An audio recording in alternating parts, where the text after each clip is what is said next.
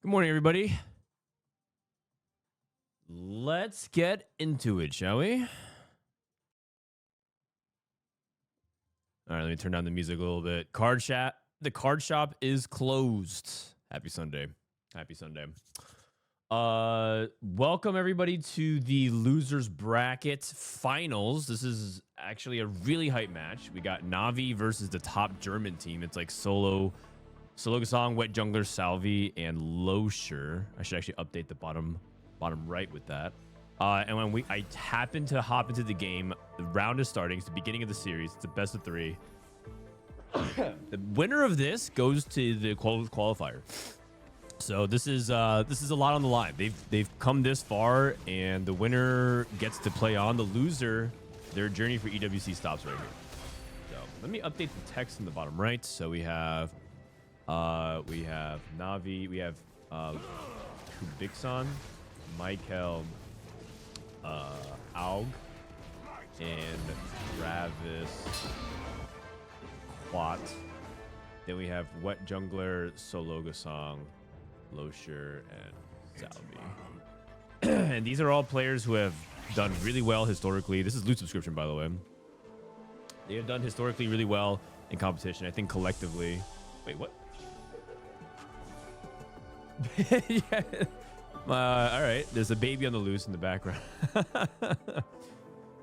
These guys have all made it to the World Championships. Some of them at multiple times. Actually, I'm not sure if Travis has. I think everybody has. Hey, buddy. Going for a nap? All right. That was crazy. Hey, buddy. Come back anytime. After nap, you can come hang out. These are some of the best players in Europe. Yes, agreed. This is basically some of the finest that Europe has to offer, as well as Michael, who is considered to be one of, if not the best LATAM player. So it's kind of like some of TFT's finest. We have Titanic Titan with an artifact. I think this artifact is the loot subscription. So really interesting. Really interesting. So let's look at the artifact a little bit closer. We got Anima Visage. We have Blighting Jewel. We've seen some people play Fiddlesticks and feel like it's fine. Yes, 3-cost reroll is really sketch in 4v4, but with something as powerful as Fiddlesticks, with the Blighting Jewel, we saw Spencer actually win a game with it. Like 2-star Fiddlesticks was very stable with it. So maybe we'll see that in action as well. He's holding the Bruisers. I think Travis is open to it. Does probably need the items. Otherwise, Blighting Jewel goes on Morgana, but I don't know if he's in a position to try and play around Morgana. He's level 5 already, and usually you try to reroll Morgana. And the same problem still persists. The thing about Blighting Jewel is that you pretty much need tears and rods with that item. So we'll see. Michael's playing Titanic Titan into Cypher, so he's going to lose streak for a while. He probably won't pop his Anvil. Anything else interesting? We saw Sniper's Focus. Sniper's Focus is actually very versatile. You could put it on Brand. You could put it on AD carries. I think like Zai and Aphelios use it perfectly fine. You can put it on reroll units. You can put it on Fiddlesticks, obviously, but he's probably not going to do that. So a lot of versatility there. Wait, we have 2 Blighting Jewel. Oh, we have double Blighting Jewel. Okay. Wow. Double Blighting Jewel. Okay, that's interesting. And then we have Mana Zing. Okay. Michael gets his loot streak. No snap there. When will the VOD of yesterday be uploaded? Pretty soon, I think. I'll ask my editors to follow up on that. We're gonna be this is losers bracket round 8, so this is the finals that we're playing right now. Let me go ahead and just ask my editors real quick.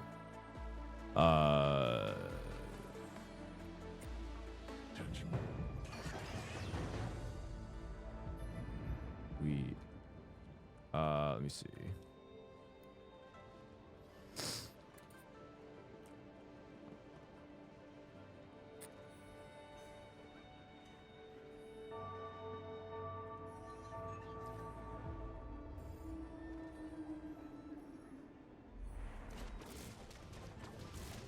Okay. With a face. All right. That'll be it. It'll probably be up in a few hours. Who else can use Blighting Jewel really well besides Morgana and Fiddlesticks? That's pretty much it. Sorry, I was just adding some commentary. Best comp to try in low rank. Probably Twisted Fate reroll. If you're, it's very simple and easy. Or Street Demon. Street Demon's also really easy to play at a basic level. At a basic level, all you need is just to put in 7 Street Demon. No matter what, just play 7 Street Demon. And then carry, put items on the 4 costs.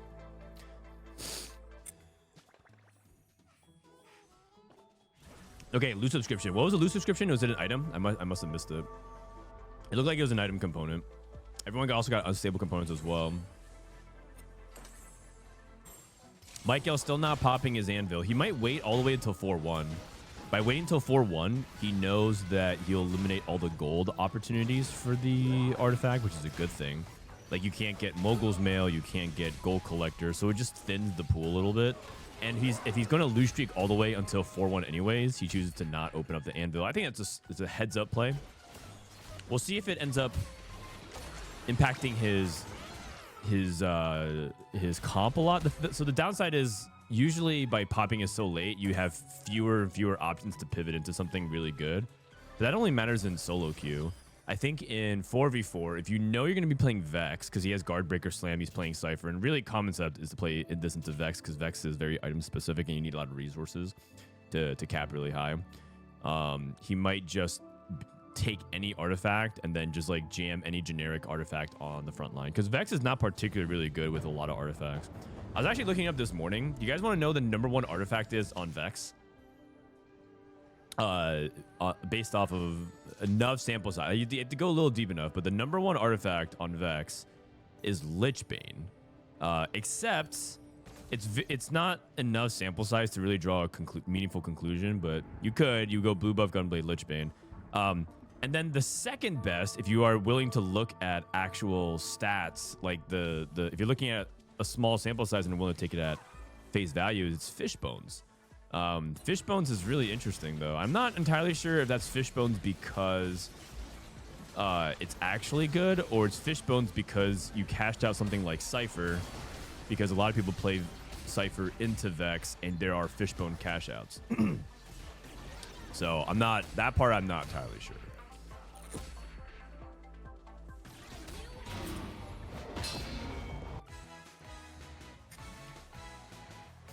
Vex can't use none of the artifacts. No, she can. She's just not she's not super powerful with it. In fact, most of the time you take frontline. You take frontline artifacts with it. Man, I'm getting more dogs again. We'll see. Blighting Jewel, Archangels for Salvi. So Salvi very much committed to Fiddlesticks. We have Sniper's Focus on Ziggs. That's another user that's another person that's really good user of Sniper's Focus. Ziggs, at least in the data. Now, the problem is I think we've kind of found out that Ziggs has some weird targeting issues. He can sometimes do an amazing amount of damage, and sometimes this guy completely trolls. Very unreliable, very on brand. And then another Archangels for Travis. Wow, contested Fiddlesticks on both ends. So I think Travis and Salvi are going to be in a direct fight to send the other player 8th place. I don't think either of these guys have really high expectations of how their game's going to go. So their job is to tank the other guy while making sure to protect their teammates. They're both playing from... Oh my god. Wait, Travis has Trait Tracker. Leighton Forge, Trait Track. Oh my god. This guy is trying to play for the super win out. Never mind. Maybe there's a world where Travis hits something like Mega. He has 2 Reforgers.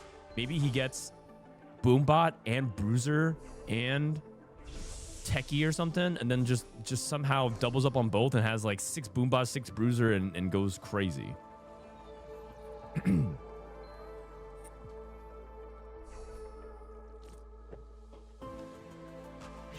It sucks on Vex. Yeah, I mean, I'm telling you, man. I looked at if you go off the very small 500 game sample size, Fishbones is the best on Vex, but I don't even know if that's good.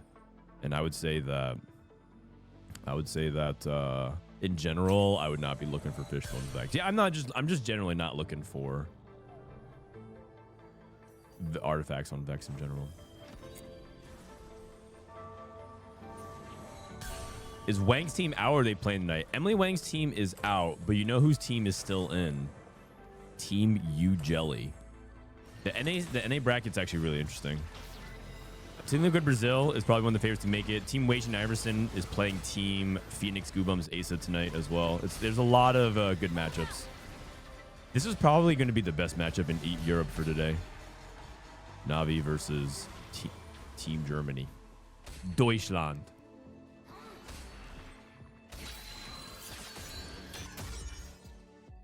Team Doner Kebab. I don't know. That's one of my favorite things to eat late at night in Germany. Whenever I'm out and I was hanging out with my friends in Germany, we were hungry. I always know I could get some good doner. All right. Aug also took Trade Tracker. Wow. 2 Trade Trackers from Navi. We have Travis and we have Aug.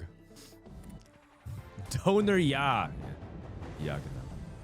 Did Vitality lose against Team Liquid? No, actually. They clutched it. They clutched it again. And the way they did it, man, the way they did it was cinema. If you guys watch that series and you don't enjoy it, I think you'll never like 4v4. It was pretty hype.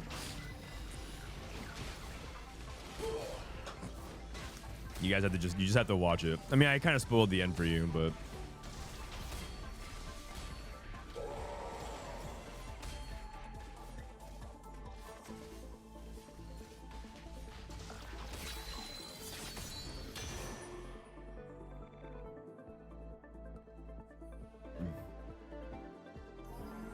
Day 2.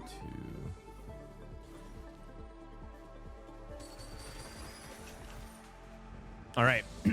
Is Robinsongz out? No, they're still in as well later today. Sorry, I'm just talking to my editors. I'm trying to see if I can get the VOD out. Also, some people are asking, like, why do I sound different or have a cold? No, this is just I woke up an hour ago, and this is what my voice sounds like early in the morning. You know, when people's voices are a little bit deeper in the morning, a little sleepier. You know, when your girl or your partner wants you to call them in the morning because they want to hear what you sound like. This is what I sound like when I wake up. I'm not faking my voice. It's just this is just how I sound in the morning. Pillow talk Frodan. Yeah, that's exactly it. I don't have a cold. It's just how I sound. All right. Oh wait, did he get? You're joking me. You're joking me. His 2-star 3 cost was a Fiddlesticks. And he just hits Fiddlesticks. You're joking, man. That is just unreal. That is absurd. That is absurd. The likelihood of that happening is crazy. Loot Subscription gave everyone a 2-star 3 cost, and this guy just gets a Fiddlesticks. Okay, man. If I'm Team Germany, I am so tilted. That is unbelievable. That is unbelievable. And that one's personal, man. Team Poland. I mean, Navi is not a Polish team, but Travis, I mean, it's like captained by someone who is Polish. But Team Navi is Ukrainian, right? Anyways. There's some geopolitical joke there. Anyways, Travis activates Trade Tracker as well. Wow. Very nice. And then Michael pushed. He didn't cash out. Okay, let's see. We're due for something crazy. Bruiser and Techie. And he has 2 Reforgers. Wait, he used a Reforger. So maybe he could Reforge like Marksman and Divinicore. He takes Big Friend. Okay. He reforged one of his artifacts. Why is he rolling? Michael hasn't cashed out yet. Do we have Aug with his Trade Tracker? He cashed out his Trade Tracker as well. He's playing Street Demon. He has 2 Reforgers also. So he could reforge like Exotech. Well, he has Strategist. It's pretty good. Strategist Bruiser's usable. Divinicore is like playable. So we'll see. Dude, hard turns. Aug has to get a good front line going. Here comes the Reforge. Bruiser again. And a Dynamo. Dynamo's not that useful, actually. Okay. Not slamming versus Wet Jungler. He kind of should slam versus Wet Jungler. That's an opponent. Wet Jungler playing Marksman Vanguard. Brand didn't get another cast off. That's another life. Okay, so Navi's trading a lot of lives here. But I think they believe Travis should be able to win out. Travis looks very, very strong. And he has Blighting Jewel, Bruiser, Fiddlesticks with Archangels. That is the Exodia. Here comes the cash out from Michael. Tacticians +1. Yikes. You know, that's brutal because he's so poor he can't actually find Vex. And because he's late to the roll, that's not good. But it's all right because Michael has teammates who are in amazing spots. Maybe he doesn't have to play for the win out because Michael looks like he's in big trouble. So Navi hit some of their best top end possible. Wait, he reforged into Boombot Techie. Okay, man, this guy is the biggest high roller that I've seen all tournament. That is just unreal, man. That is crazy. You're telling me lose subscription, cashed out a Fiddlesticks 3 for him. Then he gets Trade Tracker and he reforges into a second Techie emblem and Boobot. And now he has 4 Techie, 3 Boobot, and he hits an Urgot on 7. Haha. Oh my god. That is filthy. That is so filthy. And that is why I think a lot of people think Trade Tracker is just so broken, because it's not just like, yeah, you get 5 emblems you can't really miss, but also reforgers are pretty common in the game. They're like more common than ever before because of the way loot drops. And so you can just get many chances. And if you get enough emblem like chances at tailoring it and whatnot, like by just taking the ones you like and don't like and reforging it, you should hit. It's just that some of the stuff that you hit is just such a high ceiling. It's crazy, man. It's crazy. So Travis should be a very likely candidate to win out, and then Salvi has absolutely no chance of doing anything like that. So I think Michael is probably 8th because I don't think he has the HP. They might just sack him and then just have Aug and Travis play for the win out. Losher streaking, his board looks really good. Climb the ladder. Very good for Street Demon. Very good for verticals in general. Nico 2, Brand 2, looking very solid. How's Sologosong doing, my boy?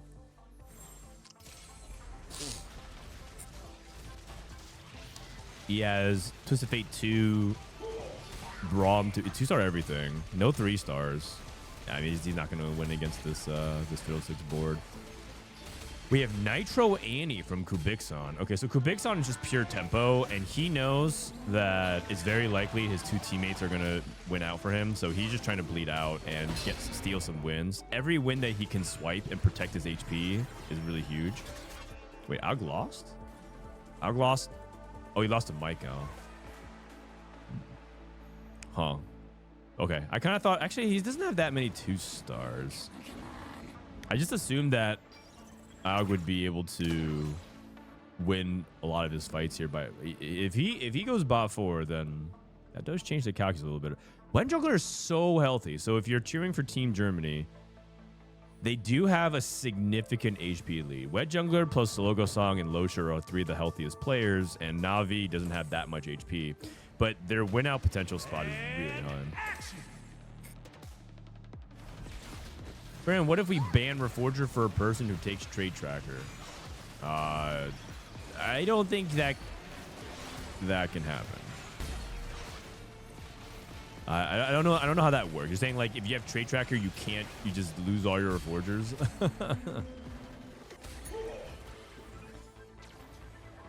I'm pretty sure, Passenger, almost all your suggestions are rooted under one proposal, which is what if we ban high rolling?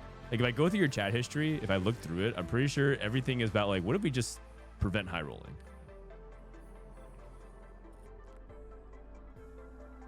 We can't stop it, man. We can't stop it. Does 44 win by top 1 or some placement based scoring? So every game is your total points you rack up as a team. And if you go 1, 2, 7, 8, because that means you tie your opponent to go 2, 3, 4, 5, 6 because you have the same average placement, same amount of points. Then the tiebreaker is whoever goes first.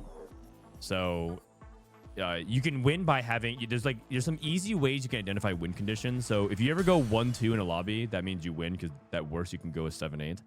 So that's always like a thing you can look out for. If 3 members are ever in the top 4, they automatically win the game as well because there's no point configuration. Even if the enemy team goes first, 5, 6, 7, they don't have enough points. So if you ever have 3 members in the top 4, you also guarantee win. Okay. Salvi, so that's why going 8th is a really big deal because 8th tends to set the pace of like what points you can get as a team. And if you're able to fight for 7th, it's a really big deal. That is why a lot of people think 44 is really fun, because every game really matters. There's no one that's playing for like nothing. Sometimes in TFT tournaments, you have players who are like functionally eliminated. Like they have to go exactly first in order to survive, or you know, they're mathematically eliminated. That doesn't really exist in 44 because every game is self-contained for 1 point and it's best of 3. You always have another chance. Oh, Salvi stays alive. Oh, they execute on the Urgots. Oh, that's big. That's a big deal. Okay, so Salvi's out. The thing is, Salvi was always likely going to go 8th. I think if they had every fight that he could extend was also a big deal for him. Braum 3. Okay, so Logosong is online. Hit all 3 stars. That's really important for Team Germany. So now Team Germany needs to pressure Michael into 7th. Michael is at 1 life. And they don't have that much HP to trade, but they can trade for him. I think Travis is probably okay sacking a life. He's so strong, so he's gonna remove off his fiddlesticks, and he's going up against Wet Jungler. He does have 2 more remover, or 1 more remover, so he's fine. Wet Jungler probably takes a loss. This is Michael. If Solo can beat Michael here, that is a huge win for Team Germany. For Team Deutschland.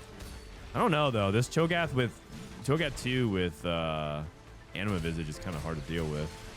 Oh, that's his ghost. Oh, that wasn't real. That wasn't real. Slogosan beats Aug though.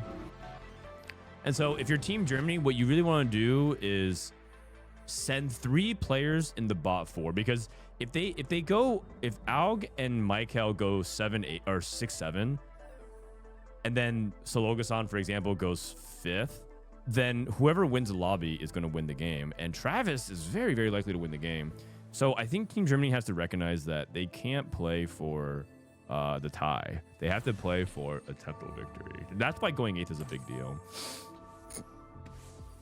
If they're in a position where they ever need to secure first place, they're in big trouble.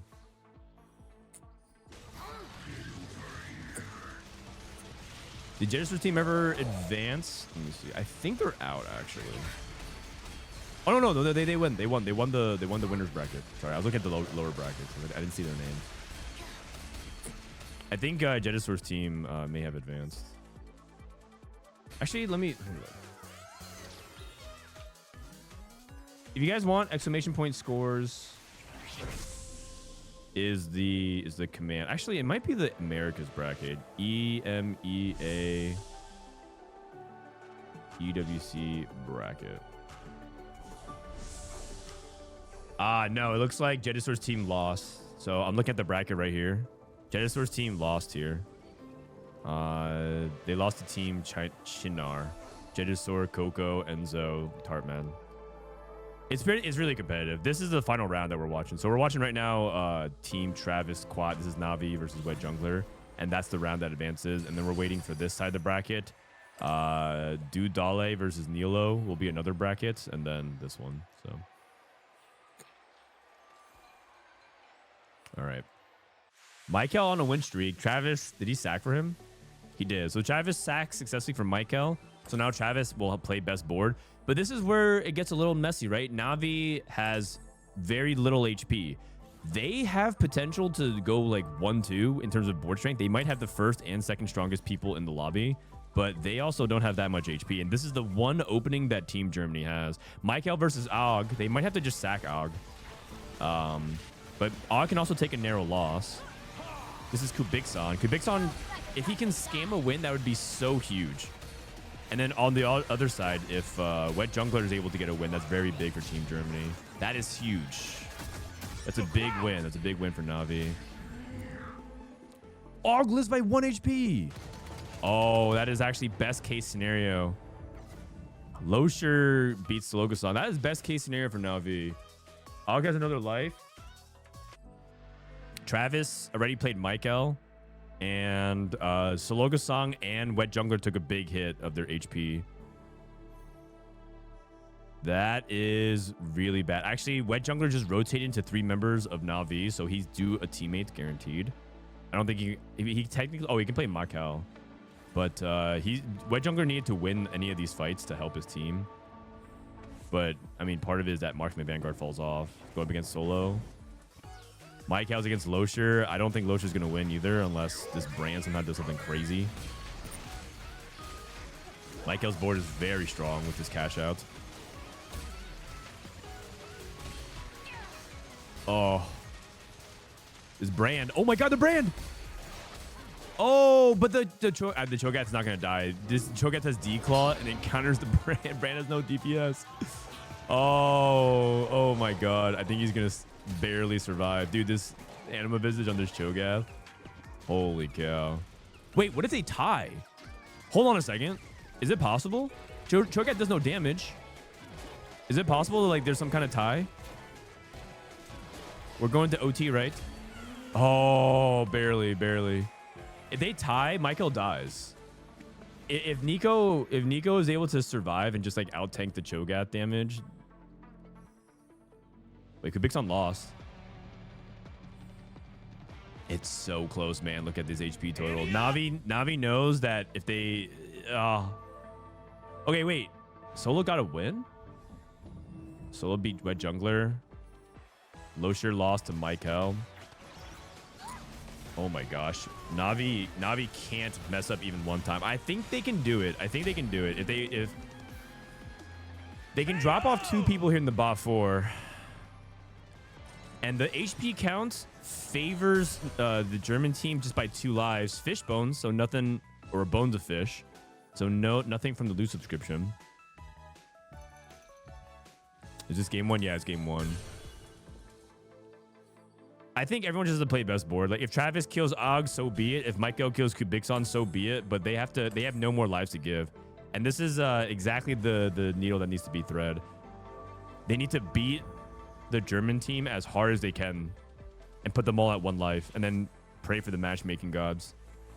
Kubixon versus Michael, so he's gonna have to kill him. Travis versus... Okay, so Navi's killing their own teammates. And no matter what... Okay, so who got the ghost? Whoever got the ghost needs to win. Aug is dead. Wet Jungler lost. Solgasang lost. Okay. And now Travis and Michael can play, and they don't have the ability to sack. So if Wet Jungler... So here's the thing.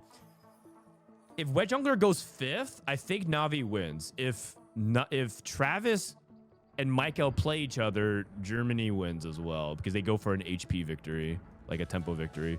So this is this matchmaking is actually so insane right now. And it's 50-50. It looks like 50% chance for Michael and Travis to play each other. No? Travis is playing Losher, and Michael's playing Sologosong. Wait, that means Wet Jungler got the ghost. Wait, there might be a scenario where everyone lives here. There might be a scenario where no one dies.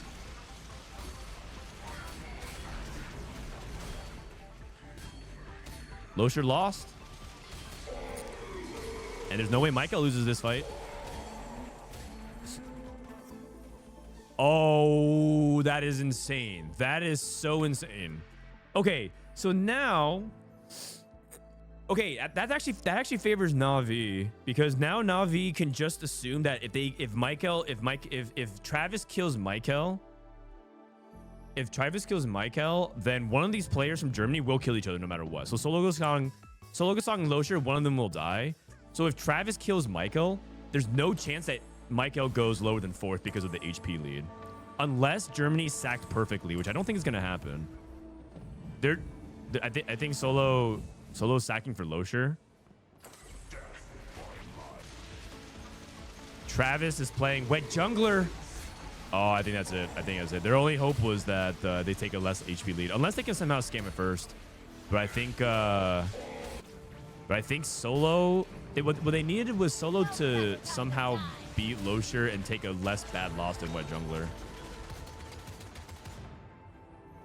And yeah, now Losher needs to win the lobby. And is he the best chance to win the lobby? He is. He's a Street Demon player. But if Losher goes first, he has to beat 2 win streakers from Na'Vi. He has to be the guy taking down the insane Fiddlesticks board with Trade Tracker and Big Friend, and he's to take down Vex with Cypher Cash Out. That push to 4-3, and that's going to be really hard. I mean, Street Demon's really good, but it's not that good. Nico 3. Wait, can he do it? Oh my gosh. Wait a second. He has 8 Nikos. He sells his Kabuko. He's one off. He's one off. He's downgrading his board. He's downgrading his board. He's gonna sell his Samira as well. But if you sell Samira, you have no DPS. Oh. And one Nico. This guy held one Nico. Travis held one Nico. Oh, the ping. The ping. Uh-oh. Oh, that's maximum mental damage as well. That's maximum mental damage.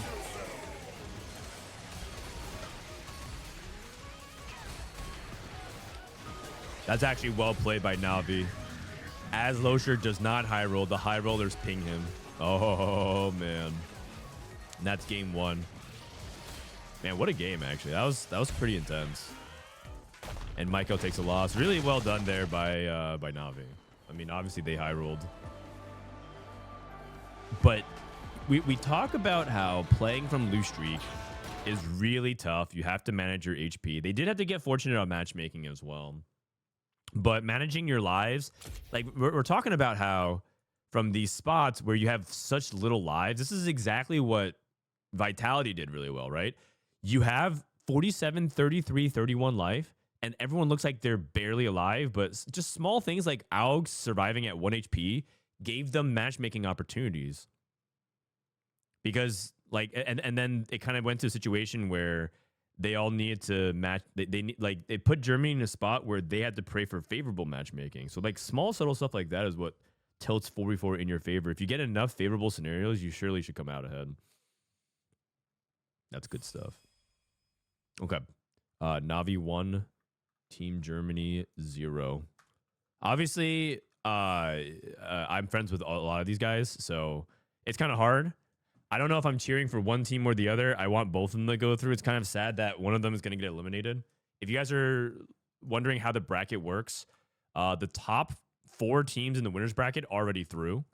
And so those teams are Team Spody, Bicycle Buddies, which I think is...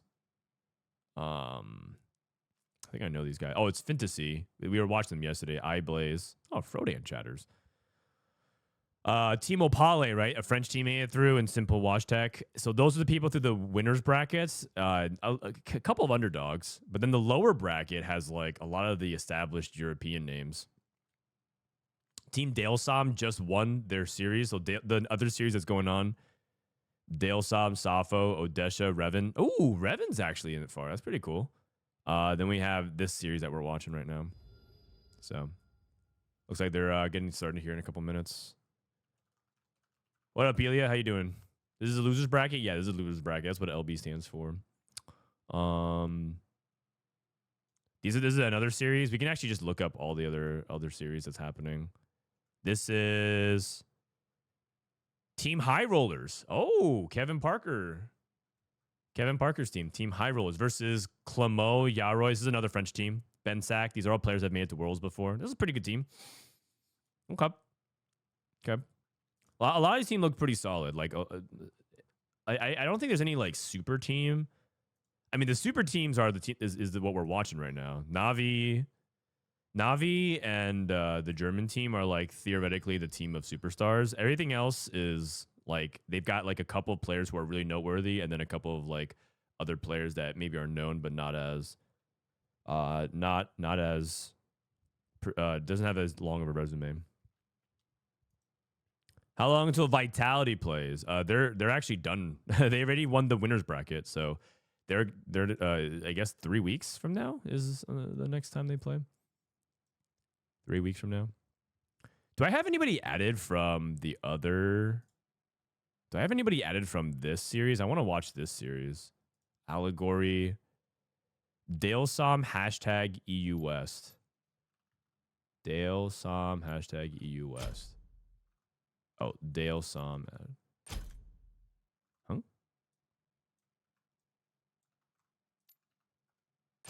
Does not exist. Safo 20 hashtag bad. Does not exist. Wait, what? Odesha? Okay, I think all these guys signed up with fake accounts. Okay. Maybe I'll ask. Maybe I'll add the Monkey King. Maybe he'll add me back. Boom. So I can watch one of them, you know. How come they haven't started yet? A couple minutes, I guess. Oh, they got picked up by Koi. Oh, I see. I see. So, oh, that's cool. MKOI. What? It's probably the wrong tag then. You know what I should do? I should just look at the ranked. I should look at ranked. Ranked top TFT players. Logo song. Where are these guys?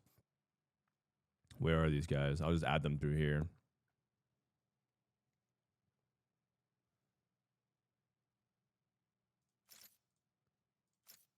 Just spectate me. I spectate Dalesom. Oh, okay. All right. We're going into game number 2. We're going to game number 2 in a little bit here. 30 seconds. 30-second countdown.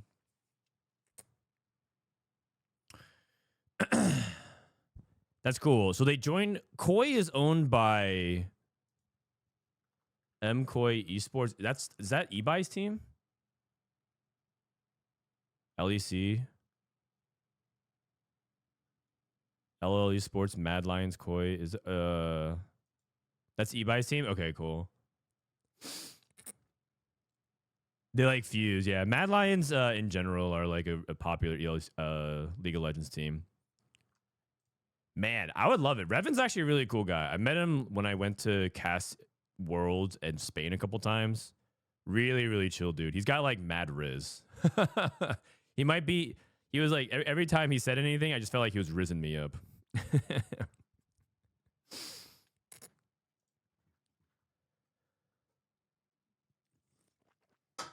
Where's Robin? Robin's playing in the Americas bracket, which is starting in, let me actually put the countdown timer. The Americas starts in 1.5 hours, you guys. Oh, I thought this was the trainer Golems. Okay, so we can scout around here. Skarner, Graves, Veigar, Darius, Shyvana. I like Shyvana a lot. Rost, Chintu, LeBlanc. Okay. I wonder what you know what? I haven't actually gone through the patch and gone through like the tier list of what would be the best. But I assume this is good. I mean, this is good for the Golden Nox starts. The best would be Twisted Fate, in my opinion. Shyvana's, any frontliner is good as well. I would say Shyvana and Skarner are some of the best. Alawi gives you the opportunity to tempo into Anima Squad if you find it, because you have a reliable early game. Veigar also theoretically can be very good if you get the items for him, but the thing is, you know, if you open up no items on Veigar, he's not that good. Nefiri can be good probably. Oh my god, this starter is insane. If he gets items, his starter is insane now. He has Poppy too. Holy cow. Yeah, so I would say that overall right now, Team Navi seems to have slightly better options. Oh, Ross 2 is not bad either though. Yeah, because Shyvana gives you like tempo nitro as well. Ross is flexible. Yeah, I would say frontliners in general are better than backliners, just to give you like a stable early game to play off of. Salvi sold his his unit for 5 gold. He must have not liked it. What did Salvi get again? Did he get Graves? No. Oh wow. Stats say Graves is the worst. There's really? I don't believe that. That's not possible. I think you're probably filtering by end game states, because you're filtering for Golden Ox. And Golden Ox situations, if you're playing Graves 2, that usually means you're low rolling. There's just no way Graves 2 is the worst. In fact, I actually would argue Graves is one of the best because he can item hold, and he's very versatile with his item holding, and he can print you some gold with Golden Ox. I feel like it'd be... Whoa! Travis, my man. Wait, Losher got 3-star Kindred. Is he the... No, he's not. I thought he was the Shyvana player. That would just be insane. caretakers. Like, if this guy got Kindred 3, could you imagine? Wait, quality over quantity, Twist of Fates? Okay. I actually do think quality over quantity is very good in Nitro tempo openers. That's one tech that I think is EU. I watched a good amount of EU scrims. This past week, I watched so many scrims. I must have watched 100 games at least. And that's not an exaggeration. I think there's days where I watched like 25 to 30 scrims. And something that I saw at EU that they did regularly was quality over quantity into Nitro. And they use that player as a tempo player to sack HP for their win out players later on. I thought that was good. Can you explain how 44 works? We have a command in chat. It's your average placement within the game, and the tiebreaker is whoever goes first. Buried treasures. Oh, we got U Jelly in the house. Team U Jelly. Staying alive. Actually, it'd be so hype if Team U Jelly somehow makes it to the close qualifier and makes it to EWC. They are I said at the beginning of this qualifier, I want the established teams to do well. Like today, I'm really rooting for Team Liquid, both of them. I'm rooting for NAVI. I'm rooting for Team Germany here. Like, these are all my friends. These are people that I want to do well. I wish them the best. I can't really be too biased here. But I also want to see the Cinderella crazy run from some of these underdogs. If Team U Jelly of all people make it, I mean, I think we have to change the Urban Dictionary. There's an Urban Dictionary definition of U Jelly low. I think we might have to revise that. History might be rewritten before our very eyes today.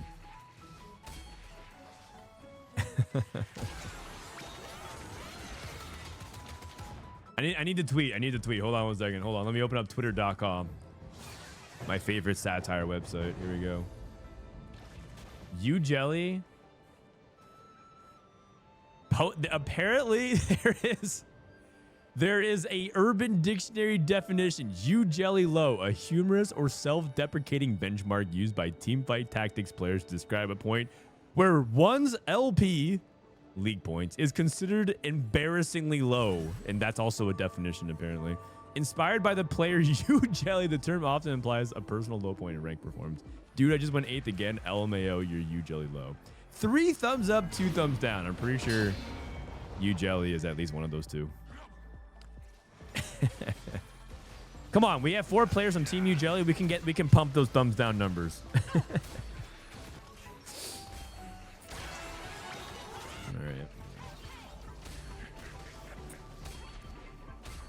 All right.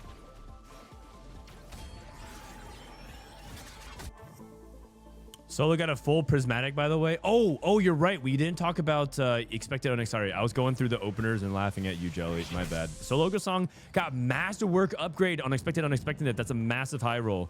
So that is already a prismatic augment itself. That is masterwork upgrade with radiant refactor. I guess you miss out on the component, but he gets 2 more rolls. So it's basically like a prismatic, slightly weaker, like probably like 10%. And then he gets 2 more rolls, which is huge.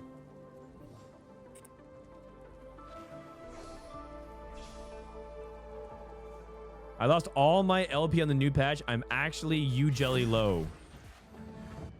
Come on, man. Don't be like that. You're U Jelly high. You are potential close qualifier material for EWC. You're U Jelly high. We're shifting the discussion.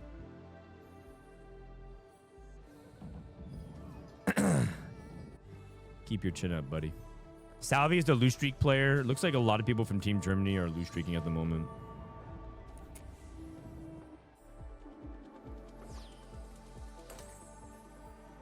Looks like Travis is not pushing tempo with his Graves too. That's actually interesting. A lot of times people usually end up level. Oh no, he is level 5. Wait, what? Oh, I must have seen something else. I thought Travis was level 4. That would be very weird if he didn't level to 5 while playing early Golden Ox. And he knows that like he's not likely to like win streak super hard, but he should be able to at least like be competitive, preserve HP, maybe print some gold. I am curious what he ultimately wants to do. I'm pretty sure he wants to play into some kind of AD line. He has, you know, Even Shroud and Bow, but it doesn't have to necessarily play Golden Ox. And I know that a lot of people think that Golden Ox is kind of on its way down. I think a lot of people have experimented with it. I personally have seen enough to feel like Golden Ox is not good. I think it's actually weaker this patch than it was last patch, despite buffing Annie and Aphelios. And I think it just takes a little bit too long to ramp. So once again, I'll say it. I think Mortdog was right. I think Golden Ox probably could use a slight buff. He said, like, instead of 25, it's 26. I think what was the base number? The base number for 5 is 25. He said 26 to 27. I think that might be right. Because I think 6 Golden Ox just takes a little bit too long to ramp, and in general, it seems a little bit like a trap. But the thing is, when Golden Ox wins, it just looks so OP. So, like, it's one of those things where, like, a lot of people might intuitively think, like, oh, you shouldn't be buffed. Because when I've seen Golden Ox, like, crush. But that's because those people, like, high roll so hard. That's not the average experience of Golden Ox.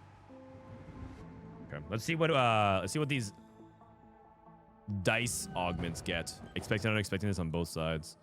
Sologasong got a Masterwork upgrade, which is huge. Wet Jungler, I don't think got that. I think he got gold because he seems to be much richer than Sologasong. So let's see what they get.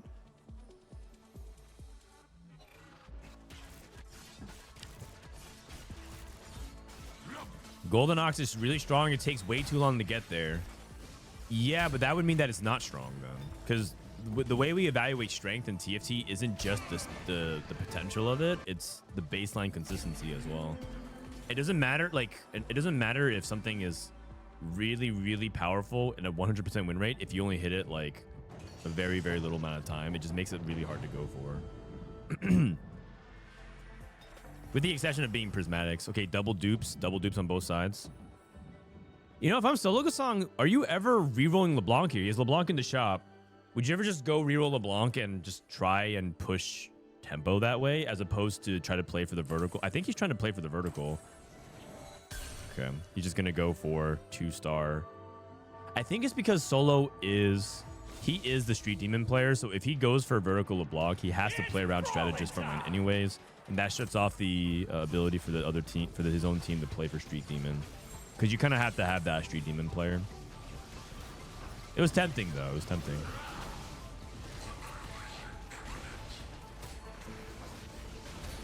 Michael with quality for quantity, looking very solid. Just playing a good board. He's just playing straight frontline, backline, Radiant Rage Blade. He's holding Anima Squad. He might transition over to Anima Squad. You can't reroll LeBlanc with no tiers. Well, if he gets 1 tier, it's fine. You can make Shojin. Let's take a look at Losher, who's win streaking here. See what he's doing. This is the Build the Bud player, the Build the Bud tempo player. IE, Even Shroud. I think he's playing Marksman, which means that he probably is going to be thinking about either cloning facility. Actually, I mean, do you take Glass Cannon as well? He's taking any combat. I was going to say you take a combat augment here for sure. Little Buddies is really good, especially with Kindred, so you can drop Jinx and you can play more Little Buddies value. Travis does seem to be leaning towards Golden Ox a little bit. Took Magic Roll for Pile of Champions. Got Yuumi 2 and Galio 2. Okay. My jungler took Duplicators. Holy cow. 4 dupes. So he's transitioning over to TF then. Lose Streak, Twist of Fate? Okay. Lose Streak, Twist of Fate, and he's going to lose in stage 3 as well. Okay, well, I mean, he's going to get a win here against Kubikson, who's playing Starry Nights. Wait, what is Kubikson playing? Level 5 Starry Night? Is he playing Vagar? With no tiers? Is he playing... Wait a second. Show me your moves. Caretaker's chosen Starry Night. That's so interesting. Because Caretakers encourage you to level, but Starry Night... You know, you kind of want to stay on like level 5, level 6.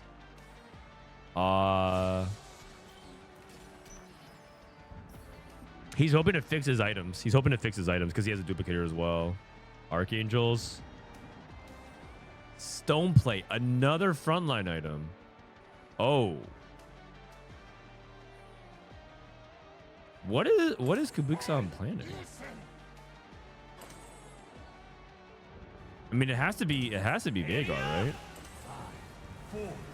This feels like sort of an awkward combination though, because he's not gonna unlock his Radiant until level 7, so he's gonna roll level 7. Is he trying to go like Twist of Fate or something, or is he just griefing Wet Jungler? All right, chat. I need your help. I'm gonna Dr. Lubu this shit. I'm looking at chat. Can you tell me the answer? What am I looking at? I need the engine. I need the engine. What's the answer? What is he playing?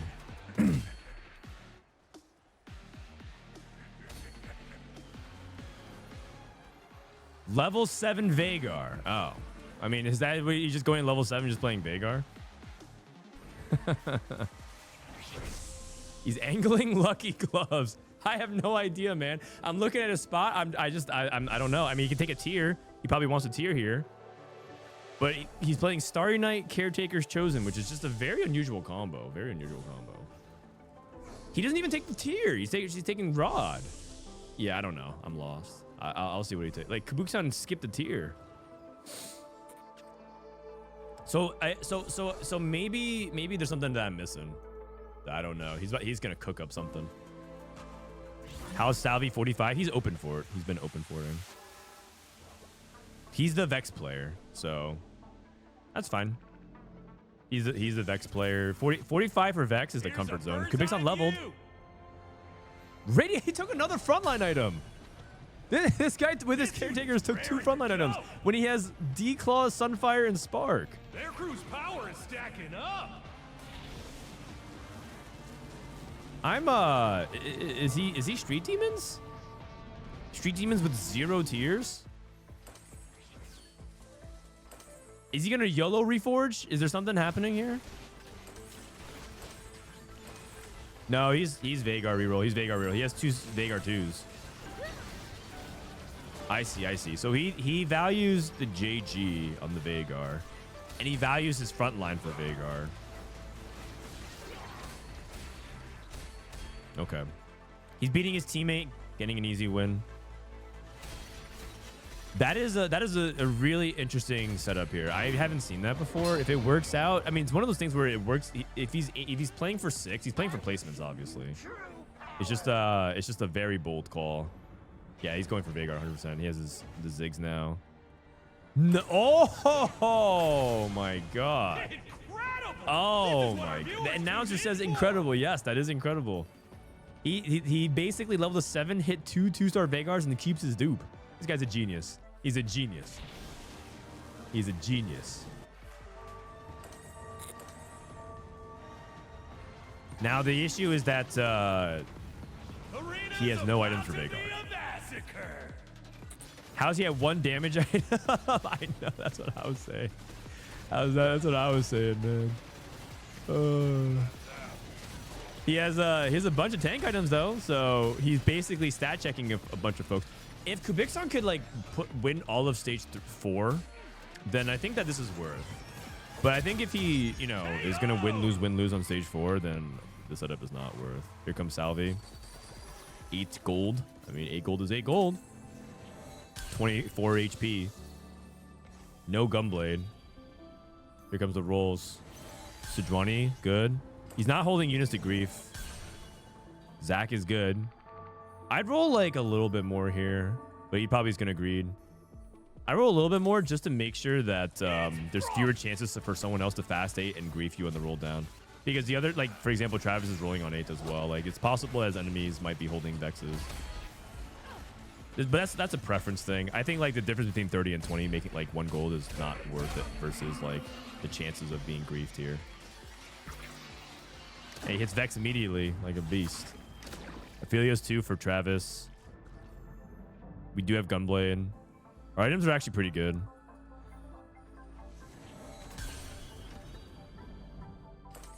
What's his 5 Exotech? Hyperfang, so he wants to keep 5 in. Warg. I mean, he hit actually pretty a lot. It's actually unlikely he hits Vex 2 and Sejuani 2. This is a really good roll down.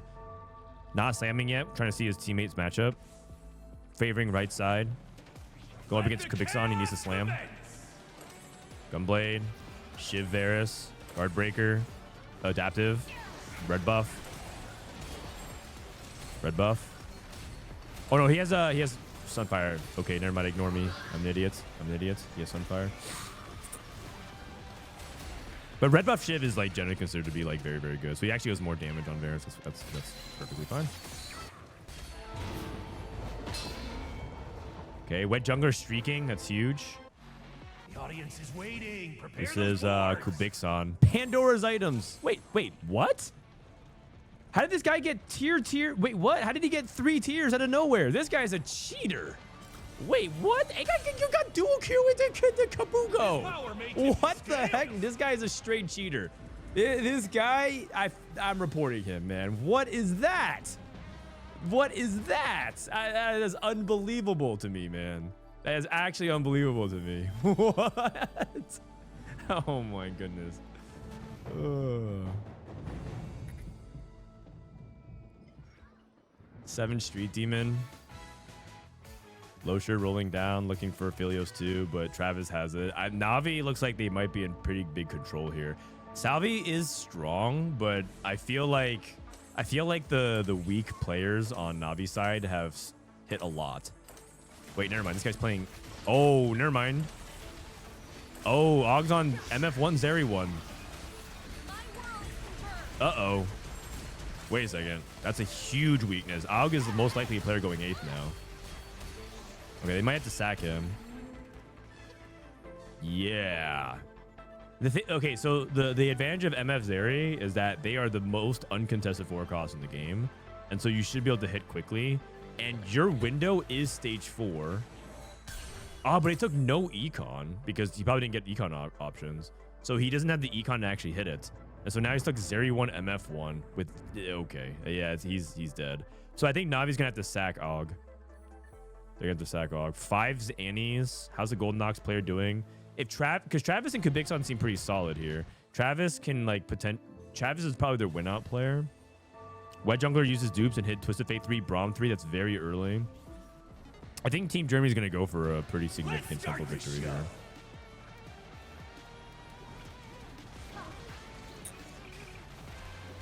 Do you not put these items onto Kabuko? Is Shyvana 2 better than Kabuko 1 with like Radiant Warmogs? Doesn't Kabuko still scale with HP? It does. I feel like... Oh, he doesn't have the removers. That's actually a bad thing. He also lost versus Mike. How strong is Michael? 7 anima, quality over quantity. He's just beating everybody. He beat both his teammates.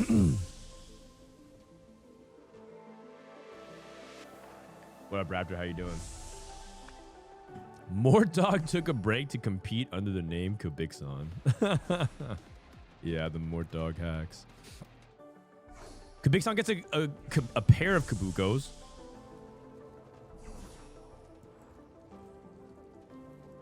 Yeah, you know what? I bet Kubixon hits Kabuko 2 on 7. I'm predicting it. I'm pretty sure this guy hits Kabuko 2 on 7. Show me your moves. Oh, he's going 8. Never mind. He hits Kabuko 2 on 8. Just watch. He rolls down.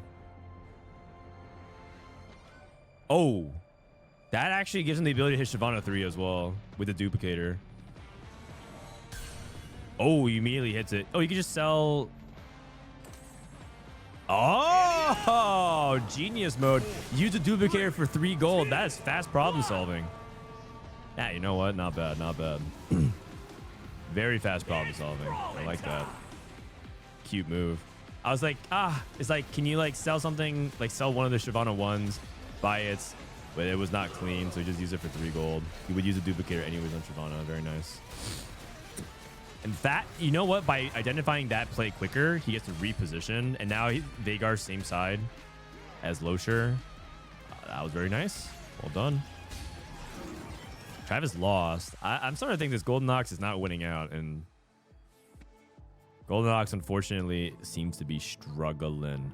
Holding extra Vex to stop Salvi.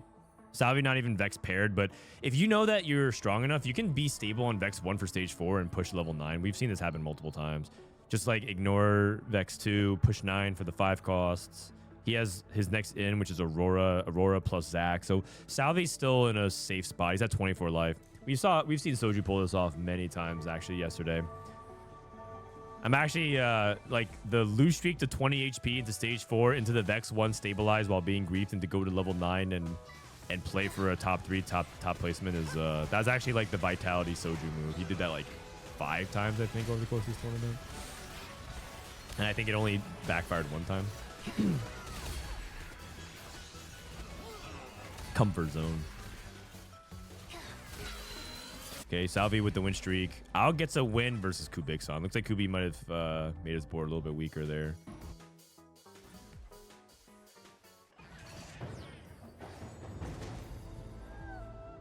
Salvi's got insane augments. Uplink and Mace as well. I mean, Buried Treasures is also really good for Exotech as well. Yeah. He doesn't have like the best in slot stuff. You're thinking about like Sated Spellweaver, Spirit Link, things like that. But his augments are good. You're not wrong. I think Travis might be dead. He has Viego 2. You're telling me Viego 2 on 8 with 6 Golden Ox can't win fights? He's not sacking versus his enemy. He's playing against enemies.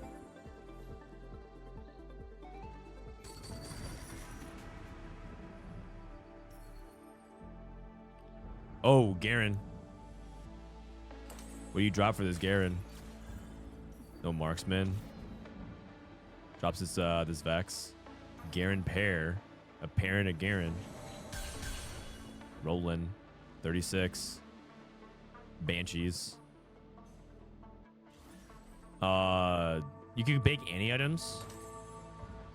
It's going for another Viego item instead. Okay. He had Bramble, which is not useful. And then you can actually reforge the Bramble if he wants.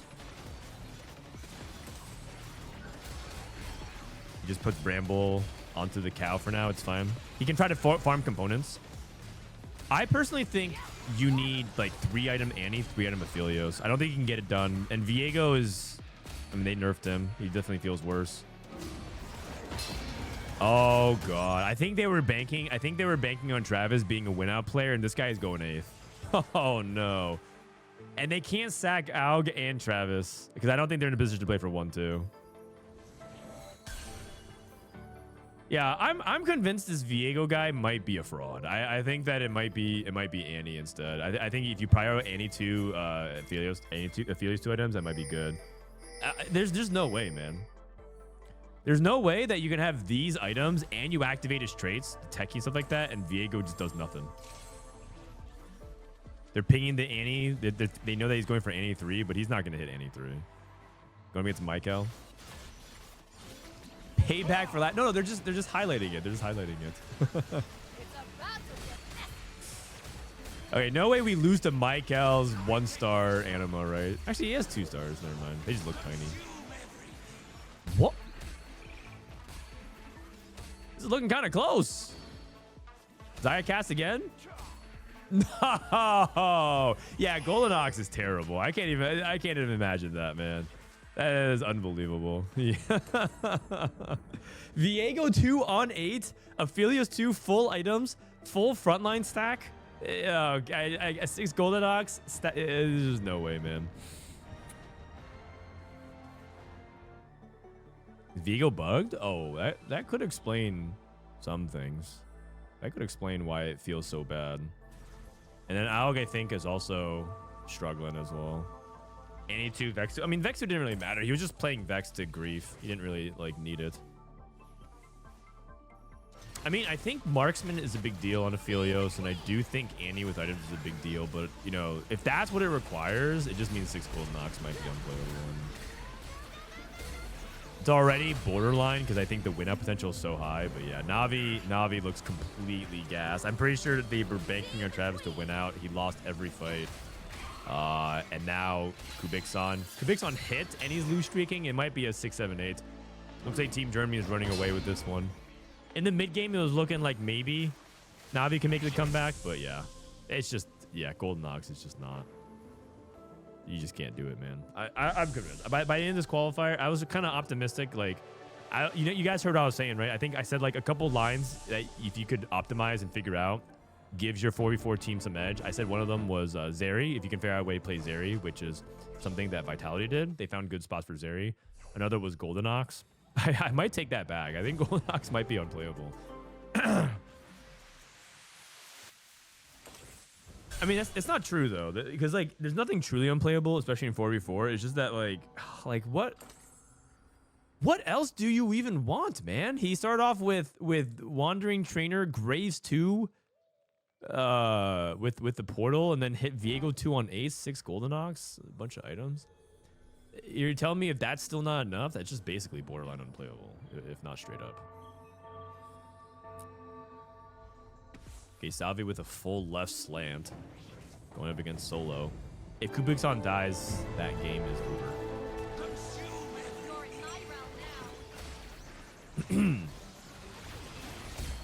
Golden Ox feels like a pure fast 9.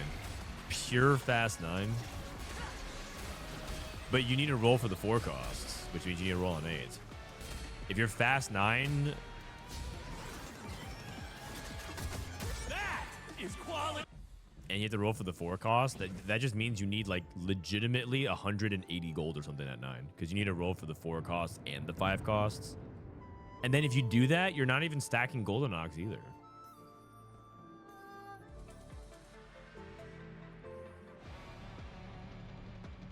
All right, well, Kubikson, see if he can get like a, maybe find a way to sense. The only way they can win this game is they go 1-2. But I'm pretty sure Salvi is one of the top 2 placers. So, and Michael can go second, but I don't think Kubikson's going first. I think they lost way too many fights that they want to, and also Kubikson took items, econ. So his chance of going first is really low.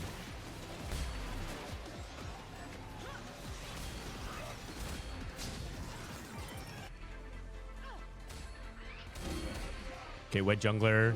I mean, Wet Jungler with his many dupes is preserved a lot of HP. Michael's at 17. Is this doable? I mean, the hardest part is whether or not they can actually beat Salvi. I think Salvi is win out. And as soon as he hits Vex 2, I think he wins the game. Oh.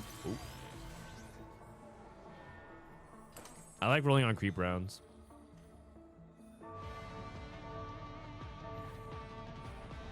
They do have multiple lives they can play with in stage 6. And if Solo and Wet Jungler die here, which they're falling off, I can see it. But I just think that it requires one of these players to cap really high. Michael has Aurora too, but I don't think he can get that much stronger, can he? I guess he's lacking Leona too. That is important. And he can get Viego too as well. Also, he can replace Vex. He doesn't need Vex at all. He's just playing Vex to grief Salvi, but Salvi hits.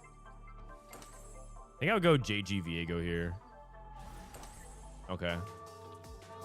So, and then Kubikson still needs to win. He did hit the 2-star Kabuko. So this is a fight to win the game here. Solo's board looks really good. Blazing Soul, 7th Street Demon, Radiant JG. Looking very good. He's on Samira 1. And Kubikson front line is moving away. You see his Samira is just aiming at the Veigar here. Oh,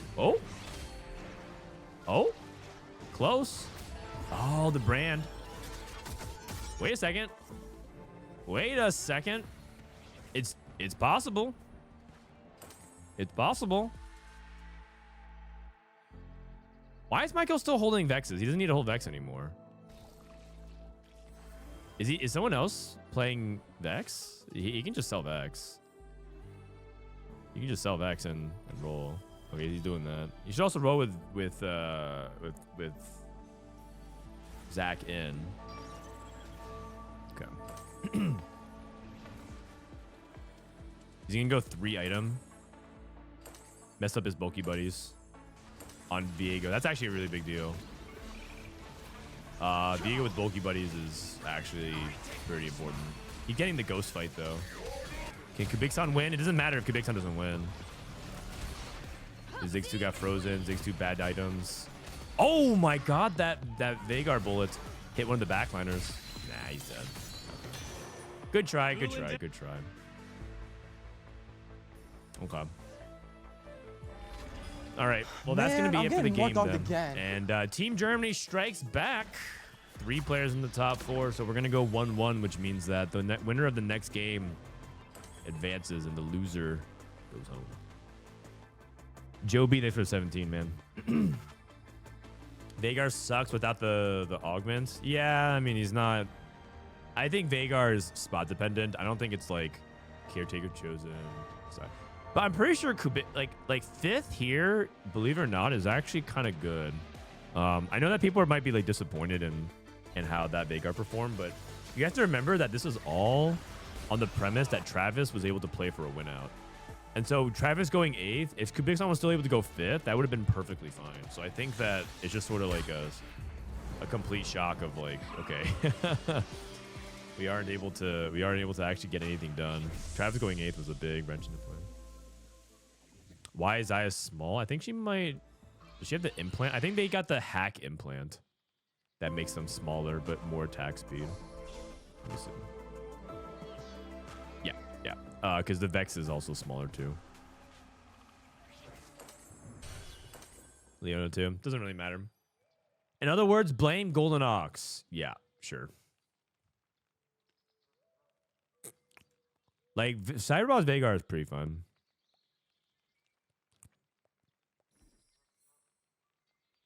Brennan, what are your thoughts on some players using only one little legend?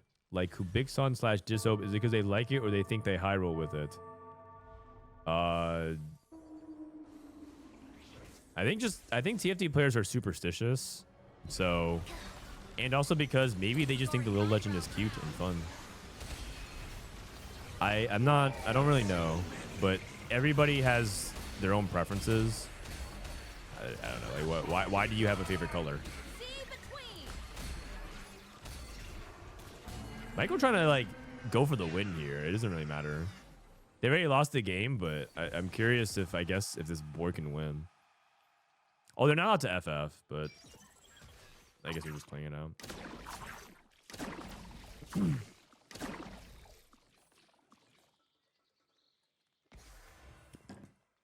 Also, you have to remember that TFT players don't exactly make a lot of money being pro. So maybe they're just poor and they can't afford another little legend. I mean, TFT is a completely free-to-play game.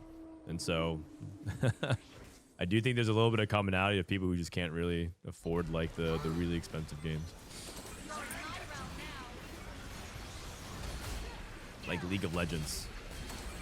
That's a game for only people who are super rich now. $500 skins. And without it, the game is literally unplayable. All right, Michael. Michael live still?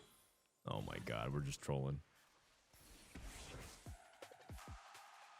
Why doesn't TFT Academy have the 6 rapid fire with Cypher comp? Because if we write every single like obscure possible comp that you can play, then the tier list would look like a big pile of mumbo jumbo. Like, you have to remember that one most important thing is that we don't have every comp in the game, because then if every row has these many comps, your eyes just glaze over it and you're just not gonna play. So why doesn't TFT have Academy have every comp possible in the game? Like, we don't have double trouble comps, right? We don't have I guess build different is another one that usually is in there. And if we have like every corner case scenario, then it just becomes something that is like very unwieldy.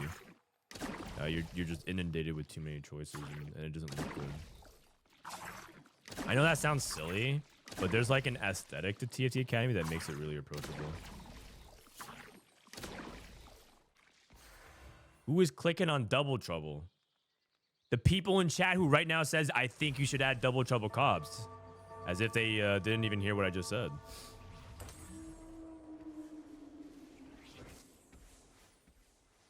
There's it's the answer isn't just more stuff. Let me pull you. Have you guys ever let me leave this game. This game's over. Have you guys ever looked at the TFT rotating shop? Or like not the rotation shop, the old TFT shop? It was like non-stop. Is there like an old shop of it? It's like so many little legends you could look at. This is not the shop, bro. I don't buy things here. I just go to it. But You just look and you have like infinite choices. Like, which little legend do you want? You just keep scrolling and scrolling and scrolling and scrolling and scrolling and scrolling and scrolling and scrolling. And like, at one point you just like give up, right? This is what you're telling me you want with comps. So by saying like, yes, put every comp in the game. Can't be doing that. You're just not going to buy anything. There's choice overload.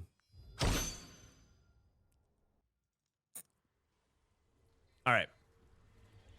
Last game coming up for NAVI versus Team Germany. I think they're gonna get started here in just a sec here. In the meantime, let's go ahead and check out the bracket, see how the other series are doing. So the lower brackets, we're watching the lower bracket here. The lower bracket finals. The top 4 teams from the lower bracket advanced today. Alegory versus Dishsoap. The other series finish. So Team Dudali won their match against Nielo. Dudale is Bensak, Truck, Yaroy, and Clemo. This is a Worlds team. Or this is a lot of these players that made Worlds from France. And that means that Team High Rollers lost. Sad. I'm actually curious about how Dishsoap's team's going. The Koi team. That'd be cool. Are they playing? Ilya's spectating. Maybe we'll peek. Oh, I can't spectate off of Ilya. Let me leave here. Maybe I'll peek at what Ilya's watching. Oh, I can't watch him either. Are any of them playing? You need Ging. Oh, wait, are they streaming it? Maybe Revan's streaming. That guy streams all of his matches. Oh, he does. We can watch it a little bit.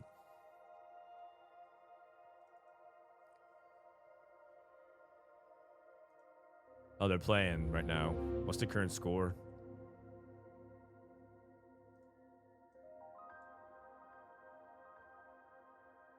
All right. Hi, I just clicked on Double Trouble my game. What should I play with it? Play 2 copies of your carry. It's a cool augment. All you have to do is just play 2 copies of your carry. Bam.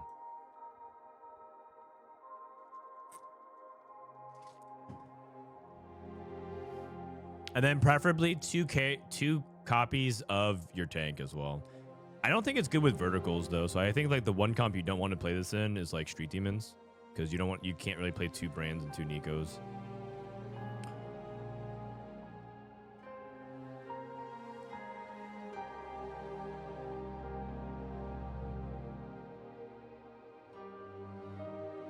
What do you think? Do you think Double Trouble Cyber Boss is real?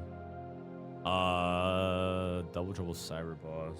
Yeah, I can see it. I can see it. Like 2 Kabukos, 2 Vagars, and then... Because the copies also benefit from Cyber Boss. Yeah, you know what? I could see it, actually. I could see it. The problem is that I've never actually clicked that, and I actually don't think I've clicked Double Trouble once this set.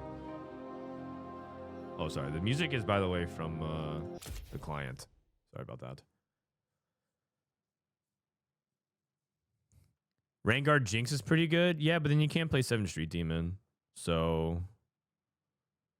yeah, it might be good, though. And then you just play, like, 2 Executioner, 3 Street Demon, Rainguard, Jinx, Vex plus, I don't know, like Nico Echo. I can see that. Man, that sounds like an impossible comp to hit.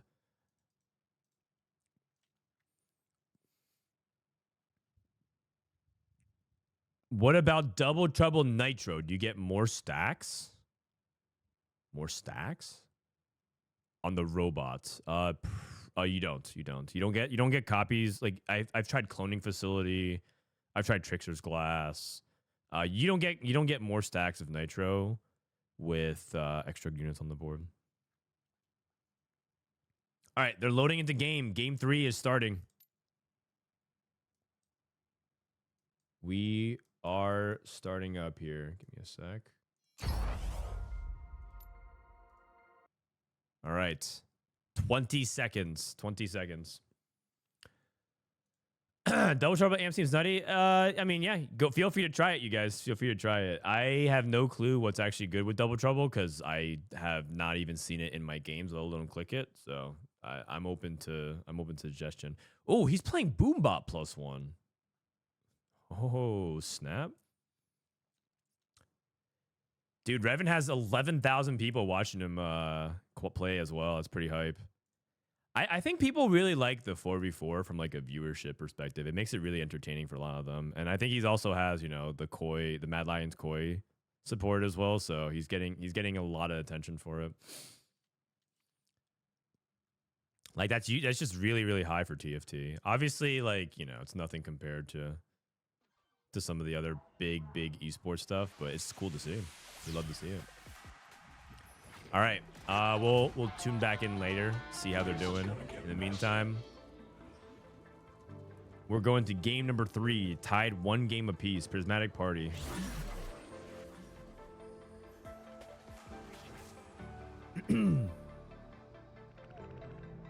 We need Vitality to stream their 4v4. Yeah, but they're not going to because I think they want to focus on their game.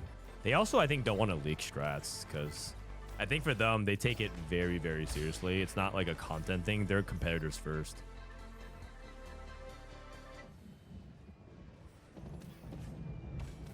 And also, let's be real, man. Like, the problem with streaming is that they can't help themselves but look at the chat. And if they go 5, 6, 7, 8 for one game, you guys would just destroy their mental. They just look over and they just see everyone hate watching and laughing at them, and their mental is just gone. And then they have to and then they just see like one guy be like, "Yeah, shouldn't have played Vex from that spot," when it was obviously like the correct Vex thing. And they just had to listen to like at K3 Soju, was it not guard breaker in that spot? Question mark, question mark, question mark, question mark. And they're just gonna tilt. They're just right there. They can't. You guys are just gonna stun lock them.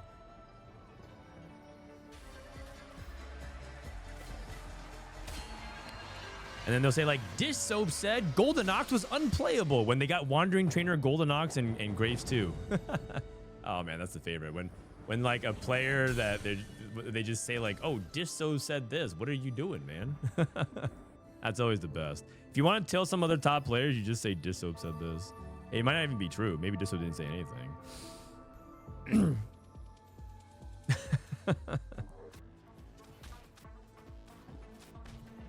Just 3 question marks? No, you got to add more. You got to add more.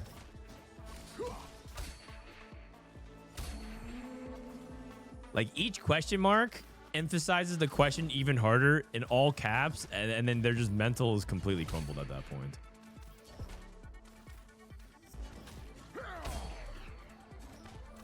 All right. I just gotta say, the more you respect the player, the fewer question marks you type in whenever you ask a question. The less you respect them, or the more you want to tilt them, the more question marks you add. That's just a fact.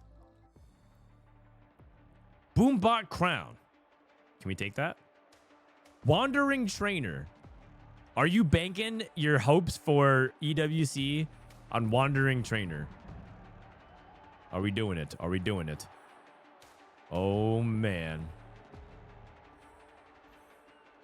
Oh, man.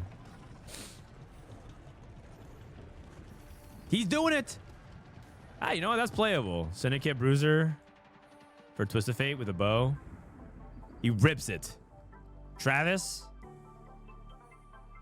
Not a huge fan of this. I think if I was in this spot, I'd take Pandora's Bruiser Crown.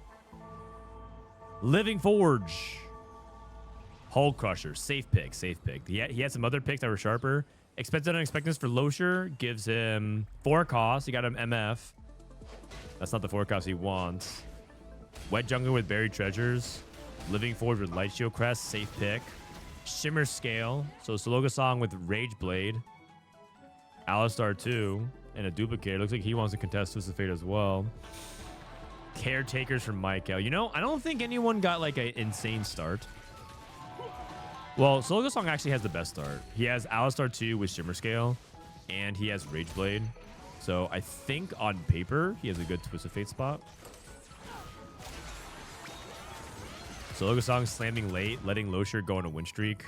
So Losher sells his 4 cost. Oh, wow. He sells his 4 cost for gold. Okay. Damn. Damn, selling Misfortune.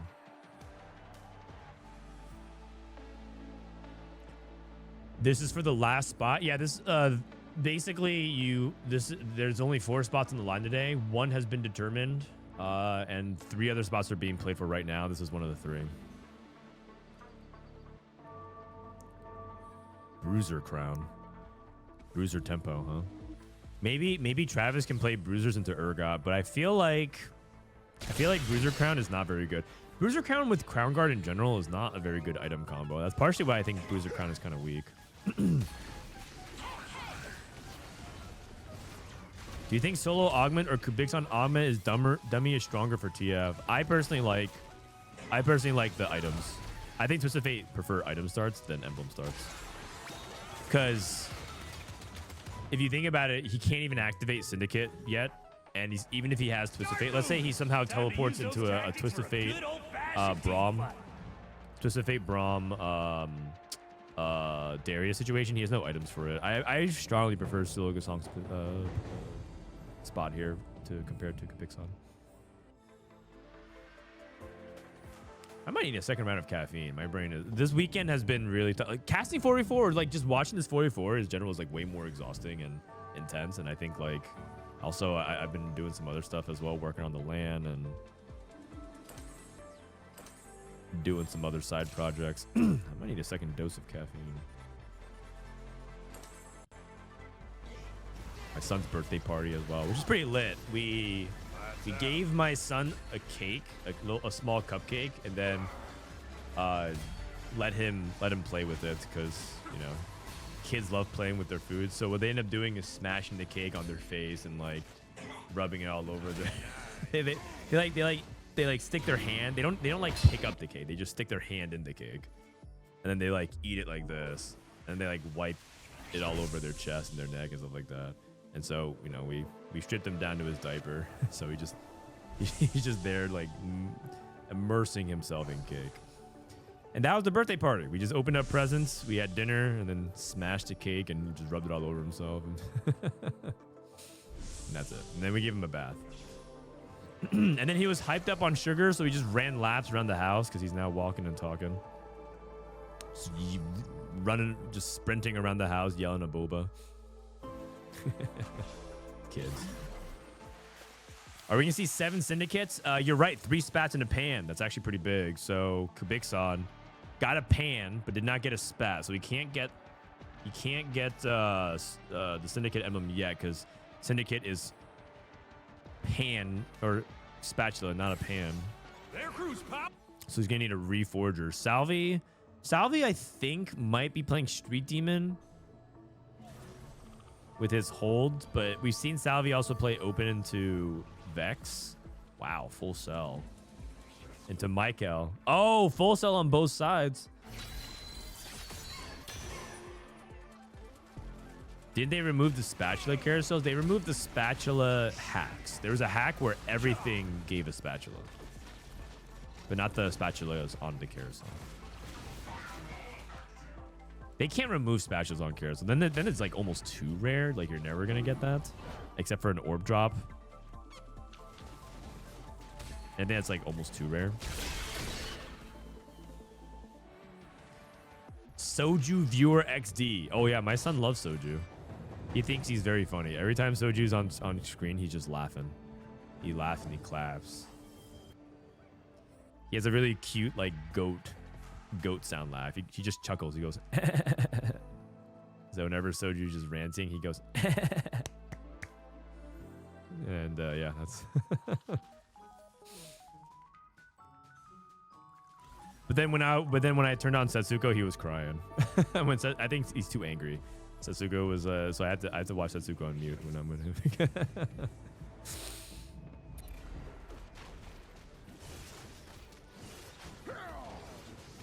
All right, let's see if Travis can win streak here. Looking for a 5 streak. Going up against Slogosong. Slogosong's board is really good though. The only reason why Slogosong is not winning, I think, is because he lost his first fight against his teammates. 2 stars? Oh, wow. You know what? Kog'Maw's doing no damage. Does he not have... Solo probably doesn't have... He probably doesn't have Boombot active. Yeah, if he had Boombot active, he should have, like, won this fight a long time ago. It's fine, though. Oh, you know what? I think that's intentional because the longer the fight goes, the more gold he farms. So he doesn't actually want to win too fast. Okay, you know what? I can get behind that. I can get behind that. You know what's something that's nice about Simmer Scale as well is that you could reforge things like your Moguls late game as well. Even Gamblers if you don't like it. Okay, Solo has a spat. I wonder if he also just makes Syndicate immediately versus stay open something else. But I feel like Solo's been playing a lot of TF for Team Germany. Who has the unexpected? Who is the expected unexpected? I think it's Losher. Okay, let's take a look at it. What he rolls here. He's holding Rengar Jinx instead of making gold because he knows duplicators is possible. Okay. What is it? What is it? It's a blue orb. It's probably dupes, right? Or is it units? Oh, is it Rengar Jinx time? A rare 3-cost reroll scenario. Oh my goodness. Wow. That is exactly what he was banking on. That's why he held it. Okay. He also could just play this and just slam guard break or not guard breaker, JG, and still just play for Brand while not having to play into reroll.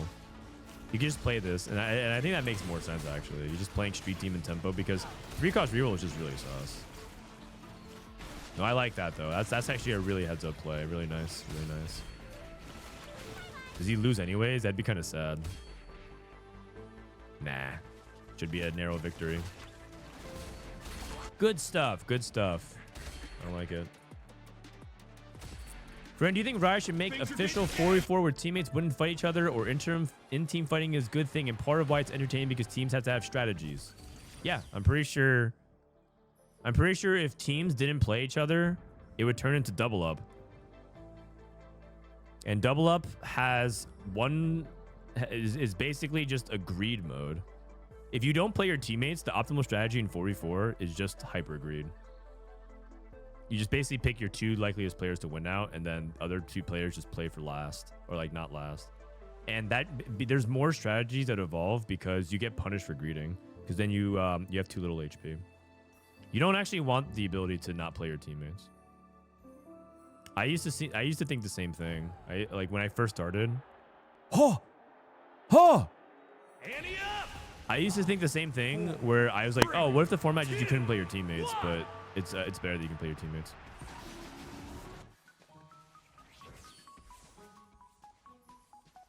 Outside of competitive, this does not seem very appealing though.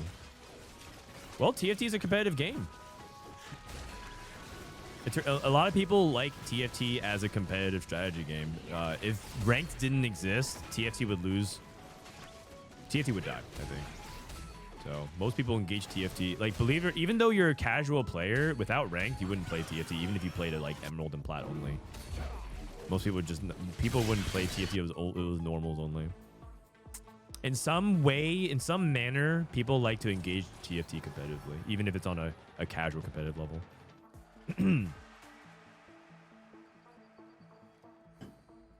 But there are a handful of people that like to play TFT for fun. Just straight up for fun, because they just see it like as a silly game mode. They play, you know, normals or chonks only, something like that. Okay, Michael going for Cypher cash out. Blazing Soul. So we have 2 Street Demon players. Kubiksong with 7 syndicates. Losher hits the Street Demon emblem. Street Demon Circle is not like particularly super strong. He already had a Jinx, so it doesn't give him Jinx 2. And it only basically guarantees him 7 Street Demon. If you look at the stats, +1 Street Demon emblem doesn't move the needle very much, and on average, it's kind of worse than one real item for like a unit. So you could put Street Demon on like Ziggs, for example, but it's not like that good. It's like slightly better than Coronation, somewhere between Coronation and playing a full item.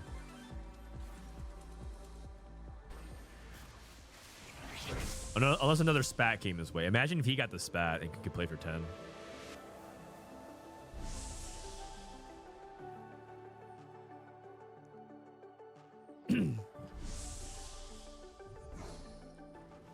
Frodan, I just learned that Prismatic Caretaker's Favor will give you the item if you take while at the level breakpoint, while the gold version needs you to level to the breakpoint.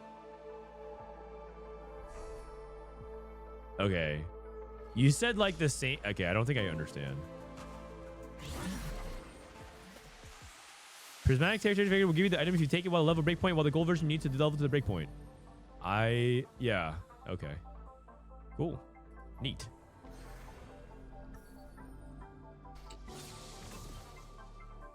Okay, Caretaker's Favor gives... I mean, Radiant TG is never bad. He's playing Marksman, I think, with this. I mean, Radiant IE is good. Also, Radiant Last Whisper to complement the IE can be also pretty powerful. Radiant Crown Guard. Whoa. Let the chaos commence.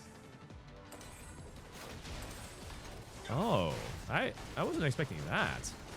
Radiant Crown Guard. Oh, is he playing? Oh, he's playing Zeri? Because Radiant Crown Guard would be good on like Mordekaiser. I am really surprised by that.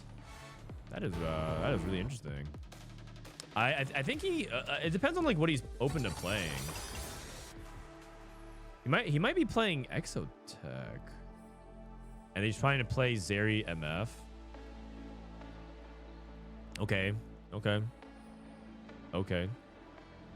That can't be correct. Well, we'll see. Let him cook. We don't know exactly because he's playing Cypher Cash Out.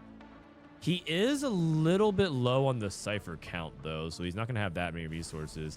Navi's spot macro-wise does not look that good, but we do have Vclf with 7 syndicates, but the problem is he also doesn't have Twisted Fate too. I'm getting more looks like he's in a better position for it. I think Team Germany is looking in the dominant position right now. Okay, dominant's probably too strong of a word. They're looking like they're favored at the moment. Yeah, I think he's playing Zeri. If he beats Losher, that's not even that big of a deal. 150 versus 175. Radiant Crown Guard on Mord is pretty good.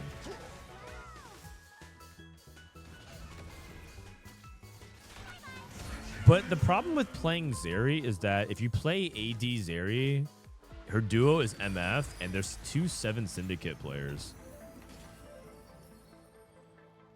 I have no clue, man. I have no clue. Salvi gets his second Living Forge. We'll see what he catches out there. This is a really, really dangerous spot for Navi. Very, very dangerous. I feel like the next 2 rounds, next 2-3 rounds are going to determine everything. Who's the unexpected player? Losher. You can play Urgot. You can't roll into Urgot being like, I'm playing Urgot on stage 4. That's just so hard. Look at his expected unexpected rolls. Zuko, thanks for the prime. Sorry, I missed that. Appreciate it.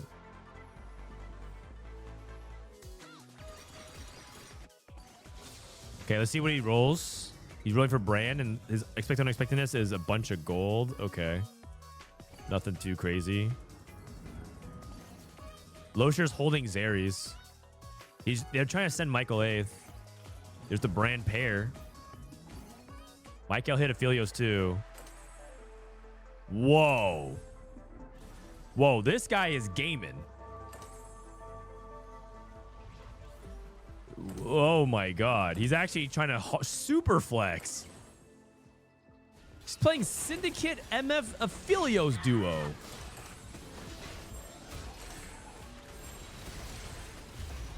What the heck? Is the game good? Is the game good? Can he actually get away with this? I feel like he can't. He also didn't slam... he slammed Morello on this as well because he needs anti-heal. Okay. I mean, he wins versus Wet Jungler. Okay. Holy cow. What's happening here? Battery Coordination, Radiant Relics. Salvi at 1 life. Endless Hordes. Future Sight for his teammate. Salvi popped his anvil and he got Seeker's Arm Guard Vex. Salvi going 8th is light at the end of the total for Navi because that means that 1, their lose streak player isn't able to stabilize and make a comeback, and then 2, Michael going 7th is not that big of a deal, or less of a big deal. And Salvi is at 11 HP. He can only take a 2-unit loss. He is all 1-star. Not a single upgrade on his board. Cho 2. Cho 2. Seeker's Arm Guard Vex.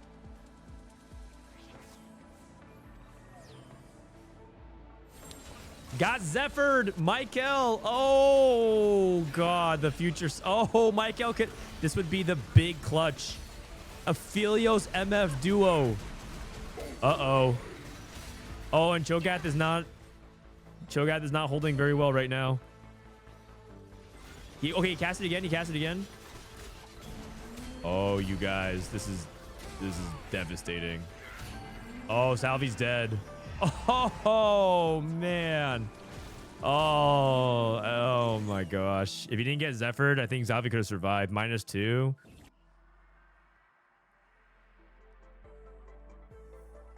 $13.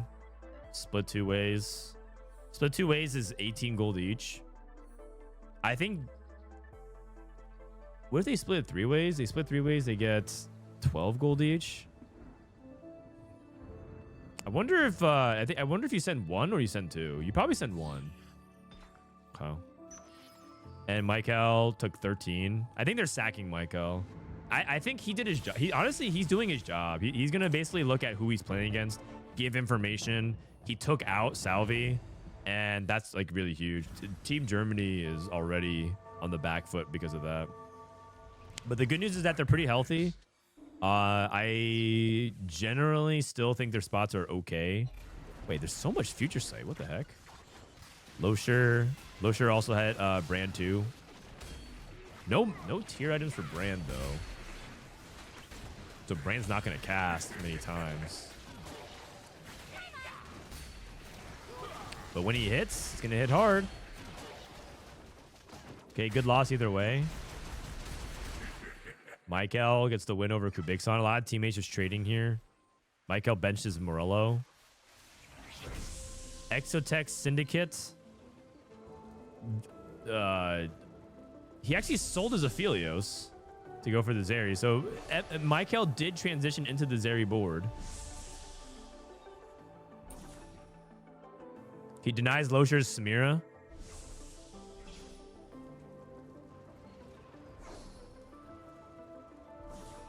And then Kubikson takes the Viego. All right. Man, hard turns for Michael. He ended up getting the Zeri, and now he's just playing for 5 Exotech Zeri with Radiant Crown Guard. Okay, Zeri pair. He actually removed the Aphelios, by the way, and didn't sell it to try to stop, I believe, Wet Jungler. Okay. And then Travis playing Bruiser. Ooh, Bruiser Vex. Okay, cool. Into Garen. All right. And then he got his guy the net, Bruiser Vex. Okay. Kind of cool. He doesn't have Gunblade though. No Gunblade. That definitely makes it a lot worse because part of the overhealing is like really, really powerful. Going up against Losher. Pretty impactful fight here. That's Samir too. Wait. Oh, is that Viego? Wait, no, he hits Samir. Oh, he's a duplicator. Oh, he hits Samir too anyways. Oh, that's insane. He actually hit Samira too anyway. Michael denied the Samira and Losher hit anyways. No items for Samira though. Okay, surely you like find a way to remove. Yeah, surely you find a way to remove these items and put them on the Samira. Like I'd rather blue buff. Okay, I'd rather remove. Oh, I can't remove though. Ah, no removers. I'd rather get like the blue buff on Brand, which I know sucks, but I'd rather go like Giant Slayer red buff on Samira or something like that. Yeah. You might do something like blue buffs Yuumi, wait for the remover next round, and then remove for Brand, and then like play 1 round with Yuumi. But he's playing like a weaker board. Michael Zephyring him. Oh. Oh, Michael Zephyr's been on point. And he hit Zeri too.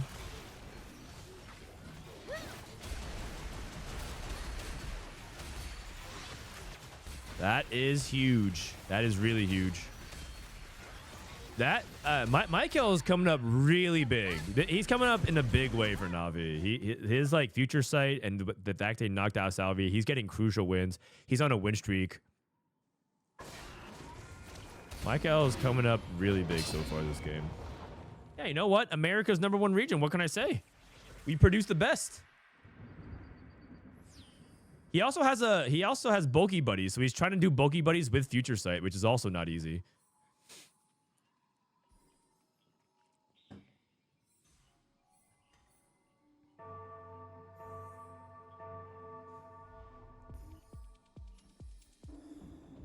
Okay, so Logasong still on 5 Twisted Fates. And then Wet Jungler.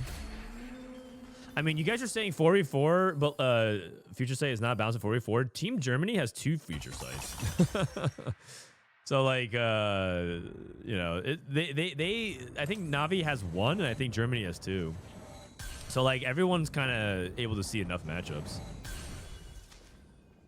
It feels like Team Germany should be able to know their matchups based off of their future sights. Except now they both have future sight and they see each other. Haha! They know that they have each other's future sights. That's funny. Okay. So then Losher becomes a really important person. Oh, he actually kept his boo buff here. I guess he's saving his removers. Okay. This is Aug. Aug dying here would be huge for Team Germany. This is him going up against Kubiksan. So that like it's a bunch of teammates playing each other. I think this is the teammate round. Oh, okay. Aug is dead. That's fine. They're sacking him. He didn't really have much high potential either. Losher loses. Michael beats Travis. All right. It really okay. Sejuani 2. It really might come down to who wins the game. I'm looking at the HP counts, and Travis and Losher are really low, and I don't think Michael's losing right now.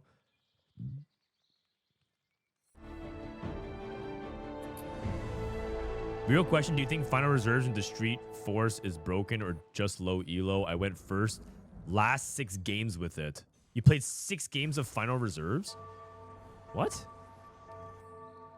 I mean, final reserves is just a broken augment in general, if you know how to play it. Like in the hands of a good player, that augment's true AVP is probably like true AVP is probably like 3 point something, and then your win rate's probably like in the 40s. It's just like a really, really, really busted augment if you know how to play it. But its AVP is probably low because a lot of people just don't hit it. So it's not just Street Demon. It's just like you can hit anything. I actually think Street Demon is not even the best option out of Final Reserves. I'm pretty sure Final Reserves' best comp to play out of it is probably Urgot. 7 Vexes. 7 Vexes for Travis. Travis lost. But I don't think Travis is a real threat because this composition, without Gunblade on the Vex and without Urgot, is not actually that threatening. I don't think he's actually that threatening without it. But we'll see. People rolling down, maybe holding Vexes. Yeah, Wedge Jungler holding 1 Vex. Why are they even pinging it? They might not be on comms, or I don't know. Maybe they're like trying to keep comms clear. In general, in 4v4, there are a lot of teams that just say like, hey, like let's for this portion of the game, let's keep comms clear so that way we can like focus. But it all kind of depends. Kiyoon, thanks for the raid. Thank you, Kiyoon. Welcome, Kiyudis. We're watching the end of the series of Navi versus Team Germany. And it's tied 1-1, and the winner of this advances to the closed qualifier. This is the final game of the final series. And then after this, we'll go straight into the Americas. Although I think that there's one more game that's still going on, so we might watch the end of that. But EU is basically wrapping up. Why is Gunblade so important? Because of her passive. Her overhealing does bonus true damage. Travis didn't take Gunblade. Oh. He took Redemption. He said, you know what? I don't want Gunblade because I don't have a good user of maybe the death cap. And I'd rather go for 5 gold and go for Redemption onto Cho'Gath. Okay. Hey, you know what? Reforge 1 Steadfast.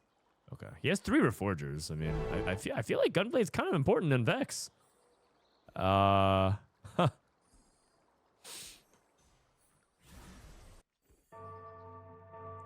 That's crazy. Yeah, so why is it really important? They're passive. Gain 50% Omnivamp, 150% of overhealing from Retribution. That's the name of the ability. Is converted to bonus true damage to his primary target. Ah, the Zephyr! Michael Zephyrs! Dude, this guy is just on lock, and Travis can't avoid it. He knew that it was a possibility, and he got Zephyred anyways. Oh, man. Oh, no, they're teammates. They're teammates. So they knew it. Sorry. I thought we were watching from Team Germany. Oh, so they're sacking Travis. Okay, so they're sacking Travis. Wait, Kubixon lost as well. Wait a second. Is that what they wanted? Is that what they wanted? Wait a second. I think they want Travis to stay alive. And I think now Navi all of a sudden might go 3 people in the bot 4. I think they want Travis to live, man. Uh-oh. Uh-oh.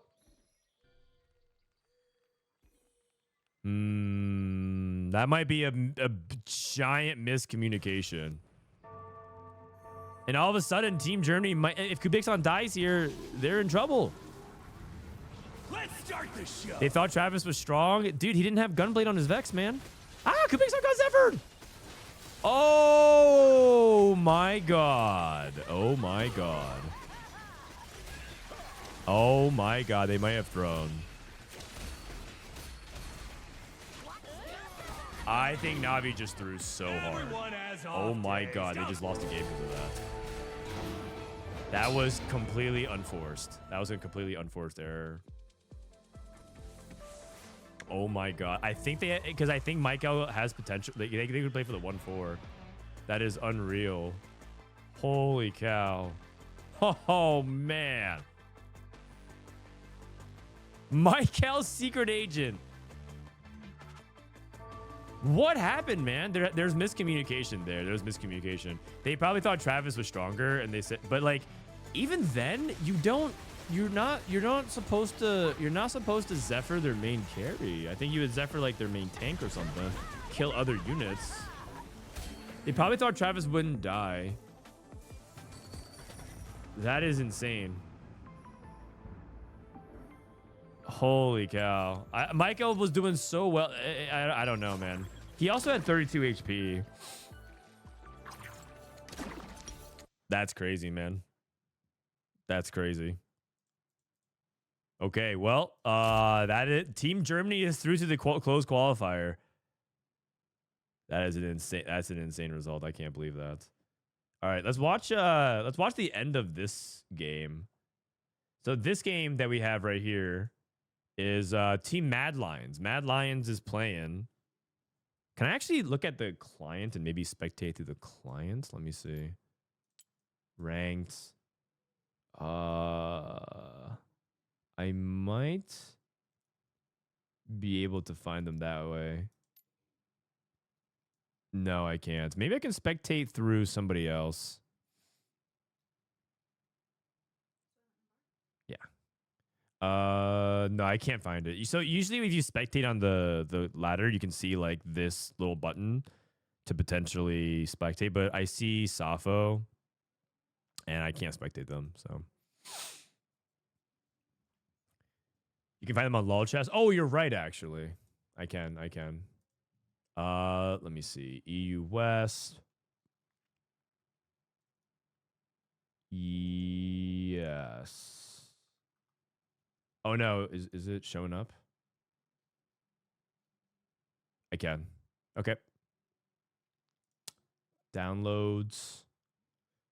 So what you can do is you can download the actual replay and then open up downloads. It's like a pretty roundabout way to get about it, but you can. Let me see.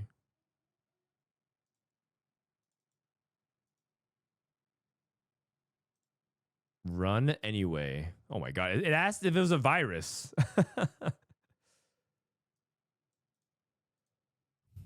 All right, we're in. Hackermans. Nice. Nice, we're in.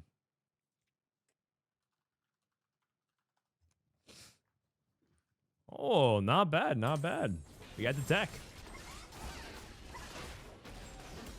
Is this lower bracket? Yes. This is MKOI. I think it's 1-1, right? Versus I'm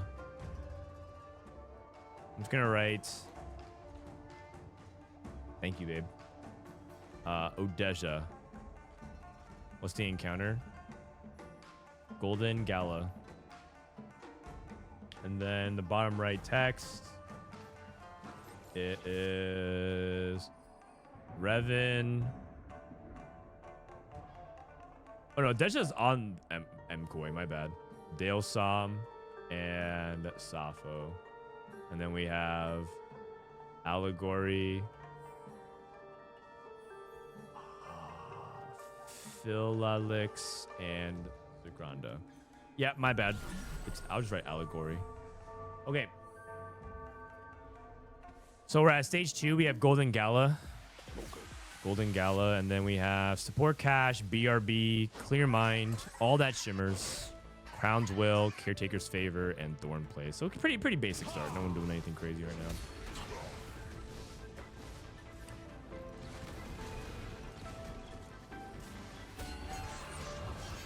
I'm glad to announce that me and my great team are going to be representing Natus Vincere in the upcoming 4-4 qualifiers. We prepped Infinite, so other teams got to watch out. Yikes. Yeah.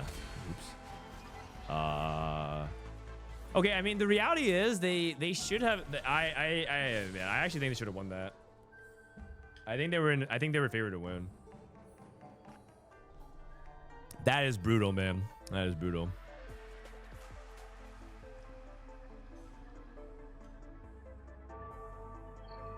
Okay, we got Rageblade and we have Moonstone. You guys want to go immediately to NA when it starts, right, in 15 minutes? Or should we finish watching this series and then move over to NA? I guess I could pull it. Finish last EU series, this one. Or start immediately with NA in 15 minutes. EU, NA. All right, I have this poll. Please type 1 or 2 in chat. 1 or 2 in chat. Just so I know. Because we do have this EU series. This is the last game. But if you guys want to start NA immediately, we can. I know that we have a primarily NA audience, so. Wow.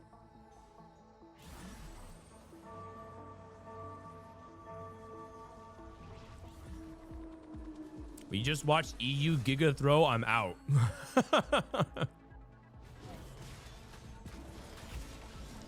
All right. Looks like it's gonna be mostly people voting for NA. We'll watch. We got some spicy matchups. The first will be Wage and Iverson and Malala versus Team Goobums, Aesah, and Phoenix. Okay. I'm EU and I want to watch NA. I mean, EU's pretty fun to watch, man. They got some good teams. I'm happy for Team Germany. Dude, my boy Sologasong. Ooh, Trade Tracker. Dude, is Revan a Trade Tracker kind of guy? Trade Tracker is insane, but it's going to be hard for him to proc it. And the thing is, I think Revan... Oh, no, he skipped Trade Tracker. I'm pretty sure Trade Tracker's the pick. But I think he respects how hard it is to pull off. And as far as I know, Revan is like a variety streamer. He like TFT's his main game he plays, but he also does a bunch of variety stuff. And I'm not sure if he's dialed in. I'm pretty sure he's supposed to take Trade Tracker there, though. I think Trade Tracker is by far... If he's playing Vex, I'm pretty sure it's one of the best augments he could hit here. Okay. Oh, you know, Econ's not bad either, though. He is kind of low on Econ. It's not bad. It's not bad. Blighting Jewel Rageblade. Whoa. Blighting Jewel... Is this a Fiddlesticks pivot? That is insane. Playing Twisted Fate? Okay. Morgana reroll. I'm telling you, man, it's... Morgana reroll with this is not very good. Like, sorry, with Rageblade is not very good. Maybe... He does have a duplicator. He is level 5. I mean, maybe this guy is insane and he's just gonna pivot to Morgana reroll. No, he leveled to 6. Maybe he just goes Rage Blade and then reforges it later on. Adaptive JG Guardbreaker, Overheal Rage Blade, looking more like Vanguard Marksman. Street Demon with Magic Roll. We got 4 belts. Oh, dude. Warmogs. Bad Luck Protection. Odesha, also looking at Marksman. Wait, wasn't I think that was Alegory actually playing Marksman Vanguard. Then we have Vex, most likely. And TF with no Rage Blade. We just have Gambler's Blade, which is fine. Yeah, you know what? We'll see, man. We'll see what Dalesom chooses to play. His spot is one of the more interesting ones this game.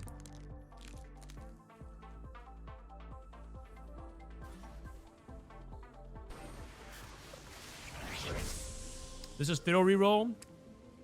Spot is chill. Okay. I know you played Fiddlesticks reroll and you hit everything. I'm just telling you, Kiyoon, you haven't watched the games where people, you probably didn't see it, but there are games where people take Blighting Jewel into Fiddlesticks and they went like 7-8. You would think it's chill, but I'm just telling you, we've seen games of that. It doesn't mean that what he's doing is wrong, but I've seen it go south pretty quickly. Also, Kiyoon took Fiddlesticks. He took Blighting Jewel Fiddlesticks, and then he got dropped a pan. So he could actually go for True Biffs.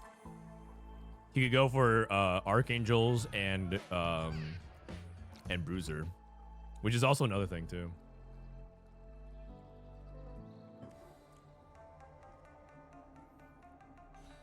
Okay, 245 on the cash out.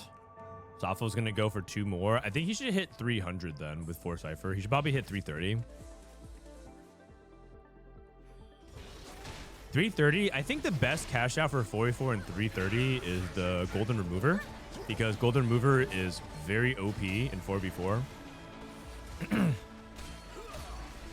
And then TG, of course, is really good too. So that's the best cash out for 4v4. If you can aim for that, your team's in a really good spot. Okay, Revan. 250 is better than 290. 290 is not bad if you get Masterwork upgrade. Okay. Rating item is dicey. Artifact is dicey. Duplicator is actually pretty good. In 4v4, Duplicator is actually kind of also really good too. But I think that the others are not that good.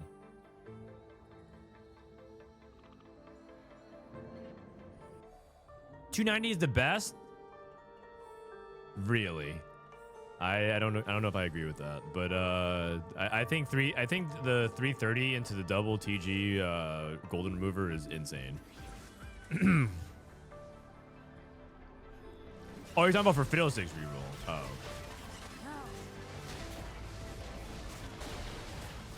We'll see.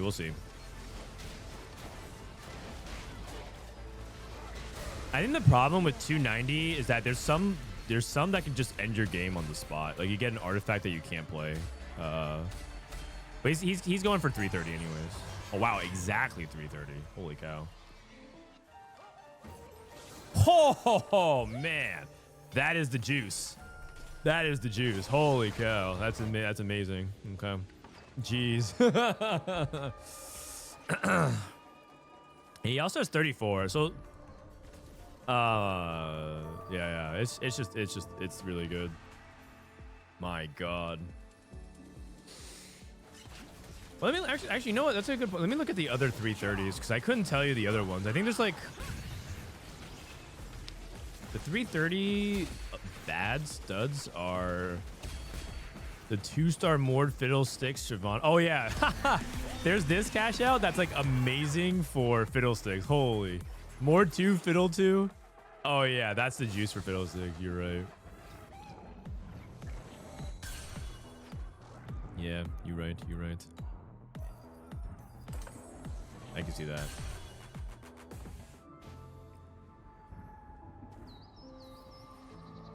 Okay, rolling down here. 6 Street Demon. No 7 Street Demon.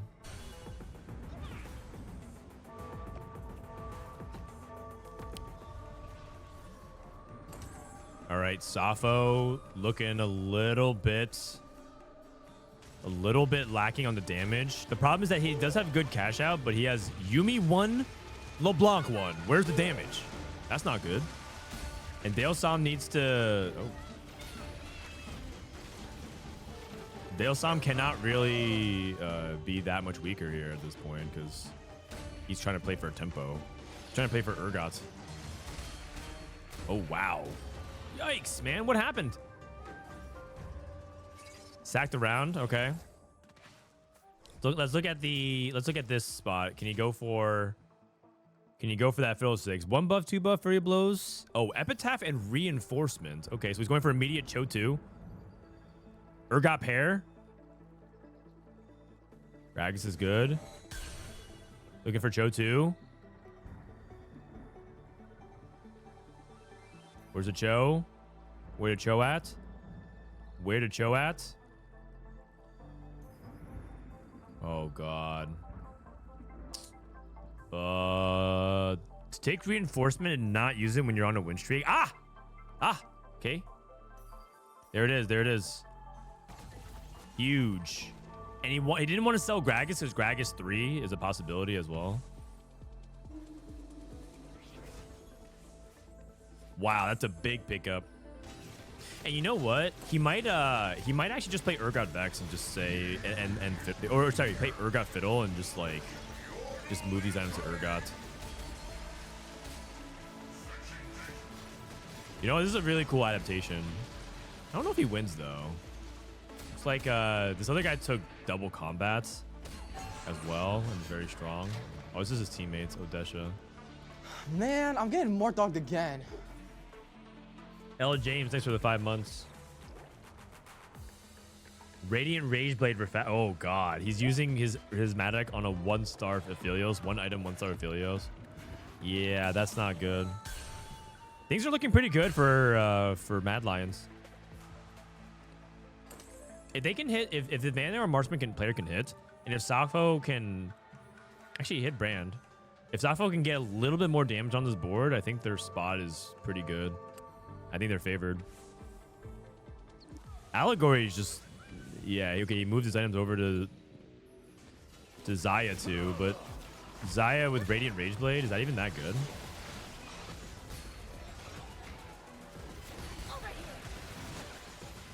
I feel like it's like kind of bad, especially because we gave up a Prismatic for it. But we have Overheal. Overheal is just kind of a nutty item. Oh, wow. That is critical loss. Okay, I'm pretty sure Mad Lions is... I'm pretty sure they're like almost guaranteed. This is such a big lead, and Revan streaking as well.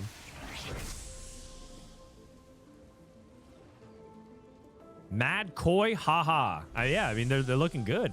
Mad Lions, Koi making to the close qualifier. That's pretty hype. Anybody that's part of an org, I'm happy if they make it through, because I don't want orgs to like sign TFT teams and then they like lose in the open qualifier and they're like, well, yeah, like these players suck. TFT is like, man, all luck. I'm getting more dogged again. And then yeah, like, so if a team gets signed, I kind of like want them to do well for like the sake of TFT's reputation. You know what I mean? I don't want them to know the truth. I don't want them to know the truth. I want them to stay ignorant. Yeah. Navi. Oh yeah, that's kind of why I'm a little bit sad about Navi. Yeah. Cisco, thanks for the prime. No, I mean the reality is a lot of the signed teams are doing very well. Like most of them, if they didn't get in, are like 1 round away from qualifying. But also that's partially why open qualifiers are just so scary, because like you could lose and get eliminated at any time. Navi didn't make it to close. No, they fell 1 round short. They lost both at the winners finals and the losers finals. It's just sad. And I'm pretty sure they had a really good shot to win the last game. It wasn't even like they couldn't do anything about it. It wasn't TFT's fault. I think they just threw.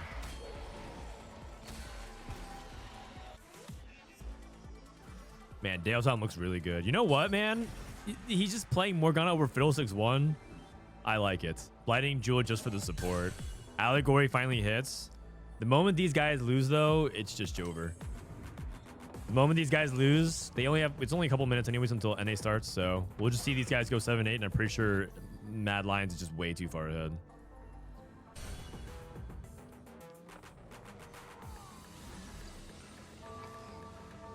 Are you leaving this game for America? Yeah, probably. I mean, the game's almost over. Like, I'm pretty sure right now Mad Lions is like 85 to 90% favored. The moment Phila dies, it's like 90 plus, and then 95 plus, and then Allegory dies, like 98 to 99. Because I don't think that they're in the spot to play for 1-2. Felix is dead. And Allegory. Oh, Edge of Night! Oh! And yeah, and if Luffy dies, yeah. It actually might just be a 5, 6, 7, 8. So yeah, now I think it's like 99.x%. Like I can't imagine a world where they 1-2 here. It's just so impossible. It has to be like he hits Brand 2, Samir 2 immediately. Luffy hits Sejuani 2, perfect item for third for Vex, and then they never match each other. It's just like it's just completely unrealistic. Can we add a command for Vitality and Team Dishsoap questions? Yeah, but then my chat engagement goes down. So, yeah. I don't know if I want that trade-off. You guys ask less questions. Chat moves slower. Okay. Really, really happy for these guys. I mean, look at the chat. Just super happy for them, man. GG, Vamo. ¡Siéntate! ¡Siéntate! ¡Siéntate! Vamos, Hay joder. uno más, Hay que matar al Holy, he Luffy just como told him to sea. sit down. Sí, le acabo de pegar durísimo, La tuya es ilegal, tío. Pero He just told him to sit La down. tuya es ilegal, colega. no era tan buena mesa, me mentiste, tío. La tuya es illegal gaming. El Zagranda no va a hitear Braum, Está buscando Rust, de hecho. 15,000, Rust. bro, this guy's pulling K3 Soju numbers. Tengo You love to see it. Vale, yo me voy a colocar seguro contra mi colegón el pibe este, Está Vale, hecho bueno, es que Safo, claro, te voy a 100% matar, GG. Da igual, que está perfecto que lo mate, está perfecto. Claro, no pasa nada. O sea, lo único que ellos uno más se tiene que ir bottom. O bueno, no hacer 1-2. Dude, I love it, man. O The sea, simplemente Smash jugar la mesa community más is so fuerte hype. They just, like, everything they do is just so ellos se hype. acabarán Man. matando entre ellos. Claro, no, es que ni siquiera tienen que hacer. Se ha macheado. Vale, perfecto. Vale. Genial. Perfecto. Pierden vida 100%. I want to see the Vale, que sí winning que sería goal. ideal que si gano de este, yo creo que ya lo tenemos hecho, 16K. Yo a Safo se la paso toda. Bro, it's pure hype Vale, machine, yo man. It's no pure le hype gano. machine. No tanto, Okay, Safo's dead. It's fine. Safo's dead. Vale, creo que me ha Pero tocado. Espérate, que me ganas, Wait. Ah, no lo mata por una ficha. Oh, qué a bien. perfect trade. Está bien, está bien. De puta madre. O sea, yo le gano a ellos también, O sea, no pasa nada. Aquí, por ejemplo, sería 100% la jugada si pudiera poder Dude, it's tirar todo actually el crazy, jefe, man. ¿no? It's climbing. Okay. Qualifier for NA. Let me see, actually. Let me pull it up while you guys watch the end of this. Yo a Luffy no le ganó de pixel antes. Vale, yo tengo los dos en Busca rotación, Urgot 2. Busca Urgot Voy 2. para... Subo con de cabeza, colega. Nah, yo le gano a los dos, creo, no ni coña. All right, the Americas bracket. Losers brackets. Ah, no, contra. Vale, Luffy. Ah, no es que se haya quitado que su mesa es paupérrima. All right, Sí, I haven't pulled up. I haven't pulled up. A ver, debería ganarle. I si want no to see le the winning gano, moment. Es simplemente porque Do mi it. no es el mejor del mundo, pero bueno, debería ganarle, yo creo. La Revenge. They just have to beat Luffy, right? And that's it. I mean, they're pretty much Vale, guaranteed sí, anyways, no. but Yo creo que ya estamos, Me atrevería a decir que ya estamos, ¡Ganamos! ¡Let's go! ¡Vamos! vamos! ¡Qué locura! ¡Vaya puto miracle run, tú! ¡Hostias! ¡Qué puta Dang. locura, hermano! ¡Qué buena, chavales! That's hype. That's hype. Let's fucking go, Es Joder, tío, nos hemos participate. metido en la puta GG. final. I need to be a Esta follower. última partida no tenía ninguna emoción, colega. Follower only, chat. Bastante. Wait, let me type GG. 10 minutes. All right, I'm out. I'm No out, rindáis, sorry. No vamos a meternos en lío, no rindáis, le No, echamos. no, no, Vale, no, no, no. De hecho, que se vaya I need to top follow 4, for 10 chicos. minutes. Okay, I don't have 10 minutes. Congratulations to Team Mad Lions Koi. Whoops. I mean, the reality, he speaks Spanish, man. I don't speak that good Spanish. All right, guys, welcome to the America's Closed Qualifier, or Open Qualifier, loser bracket finals run. Let me go ahead and hide this real quick. We got day number 3 starting. Let me hide the countdown. We're going to start in just a moment. Today, we're going to play 3 rounds, round 6, 7, 8. If you win round 8, you are through to the closed qualifier. There are 4 teams waiting in round number 8. We got Team Liquid. They lost narrowly to Team Vitality in the upper bracket. We have Team Riveting. We have Team Lucas. That's Team Liquid Brazil. And Rohan C Gaming. They lost in the winners finals yesterday. So they're waiting for their spot from whoever can challenge them from round 6 and 7. But if you lose at all today, you are eliminated. So the remaining teams that we have, TNI Saint, Team Pandy Andrew, So Bio and Team Leroy, Cottontail and Team U Jelly, and probably what's going to be the featured match of today, which is Team Wasian Iverson versus Team Phoenix. Wasian Iverson, Malalo, Toronto, Tokyo, Ripple, Phoenix, Aesah, Golems, and Kiting is hard. That's a really, really good roster. And that might be the best matchup, at least based off the name recognition. A couple of other matches. Other teams to pay attention to. Team Robinsongz. Team Robinsongz has Kai Wang, Souls, and Dank Memes. Super Flames, Brosef, Artix, and 1 vs 9 Pierre. That team is also capable of making a pretty good run. And then we interviewed Upset Max as well last week. You saw Upset Max and Artix make top 8 runs last week for the Tacticians Cup, and they talked about they're going to play in 4v4. And now they're back. All right, let me log into NA real quick. I got to get the spectator mode up.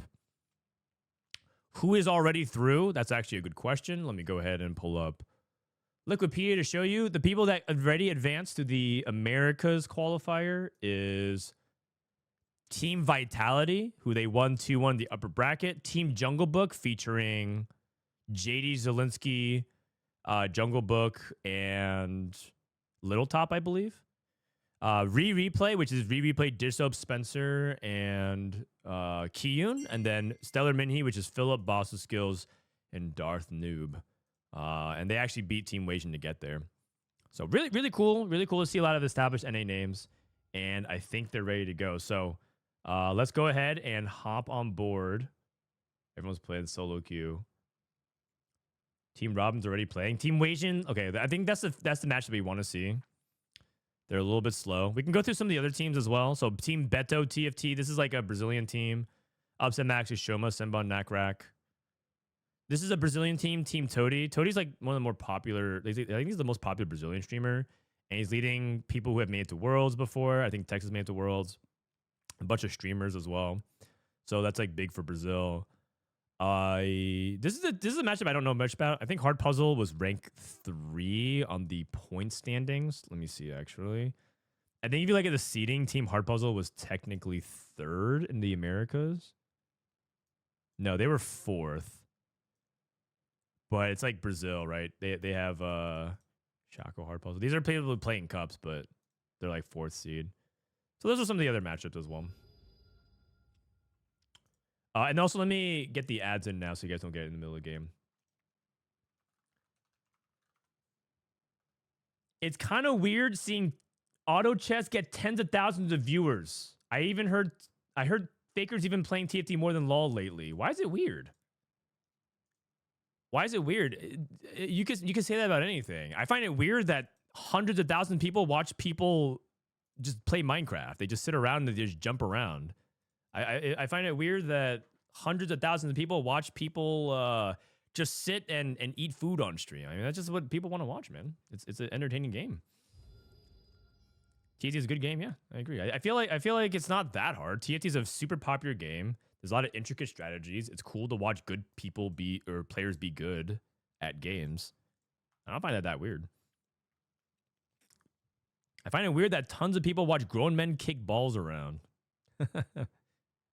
True. We love men kicking balls.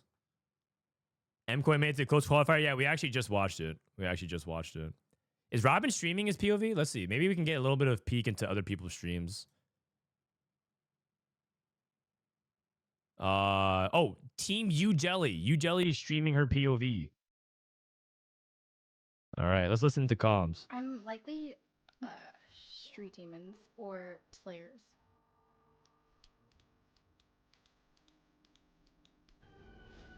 Man, I'm getting more dogged again.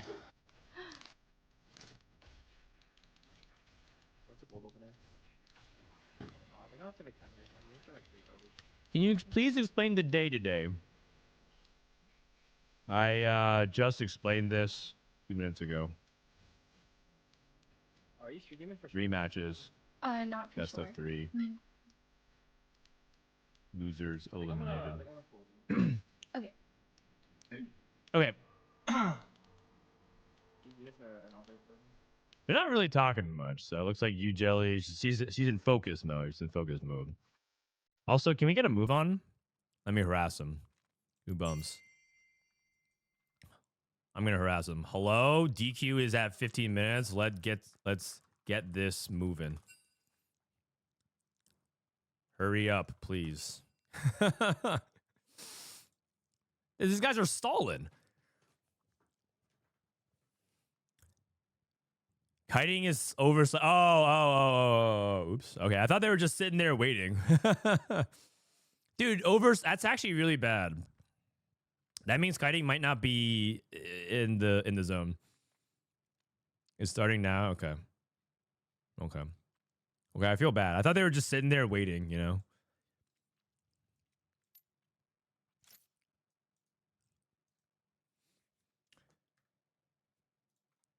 What about round 9 on the losers bracket? Do they matter? No. So we only play until we find 4 teams from the lower bracket, kind of similar to the Liquipedia page that I showed you guys. So you guys look at the Americas, right? Like the bracket stops playing here. So Vitality advances, Jungle Book advances, Replay advances, Mini advances, but they don't have to play anymore, so they're done. They advance to the closed qualifier. And then the bottom 4 teams, or the top 4 teams in the bottom bracket, will also advance. All right. Actually, you know what? I should use this opportunity to go to the restroom real quick.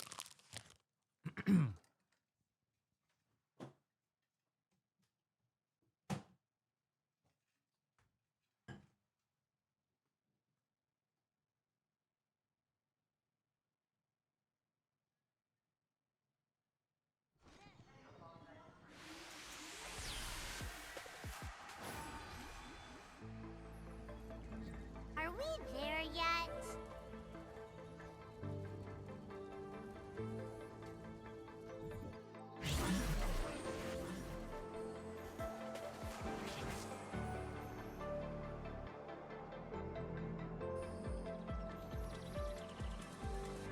All right. What are we at? Golden Gala? Golden Gala. Is this team Wasian versus, I guess it's like low ceiling, but Wasian versus, let's go Aesah. This is losers bracket round 6. All right, Golden Gala. Pretty basic. We got Wasian Iverson. We got Malala. We have Ripple. And then we have Toronto, Tokyo versus Goobums, Aesah, Phoenix, and Kiting is hard. All right. And that's it's America's qualifier.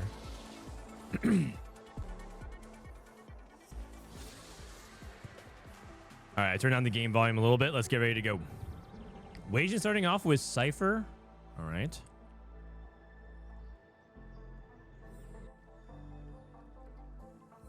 Toronto, Tokyo.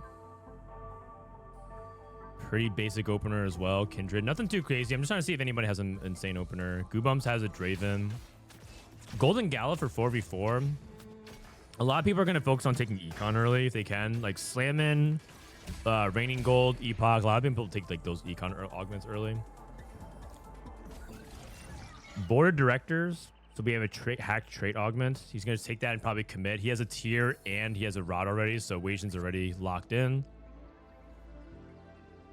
Warpath. Not in 4v4. I think some people think Warpath is better in 4v4, but I do think it's like, I don't think the risk is worth the reward. Oh, he's gonna take it. Some people say Warpath is better because your teammates can sack for you, but I think every time I've seen someone click Warpath, it has not worked out very well. I like Cluttered Mind is like way better, isn't it? To like have Econ. He rolled it. He rolled it. You know what? I was kind of hoping for Warpath. Oh, okay. Reinforcing Skeleture. Okay. Phoenix. Syndicates with a Twisted Fate already.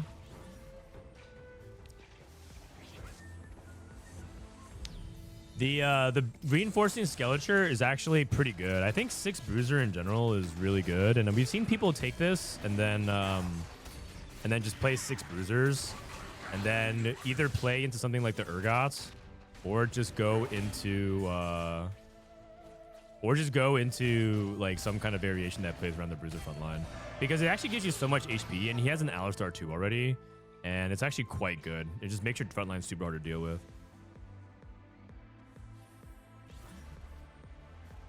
One for all. Oh. 1 cost reroll. Okay. Is this guy playing... So 1 for all is usually played in like Nitro setups. You could also play it in Seraphine, Zyra, Bruisers. So like if you reroll Seraphine, Zyra, Mundo, Alistar, it's a bunch of 1 cost as well. But this is not a really common pick as well. Also, as... If I remember going for it, I think 1 for all 2 is a lot worse than 1 for all 1. I think the silver 1 for all is better, or I might have it backwards. It's been a while since I clicked this, so I have to actually, I have to check. Okay, going against Malala.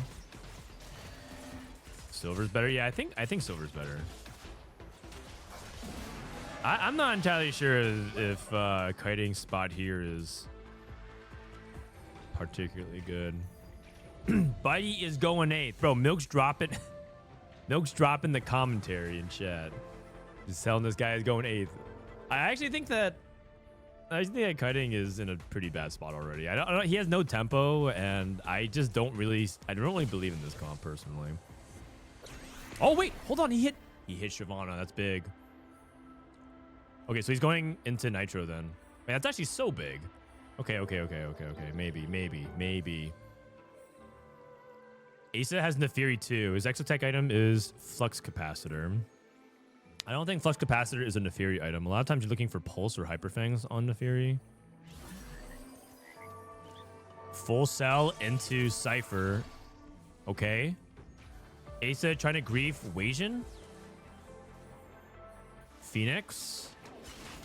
Okay, Phoenix. Still pretty chill right now. Sam's Quicksilver. See if Malala can keep up his win streak.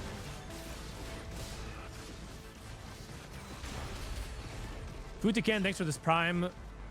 We need Milk to cast. Oh, you guys want Milk to join the cast?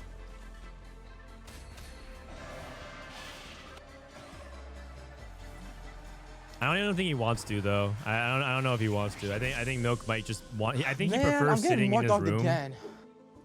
and staring at the screen. I think he prefers that. Machi D, thanks for the prime. I can't leave the 4v4. Yeah, a lot of players don't want to join for that reason. So you guys are just stuck with me. Okay. Did Aesah get 4 Cypher? What did Aesah take? Aesah took Draven. Wait, I think that might be his 4th. Ah, wow. Aesah has 4 Cypher now. Okay. That's really good for Team Phoenix. Why don't we run a prediction then? If you're so convinced that Toronto Tokyo's team won, you can go ahead and start the prediction. Who wins? Wasian versus Team Aesah. You guys can predict. I'll go ahead and run it. 3 Street Demon for Ripple. Ripple, is he gonna be the Street Demon player? I mean, IE can go on Samira, but the issue is if you don't hit Samira, you're going to be playing Jinx 2 carry. And that's okay, but then you have a lot of your items not committed to brand and frontline, so you might run into item economy issues. But he might just be playing for like pure tempo. Also, he might just go into another line like Vanguard Marksman. We don't know. It's entirely open. Wit's End Rageblade. Okay, so Wit's End's not exactly the best artifact on Twisted Fate, but it's playable. But Toronto Tokyo might just be playing for big tempo. A lot of the role for Toronto Tokyo when he played on Vitality last year was to play for... He played a lot of tempo spots. He also played a lot of win out spots. But I've seen him like kind of go on like the reroll lines and just play for the team. It's like pretty. I think he's like in his comfort zone here. Freestyling, 3 Street Demon. Okay. Let's see if Aesah can get. Oh wait, we just missed it. Wasian Iverson actually out-griefed. Oh, Wasian Iverson actually griefed Aesah. Oh, that's actually a big deal.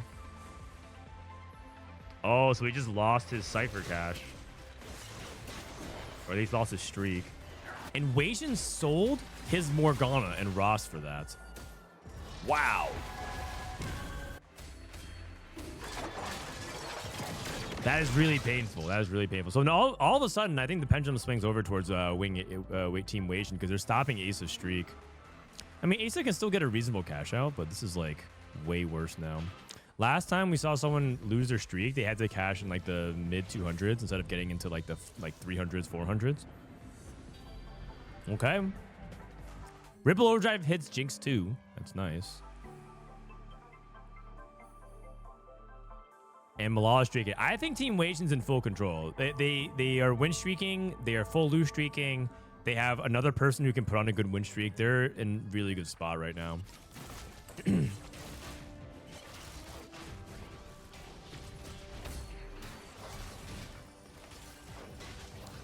Let's see if there's anything else that could happen here. So Kiting's playing the 1 cost reroll with 1 for all. Oh man, I like really don't like it. I think the problem with Nitro is that it neither is consistent at win streaking, and it also doesn't have a strong stage 4. And you kind of need to scale it to be really powerful. And sometimes you just don't have the ability to do that because you're busy sacking for your team, or you just don't have that many lives, or by the time you get online, it's like too late. So I just think it's like really awkwardly positioned. I'm just not a fan of Nitro in general. See if Malala can keep a streak going.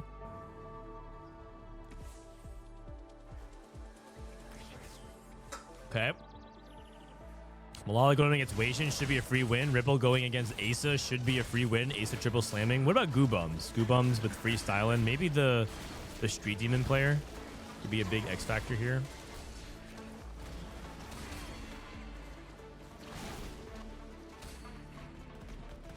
Okay, let's see what Wasian gets. Golemify, Cybernetic Uplink, and Pandora's. I wonder if he's willing to Golemify here. Like you don't actually have that much value, but Golemify in general is really good frontline for Vex, and it kind of de-emphasizes the need for you to hit like the super 1-star, super 2-star board. Bulky Buddies is also really good. It also gives gold. The problem is that he doesn't have. I don't think he feels like he has enough value in Golemify. 8-sticks Bulky Buddies. John Tokyo going into Tweet TF. Nice. Oh, Goobums did take Golemify. Holy cow! Wait, Goobums setup is really good. If you can get to the board, Goobums is in a really good spot. That is actually crazy. Kiting takes Portable Forge. He was looking for a Neferi item. Takes Infinity Force. Infinity Force better than Death Defiance? I guess because he already has Hodge. But I think survivability for Neferi is really important. I think Infinity Force gives less of that. Infinity Force is more about damage and all-around stats. And I think Death Defiance might be a little bit better. But he also... I mean, it's entirely possible that Infinity Force you just need damage. And if you take Death Defiance, you don't have enough damage. Ripple loses to Phoenix. Oh, wow. He loses very convincingly. Phoenix took Starry Night. He hit a huge portion of his board. Wow, Malala losing the streak to the Golem would be huge. Golem, smash! That's big. That's a big win. That's a big win from Team Goobums. Big win for Team Goobums. Stops Malala's streak, and Goobums can start his own, and the lead is cut off a little bit here. And I think the ceiling of this composition that Golems has is really, really high. Okay. Okay. A little bit of hope, perhaps. A little bit of hope. This 3-2 swing, can I get a refund? Nope. Nope. Actually, you know what? How about this, Milk? I offer you a trade. You can get a refund if I unmod you. Will you be willing to trade in your sword for a refund? Wait, he said sure. Oh no, I can't do that. I was just joking. Sorry, I was lying. I'm not gonna refund. Can't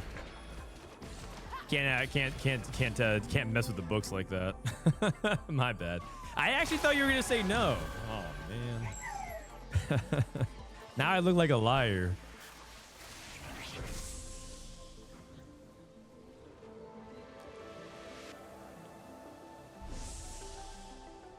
Man, is mod status that worthless to you? Do you rather just take like a little bit of channel points? You don't even use it, man.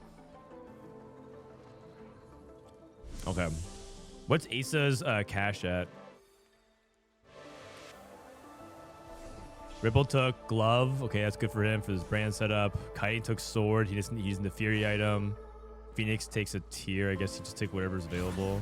Aesah is one of the important players to focus on for now because he's playing the lose streak, and how their comeback potential heavily depends on whether or not Aesah can actually convert on the Cypher spot into... It doesn't even have to be like a win. It could just be like into just some comeback into the top 4 because I'm pretty sure Golems can play for the win. Kiting should be stable though, so he should, and that's important as well. I think everything's coming together for Team Aesah. Phoenix has a Syndicate +1. Aesah removes. Okay. Trying to sack. And then Wasian. Wasian starts his Cypher right now. Wasian on 4 Cypher for the first turn here. Same's Vow? Does he have blue buff already? Oh, he does. Go.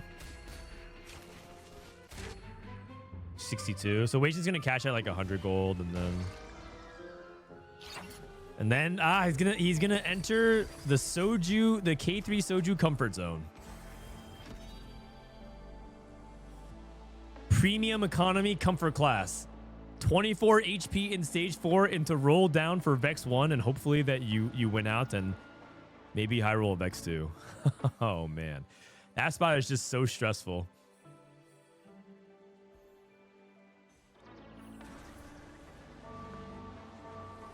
Can I get my gifted sub? I redeemed it yesterday. Oh, let me see. To go through it, man.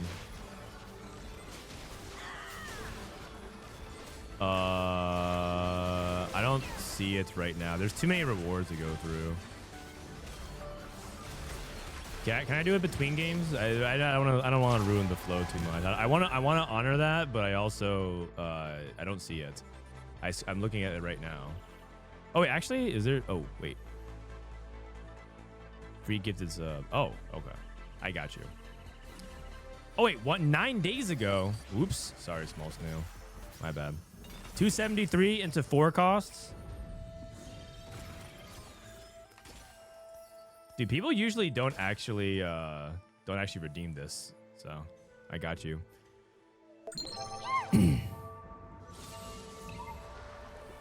Okay, Aesah's cashing out into Marksman Vanguard. He has so many swords. He has 3 swords on top of the swords that he has right here. This guy's got sword. Hacked Orb, HP.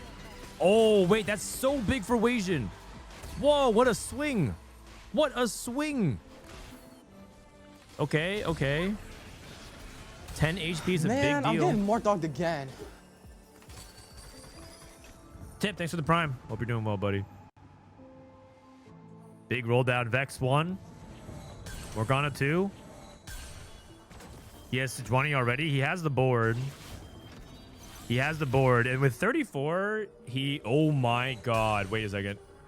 Oh, man, I'm getting more dogged again. Okay, all right. Dark Sergeant, thank you so much as well. Wow, Aesah did not hit anything comparable. He's playing Aphelios 1, Xayah 1, no Leona. And he cues into Wasian, Sejuani 2, Vex 2. Yep.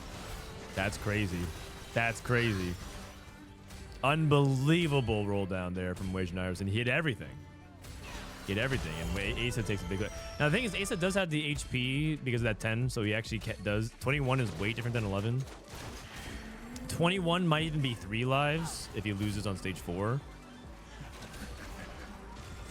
And Phoenix is... Oh, Phoenix? Big win. Why is Goobums on the other side? I thought that was Ripple, because Ripple's playing the fast stage strategy here. What is Goobums going to get? Goobums is going to be one of the players that have to pull out this team out from the depths. Long distance pals, Blazing Soul, Glass Cannon. So Blazing Soul traditionally is something that you really play in some of these AP comps. Long distance pals is a ton of stats being shared between 2 Street Demon units.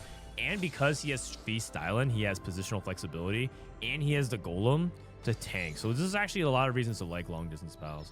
Because long distance pals, the more flat stats you have with more attack damage and ability power, thanks to the Street Demon trait, gives you more to share amongst your carries. He has Samira. Okay. Okay. Ripple stuck on Jinx 2. We talked about how he's going to have to play around Jinx 2 carry. No brand. Toronto, Tokyo. Holding strong. Aesah hit Aphelios 2. Kiting is streaking. And he has Neferi 3. Okay. Edge of Night. Not today. Kiting needs to win as many as he can before he falls off. He pretty much has no future to actually like do anything besides like maybe squeeze out a 4. So him getting every kind of win and punishing I'm low getting rollers more is dogged really again. key. Okay. Aesah wins. It's possible. It's possible. Mogzad, thank you. Vexotech seems to win every 4v4 game. Is it strong in singles? Yeah, it's S tier. The win rate's surprisingly not that high in solos, but it is a very good comp. The reason why it wins out in 4v4 is because of the way it's set up. A lot of people in 4v4 play lower cap boards because they're all griefing each other. Like, you know, like this Prestivent player is not going to hit. This Prestivent player is not going to hit. And so they're just playing like weaker versions of a lot of boards to try and help their teams. And so you'll naturally be able to cap higher than a lot of other boards otherwise, compared to maybe in solo queue. So the win rate, it wouldn't surprise me the win rate of Vex is higher in 4v4 than in solos. Okay, Neferi 3. Oh, we're on the back. Oh, the Vex gank. Oh, no, it didn't work. Dude, if Kiting won that would have been so huge for the team. It would have been -1 life for Wasian and keep Kiting streak. All good, though. All good, though. It's well within their range of expectation. There's a Samir on the carousel here.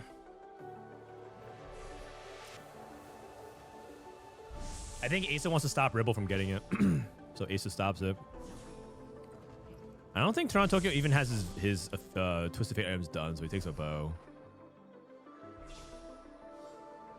And then Goobums takes Glove just to complete offensive items for his backline. That makes sense. Pulse IE on Jhin and no IE on Neferi. Ah, yeah. But then he has it. But then Pulse goes in over Infinity Force. And then Infinity Force goes on Jhin, which feels bad as well. Yeah, you're not wrong. The Pulse and IE is sort of redundant because abilities can critically strike on Pulse. As you can see, execute enemies below 12 HP. Abilities can critically strike. And that has redundancy to Infinity Edge. And I guess you get a little bit of extra crit damage, but it's just not very efficient. Phoenix, Draven 3. Oh, Syndicate Draven 3. Okay. Neferi's in the back line. Whoa! That's crazy, man. This Neferi is ganking really hard. Let's see if Aesah can keep his win streak going. Toronto Tokyo. Just bleeding out. And this is where that 10 HP really comes into play because Aesah going into 21 into stage 5 is really important so that he can play for these extra placements. I'm pretty sure Wasian's winning out. Wasian's probably going to win out. His spot is amazing. He took combat augments, plural. And he hit the entire board. His board is good. The only thing he's lacking is... nothing. He actually has everything. Okay. he's got Bis Vex. He's got Varus with utility and Hyperfangs. He has Shred and utility. He has a tier item on Sejuani too. Hit his whole board. He's good to go. What about Goobums? How's he doing? He lost 3 times. He's trading his HP to his teammates a couple fights. And he's stuck on brand 1. He needs to hit brand 2 kind of quickly so that he can push to 9.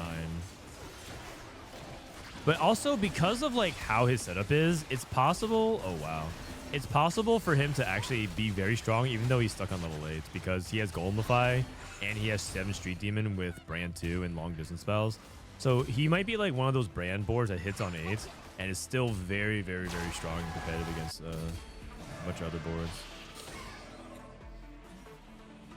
So the big question is, who's going to go 8th? I think Toronto Tokyo is likely to go 8th here. He actually did finish his TF items. He was just trying to get a bow for maybe his MF. But he's not going to hit Draven 3. And so who goes 8th between Toronto Tokyo and Phoenix and Aesah is going to be a first important domino. I would say that Wasian would win out, but Toronto Tokyo goes 8th means that it's slightly favored for Team Wasian, but it's not over yet.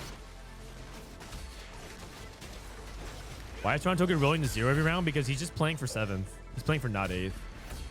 If he can hit MF2 and deny his opponents, that's more than enough. He knows that his future in this game is very bleak. Ripple hit level 9.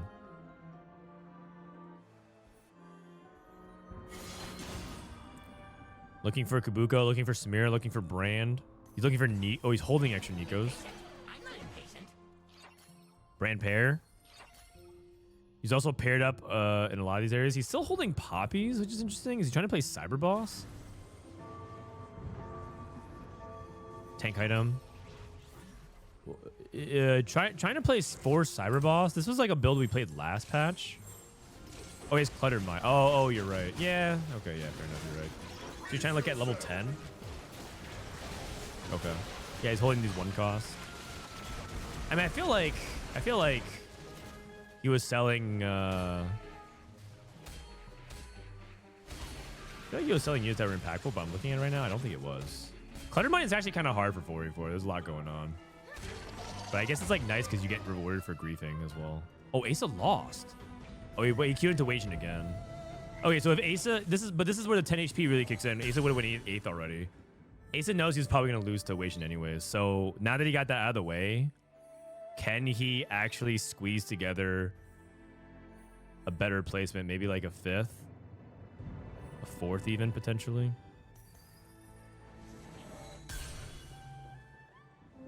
Yuumi 3 for kiting. Oh, wow. Wait a second. Yuumi 3 is kind of nice. This setup is actually pretty high potential. If you can get to Samira and 5 amp somehow, I've seen this board do some pretty impressive stuff. He's on the wrong side. Neferi wants to be same side as Brand. His Sejuani's not going to even cast. That is really bad. Ripple is very strong. He also doesn't have anti-heal from what it looks like. So like this front line is just not dying quick enough. Okay, that's fine though. He has a lot of HP. Toronto Tokyo is already dead. He's in 8th. Malala's losing. We haven't really checked much on Malala. He's playing Bruiser. Oh, he's playing Bruiser Samira too. Oh, what is this? He's playing Samira Annie duo with Bruisers. This guy is flexing. We haven't checked on him in a while because he was middle of the pack. Okay. But incidentally, by holding these Samiras, he's making it harder for Ripple to cap. Because Ripple caps ultimately around Samira. And he's rolling at 9. So a little bit of friction there. Going up against Goobums. Goobums finally hit Brand 2. Goobums is very strong now. Oh, he doesn't have Ziggs 2 though. Okay, how much damage is Samir gonna do? We're about to find out. Double Runins, Category 5, Clockwork Accelerator.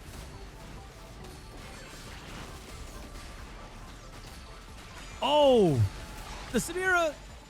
Oh, no. Aesah gets the win over Ripple as well. That's a pretty big swing. Phoenix is dropping off too. Again, these Twisted Fate players are just trying to play for placements. So Phoenix knows that he was likely to go 7th. If he's able to get 6, that's actually really big. If he can outplace Malala somehow. Kiting is falling off the face of the planet. I mean, this is... Kiting actually is a candidate to go 6th or 7th as well, because we talk about this amp board and how it falls off late game. It's just so severe. And he kind of hit like everything as well. Is Goobums the win-out player? Yeah, Goobums and Wasian are the 2 win-out players for each team. Aesah, I don't think he has any real potential prospects of winning out because he's playing Vanguard Marksman and his cash out was just 4 costs. So he didn't actually get any like meaningful power. He just got a bunch of resources like gold and units. So I think Aesah is just playing for like 5th, 4th in the ideal scenario. He's going against his teammates. He's going against Phoenix and Goobums no matter what. Wait, that's actually really interesting. Until I think Aesah might be going against the Ghost. Or is he guaranteed? No, he's guaranteed. Malala's the Ghost. Okay, so that should be an easy round. That's actually really important for Team Wasian if Malala can get that win. If Malala loses to the Ghost, that's a really big swing in the opposite direction. This is Goobums versus Ripple. A huge fight for the potential of Goobums winning out. Big burst. Goobums stuck on a little late. Kiting lost. Phoenix is dead. And Malala gets the win. Team Wasian's in full control now.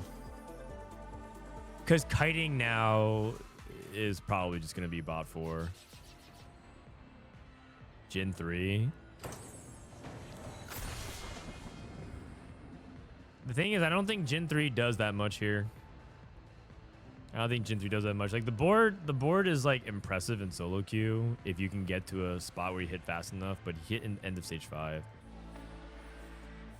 I do think Kiting might be able to scam a win if he positions correctly, but I feel like I've also seen him be on the wrong side in a lot of fights. He's on the wrong side for this fight as well. He needs to wrap. Like the thing about Nefir is that she needs to wrap and get to the back line ASAP. Although Samir kind of dives in, right? Yeah, it's not looking good. I think Kiting is dead. Goobums lost again? Oh, he lost to Aesah, so they traded HP. And so this is, I think that you have to remember that 4 and 5 amp is what got buffed about this comp. And so if he's just playing 3 amp, I mean, it's just not that good. I feel like Jin's bait. I feel like Jin's like pretty terrible. You just usually play Jin and then try to push levels, find Annie Samira, and then put the items onto Samira Annie instead. But he did hit Yumi 3, which is not bad. It's just, yeah, the comp like is just not very real. He must have hit Nefiri too early and felt like he could play around it. Which bruiser are you supposed to focus on? I don't think that like matters nearly as much as you're supposed to try to find the weak side and then try to get to the back line, because Nefiri wins by like assassinating. Oh, that should wrap it up actually. Samira 2. And so now they have 2 people who can win outs. They have Ripple and they have Wasian who can win outs. Archangels, so he can move Shojin. I should probably red buff. I think Brand really wants Shojin. Unless he wants to go guard breaker Samir, that's also possible too. He waits to see who he matches up against before he commits. Aesah has been rotating to Wasian every single beginning of each stage. Aesah's in a must-win situation. He has to win every fight. Both Goobums and Aesah have to win every single fight here. They need Malala to take the loss. Okay. And Malala takes the big loss. He's on the win streak. Goobums wins. Oh, Wasian lost. Did Wasian sack? I don't think Wasian positionally sacked. He must have sacked. He must have removed items. Oh no, he just lost. Oh, hold on a second. Aurora 2? That's big. You can move some of these items as well if you want. Goobums made it to 9 and found Zac 2. Oh, okay.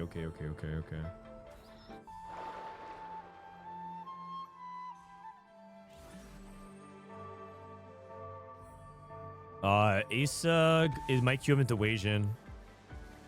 And this is the fight that determines who wins the game. If Aesah loses here, the game is over. He's going against Wasian. This is about expected time. Okay. Sejuani's dead. No second cast. He's focus firing. Oh. Wait, Aesah looks really strong. Aesah looks really strong. Hold on a second. Malala's beating Ripple. Ripple's trading for Malala. It's super doable. And so now what ends up happening is if Wasian or Ripple goes 5th, then it's whoever wins the game. Because then 5-8 cancels out 6-7. That's the same exact placements. So then whoever wins the game takes it. Ripple is going up against Wasian or Aesah. Aesah's going against... Aesah knows he's going against Ripple. Or no, Wasian knows he's going against Ripple. Okay, so they know that. Aesah is going against Golems Ripple. Oh, it might be Ghost. Golems versus Malala. Ripple versus Aesah. And so this might be for the game. This might be for the game. We need... both teams need them to win. Samira 2 jumping in. Zaya casts. Frontline not dead. Philios cast again. Big clump. Oh, and Ace is dead, but is Wasian dead? Wasian lives. Oh, man. That's crazy. I think Golems lost as well. Dang, that was crazy. Very, very close. Very, very close game. Like, if Aesah got the win, Ripple went 5th. And then they could play for the win out. And I think Golems can win, man. His board is insane. His board is so good. 10 HP. The 10 HP orb almost brought it all the way back. Golems can still win. Yeah, but even if he goes first, 3 of his team members are in the bot 4, which means mathematically there's no set of average placements that can... There's no placement variation that lets them win the game. Because you have to have more points than the enemy team for that game. Big play by Wasian Iverson to stop Aesah's cash out. Remember, if Aesah got a full loose streak cash out with the 10 HP with Cypher, he had 4 Cypher already. He had 3 Cypher at the beginning of the game, and then he had 4 Cypher at the stage 2 carousel. If Wasian didn't grief that probably was a win for the other team. That was a really important round. All right, NA bracket. We need the NA bracket. It's here. Cottontail versus U Jelly. Edit comms, scores, America. Man, I'm getting more dogged EWC, again. Brackets. Is Souls playing it? I think he is, actually. I think he is. I think we want to stay here for the next game. They are playing a game right now. We're waiting for them to start game number 2. I think they have to report it. In the meantime, why don't we look at how team... Why don't we look at team U Jelly? Well, actually, V-Replays might be watching the next game. Who's V-Replay watching? Oh, no, I think he might be watching the same game as well. Did you read Travis's tweets? Oh, boy. Oh, boy. Here we go. Post has been deleted. Guys, what's the tweet? What's the tweet? All right, let me hit ads real quick. All right, we got U Jelly. They might be in game 2, actually. Did they? Oh, U Jelly went second that previous game. Man, that's crazy.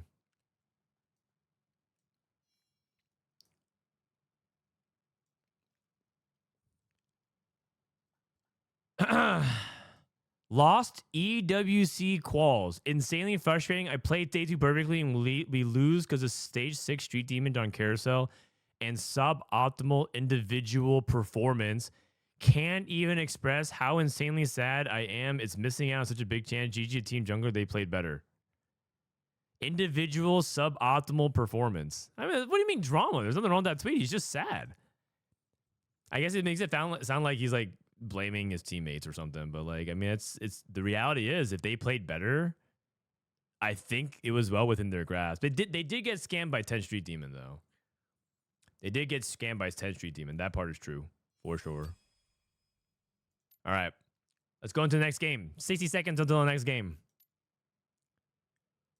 He said, "I played perfectly and my team is ass." I don't think so. I don't think that's what he's saying. Okay, I mean that's if you want him to sound as bad as possible, you can interpret it that way. I played day 2 perfectly and we lose because of stage 6 Street Demon on Carousel. He's saying he played on day 2. I played day 2 perfectly. But I mean, yeah, just you guys are kind of mean. This guy loses the biggest tournament of the year and he's like really sad, and then you guys are like making him sound like he's just flaming his teammates. I think he's just sad. He deleted it because people took it the wrong way. Yeah.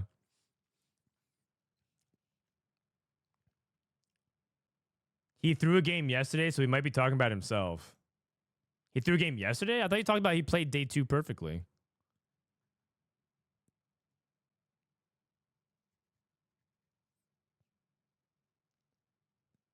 We are the reason Mort left. Ha!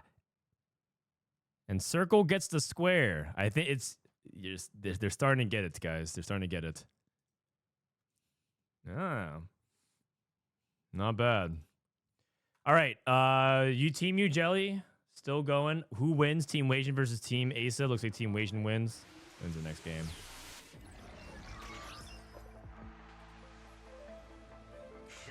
Augment rounds of move earlier this game. There's a lot of potential for some shenanigans with this.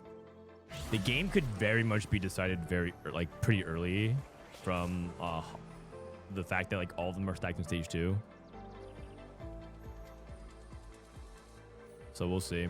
1-0 Team Wasian over Aesah. Winner moves on, survives another day, or survives for another round. The other is eliminated and goes home.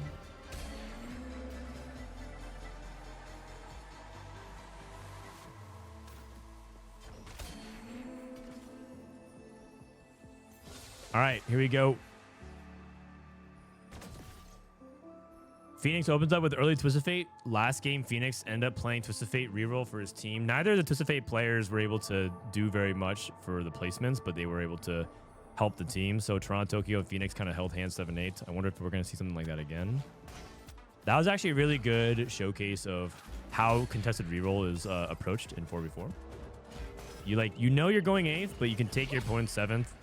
And who knows? Toronto Tokyo was kind of helpful as well, pressuring life total and sending players 6. It was very, very close. Seraphine 2 in the shop for Wasian. Milala. Got bruisers.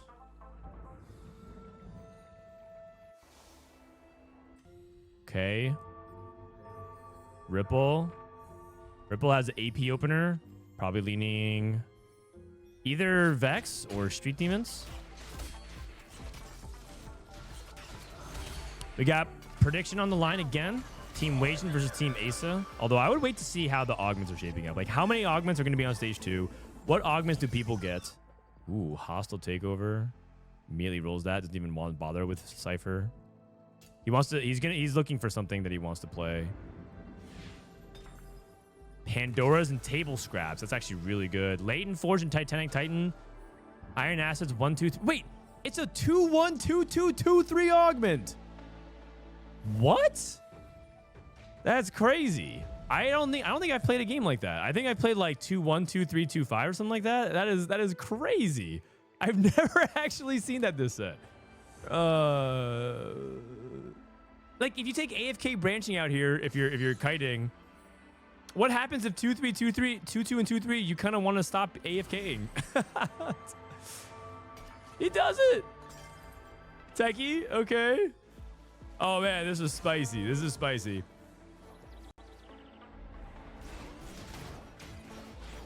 This is spicy. We have AFK and branching out, explosive war and support mining, which actually has synergy with AFK.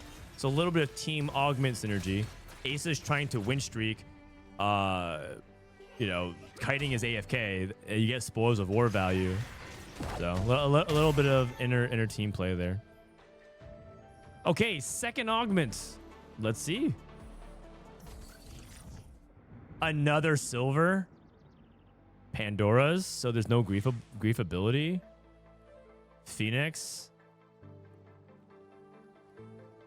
I guess takes Econ here. Oh, Vayne 2. Oh, wow. Phoenix hitting Vayne 2 early. That's the spot you can play Slayers then. Malala takes Young, Wild, and Free, Delay Start, and Latent Forge. Oh my goodness. Aesah.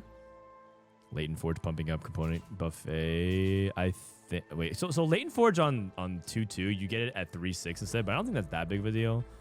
Board Directors, Eye for an Eye. This is Ripple. Titanic Titan's good for 4v4. Pandora's is also really good for 4v4. I'm thinking Calculate Lost Titanic. This is going to be so hard to keep track. But basically, some people are Titanic. Some people are Young, Wild, and Free. You could take the HP with Calculated Loss with Ripple Overdrive and sack for your team that way. Toronto Tokyo also took good for something. So he's playing bench components, I guess. Rage Blade here. So Rage Blade for Toronto Tokyo.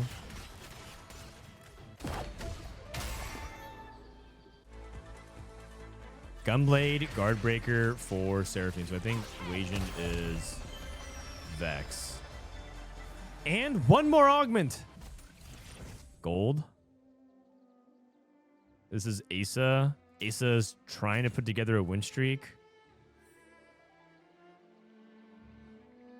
Support cash. Okay, into. I think treasure chest actually is good for tempo, but I don't think you want treasure chest. You might just take something else here. Like, I mean, treasure chest is like kind of awkward, but it is his best item for tempo. Because it's like his best chance of like winning fights, I think. You could also take like Eternal Flame just to keep it generic. Zeke's and backline everything. Yeah. Yeah, you could. You take Eternal Flame for the utility of items. Yeah, I mean, you could. But then, like, when this chain dummy runs out, then that becomes, like, less valuable. Also, he's... Okay, yeah. I mean, I can see it. I think Eternal Flame is, like, the safe pick. It's, like, fine.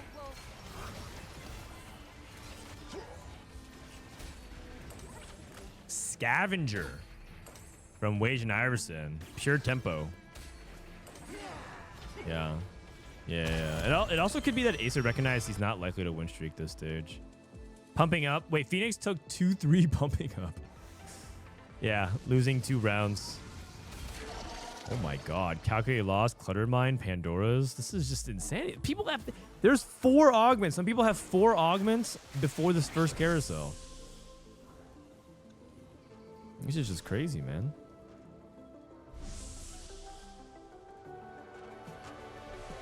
Okay, Toronto Tokyo takes a tier. No one's playing Cypher, right? Look at all these Titanic Titans. Oh no, Kiting missed his... He missed the item. He missed the item. Oh no, and they're stealing from him. Oh, Kiting missed all... Oh, he missed his components. He overshot the sword, and then Wasian, and they just came and stole his components. Oh, Lord. Actually, did he even want sword? Maybe he didn't want it. I'm looking at... He's playing techies. Okay, maybe it was all good. Maybe it was all good. But either way, it didn't look like he got what he wanted. It didn't look like he got what he wanted.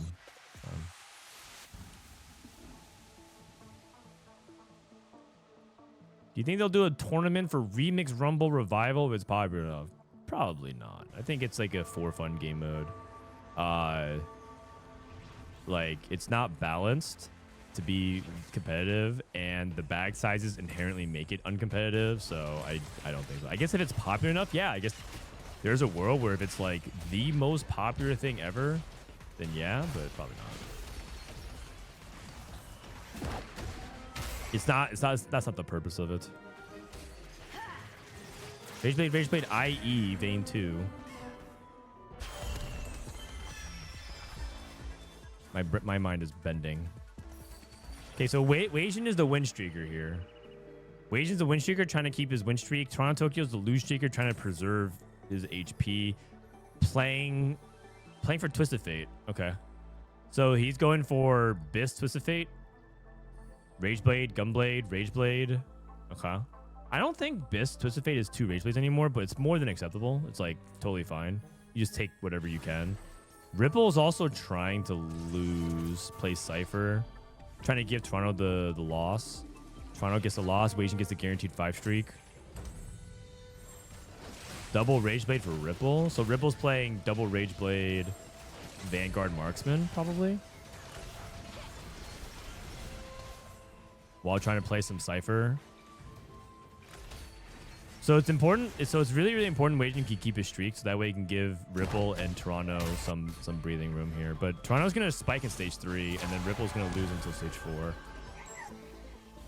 So yeah, right now the HP kind of favors Team Wasian, or Team Aesah a little bit more.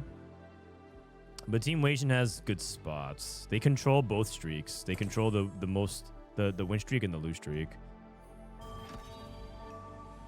Malala hit a Brand. Okay, so we have Brand here, Shojin, and Guardbreaker. Brand is pretty insane. Board of Directors. Goobum's trying to play into Vex, but with no tiers. Sam's Giant Slayer first.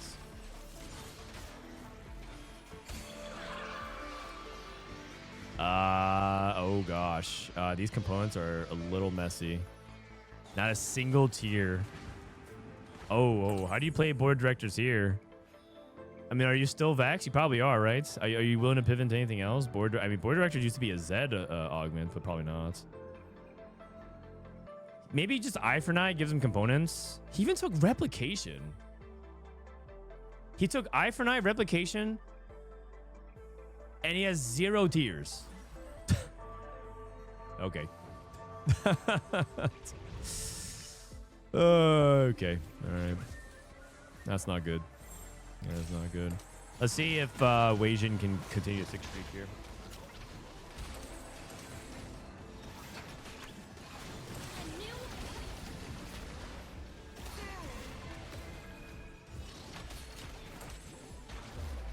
Wasian going up against Kiting. If Kiting can get a win, that's big for the econ, but I don't think he can overcome Vagar 2 items. With Scavenger giving items as well. Team Wasian full control. They're looking really good. They're looking right now favored to 2-0. No Augment. Remember, so like this is basically the strongest some people will be on stage 3. Toronto Tokyo levels and rolls. Looking for TF2. The earlier you can hit, the sooner you can stop. Does he have to keep going? You probably could actually stop here if you think you can win 1 or 2 fights and still make 30. Because you do have Jarvan too, and you do have like, you know, Jarvan with items. You should be able to win. He's going up against Phoenix. Phoenix is not weak either. But I think you should be stronger. Crown guarded. Jarvan 2 is probably just too much. Jarvan's still really good, even though he got nerfed. Wow. Not even close to killing J4. Crazy, actually. I thought that Phoenix would at least kill more units. That's a big win. Ripple. Gonna pass his first Cypher.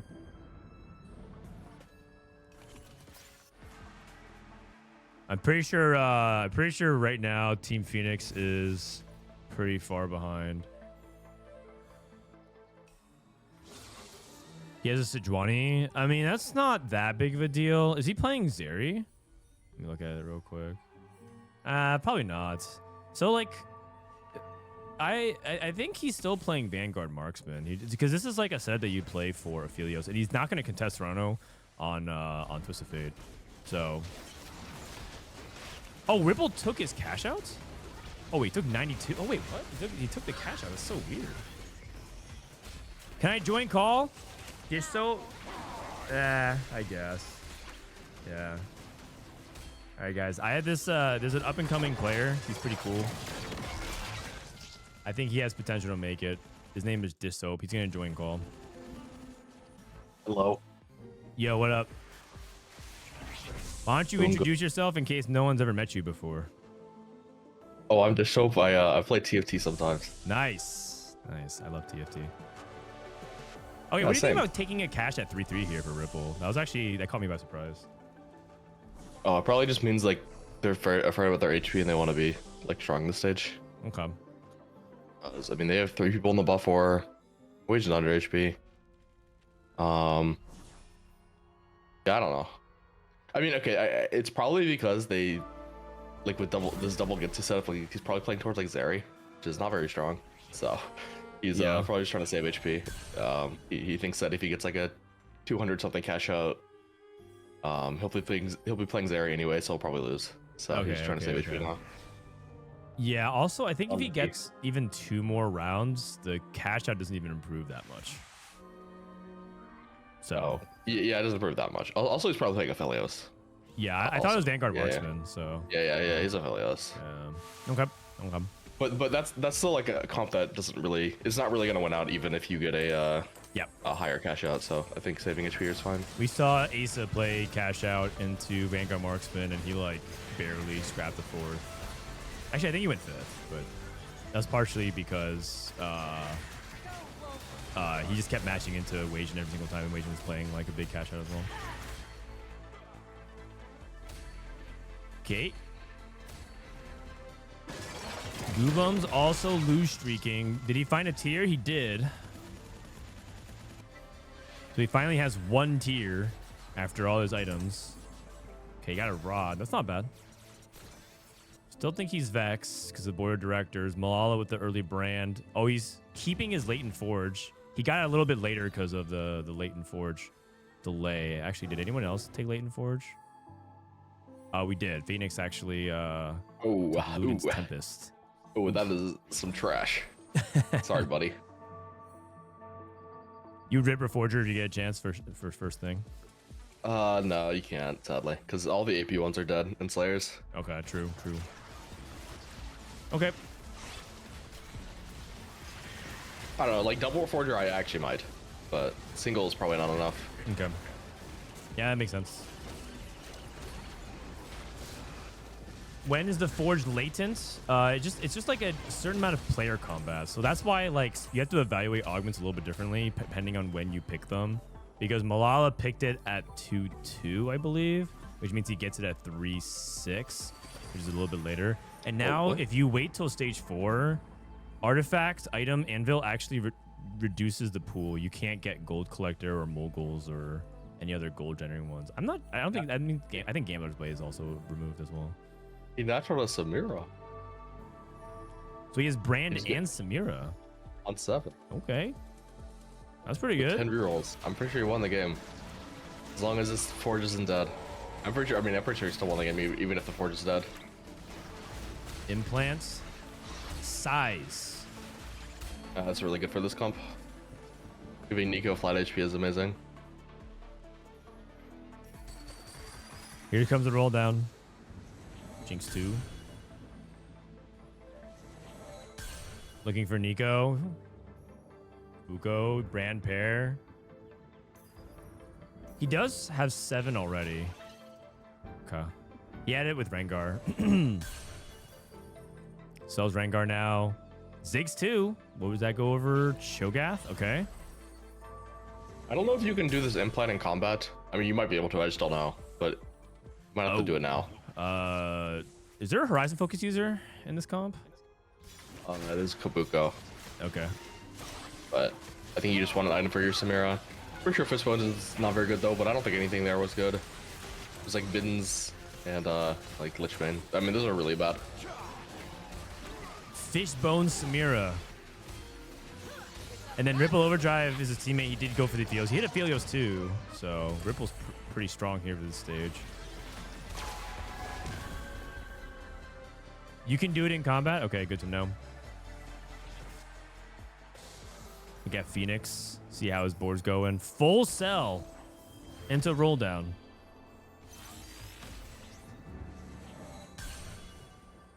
Picks up 2 legendaries. He could play 3 Exotech if he wants to. Oh, wow. He has the Exotech setup, though. Chassis and Hyperfangs.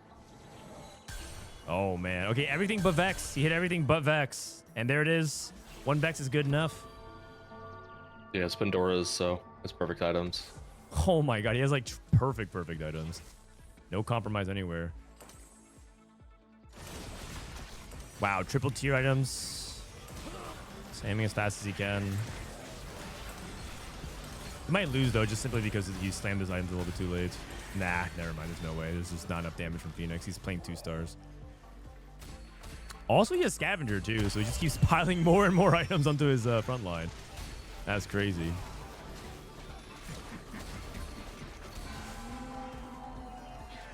Isn't Horizon Kabuko insane? Is it?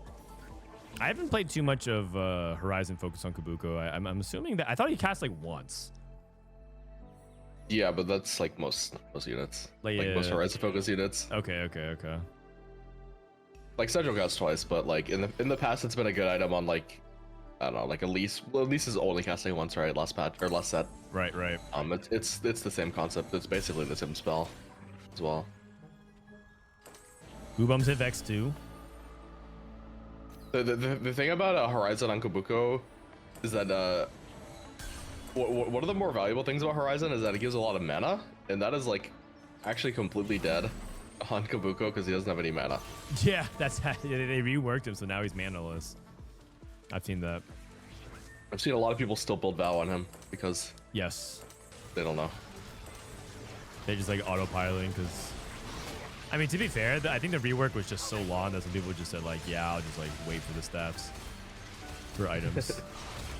I mean, like you don't have to read the full rework to know that there's no or mana, to like see that he has no mana. Yeah, you're right. You can just see it actually. It's visually represented if you look. You see how like everyone has like a mana bar, like Zaya has his mana underneath her. But yeah, I mean, some people, if you don't know to look for it, you just can't see it.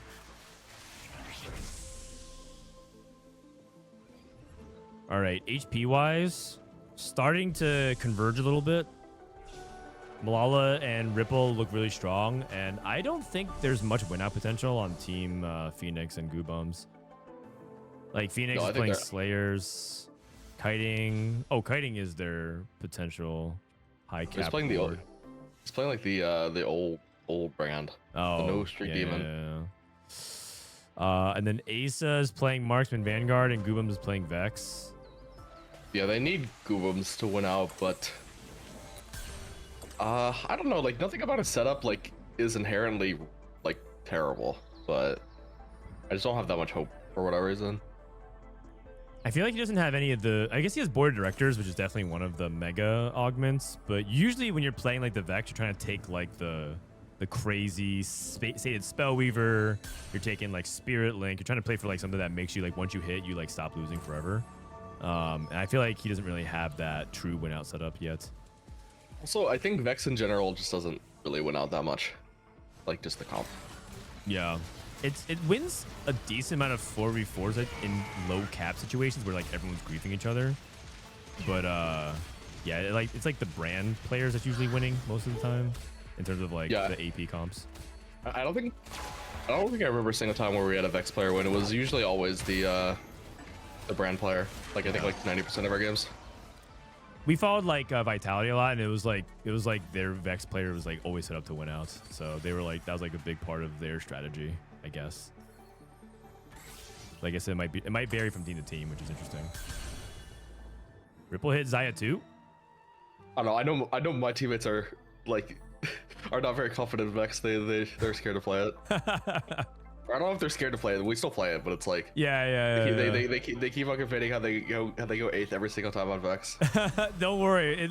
Every Vex player we look at, it looks like they're going 8th, and then I mean Wasian just won out too with Vex the previous game here, so it's one of those like interesting splits there. I think a lot of people agree with you, and I think there's also some people who just say, yeah, we'll play Vex even if it looks like we're going 8th. I mean, you must play it. There's not that many. Like, if you don't think Vex is like that good of a comp, chances are you don't think mini comps are good because it's still one of the better comps.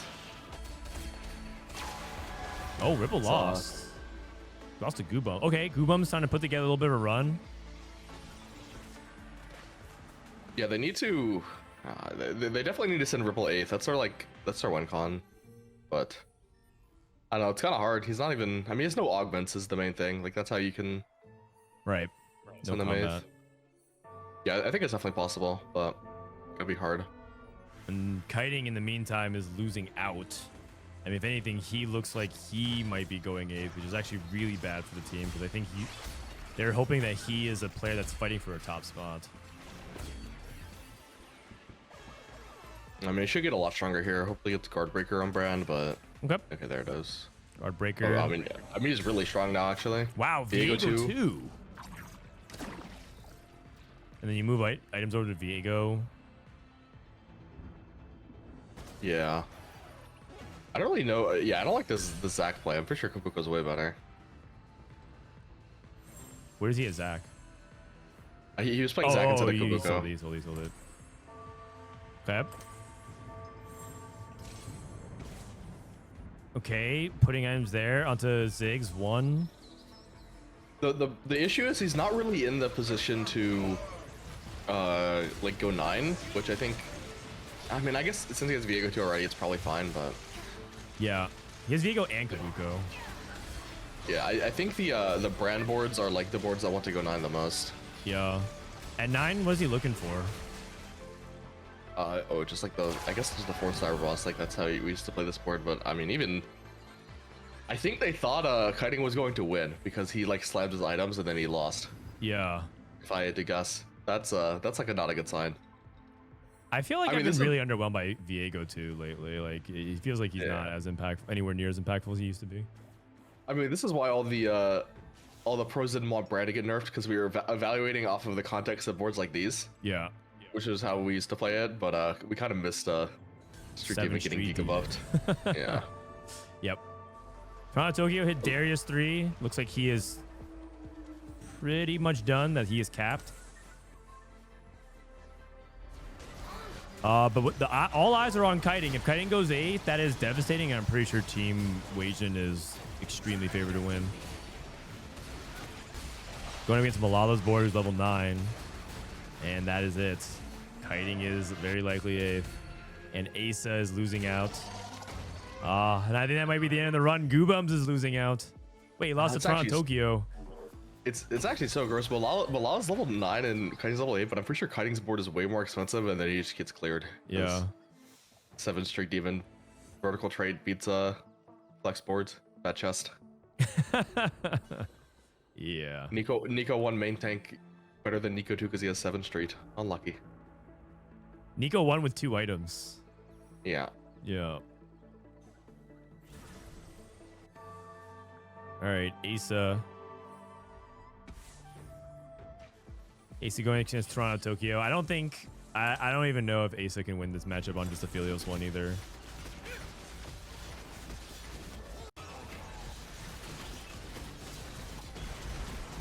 And right now, Team Goobum's main prio is holding this Nico, but like I feel like Malala already made it out, so like griefing his Nico too. I don't even know if it matters.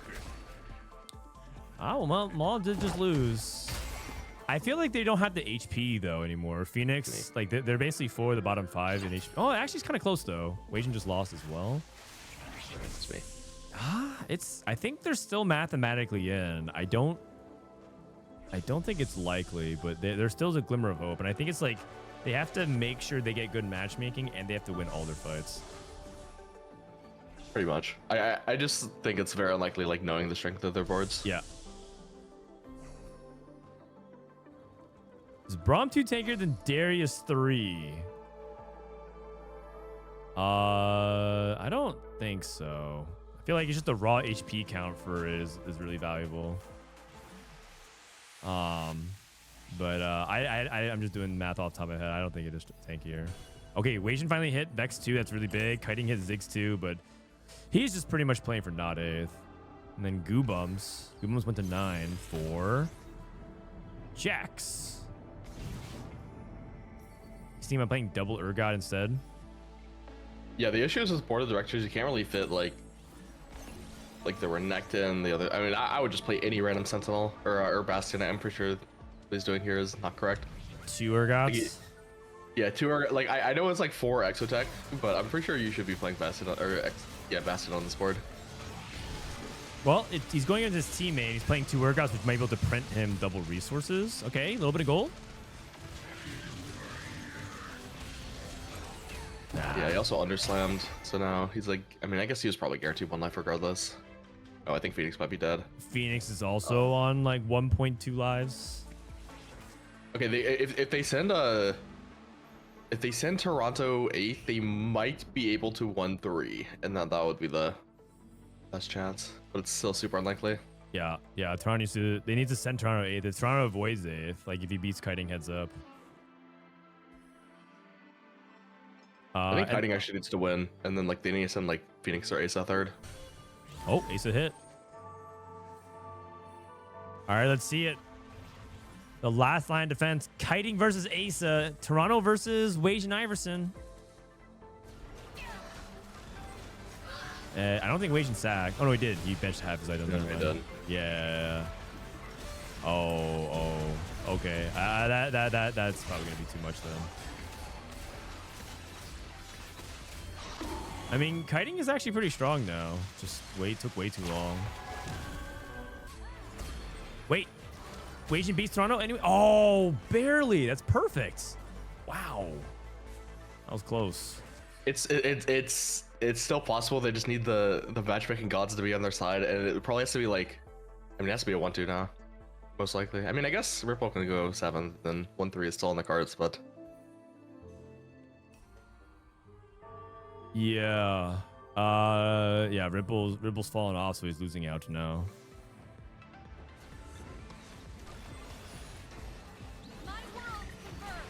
Also, there is the ghost, so it's about who they match up, who gets the ghost. Wasian looks like the strongest alongside Malala in the lobby. Ripple's also about to go to 9. Okay. Just levels for Dynamo. Level 9 is not generally that insane. Oh, okay. Wow. Hit Aurora and Kabuko. Not bad. It's a pretty good upgrade. I guess you could just take something for damage if you need. Maybe like Warmox for more tankiness. Not a big deal. I mean, you could. It probably is AP matchups. Oh yeah, that makes sense. Going against Kiting. This is potentially for the series win for Team Wasian. And the D-Claw is actually a really good pick. Viego 2 has a BT though. Viego finally landed onto the marksman back on. I don't think Viego can heal through a Xayah ult though. He needs to kill Xayah with his brand ult. Oh, he did. Okay.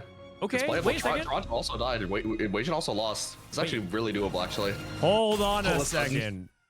Toronto. Okay, hold on. Wait, if Wasian goes fit, all of a sudden, I thought Wasian was gonna win. Oh, he sacked from Malala. Yeah, what happened in this game is that Team Wasian actually had to, like, even though they were strong, they actually stacked a lot of their high HP team to like keep their low HP players alive. And what that kind of does is it like bridges the gap. So if they like actually lose a couple of real fights, like this is why this is a little risky. If they actually end up losing late game fights to the other team, it just means they can come back. Yeah. Okay, so if Wasian gets the ghost, I mean now it comes down to whoever wins the lobby then, right? If I mean if Wasian somehow dies the ghost, it's over. Yeah, exactly. But yeah, so if Wasian lives, it's whoever wins the lobby. This is Phoenix versus with his teammates. Oh, I don't know if Wasian's winning. Oh my! Oh, that's crazy. And now it's down to Phoenix. Wait, Phoenix has to win the game. It's up to the garage. Wait, is he really the likely guy to win out? He just beat. I guess if he beat Kiting. No, the way we do this is like, I feel like trying to like decipher who has the best matchup is like way too hard, and you just both play your strongest, and whoever wins gets to play for the win out. Yeah. Maybe Garage Guy has it. He has Vayne 3, Senna 3. He needs something better to play than this Braum. It's just 5 Vanguard. Oh, he's letting his Zed just take the aggro. That's fine. That's fine. Okay. Zed didn't land on the Vex. I think that's what he wanted. Ah, he did. And he has his backline away from this bunny. Oh, the Urgot is like. Oh! Wait! He's cracking through. He's cracking through. Jarvan! It's Luden's diff. Oh, Wasian's dead. Wait, garage guy. It's the garage ult. Malala should have 2 lives though. Malala has first pick. Redemption. If Phoenix can just get something over this problem, like a Renekton or like I don't know. I don't know. Like Gragas 1 stronger, but like Renekton for sure. Glove. He has an open component. I think I think Val's probably better, but like this is fine. Okay. He's rolling. Okay. Jinx 2. Oh, he had Samira 2. He remade Jinx for Samira 2, and now he had Jinx 2 again. Yeah. Pumping up scaling. I mean, Phoenix did a really good job positioning. His Z items are much better this time. Last time was Rageblade Shiv. Spreading out. The thing is, with this Exotech setup, you can make the Zed walk up a hex, and then his angles are really terrible. Got it. Oh, here comes Samira. Zed's still alive. Front line's down for Malala. Malala has no combat, by the way. It's all econ. Bane has a very good matchup into Brand. Oh. Like with the Slayer healing, it just heals out. Hold on a second. I think he's doing it, man. I think Phoenix is winning out. You'd rather just play another Vanguard than any other 5 costs here. Always believe in the garage. Yes. You guys mocked him. You made fun of him, but look who gets the last laugh. Like legitimately really good Zed items. Also, when you're against this Street Demon setup, you always middle your Zed. Okay. Even though you like don't normally middle your Zed. Interesting. Because otherwise he just walks up and then ults ults frontline. It's so bad. Is it possible for someone to walk into Zed though? Like, because it's like a 50-50 on who walks up first. No, I think Zed usually walks up first. Okay. I mean, he hit the Ziggs, which is fine. Senna died. Fish bones. Ah, the fish bones. No. Oh no, the fish bones! I think killed it. It's on the base. Jarvan's killing the Brand. The Brand's dead. You just need to kill the Samira. Oh, he did it anyways. Oh my goodness. Wow. Garage mode. That's crazy.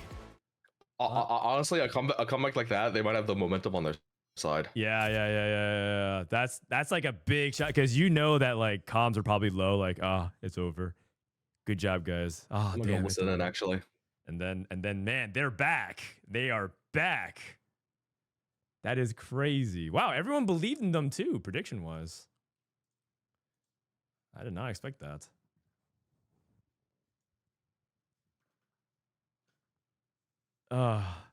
Kiyoon join call. Oh yeah, Kiyoon, you want to join? That would be fun. Man. How was your 4v4 run in general? We watched obviously from our point of view, but what was it like morale wise? Did you guys feel like you were always control? How do you think of the field of competition, level of competition? I don't know. We were always like really confident, and I think we like remained so the whole thing. But I don't know. We lost our first match versus like players that we wouldn't expect to lose to, and that like kind of scared us. So, but I don't know. We managed to go through that. And, yeah. I feel like these chilling. Masters players have some hands, you know. So some of these guys actually played pretty well, I would say. All things considered. I mean, I don't understand. These guys know something about Aphelios we don't. Like it's Pandora's making BT on stage 3 into Aphelios, and then somehow just like almost winning out. Yeah. I just don't get it. I'm at the gym. I can join in 20. Okay, sounds good. All right, we'll have Kiyoon join. Looks like you Jelly. Did they win? Let me see. We can actually look at the quick bracket update. So refresh. Team Panny Andrew still going on with TNI Saint. BO still going on. Team Cottontail gets the win over Team U Jelly. Oh, U Jelly eliminated. This is, I think, the Argentinian team. Cup. Team Wasian versus Team Phoenix is still going on. This series is still going on. No series actually ended, I guess, except for Team U Jelly. Oh, Team Robin won 2-0. Cool. So that means Robin will advance to play the winner of Hard Puzzle and Laharo. That's a Brazilian team. And then Robin. I mean, Robin, I think Team Robin is very favored in this part of the brackets, although any upset can happen. Man, I'm getting more dogged again. Team Brazil, Team Liquid Brazil. I think Team Liquid Brazil is probably, like, Loki might be the best team in the lower bracket. They are very good. And they almost won. We played against them. I think they were going to win most of the time, and then we got lucky or something. Yeah. Okay. I think we got lucky that I think they misplayed, but I mean it's kind of hard. Was it when I think we watched the end of one game. It looked like they accidentally killed one of their teammates. I think it was like a Vclf or something. Accidentally won. Yeah. The thing is, like, they basically had 2 win-out players, on stage 5, 13 and 16 HP. The 16 HP guy basically is like, if the 16 HP guy sacks, he basically is never gonna lose because they're not gonna get 6-0'd. But they accidentally had the 16 HP guy win and kill the 13 HP, and then it was just really easy. Got it. We watched another misplay like that where I don't know if you caught the end of EU, but they actually had something similar where they accidentally did that, and then that like completely reversed it, and that was like the last game of the last series to win it in. It was brutal. What I assume happened is that they thought the 13 HP player was just way stronger than the 16 HP. Yeah, that's probably what happened as well. You watched that game? Yeah, I was there. Can we watch Solus? What team is Solus on? Oh, he's on Robin's team. I mean, we can maybe. It just depends on the matchups, like who's playing whom. We want to watch the best match. You guys want to stop this? We're about to watch Game 3 of Wasian versus Phoenix. You want to stop this to watch Solus's team? That's what some people in chat want. Just stop in the middle of this series. Okay.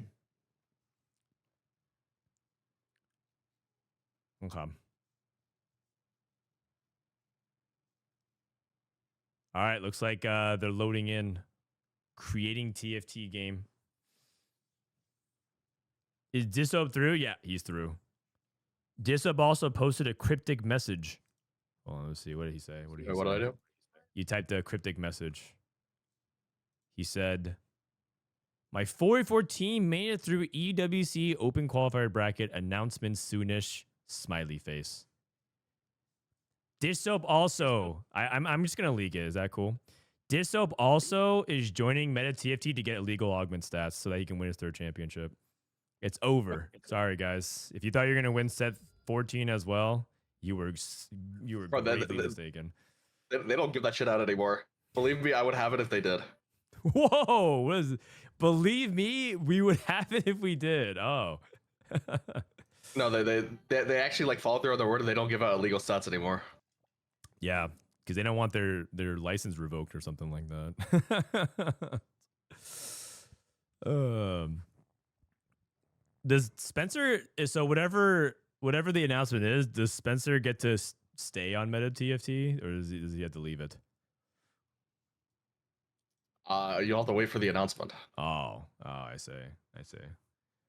1K PayPal me right now, or I leak. Oh. Wait, Kiyoon's at the gym. I don't think he actually means it. He doesn't have anything to leak. Nah. I feel like this Kiyoon guy knows.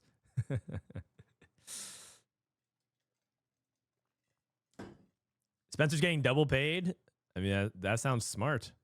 That'd be like if I had TFT Academy and also I was getting double paid. That just sounds like business savviness. The meta deals were just for Macau, and he's probably too lazy to change it. I don't think so, actually. When you look at meta TFT, no, that's what it is. Oh, is it? Oh, yeah, that's what it is. they still use his picture for the augments. He's not on the team. He's not on the team anymore, so he doesn't have to put his name. Like, he doesn't have to put his name in the account, or his account name to meta. But I see. They still want to do like the tier list and stuff. But that's not like he's not like signed to their team anymore, if that makes any sense. Okay. Well, because I look at the augment section and stats, and it says meta expert Spencer TFT. So I was going off of that. Yeah, he's the meta expert, but he's not on the meta team. I see. There's no team anymore, is what you're saying. No. What do you put in D tier? I'm never taking these. Meta expert. Dominant. Is this augment still in the game? I've never actually seen this augment. It's I think it's a black market one that can only show up on 2-1. Okay. So Yeah. Can I join call? Prestivent? Absolutely. Come through, man. 2-star, 2 cost. 2 cost, 2-star. oh, I think this is legit one of the like worst portals they ever introduced. No flame. Hello. What up, Prestivent? Hold on. You're kind of quiet. All right. Can you say something? Hello. Okay, Hello? Prestivent. Dishsoap said 2-star, 2 cost start is one of the worst portals they've ever introduced. Do you agree or disagree? Oh yeah, I don't really like it. I mean, yeah, I don't know. I don't like it. I think if you don't like, you're really looking for a frontline one because most of the times the backline unit you have is likely not gonna match up with your items. So you're kind of just some people will just giga high roll their openers and 10 streak, and then Yeah. otherwise you're left with 5 gold, which is not very good. I don't know what you're talking about because I've only played this once and I hit Twisted Fate and I had Rage Blade, so I love this portal. It's great.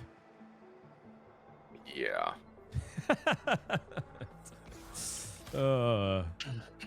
Okay. So who has the best one? So you're saying Vayne here? Like, this is exactly what you're talking about, right? Vayne, 4 copies of Vayne, but like, what are these items? We'll see. Maybe take some item fixing if you need to play into it.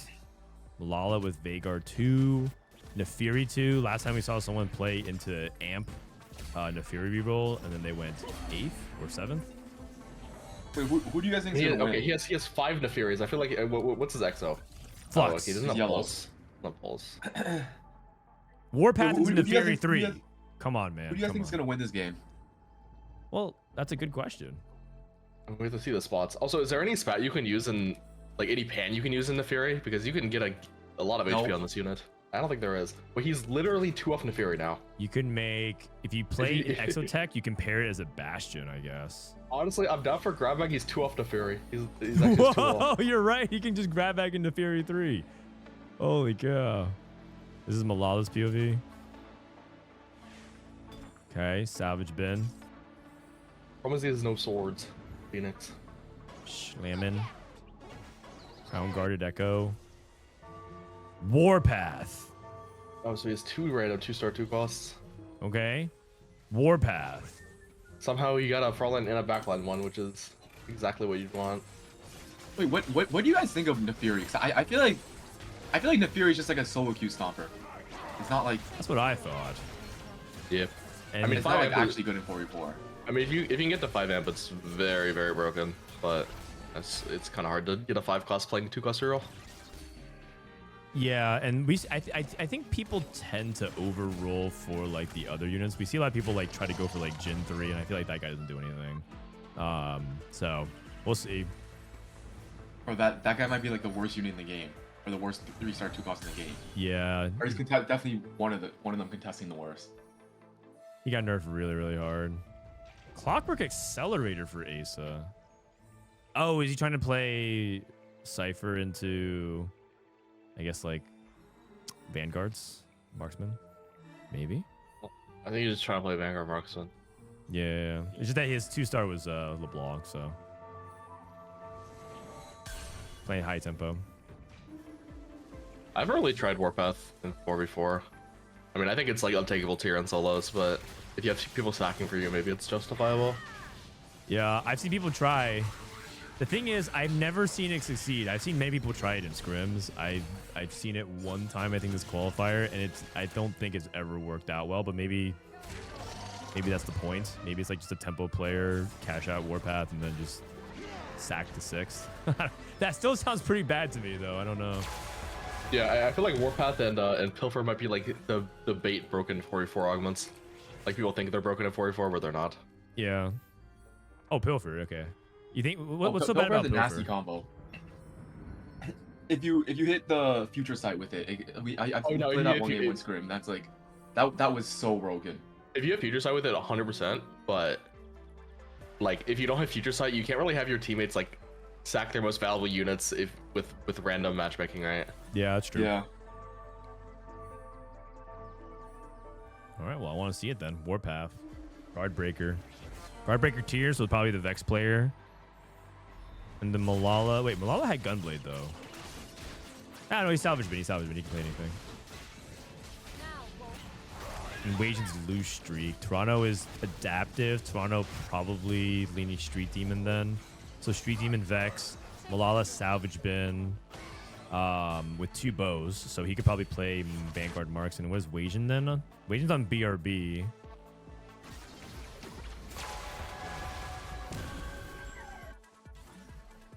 BRB with 4 Veins. So he's taking that and hoping that he can maybe take some Slayer tempo. There's a Vayne with the belt. I don't know if he wants to take that versus just a guaranteed bow. And Kiyoon takes that, so does he take the Vayne instead? Takes a cloak. Okay.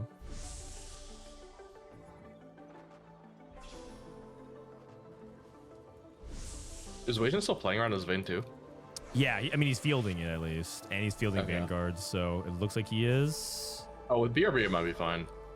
I mean, I literally did this on solo queue last night in this portal. I got Vayne 2, and then I didn't have a bow with it. I was like, okay, I mean, surely with the Vayne 2, maybe I can use 4 Slayers. And then I was like jammed a QSS on stage 2, but then not work out really very well. Sag. This Vayne unit is not great without Troopus. Do you? I guess we wait here until end of stage. Yeah. We pop. I mean, I usually end up popping 1. Okay. Oh, I actually think you're supposed to. You can pop both. Because he has all 3, or he has 3 of the other team in his pool. Oh yeah, that's reasonable. Oh, Yeah. okay. That's good heads up. Yeah, I mean, he actually could win too. If Yeah, he can easily win 2 the same. Yep. And it's like if he hits like two of his teammates, it's like it doesn't look like any of them's going for a win streak. So most of them are probably just looking for like a 2 win into neutral if they can. His items are solid to at least win these fights. And we've seen people kind of like ignore Vayne as well. Like they play Vayne temporarily, then eventually they just go like Center 3, J4 3, and that's how they've made some Slayers work. At Dishsoap Nuke. What's he talking about? Oh, he wants us to put a lot of money on a NBA game. Oh, can you stop being a bad influence, Soju? Come on, man. Did you see the video just so the dog says the Rockets? The dog says, oh no, they're literally predicting their bets on who a dog puts a ball in a hoop. Like the dog is at the top of the stairs, he drops a ball and it goes in a hoop. Yeah, I'm sitting out of this one. I feel like, yeah, I don't know about either of these teams. You guys are such bad influences, man. I don't want our world champ to be homeless in an alley asking for $5 to put on the Warriors.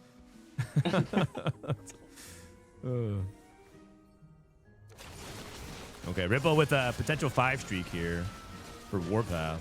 Didn't the dog say Lakers in 6, did they? They did. Well, here's something that's going to blow your mind. Dogs probably can't predict sports playoff results very accurately. But the thing is, there's no way the dog is 0 for 2. Okay. Ripple and Malala both streaking. Really big. Warpath. Kiting shop glitch. Not buying TF? Okay. I mean, this looks like a TF spot for sure.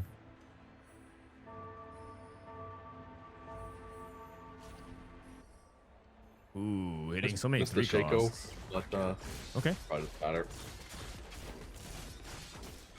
Yeah, because he has 3 Syndicate anyways.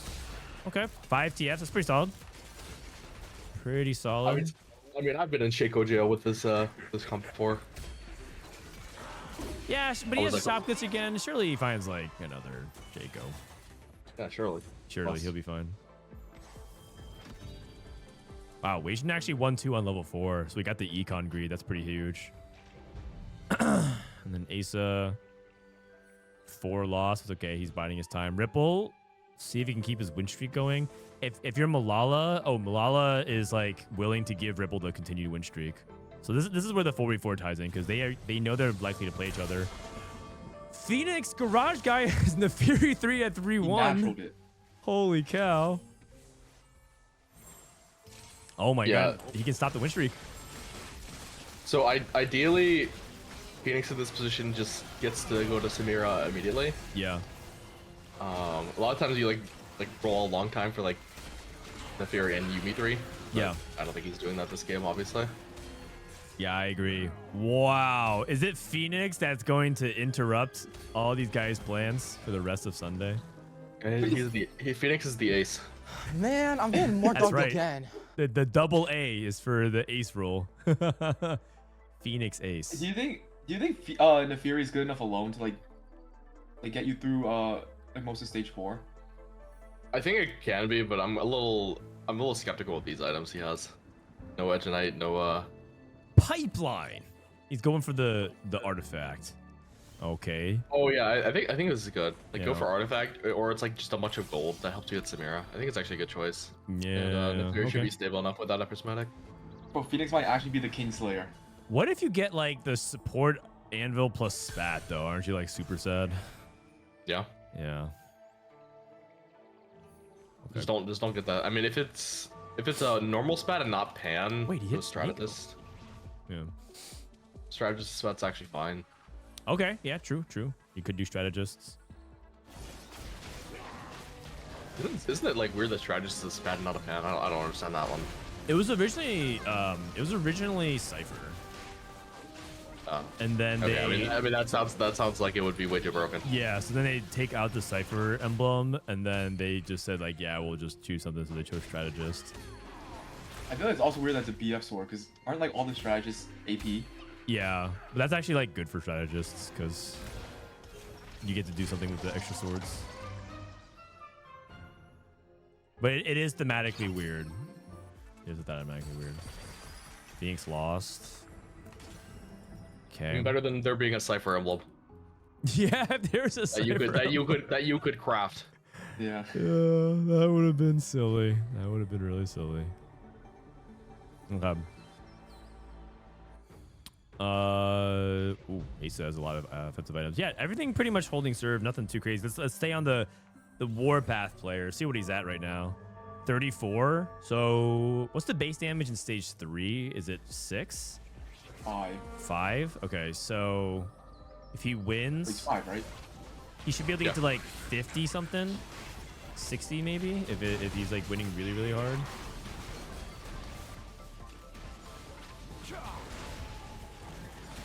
This Robinsongz augment's really good because it means like if he wins, he'll be winning by more because he has more frontline. Yeah. Although this Echo is going, okay, never mind. The Echo is kind of going infinite there. Yeah, I actually don't see Echo do usually that much, so Crown Guarded Echo, Blazing Soul, not bad. Like Echo's just one of those classic like flat heal units that just fall off super hard late game that they can't really, they're never really good. But like stage 3 they can be okay. Golems gets a cloak on his Ziggs. Phoenix gets another Nico. He's on Nico pair. Yeah, you know what? What if Phoenix just hits Nico 2 on 6? Law can take anything he's salvage bin. The sword is the really good thing. Oh, Items true, are true, true, good. true. Yeah, he actually lost the last round. Lost the last 2 rounds actually. Yeah, he's down at Prismatic, so it just makes sense. Toronto, level 7. Okay. Movable objects. So kiting is TF, and I don't think they have a TF player on the other side. And then Goobums is the AP player. Ripple continuing his Warpath streak, 41. You're only halfway there and it's this late. He I love won this every augment. fight too, basically, except for one. This augment, something. Well, a couple of the fights have been kind of close, so he's like not dealing max damage. Yeah, this is definitely a lot of damage, though. This is what you're talking about. Garner stays alive, keeps everything alive. Toronto, Tokyo. All right, what are we at? We're at 52. You know what? That's not too bad. Win one more. We're in the 60s. Okay. Rom 2. I'm pretty sure he's catching out because it's also pretty easy to coordinate. Or like if you can coordinate with your team, if there's a lot of them in your pool to like if they're playing on 4-1. Yeah, they'll just get removers. But the thing is, it's like, yeah, if it's not like exactly on 4-1 and they're sacking anyways, it like it's kind of weird to take HP from them if you're the highest HP, you know? Yeah. Usually it wants to be the opposite. This wasn't like a heavy econ lobby though, right? So it's like I feel like most people probably form 1. Yeah, I think so. I think actually, I mean, not really. I mean, everyone's up like a 2-star 2 cost on stage 2. That. Yeah, but I think most people. I don't think there was a single 5 loss because Wasian was like one of the lowest HPs, like going in and he was 2 win. Yeah, maybe. They say happy birthday. All right, what are we at? What are we at? 60. Okay, so you have to win 2 fights basically in stage 4. Yeah, it's doable. Well, I'll hit Kabuko on 7. Oh, wait. Kabuko on 7 with this. Nah. He's still committed to Vex. I mean, I feel like you should buy it and then play. Like, if you just hit a Cho'Gath 2, you just play the Cho'Gath version. Ah, yeah, true. Cho'Gath. I've seen a lot of people play Vex with Cho'Gath now. You can tie in Urgot.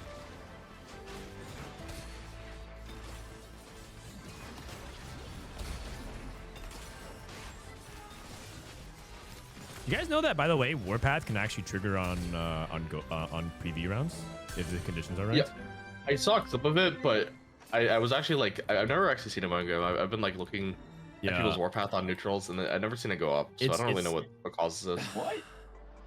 Allegedly, I think it's like if you fight like a ghost player, and then it goes into creep rounds, it like counts PV or something like that. Oh. I'm not entirely sure though. Toronto get rolling down. Nico too. Okay, big hit. No backline damage though. Where's his backline? Wait, did TD get a golden eagle from a blue orb? He might have, yeah. Because I don't know how he's got his duplicator. Oh, we missed the Phoenix cash out. Sorry, the Phoenix cash out was Silvermere Dawn. Pretty good. Doesn't really have S9 money though. Not yet. He definitely has to roll name for like Annie and Yumi. Maybe he just. I think so. I think Silvermere's like good, but I don't think it's one of the gigas. No, I don't think. I think like you want like Prowler's Claw Trench Coat or something. Spectral Cutlass is the one people go crazy for. I don't understand why Cutlass stats are so good. Oh, watch your shit. 125. 125. Oh. Oh. I mean, Cutlass stats are usually really good, but Cutlass is like a minus 1.3 on the Fury, which makes no sense to me. Like part of me thinks it's like bugged or something, because like it has stats for something that might be bugged. It's like, yeah, because 1.3 in general is just so high. There might be something. It could be that good, but also it could be something like working even stronger than intended. Get to Zonia's calm. Do you think it could be like, it's like there's been like 1.0s in the past, but it's like there's like a slight like solo queue Cutlass inflation. Yeah. There's definitely part of it. Cutlass is just really good at farming low elo. Or just like weaker players were not scouting. No, Cutlass is always inflated, but I've never seen it like this good. Like this is like twice as good as I've seen it in units in the past. So it makes me think something's a little fishy. Honestly, I can see it. Oh, wow, the Fury is doing so much. What the heck? It's because of how fast it's killing the tank. It's just like getting it just goes immediatally backline. Oh, he's Phoenix is actually the Kingslayer. Oh my it's over. god! I actually think he's actually the Kingslayer. I think this comp is so OP if you hit the Samira. I think he's in like an amazing spot. Oh my god! He's a dead Mordekaiser. Probably just play like Gold Box or maybe even Vex for some. Just another. It's definitely not Mundo. I'm down for like literally anything. J4. Okay, I mean, surely play J4 too. You have Gold Nox. Another strategist. Sure. But I think they might want to like be briefing these J4s. So I don't even think it's like that bad to hold. Whoa, okay. So here comes Samira. Another ult. Oh my god. He just basically drain tanked that. Not bad. Yeah, and then once he gets items with Samira, he'll be super stable. Yeah. Hello, buddy. Oh, it's Kiyoon. What up, Kiyoon? It's garage mode time. It's Oh, he's garage actually mode about to- time. He's actually about to take out like the No, two he's gonna- potential like, world champs. He's gonna dropping ult a again. garage nuke, like straight up. Garage Oh nuke. my goodness. Oh man. Ults off CD. Oh my god. You know what's crazy? What's up? Okay, I actually believe in the team Golems. Like yesterday, there's like 10 of us in call, and then I was willing to make bet against like a garage team versus Wasian team. Oh yeah, you did. I think I was there. Why, Yeah, oh, why I are you think you so were there, yeah. confident? Why are you so confident in them? No, I feel like when a team just goes through like a whole like like breakout, like just good things will happen. You know. Oh, like the Senna argument, you mean? Oh, yeah, they were. Yeah. The Golems team was arguing on, Oh, I call, think on stream yeah. for like 30 minutes. It was hilarious. Okay, Oh, like they were getting just into it? they Okay. missed it. Yeah. They played like 10 hours of 20 yesterday, and then they streamed for like 2 or 3 hours afterwards the 20, and they're on live for like 13 hours, and the whole time they're just arguing about the most pointless things of all time. For like That 2 sounds like hours a straight. Goobums ult. That's the Goobums ult. It's the Goobum kiting. These two are the biggest yapper. They were just 1v1ing the whole time, and then Phoenix Yeah, just sitting there completely yes. silent, and then he just drops the nuke. Yeah, Aesah every like 5 minutes just open his mouth once. It's like, guys, I think both of us are right. We're talking about the same thing, and then they don't even care. Oh, that makes sense. Ripple That cashed makes out. sense. No, I think that's actually good. It's like healthy for a 4v4 team to like make sure they don't leave stones unturned. And that's like one lesson I think I learned from Fnatic last year. Is I think that we should have probably had a session like that too. Yeah.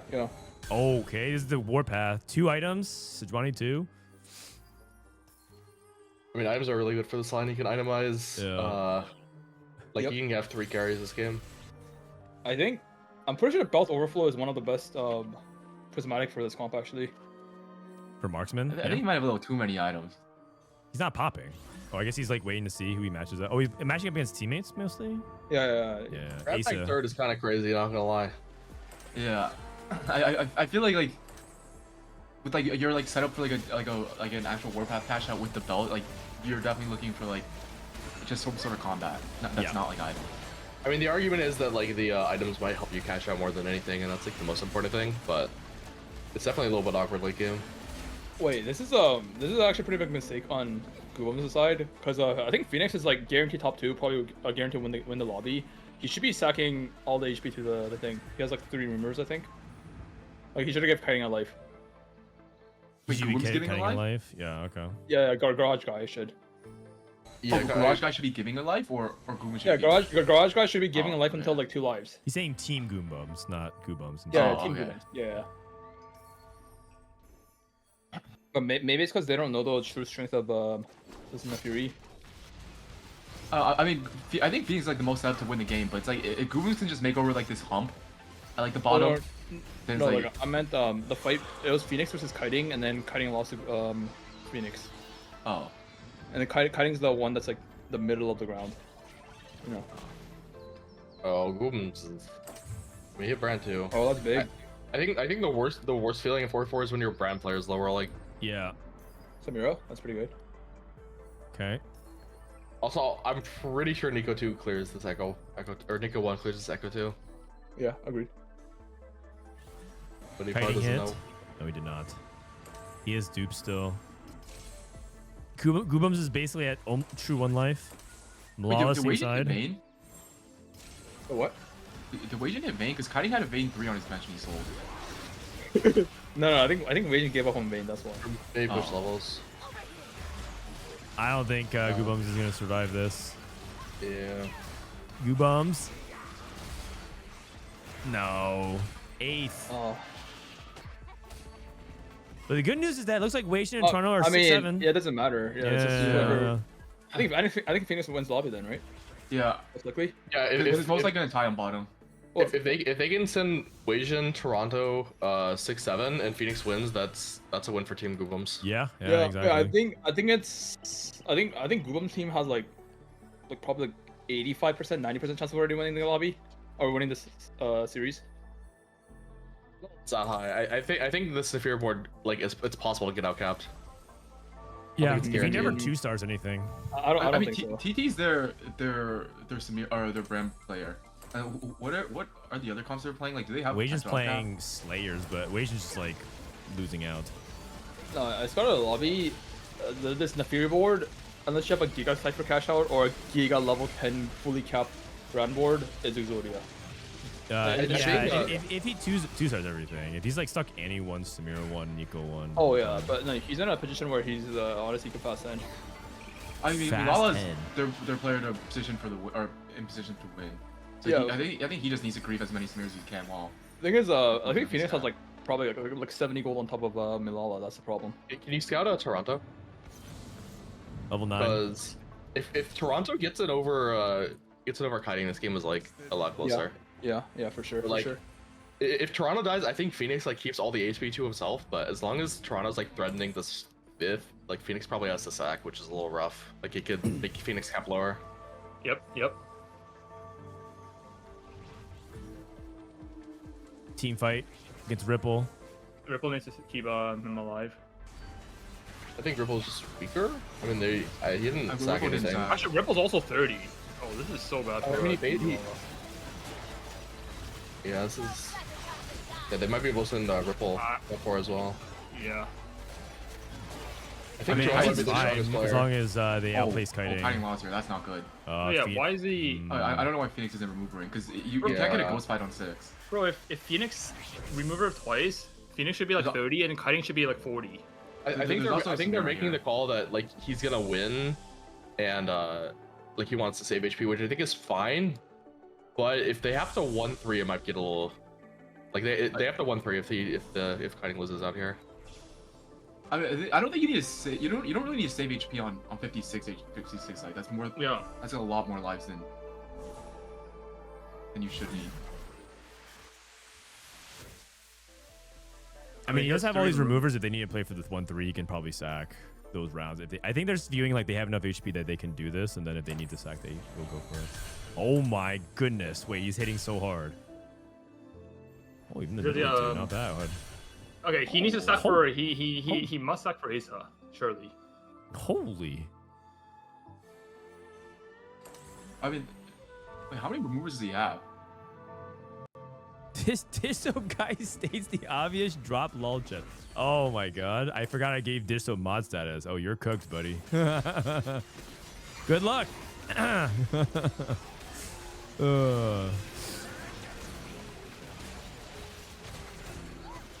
You just say I'm saying the obvious with the team in there. I feel like it's not very obvious.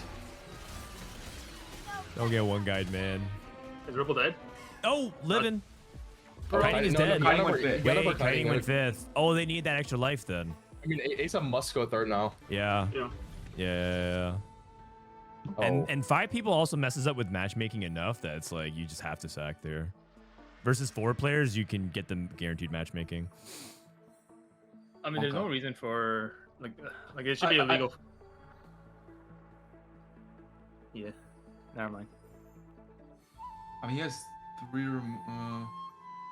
Do you think Phoenix is supposed to remove her here? If he has like, he is, right? Because it's like I feel like you just have to take the gamble that like. I think so. I mean, the thing is, Phoenix should have gave every single life all the way until 18. Yeah. Like from stage since he hit Samira and Nefiri 3. Like no joke. Yeah, what does he say? I feel like he has too many removers. He's 3 removers. He's about to get a 4th one. No, he's saving his own life to like guarantee he caps out his board. But like the risk of that is that it forces his team to go 3rd, which okay they did. Oh, it's over then, right? And so now basically he's at the Malad to win now. Yeah, so like this is the like this is the good side to not sacking any HP to teammates is now Phoenix has all the HP and time to work with to cap out his board to the highest and guarantee the win. Wait, if they got kiting on top of like if kiting went top order, they just play for triple top order though. If they would have won. Yeah, but well, I don't know if kiting was. I mean Toronto I think was like 2nd strongest in lobby. Yeah. Oh really? And he almost beat Phoenix. I think it's like a little risky. The risk of the way they did is that Aesah might not go third, but he managed to do it. So I think they're in the. Aesah was at 29, so I think even if they lose one, they had the ability to play for that way, because if you went down to 1 life, he still has removers. Alright, that makes sense.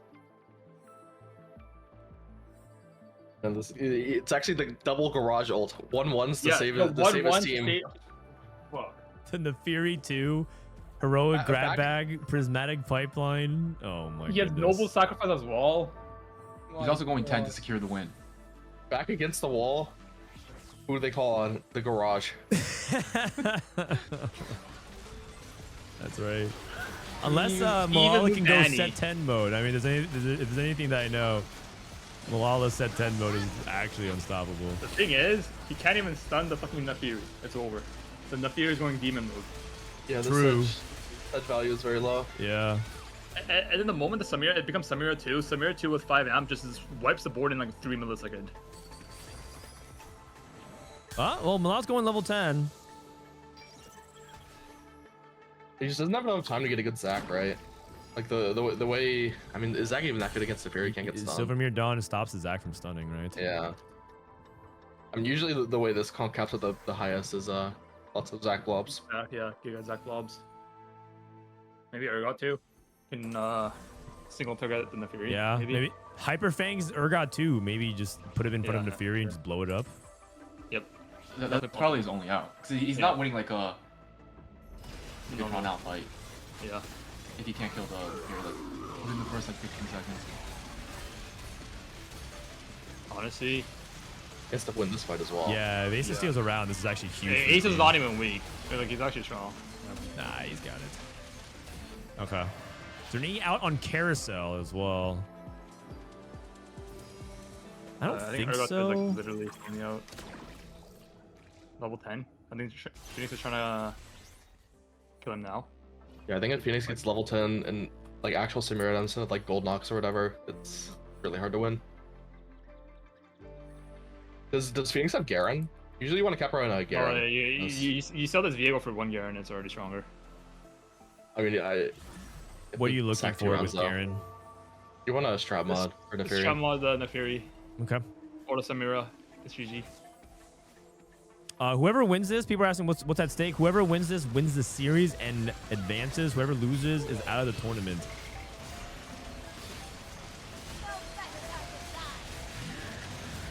And it looks like this Nefiri is just not dying. Oh, that looks a lot closer. Oh, yeah. He still has Zhonya's though, and Edgenite. Right. Oh!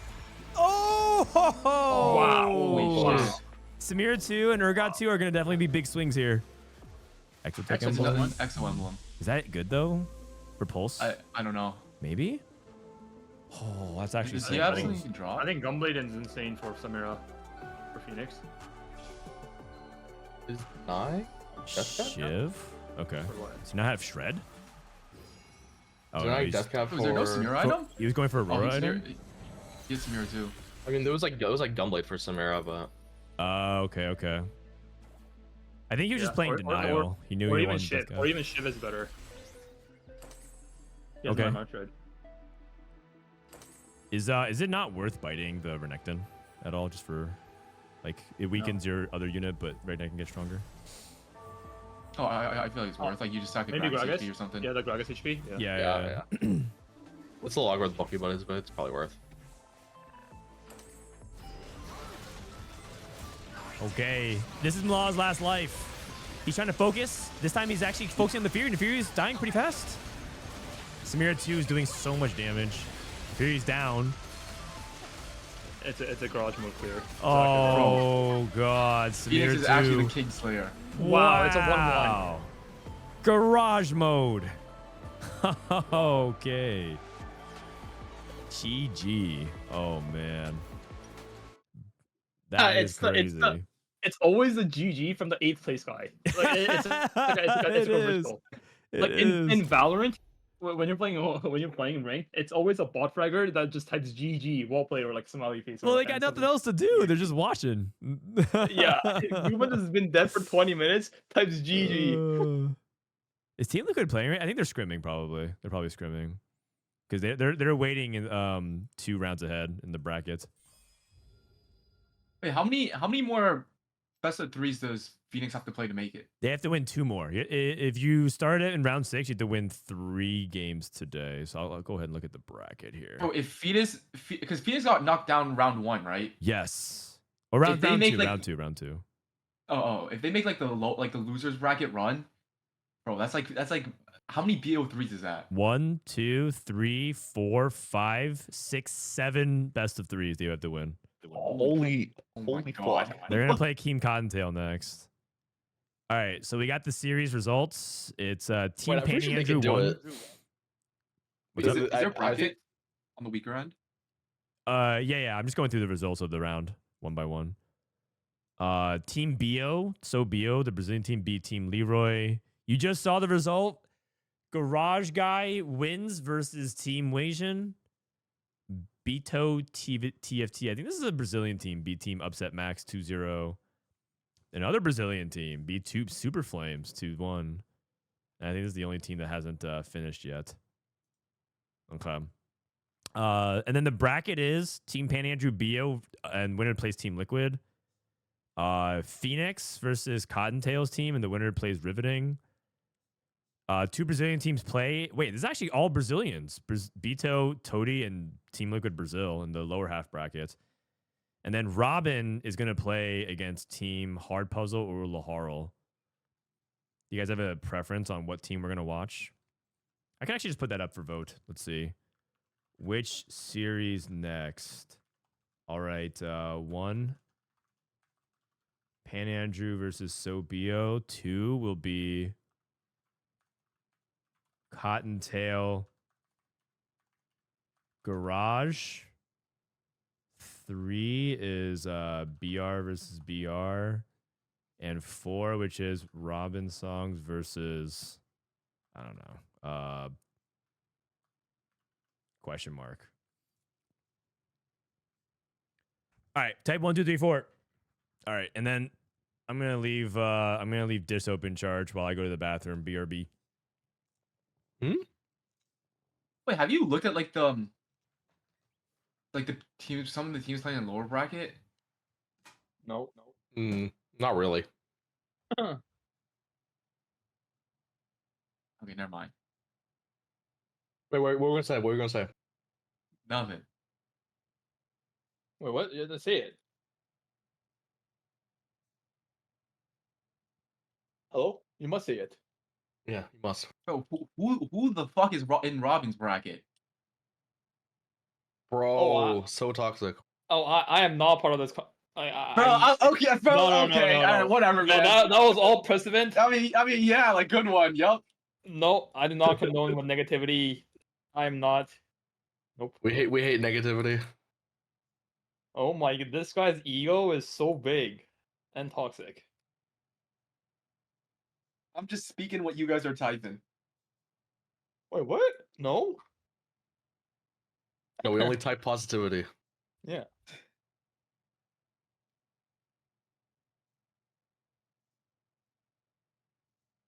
Bro, I cannot believe Garage Guy just pulled up the 1-1 to clutch it up. Holy fuck. He just back-to-back clutched? He beats 4 like top players in NA, a world champ, with a 1-1, the Kingslayer. Oh my god. All right, who are we watching? We're watching Team Robinsongz. All right. So I guess we're waiting on them to start, and they're waiting for the other series to finish then. So they're a little bit behind. So we'll probably watch like another part of someone else's series then. Bro, I should have taken the bet with against Soju yesterday. Fuck. It would have been a 2-1. He was giving you a 2-1? Yeah. Why didn't you So take if I it? bet 500, I would have gotten a 1K from him. Bro, honestly, as long as like all 8 players are challenger and what's called, and it's a best of 3, like anything could happen. Like Loki, anything can happen. Yeah, BO3's But BO5, like I would probably take. like TT scene every time. Can you ask the call if they think 44 is a better format than solo for competitive TFT? What do you guys think? Prestivent, what do you think? Oh, I think it's more fun, but I do see like negatives of it. Like I feel like the wall to get into is a lot higher compared to solo. Okay, Kiyoon, what do you think? Wait, so I just don't know. What was the question? Do you think 4v4 is better than solos for competitive TFT? Yeah. I think 4v4 is probably the future. I think in the future, I think the main format will be 4v4, and like not obviously anytime soon, but like maybe in like if TFT is still alive in like 4 or 5 years, I think it'll be the main format. I think the solo. I mean, it's just that TFT competitive is not that big right now, but it's the game itself, the way it's like set up, it's like way too easily griefable. And when there's more money on the line in the scene, there's gonna be so much like behind the back like transactions and like win trading and stuff like that. Like it's not a big problem right now, but like it happened in every other esports, like in like Brood War, like StarCraft, like it's so big and like it's so bad. And 4v4 is, or sorry, and TFT as a game, it's like you could get away with it, and it's like no one can tell. Okay, so you're saying that it's like the future because of competitive integrity issues. Competitive integrity, and also it's just that like the game is like way too hard to balance, and the way it's set up, it's like it's never going to be balanced, and it's not like it's just the system is like not there, and 4v4 a lot of problems is solved through 4v4, like meta problem or like balancing stuff like that. And then Dishsoap, do you have any opinion on it? Oh, I mean, I think solos is the better like actual competitive format, but solos is really shit on unbalanced patches, and I think we're like on a streak of them. So I definitely prefer playing 44 than solos at current balancing. But I don't know if it somehow gets better, then probably not. Okay, so you're saying in the ideal world where it's better balanced, you like solos a lot more. Yeah. Okay. Okay. Also, for what it's worth, I think solos is a better format for competitive, assuming the balance is perfect and assuming like competitive integrity, like everyone like the rule is followed. But those two things will never be true in TFT, which is why I think 4v4 is better. You know what I mean? Yeah. Option 1, the game will never be balanced. Option 2, the format. Expecting everyone to play with 100% competitive integrity is like non-existent. You know. At least in its current format, theoretically, you could fix the format where that would be different, but that's just impractical to expect. Okay. By the way, I think we were just watching. We were peeking in a little bit into Team Liquid scrims, but looks like the series has started. With wait, is it? Hold on a second. Did I have the right person? Oh no, we're still waiting. Oh, okay, sorry. We're still waiting for Robin to actually play. Just kidding. My bad. I have the wrong game.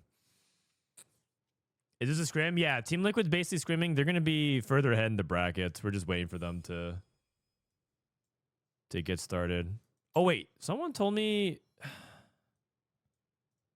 another series is actually starting. Oh, I think it's this one. I think Team Panty Andrew started. Wait, apparently Barry wants to join call to talk more about the EWC format. Barry wants to join call. Is he in this Discord? This Barry guy. Okay. Yeah.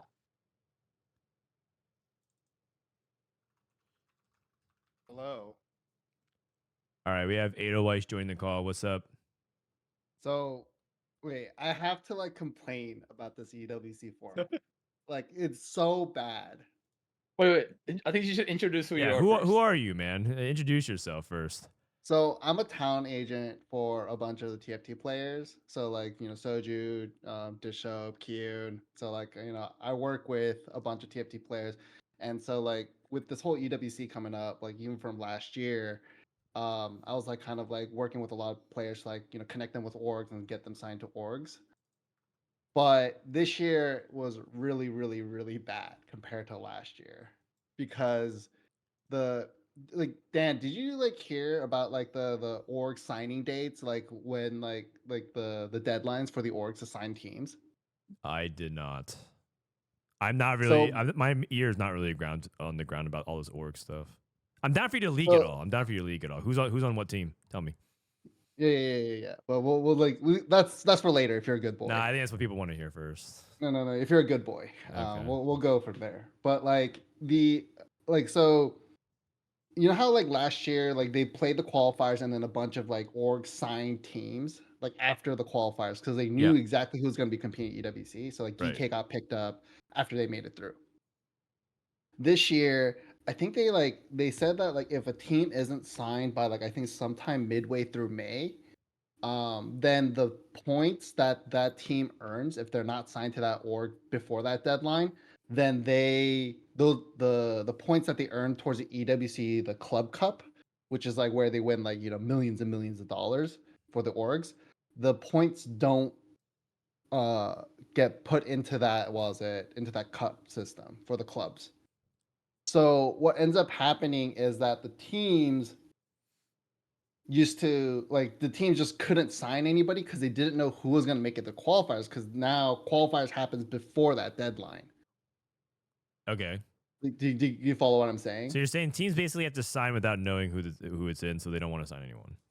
Right. So like I think what's going to end up happening is that there's going to be a bunch of teams, at least for TFT, that end up qualifying for EWC but don't have an org to play for. So there's just going to be a bunch of unsigned rosters at EWC because the teams, like some teams like took a bet, right? Like NAVI or like stuff like that. But like there was a real chance that some orgs that signed players just had like rosters that crash out.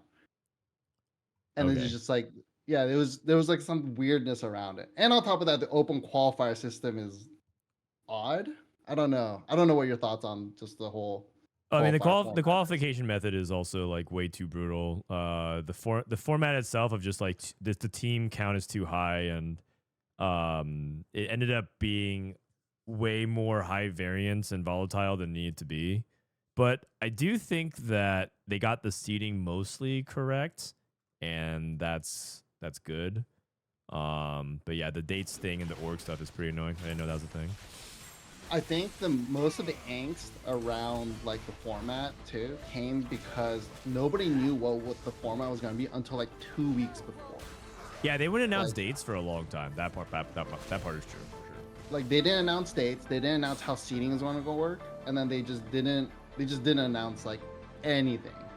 So it was just like the teams didn't know what they were getting into, so they didn't sign any rosters. So like players actually lost out on a lot of like money that they could have been making from teams, and then it just disincentivized like teams from even just touching TFT in the first place. It was a kind of a massacre. Gotcha. Okay. Well, I mean, is there anything we can do about it? I mean, just be complain. very vocal and complain until complain. until ESL changes it. I don't know, man. I mean, I don't even know what we can do. That's the thing. Just complain. Okay. Well, good thing you came to the right people. We complain a lot, so that's like what we do. Bring milk in, and then that's just like better. what we do. We just complain. So you came to the right people. Okay. All right. Thanks for letting me complain. I'm gone now. Okay. Thanks, Barry. You know what? That was good. He gave us a little lowdown. Now we stalled long enough, and now the next series is starting. It's Robinsongz versus Team RYT. Golden Gala. All right, let me update the teams in the bottom right. We got Team Robinsongz with Robin, Solus, Dank Memes, and Kai Wang versus Shaco, Dois, Tiagowski, and Hard Puzzle.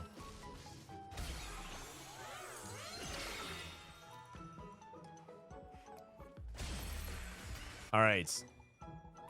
This is round number 7, so if you win this, you have to win one more after this.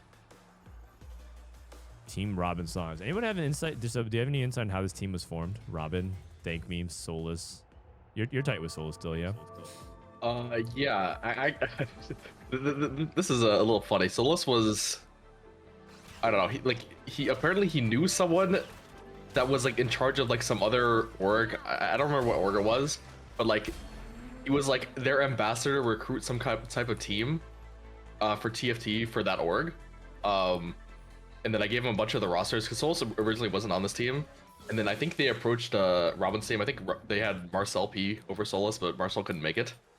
But Solus approached them to like join some org, and then Marcel P had to leave, so then they just took up Solus. So they stole Solus. I see. Yeah. Okay. But I don't even know if that org is signing anyone anymore. But like, I mean, I don't know actually about that. Oh, that's that. Well, okay. All right. Well, that's kind of awkward. I know Yeah, the story Marcel, is funny. Marcel, Okay. What's up? Marcel couldn't make it, so I think they just picked up Solus. I see. TLDR. Solus flaked. Solus flaked. Okay, Golden Gala. No, but he it's all reverse flaked. He showed up. Oh, I see. I misunderstood.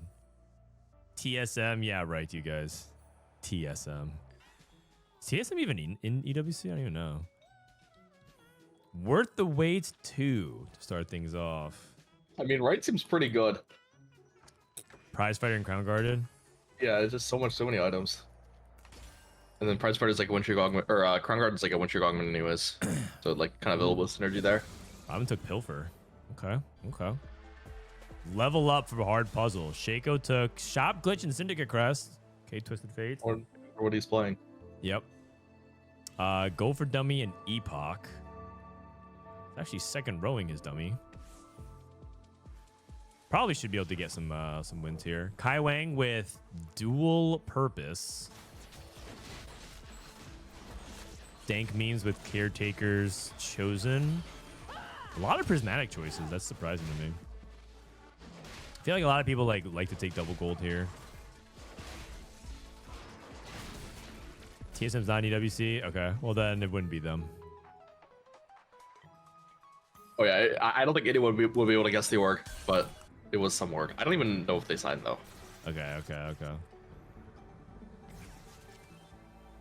Showed up to recruit and then got recruited. Yeah.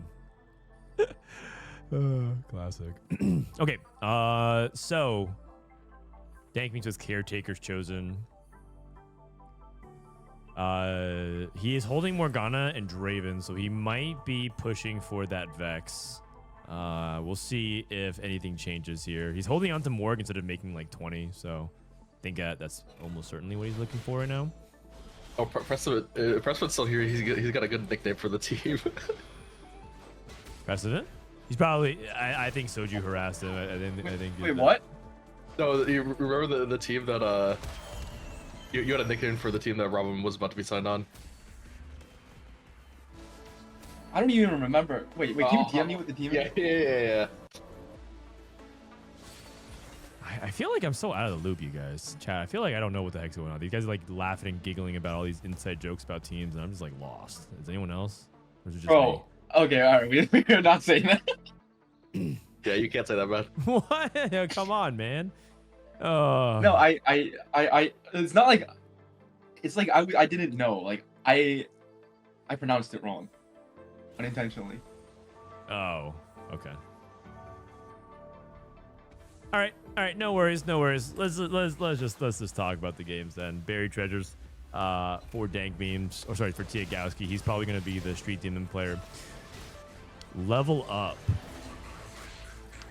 with Tier Rod, holding Morganas as well. He might be thinking about Vex. And then Dois, I don't even know how to pronounce this. Even Shroud, Go for Dummies, Epoch. Okay, he might be the Vanguard Marksman because of what he's holding on the bench as well. So I think we have the lanes mostly taken. A couple of question marks. I don't know if Kai Wang wants to play with dual purpose. He might be the Street Demon player just because of that. Like, you play for like a comp that wants to ultimately push levels to level 9. And you can just keep rolling and be strong. Dank Meme's got the LeBlanc, so he has the Cypher, which is good. I think he has 3 Cypher because he picked up a Vi.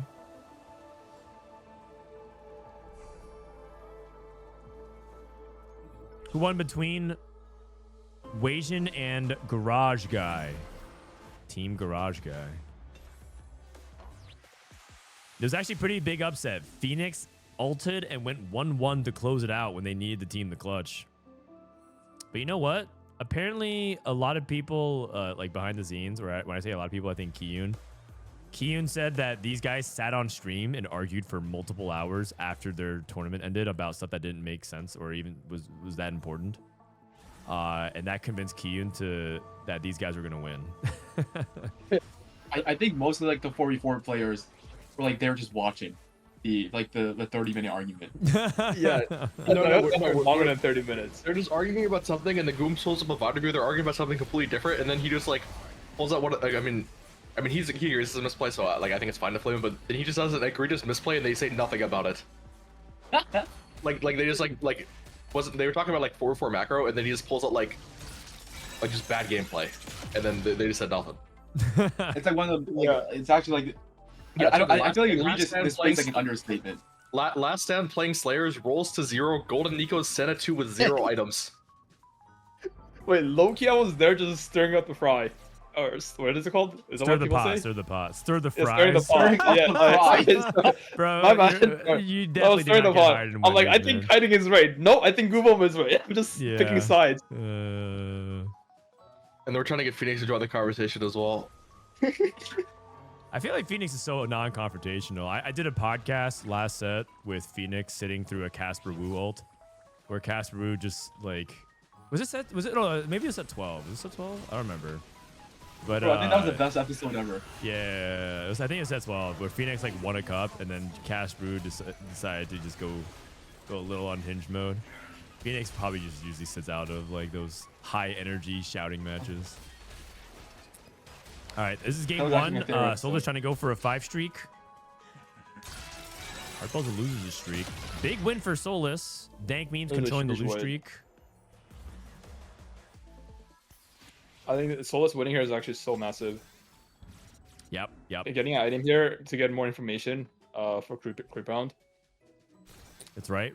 Max econ. And also this is Solus's team have 5 win streaker, and Dank meme is also 5 loss.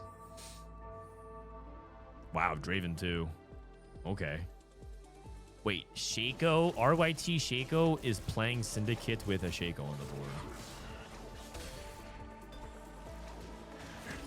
This spot's so good. Like you just need one bow. Oh, it's got a bow.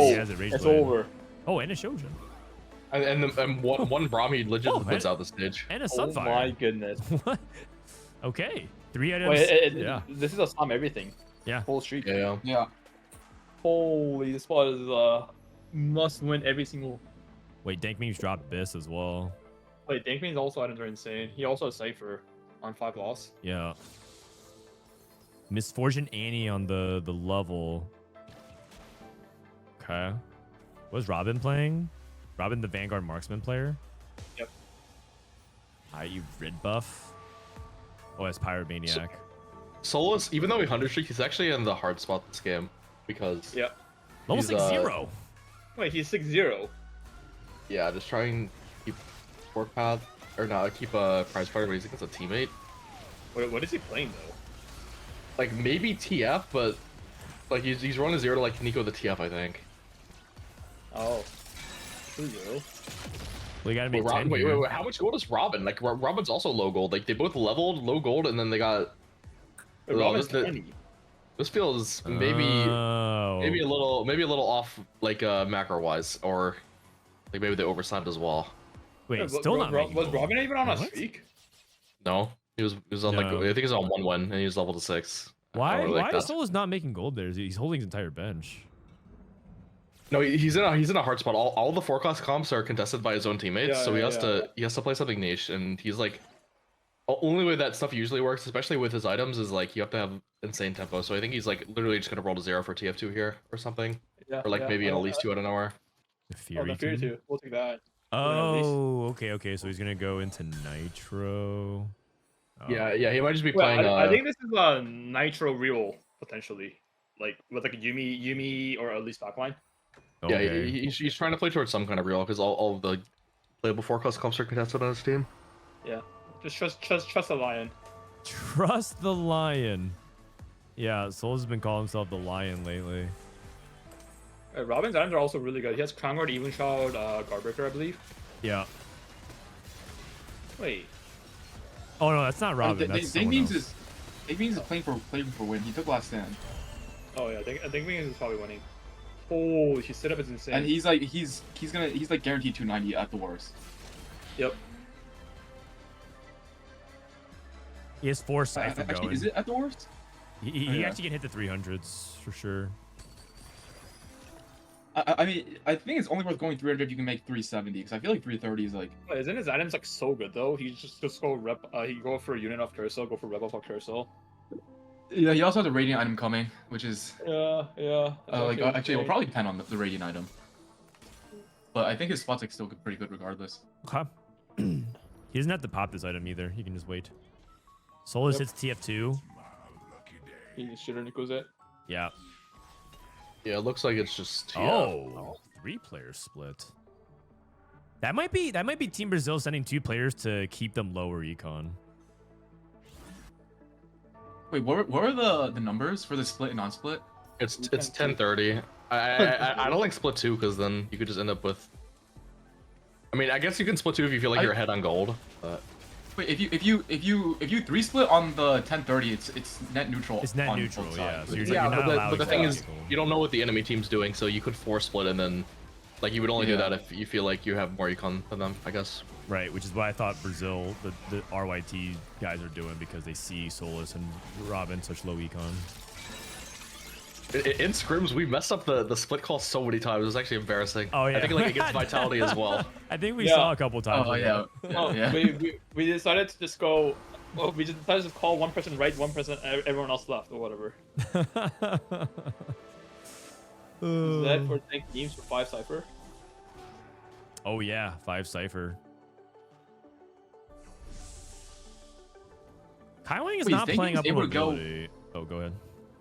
Is Dagmeans able to go 400 with 5, or like 370 with 5 Cypher? He might be. I think he can reach 370, right? Because he hasn't won a single round. It's accumulated. Yeah, I'm so not far. sure. I mean, I feel like from this spot, like Dagmeans team is like set up because it's like. I'm pretty sure he's guaranteed 370. So if he loses, let's say he doesn't kill anything, 62 and 62 times 2, 120. Yeah. No, he gets more. He has Z. Yeah. Yeah, I was saying times 2 because of the intel. Oh, sorry. So 72 times 2 if he kills no units. It's 140. 144. That's a lot. That's a Legacy? Oh no. Yeah, it's like 3, yeah. You'll have like 3. Oh. Oh, like 400 something. Cypher or Archangels? They're both really good. I think it depends on your like. What's your? Yeah. Do you have Hyperfang? I think you have Hyperfangs. It's Archangels. Oh, Yeah, I mean, honestly, isn't last stand enough for to justify Archangel? Yeah, I think the difference between Archangel and probably. Secast is I think he's stable off Vex 1 with those Archangels. Like Vex 1, Vex 2, no diff. Whereas if he goes for a tank item here, if he doesn't hit Vex 2, like he might just fail the DPS check and just lose randomly. Yeah. He has I can see that. red on 3. Yeah, Okay. but I'm pretty sure like just this Archangel basically is like a insurance that even if he's mid Vex, he's still stable off Vex 1. 300. Also, are you even supposed to level here? Like to even like to see your rating? Like he dropped to 30 here. Oh wait, did he drop 30 or was it 40? I think it was 40. Oh, 40. Never mind. Yeah, I mean, one goal's not good, I think. Because like high key, it's just for the time. Yeah. Because doing a cash out, maybe rolling down and doing the radiant item is like way too much. Yep, makes sense. We've seen people actually try to do all one turn and just die, so it's definitely important to plan your turns. I think the thing is, I think this game is actually really hard for Solus's team because I think Demons are already guaranteed first, but if you look at the HP, Robin and Kai Wing is like not healthy. Yeah. And Solus is gonna be free falling soon, which means that like Robin and Kai Wing needs to bounce back.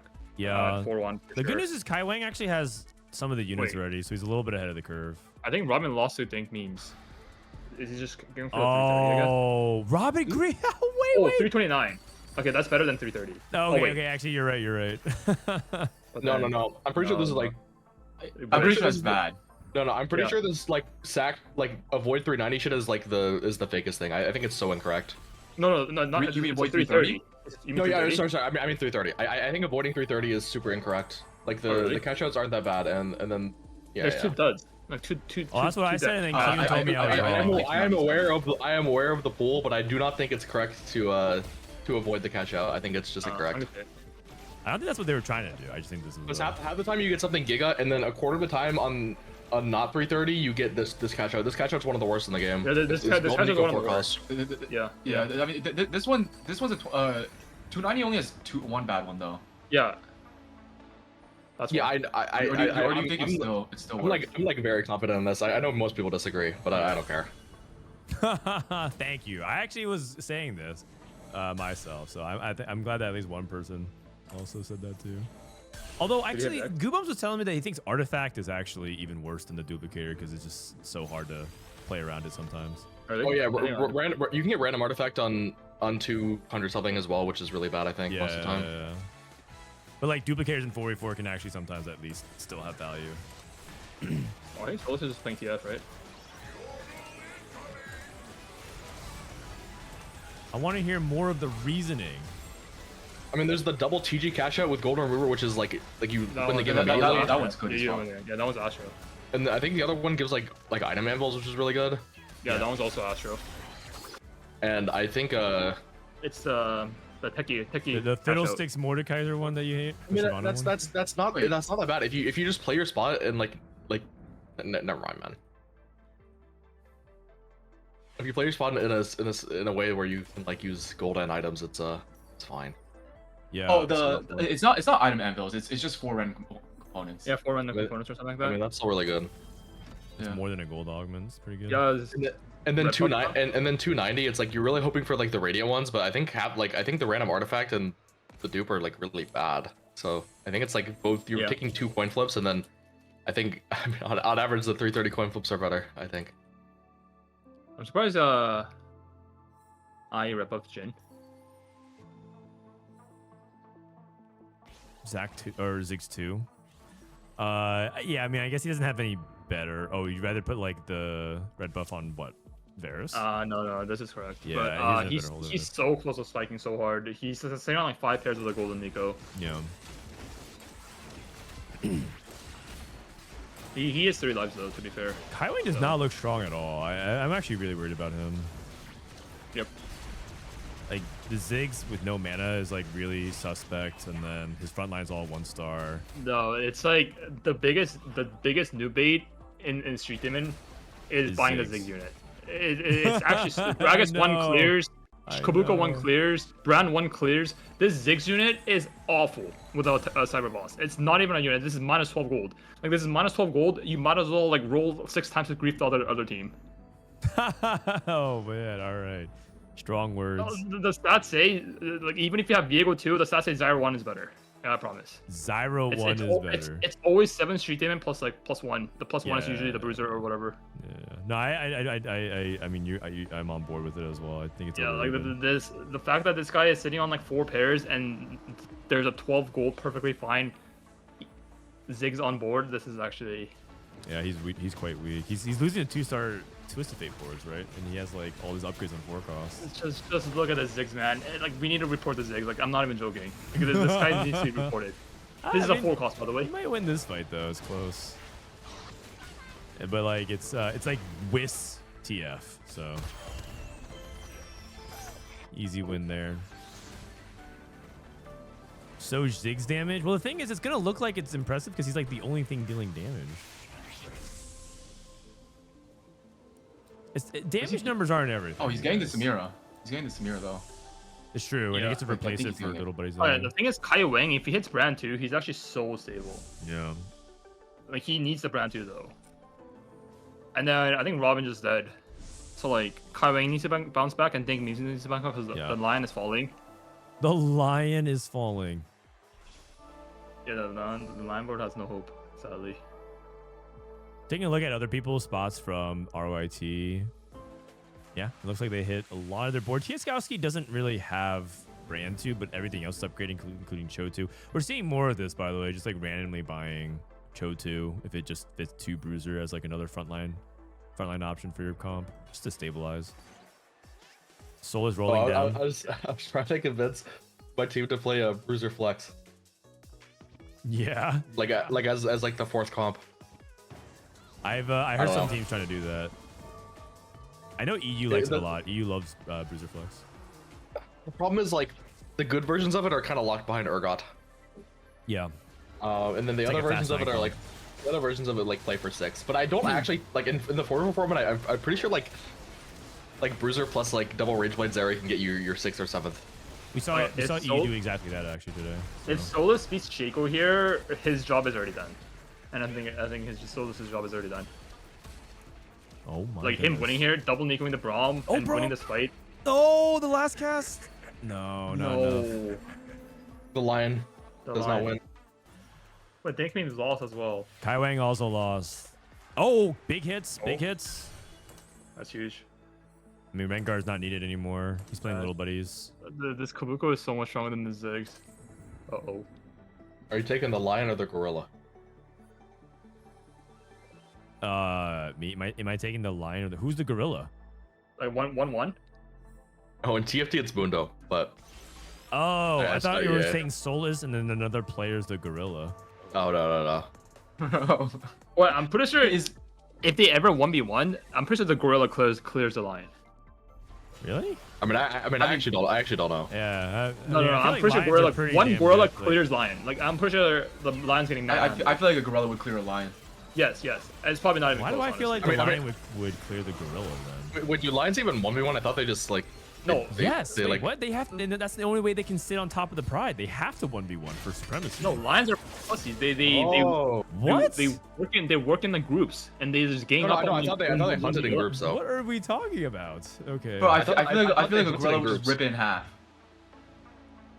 Wait, Lion is Lions are like they play 4v4, and then like the Giga tried like Tiger and like the bears and stuff. Like they're the one that's just like 1v9 everything. Giga Chad Tigers. Where are you basing this off of? No, I don't know. I watch a lot of YouTube animal documentary. I'm pretty sure this lion animal is like not. This guy is like nah. The lion gets just cleared by Tiger and every other animal. Well, right now the lion is about to go 5, 6, 7, 8. I mean, Tigers are OP. Well, I mean, Dankme's moved out, right? So he goes first. If you don't have Hyper Fangs, are you supposed to put Archangels on Vex? Over Guardbreaker? Yeah. I mean, honestly, I don't know. That sounds like it'd be more damage. I would probably Archangel the Vex. Yeah. Yeah, me too. I mean, we'll see. Kaiwing hit the board. He got the 9. He should be strong. He should stop losing here. All right, at least stop losing as hard. Also, do you guys think you're supposed to itemize Jinx over Samira? Also, he also has little buddies. He 100% could have Shoujin'd his Jinx, or Shoujin'd his brand, but he chose not to. He's saving their mover like the sack for me, but he's 25, or he just thinks this is stronger. I don't know.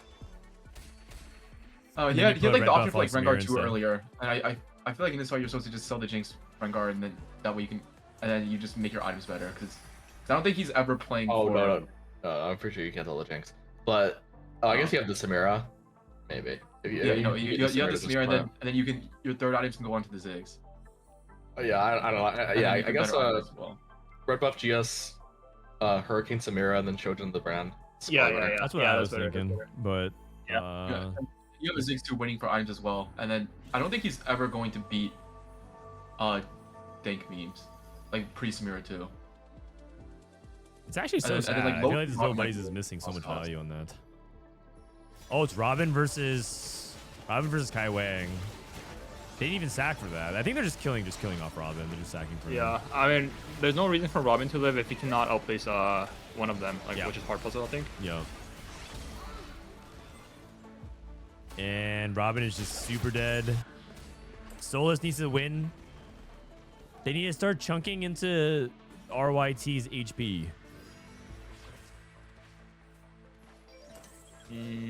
Actually, Dankme staying at 5 HP is really clutch as well. Yeah, it's very, very clutch. So if he can actually win a lot of these fights, this is huge. I think it sucks, but I think Dank memes actually have to sack up life to Kai Wang. Because Solus's board is like, it's done. Like it's like Yeah, he's bot 4 for sure. Yeah, like he's 6 at best, but he's probably 7th. So, which means that Kai Wang has the top 2, and Dank meme needs to win. I mean, he's kind of soft sacking by taking off his Exotech, but he's not full sacking. He has 4 removers as well, so he actually could keep removing every turn, and then like, because once you're at 1 HP, you can't even really remove anymore. So these 4 removers, basically like 2 to 3 of them are going to be wasted anyways. So I think you're if that strategy is correct, the call to sack for Kai Wang, then he should just be removing every turn. Wait, Solus won a round? No. No. Oh wait, no, no, he definitely did not.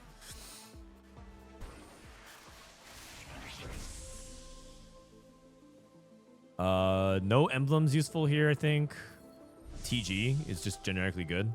Okay. Yep. And Solus just has to take whatever is the most useful for the other side. Yeah. He just knows he's dead, so he just takes IE. Okay.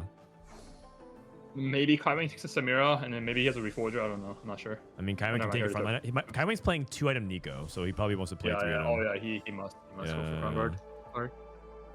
Okay, Crown Guard's pretty good. Solus can scam assist. He absolutely can. Hard Puzzle being at 10 and Dank memes at 2 lives. And this is actually a big deal because I'm pretty sure they were banking on Hard Puzzle really well. Yeah, this game's actually really close.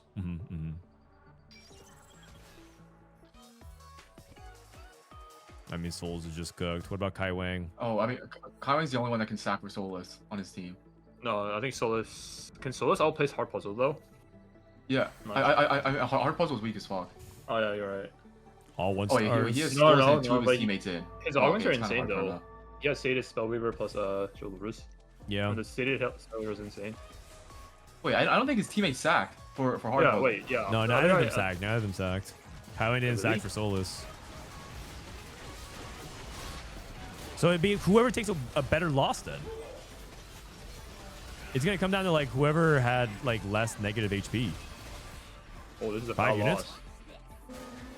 And then Solus takes a better loss. Unit. Whoa! Oh, what? Wait, what? And they get to save the remover. Okay. What are they doing? Wait, shouldn't they be playing for the 2-bot 2, like 7-8? Yeah, I think I think so. And Kai Wang gets to save his remover, but I don't even really think he needs more than 1. I mean, this year MVP is if Solus team wins, MVP is Solus for sure. Bro, really, I think MVP is RYT if Solus wins. RYT Dois. Yeah, I don't know why. That was very confusing. I agree. I feel like these teams are not trying to use their removers to try and give lives to teammates here. Wrong side, Sidwani, but might just get there anyway with raw power. Oh, never mind. This guy has Braum 3, Draven 3 now. Oh, losing here is really bad. Oh, a cast! Oh my! Oh! Fuck. Yeah, that's a pretty bad loss because Dang memes like Loki might have needed that life to sack to Kai Wang maybe. Yeah. Well, they need but Kai Wang winning here is fine. Kai Wang winning here is fine, right? I think Kai Wang is also winning out. I think like Kai Wang and Dank meme is top 2 strongest in the lobby. Yeah, they can go 1-2. They have to make sure they don't kill each other on accident. Yeah. Also, Kai Wang can go to level 10 as well. Yep, I think he's trying to. So he's 10 for Yuumi. At least it's a cheap 10. I guess Kai Wang should sack for Dank memes then. If they're in rotation, I guess. Yep. Dank memes at 9. Looking for Dynamo, I guess. Can play Zach. Okay. Another TG is fine. Also, third item for Sejuani could be adaptive if he wants. Adaptive or TG. Yep. Samira 2 for Kai Wang. That's huge. He should remove her, right? Yeah, he removed. Okay. I mean, after this fight, they actually both must win every single fight after. So. Even if they are the strongest, I don't think it's a guarantee. Yep, for sure. There's one where he can fix the Jinx item perfectly. Oh, this is like so good. Yeah. This is so good. Nice. He's killing a lot of units as well. Which is nice. I think this is. Oh, if Dank Memes had 2 lives, it'll be like really secure. But being 1 life and 1 life is very suspicious. Yes, especially if the ghost fight goes towards Shaco and Dwa beats Tiagowski, then they might be in a situation where they can't. Yeah, they can't guarantee it, and they're gonna face each other in 2 rounds. Yep.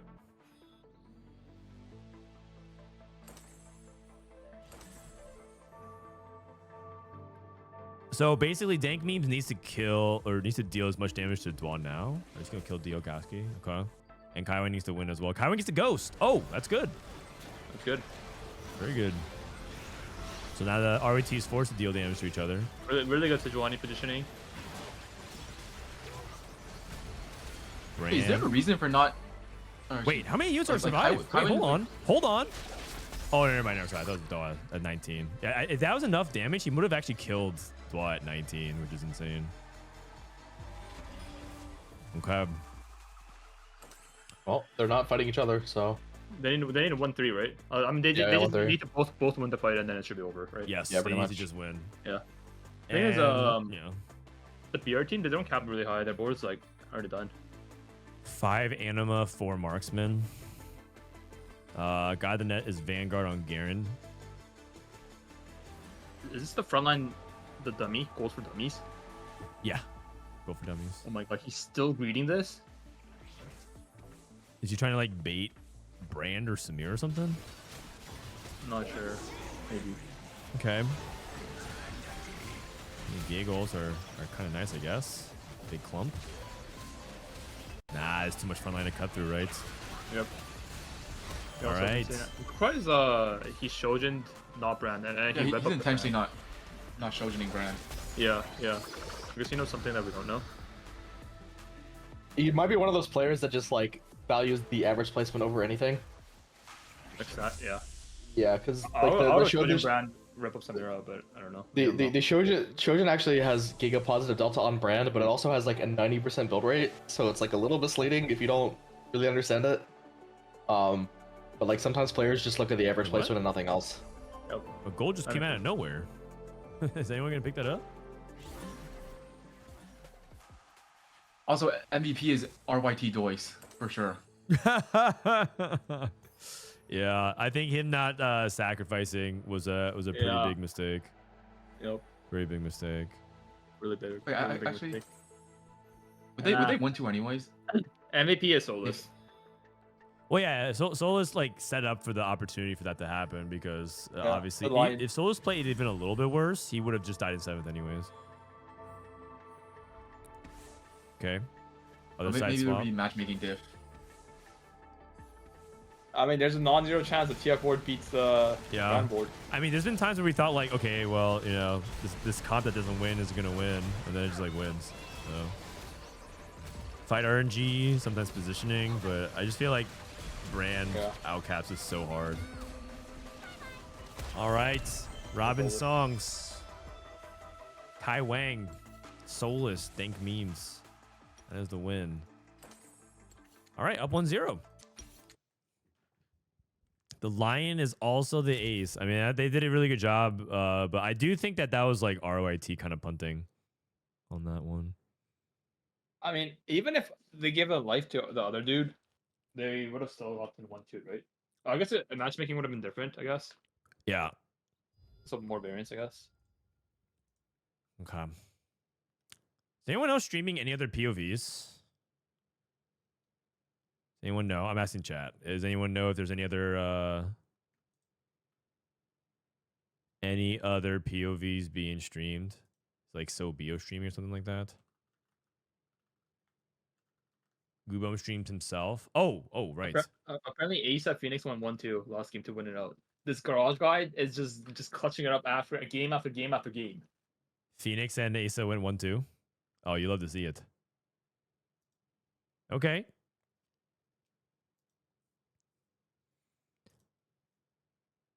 Actually, I'm seeing to see if they stream their comms. I think they do stream their comms.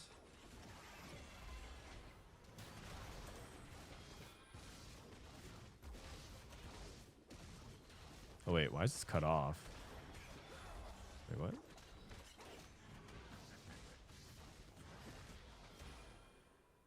Did Gubam stream? Is he cutting off part of the screen? What's going on? Future sight. Oh, I forgot. I'm just gonna. Yeah. Wait. Oh damn. Okay. What? Did you want to? No, it's fine. No. Trying to stop the stream. We'll just see. Yeah. I mean, I feel like the enemy team has like respectable names. I feel like they wouldn't. Oh, there's too much on the I'm line, gonna be man. There's too much on sure. the line. Don't even tempt them. You're fine. Yeah. Aesah, you I'm can fighting never you. be too sure. I'm gonna win. You're gonna win. Okay, I'll play strongest. Try Zephyr, nothing. The thing is, like, he can still hear. Like, if you have him on stream and you could like cover it, you say like, "Oh, like I'm facing you next." Maybe giving you a unit to kill actually. No one has listened to the enemy team's comms wall like in their own team's comms. That's like crazy. I just need bow, yeah. Like I would not be able to keep track of anywhere close to that. I would just get busy. They actually have to be like a genius to be able to do that like non-stop consistently. Yeah, I mean, you could just. Someone said just put a delay. You could. can't play Even just a Street 1 minute delay is a big deal because then you just don't know matchups for the immediate round. We have double first pick. That's very good. All right, we are loading into game. All right. I take TF then. Lock it in. Yeah. Do it. Do we have a Vex player then? We don't, right? I can't, but I can't play Street Okay, Demon. I'm I just think gonna you have take to play tier. Street Demon. Okay, I think you have to play Street Demon then. Oh, then I need Rod then. Not Oh shit. Oh. Okay, You can go deal rod. Oh. Oh, wait, you wanted it? And by the way, they're going up against one of Oh, the there's a- top there's teams another from box. LATAM, like, or rather one of LATAM's see top that. teams. I don't know where they actually place in, like, if you factor in North America, but this is in terms of like LATAM, it's probably like their second strongest team. I don't have a XL. Oh, but so there's no difference between me playing Vex or Street Demon, right? Like, Yeah, I guess. Okay, you're right. Fuck. I'm fighting 2 Torito. Okay. We should I feel we like should not taking call feature we're not sight. against them. Stage 2 is actually wild. Like in a good way, in a bad way. Oh, I don't know. Just it just looks crazy. Well, I feel like it's like really good on stage 2, like really good. Yeah, because you have to do 2 dummies. Yeah, you get 2 dummies for instant front line, and then you can like Yeah. manipulate matchmaking. So if you like know you're like, you can basically help scout for your Cypher teammate and Yep, for sure. like know exactly what's going on. Feels Yeah, OP. get more I'm pretty sure equipped Future Sight is too OP in 4v4, but maybe that's just me. For sure. He blocked the right side for Future Sight. Yeah, anyone wondering why he has like the screen like that? It's just because he doesn't want the enemy team or anyone else to see Future Sight. Oh wait, that's smart. Oh. Yeah. All right. Ooh. Stage 2, 4th Augment. Wait, does the winner make it to the qualifier? No, This there's series? one more series after this. Oh, there's one more. Oh, wow. Yeah, we're playing 3 rounds today.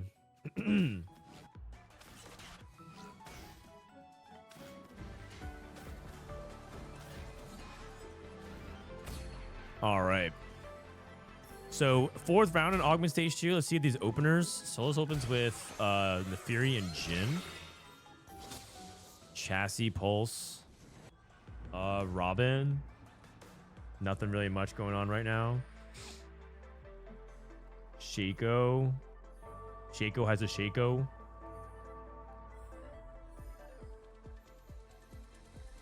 You know, one thing I noticed is that these guys aren't coordinating little legends. I see some teams doing that now. We saw Dishsoap team do that. We saw Vitality do that. I like that. I want more teams to do that. Everyone here just showing off their pay-to-win skins. Robin with his $500 chibi, Dankmeans with his base of Mumu.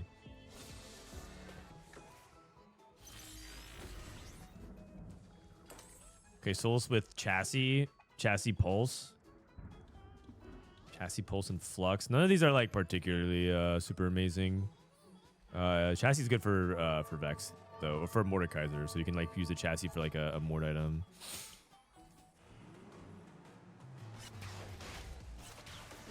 Don't you use that same chibi? Yeah, that's why I know it's pay to win, man. I'm trying to maximize my odds.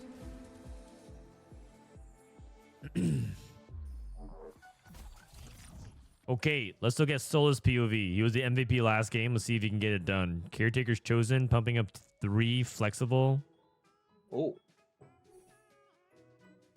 Street Demon Crown. Can he take that? I've seen some people take it and just try to declare it.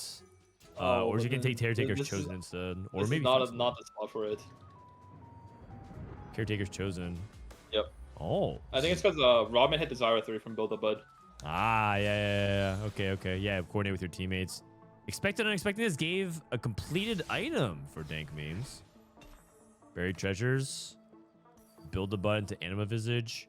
Shopping Spree, high econ. Hedge Fund, high econ. Wait a second. Level up Hedge Fund? Shopping Spree? What the heck? These guys are going max econ. I think just based off the openers and the augment selection, I think Robin's team is a lot more in a better spot just because their line selection is more like consistent. On the Brazilian team, they have like a lot more like high variance, like risky augment selection, like having like level up with hedge fund. Yeah. Well, it's also like they're going to be... It's more likely that a lot of them, without win streak potential, is going to be trading HP for econ. Yeah. And that's going to put them in like a difficult spot where if they miss on their roll down, they could just lose on the spot. Yeah. If all 3 of them play like level 4 cost comp, like level 8 comp, they're going to be all low. So I think the hedge fund player needs to play reroll to bounce back stage 3. And hopefully the level up player wins stage 2. I think it's like a deal. Okay. Yeah, I can see that. Because all 3 of them have like econ, and obviously the shopping spree player has to play a 4 cost comp, so he's going to be losing majority of stage 2 and 3, which means that like someone needs to bounce back. Like they can't all start the game at like 30 HP.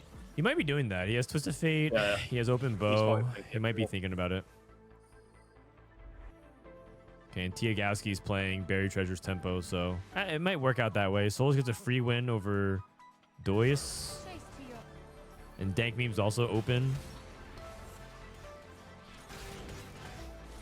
Zyra 3, they buff Zyra, so she is better, but I do think Robin's lacking the rest of the board, and he's lacking item slams. So it's Build a Bud, but not win streaking, which is definitely a little bit on the painful side. You definitely want to like be winning streaking here. Here comes another Augment, though. Another Prismatic. Whoa, okay. This is Robin's POV. Lucky gloves. Oh, man. This Augment feels so much worse because they nerfed Lucky Gloves from 3 to 2 gloves now. Yeah, I think it's terrible now. They're probably discussing if Robin can take another econ augment. Ooh. Oh, ew. Gosh. Okay, Lucky Gloves it is. Prismatic tickets. Pandora's. Whoa! Okay. Wow. Holy cow. Fast 11. Dude. Oh, man. Like the one thing I hate about this, moving this augment, like stages, is it's never balanced towards like this, mode. Yeah. It's like they the should just remove it. Yeah, like some of the augments you get way too much value. Some of the augments you just lost like 5 rounds of value. It's like not balanced at all. Yeah, for sure. There's basically some combos that are just like so overpowered that the game is like determined right there, and then there's sometimes you just get gapped where I think the Soju clip summarized it pretty well, which is like he had to take like a delayed warpath or something like that. He took like warpath in the middle of stage 2. Prismatic Python 2-6, so you only lose like 10 rounds of value. And there's also like you can get off like pumping up 3 at 2-6. Like you just lost already like 4 rounds of pumping up. Souls actually has something like that, like kind of miniature version of that. He has expected unexpectedness. So he basically like got to pick it where it's like a little bit expected unexpected, getting it earlier is better. Oh, is it? Sure. Oh, okay. Yes. Well, I was just saying like you basically don't have to wait as long for the payoff, but okay. Oh, no. Because like no, there's still a lot of payouts where like you could get the Radiant FI, drop at 2-1, you could get a Fawn, you could get gold, you could get units. Like half of them are like like you want them like up front. Yeah, that makes sense. That makes sense. So here they lost value potentially. Like who knows? Okay. Robin takes another glove. That makes sense. Man, where's the level up? Where's the level up guy? Oh yeah, this guy. Oh man. Vex, I guess. Yeah. I mean, Robin's really strong now with the gorilla too, front line. I wonder if he can actually even whip out sort of like some like obscure lines. Like I do think that Amp Annie actually got buffed a lot, but you're like rarely in the spot to ever play it for a variety of reasons. The first usually is the limitation of your econ because you need to find how to get to Annie and Samira and still have to play the most contested front line, which is the street strategist. But I'm really curious what they're gonna do. Need the niche items. Yeah, you need niche items as well. Any items are more like you know. But like, look what he's harder to saving. get He's for saving defense. Nidalee into Fury. Oh yeah, I think he's just Vex though. Okay. This is just probably I Vex. mean, he's flexing both. I think it's fine. Yeah. That is true. That is true. He is flexing both. I think his combo like looks really broken, but I think it could still backfire on them. Like, yeah, he's gonna be sacking all of stage 3 most likely, unless he just naturals his forecast carry. Yeah, for sure. Right. And then a lot of times when people play this comp, they actually focus too much on backline, and then they think that Annie's kind of the same as she was at the beginning of the set, where Annie was also your damage and your front line. And I've seen some people like kind of struggle as well. So we'll see. The thing about Samira and Annie is that if you don't have a strong Nico 2, it's actually not strong. Like the chances of like your Nico just dying and then your Samira dashing into death is like so high. Yes, exactly. Like there's a lot of fight variance if you don't have a really strong front line. All right. Soul's about to get expected unexpectedness value. I'm curious what rating item out of Dwa. I guess he is looking for Morgana, so probably something for that that Vex. Oh, items is really good for people at the top. Yeah. Also, this is like really favorable towards Robin's team because Robin's team have two 5 Windshakers, 2 people at 100 HP, and there's 1 open for dank memes. And then Robin's also really healthy that could also streak stage 3 very easily. Yeah. So like this is like the most ideal scenario of 3 people being healthy, 2 people full 100 streaking, and then 1% full loss streaking. Also, and Robin got unstable components, and he's playing Lucky Gloves. Yeah. So like he gets like a free TG here, right? So that's like really good value. Yeah, he could just roll for a TG every single round. Yeah. His remaining items are also really good too. So I think it's honestly, it's already like 80% locked towards Robin team. We'll see. If it's 2 Prismatics to start off, I think there's a pretty good chance that the next Augment's Prismatic as well. So we might see a triple Prismatic by 3-2. Oh my god. This guy already has a Leona Zaya. Yeah. But he's level up 620 at 3-1. He is so poor. Yeah. I'm not sure exactly how this happened. He is beyond poor. Wow. He probably mixed streaked like the entire game.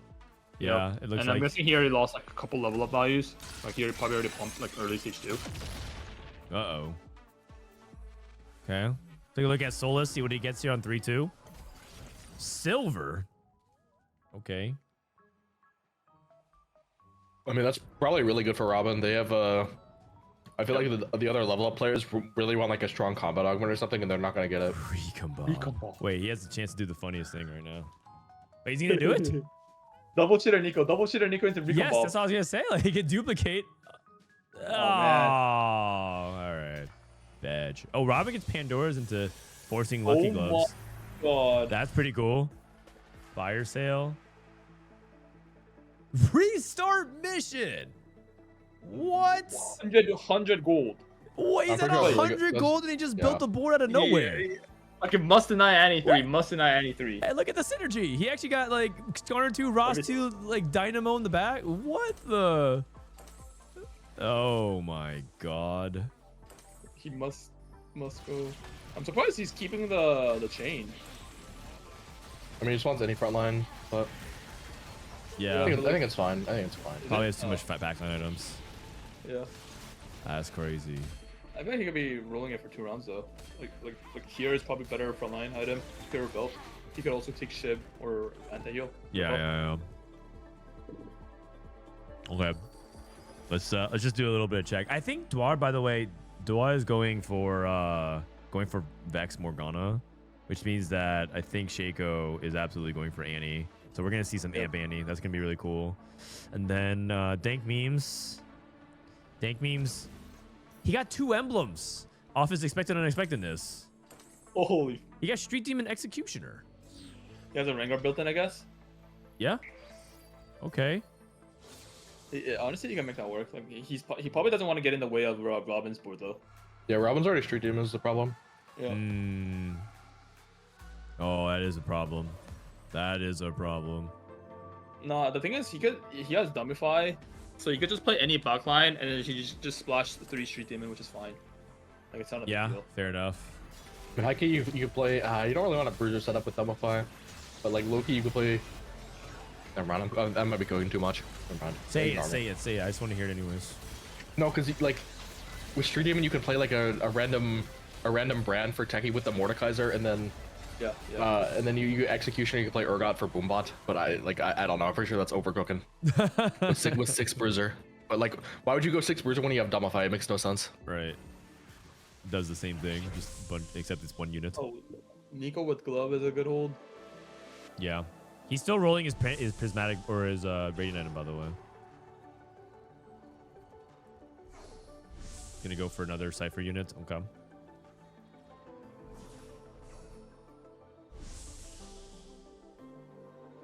Goobums had Street Demon Execution and went 8th with expected unexpectedness. If so, what are the chances of that? That's crazy. All right, so off we go onto the Cypher. Gets Radiant TG. This is something you could accept. That's a keep, I think. You have to stop rolling this sometime. You only have so many rounds left. Can you even get something better than that? Well, I guess theoretically a Radiant for your Vex. So like you get Radiant Gunblade. I feel like it's too far. Yeah. Like I think he must on Garbage and then go for Gunblade. Yeah, agreed. I feel like as well. I mean, Radiant TG is not bad. Just put it on your other frontliner. Generally, TG is like pretty good on frontline to get like high value tank items. He's rolling it. Wow, he's so greedy. That's just so greedy. Level 7, 100 win streaking. Well, Robin's gonna beat it though. I think. Zyra 3. Okay. Dank means taking big punishment. Dude, some people are really, really low. All I'm saying is this guy's at 27 already. He might be at like 15. Wait, but he's not even cashing out a good Cypher, which is a problem. Radiant Shojin? Oh, Radiant Shojin with blue buff Vex is a one cast auto. It's actually really good. Oh, okay. Like any 40, like he must keep that Shojin. Like Radiant Shojin blue with Gunblade is auto cast. It just goes infinite as long as it doesn't get stunned. I don't know if he knows though. Yeah, I don't think a lot of people have tried it. But it reminds me of Vhagar from set 12 because we actually played that exact build. It's actually Astrobis, like no joke. Astrobis. He's not. He's rolling it. Oh, this guy is so greedy. It's actually so strong. Wait. How sure are you? How sure are you, Kiyoon? The auto cast. I'm like 90% sure. I don't know. The stats do not like it. But also, I would have just made TG 10 years ago. Yeah, I would. The stats don't like Radiant Shojin and blue buff. Yeah. So if you have Radiant, but it is an auto cast. Wait, what? Like, is Radiant Shojin at all, like any variation of Radiant Shojin acceptable? No, it doesn't matter if you have blue buff or you don't. Oh. I think Radiant Shojin is just okay. Oh, Hodge. Hodge is pretty good. Surely he keeps this or no? I mean, he can't lose anymore. Yeah, he's at 17, man. 30 rerolls. Oh, you actually must keep Hodge. Yeah. It's not even bad though. It's Omnivamp for the Vex. It's her 4th best. Oh, okay. Besides the other 3 items you usually play. I didn't check blue buff. Oh no, never mind. It's the 5th best. Because I was filtering with blue buff already. Got it. Yeah. Okay, this guy rolls it again. Maybe he wants Radiant frontline. Maybe I'm missing something. Oh, is he? Okay. I mean, Radiant. I would hold that. Like, then. you must keep this. Yeah. Like, what else do you want, man? I think he's looking for Radiant Garbreaker or something. This guy's fast 9. Nope, he's fast. fast 10. He's fast 10. Oh, he's rolling.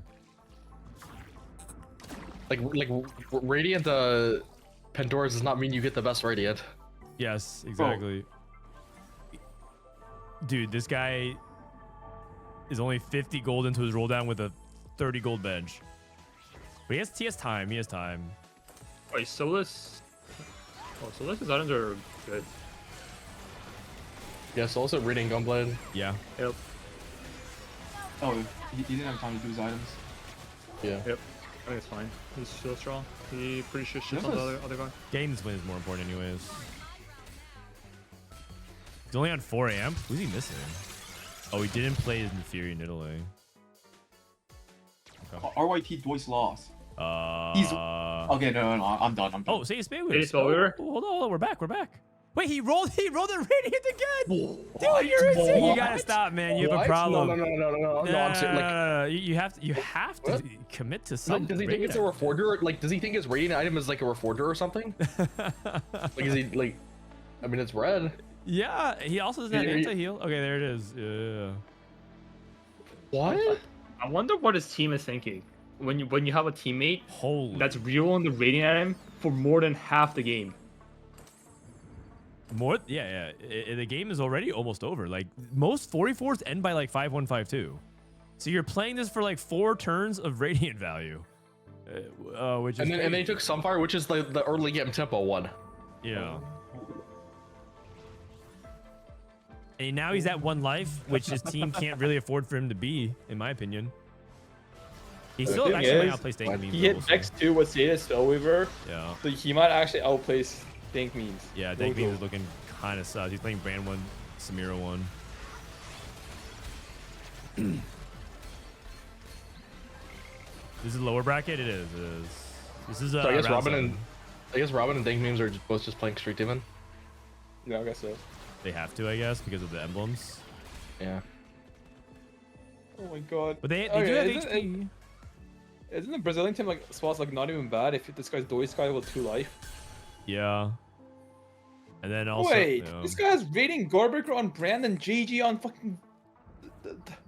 Oh. He needs to switch that. Yeah. The quality over quantity items are not correct here either. And then he took the TG with quality over quantity as well. Oh. But then the GG must be on the Brand. Oh, he didn't read his augment. These goes count as multiple items, or maybe that was his best option.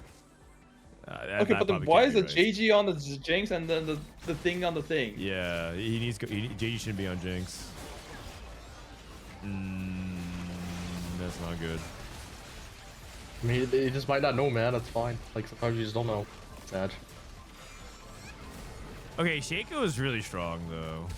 He hit everything with Samira too, and he has 5 amp, and he's going level 10. I think RIT might be winning out. Wait, no, wait, what? Oh, the Lion. Wait, I thought this guy was staying a Spellweaver and everything was actually kind of strong. I didn't expect him to die here at 4-3. Oh, Soulless clutch.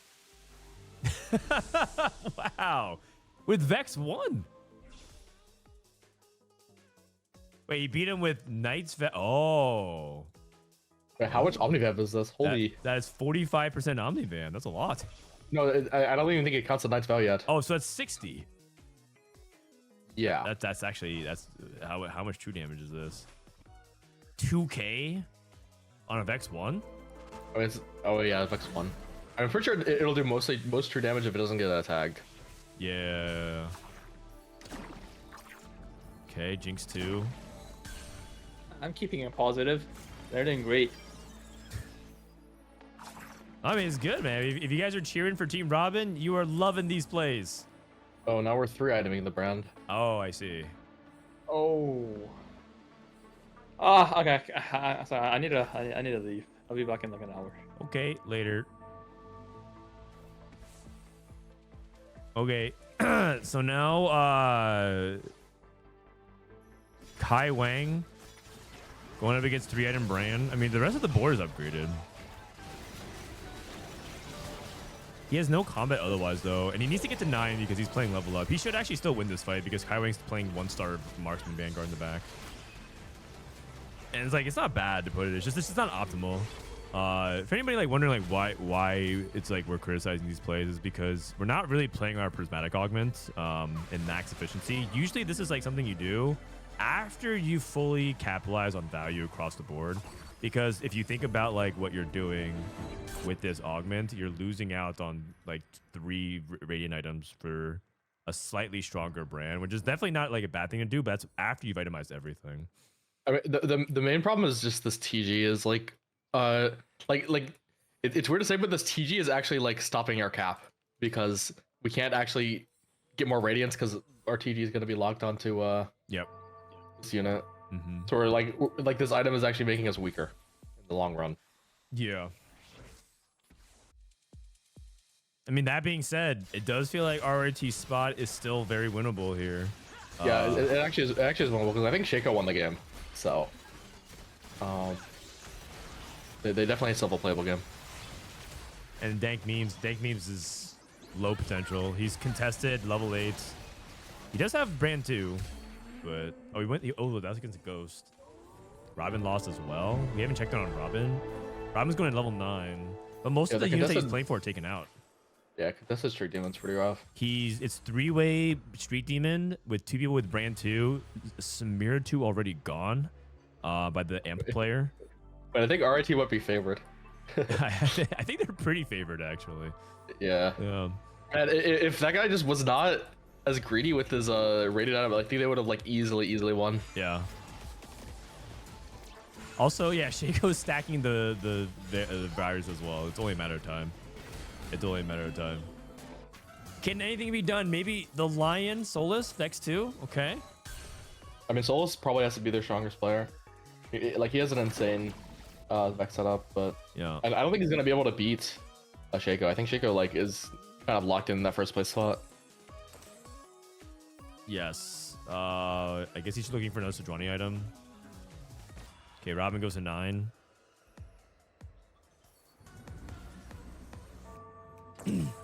Okay, Jinx 2.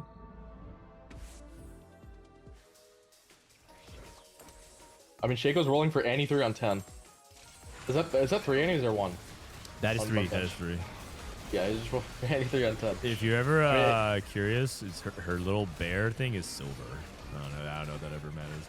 Oh, it's kind of hard to tell from like POV, but yeah, okay, fair enough. Solus trying to hang in there. Can't do it though, and that's pretty telling because Solus can't get to 9 for a long time. Completely outcast. Shaco's still getting blobs every turn. Yeah. So if Shaco goes first and they went 8th. And hard puzzle is too healthy, I think, compared to Kai Wang and Dank Memes. Oh man, look at that! This is just painful, man. Kai Wang's still stuck on Xayah 1. Yeah, they've been doing a good job briefing the Xayahs because I think RIT's. Yeah, Shaco has Xayah. Action player hit earlier. Yagowski playing a pretty flimsy front line. He's playing 1-star Vanguards in this one. Surprised he's as healthy as he is. He must have hit Xayah 2, Felix 2 really fast. I think Robin's team is just pretty weak across the board. Yeah. Like Robin did not win streak. And Robin are just very weak. It might be a 5, 6, 7. And Dank Memes is dead. No, he's alive. Oh, it's looking at hard puzzle Street Demon. Yep, Street Demon mirror. I just don't see how RIT doesn't get 1-3 here. So like I feel like they somehow have to get both Kai Wang and Robin over hard puzzle, but like I don't even know how. Yeah. Like, it's not the most efficient quality over quantity setup, but his board is still good. Yeah. It's still board. Samira. ASTG. You know, BT Samira. Okay. And then going against Tiagowski, Dank Memes. Goes up against Shaco. Shaco killing Dank Memes here. Just the beginning of the end, I think, for the game. Yeah. Maybe Dank Memes can... Yeah. Like his board's pretty good, but... Yeah, the Dumbify is holding out. A lot of damage that Samir's investing into it. Zach just split. Okay. One more cast from Brand. Aurora, the 1-2. Oh, just a little bit too much HP. Another Brand cast? Oh. Yeah, I think it's a 5-6-7. Yeah. Oh, another Street Demon emblem. Oh man. I guess Robin could take it on a Zach. It might have been like a. I mean, I guess it was probably like a 6-7-8 if. I mean, I think they were gonna triple buff 4 no matter what.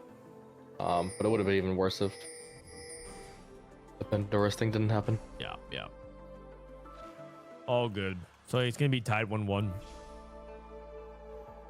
Shaco's at 7 annies, by the way. You might see Annie 3.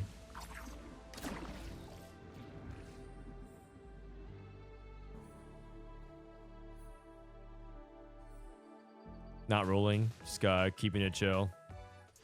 Yeah, guy, I think Solus is gonna be solo top 4 here. His bot looks good. Solus looks really strong, but don't think anyone else can compete. Robin's still carrying Zyra 3 primary. Lucky gloves on everyone. I think the restart mission was just the biggest swing, because I think it was actually possible for Shaco to like bot 4, but after a restart mission, I think restart mission probably like saved him all of his HP he has right now. Yeah. And then let him go fast 10 instead of fast 9. Just a crazy setup. Yeah, that combo is just so sick, because the thing about Hedge Fund and Level Up is oftentimes because of like your econ intervals that you're making, you're not holding a lot of units, so you don't have an upgraded board for stage 3. And so restart mission just solved all that. So he probably didn't even lose that many units on the resell, right? He benched 4 of his items and still beat his teammate. You're right. He actually completely benched Annie's items. Holy cow. That's how strong he is. Oh my gosh. That's funny.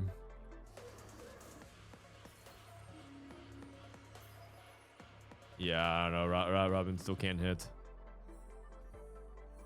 Phoenix won 1-1-1. 1? Oh my god, he won 4 games in a row. Yeah, I think Phoenix turned into... I think Phoenix is in final form. Okay, Soul's gonna lose here. Robin. If Robin beats Tiagowski, Kaiwang and kills Hard Puzzle, maybe? Yeah, that's their hope. But they still have to figure out how to win. Yeah. No, Robin's... Oh, the Ziggs bomb. The Ziggs bomb. Oh, that thing is just so troll. Okay. So now... now I guess it's like whether or not they can win. Artifacts. Yeah. I mean, no one's beating Shaco. It's just impossible. And he's about to hit Annie 3. How many, like, was this like 60 blobs or something? 34. Oh, that's not even that many. Like, he's gonna get way stronger. Also, one up Annie 3 farming infinite strat mods. You're right. He's actually farming mods as well. He's got Street Demon and Strategist. Oh, he's a third one just sitting on the bench. He's having a great time.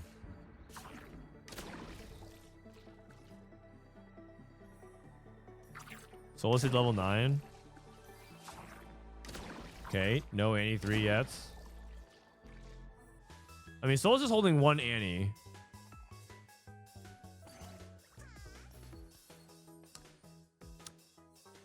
Yeah, because the other element too is that a lot of times you can get to Shaco's board, but you just don't have this much HP. It's just crazy. Usually you're like at 1 or 2 lives at most. All right, Solus going up against Hard Puzzle. So Kai Wang, if Kai Wang's dead, that is it for this game. So does that mean that Phoenix did their team win in advance?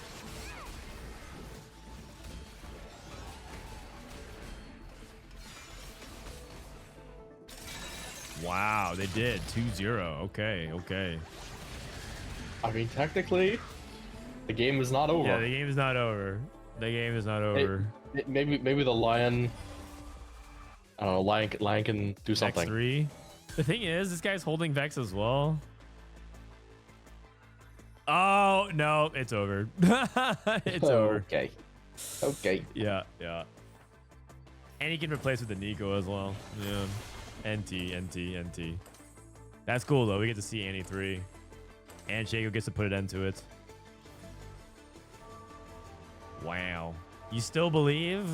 The only way that, like, okay, even if Solus hits Vex 3, I don't know if that's enough. Because now he has to go set Vex 3 and the Zac. It is not enough.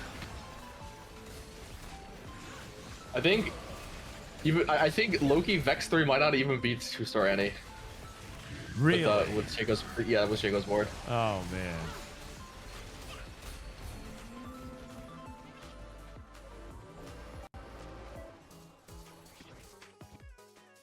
And Tiagowski's holding 2 Vexes. They're cut off at every angle. That's gonna be it.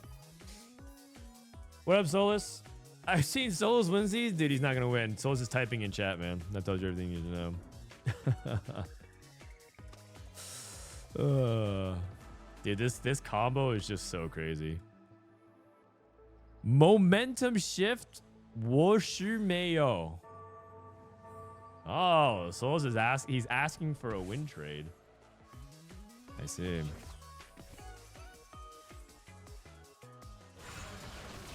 You know what? He hasn't exhausted every resource. That's right. There was one strategy left, which was type in chat. All right, Solus is dead. Unfortunately, I don't think Shaco speaks Chinese. I think he speaks a different language. All right. All right, that's the end of that game. Too bad Shiturin is on the other day. Dude, Shiturin would be an amazing teammate in 4v4. An amazing teammate. All right. I mean, honestly, high key. I mean, China won EWC, and you bet China's probably really good at this format. I have no doubts. All right. We'll wait for the last game. In the meantime, we said that Phoenix did advance in the bracket. Let's see if we got any other updates here. BO versus Penny Andrew. That's still going. Can refresh the bracket and see. Lower brackets. The winner of Penny Andrew and BO plays against Kurum. Phoenix is going to play Riveting. That's going to be a fun series. Who's top on Team Riveting again? Let's see. Phoenix, Goobums, Aesah, Kiting versus Riveting, Robivan, Covenel, and Rutenzorg. Okay. Bito, TFT beat Toady, and they're going to play Team Liquid Brazil. So we have a Brazilian team through. And then a winner of this series plays Rohan C Gaming.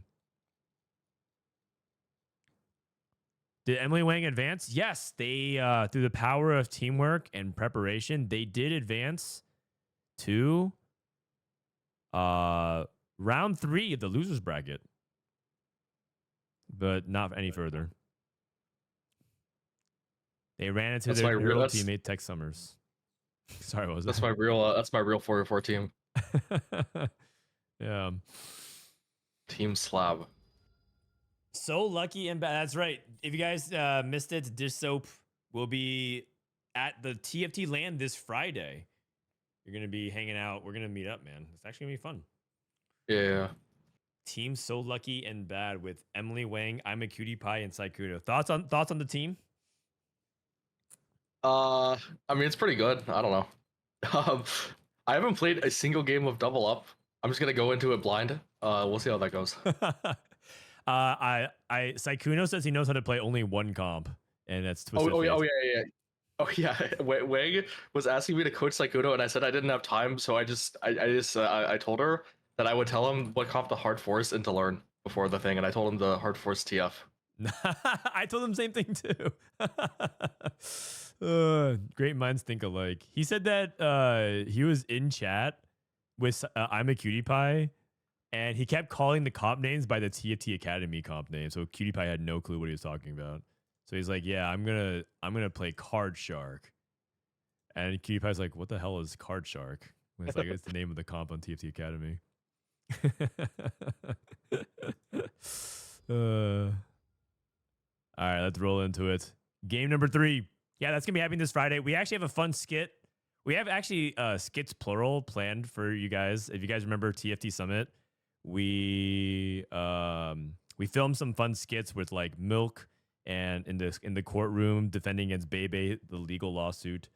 We also had Mortdog and Shadow Mortdog. We got something pretty fun planned for Dishsoap. Not gonna spoil it though. Let's just say it's the perfect skit. You guys just have to watch it. All right, tied 1 game apiece. Here we go, game 3. Is it emblems? Oh, 2-star, 2 cost. I was feeling some trainer golems. Action. Honestly, I might prefer trainer golems than the 2-star 2 cost. Really? Okay. Yeah. Okay. I think this one is like Warwick tier. Warwick tier. Damn. That is damning. Mafia. Yes, Man, we're gonna play I'm Mafia. getting more dogged again. And I gotta tell you guys, last time the Mafia was epic. That it was like the craziest ending to Mafia I've ever been part of. They killed me off first because I thought I just wanted to like leave and grind TFT last time. Yeah. You missed out. Sorry. Taeyeon, thanks for the 2 months. Is this a Twitch issue? It might be a Twitch issue. You should be able to try refreshing. Try refreshing your browser. Are you like secretly cracked at Mafia? No. Okay. And I just want to play more than 5 minutes. Like I don't know. No, I'll make sure they don't Sad. kill you. And then I would like to see you kind of navigate through that because I think people who are like new or like don't play Mafia very much are so fun to watch. All right. Let's see. Bladeorang Guiding Hex. Let's see their openers here. So Robin has 2-star Lowy, so he's probably going to have to play into this Animal Squad opener. Solus has LeBlanc. Vagar for hard puzzle. Shaco with 2-star Jin. Rost. 2-star Rost. Darius. I mean, all the people that they got frontliners are high rolling. Yeah. And then sometimes, like the small minority times, you get a backliner with items that you can use it, but I feel like that's unlikely. Yeah, that's kind of on the rare side. Okay, let's look at Robin. Oh, we saw this last time. Someone took Warpath. Okay, took Crown Guarded. This is Solus. All that shimmer, speed, kills, cloning facility. He has LeBlanc, I think. I mean, this spot sucks. I don't know, I'd probably just clone. Yeah. I've seen a lot of people take LeBlanc and then just try to play like some kind of. Oh, he still has rerolls. Okay. I see them play some kind of cipher opener. Hard puzzle. No. Shaco. Cluttered Mind. Sunfire. A lot of tempo. A lot of people taking items for tempo here. Not a lot of econ. And when you have a 2-star 2 cost that can use items, item bugs become a lot more appealing. Yep. Actually. Agreed. Looks like Dank Memes and Solus sold their 2-star 2 costs, so that's not a good sign. Yeah, I think Danky's got Jib. So I think he is really unhappy with that. I mean, I feel like Jin's not that bad, but maybe they're just calling for like they need someone to lose streak or something. Okay. I feel like Jin got like a lot weaker after the nerfs. They only nerfed. Did they nerf? Let me just see. I thought they only nerfed like starting mana or something. I think they nerfed his bounce damage, if I remember. Oh, like maybe it was like the 4th bounce damage. Let me see. Yeah, I think it might be. Oh, yeah, okay, yeah, never mind. Okay, that's actually pretty significant nerf. I still feel like Jin item holder is like fine, but Jin reroll is pretty bad. Yeah, agreed. Yeah, the double nerf there is pretty painful. Even if it was just the damage nerf itself would be significant, but the mana in tandem with it just hurts. All right, in the meantime, Robin trying to drive tempo, see if he can get the streak going.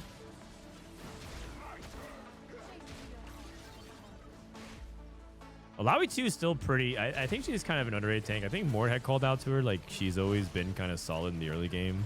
And back when Anima Squad was, like, very popular at the beginning of the set, she was not so quietly, like, a very difficult unit to deal with in the early game. She's basically this set's Echo with, like, way more healing.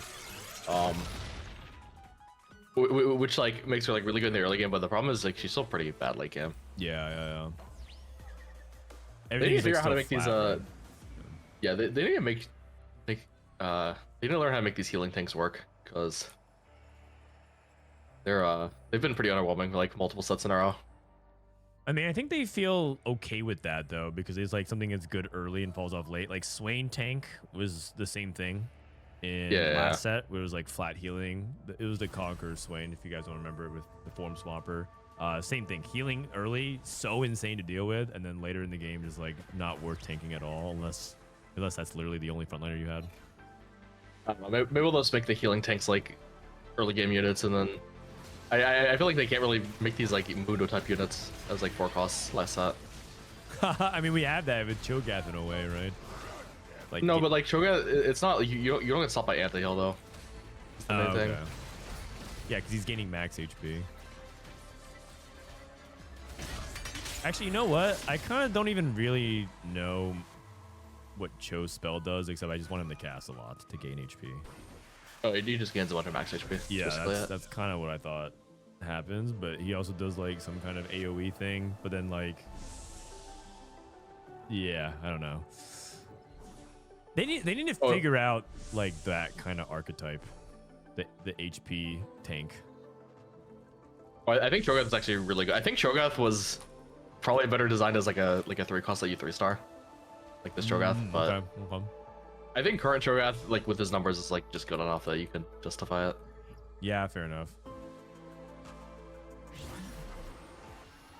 Cho'Gath should silence, dude. I think people really don't like that, but I guess he could mana reave. That's like the equivalent of silencing in TFT. But silencing in general is a pretty problematic mechanic in TFT historically.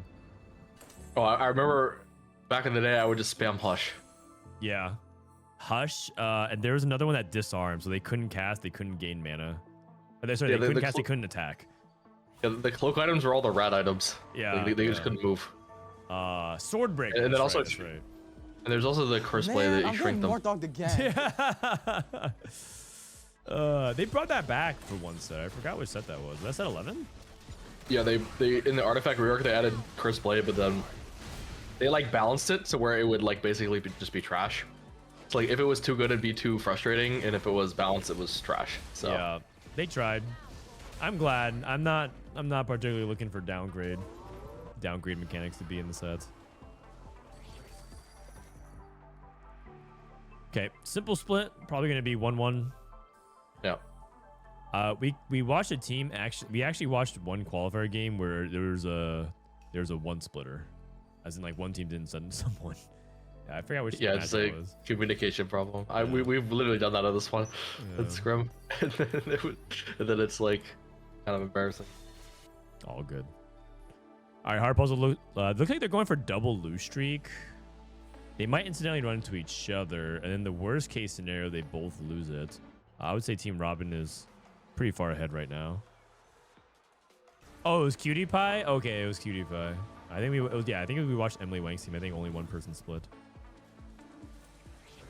We don't know who did though. Okay, hard puzzle loses Tiagowski. Ball loses a Shaco. Okay, I wish with that split thing, like you could like see who like chose what afterwards. Like you could like hover the top of the round or whatever. They did originally. I think they removed it because I don't think they want players to like know for like toxicity reasons, maybe. Oh, I would just keep track. I would just keep track of it for the future. Yeah. But like if someone like splits with you and you're like, I think they don't want people to know for that. Okay.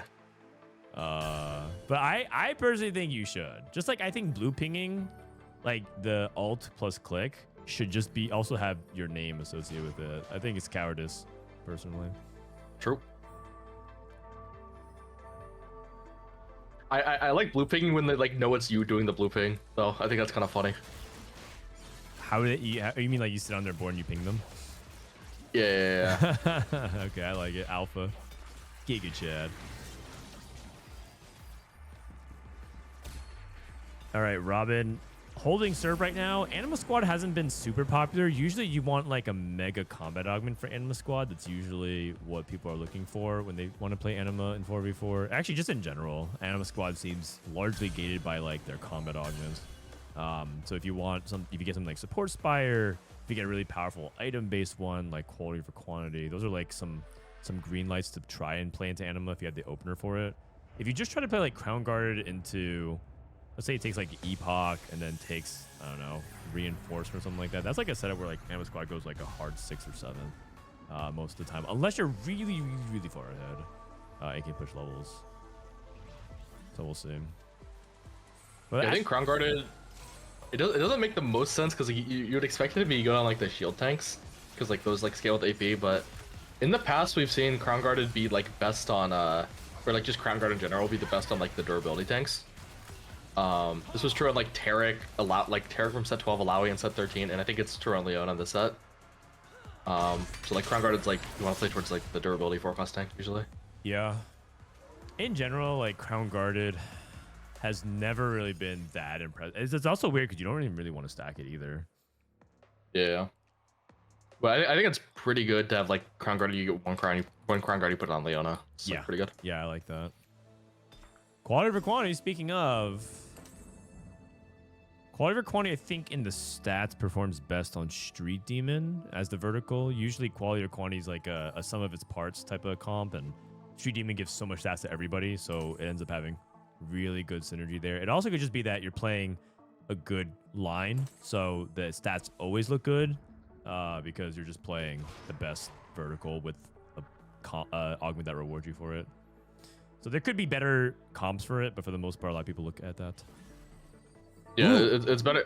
It's better in it's basically you want all of your units to have a good value because you're putting radiant events on them, and the easiest way to do that is just to play a vertical. But like in theory, it would quantity if you're playing a full 5+ board would also be good, but that's just unrealistic. True. I was looking at Marksman Circlet giving you an Aphelios. This is like one of the more recent changes, like a patch or two ago, where they give a 4 cost with the Prismatic. Have you clicked on any of these recently? On this patch, not really. On last patch, I think I clicked on Techie Circlet once, because you could play like the 6 Techie Ziggs board, and it's actually pretty good because it gives you a brand and a tier. But I haven't clicked on any circlets outside of that. I mean, I feel like circlets in general still feel like kind of underpowered, but in 4v4, I guess if you're just taking a lane, the thing about this Marksman Circlet is that there's no like 6 marksmen, so usually this just means that you get like an extra slot, and if you can get 9, I guess you could play like 6 Vanguard or something. Yeah, I also just think a lot of the emblems are not very good, so that's like another reason to like not take a lot of these circlets. I mean, they did buff it. They did buff Marksman Circlet to 2 armor reduction. Yeah. I don't know. It's like hard for me to understand it because it says whenever you deal physical damage, it reduces by 2. So assuming you put that on like Zeri, you know, maybe that's like really good, but I just don't think that it's like in theory you can do some cool things with it, but in reality all it ends up doing is just like a nice little bonus that you don't really like need to play around at all, or like should play around.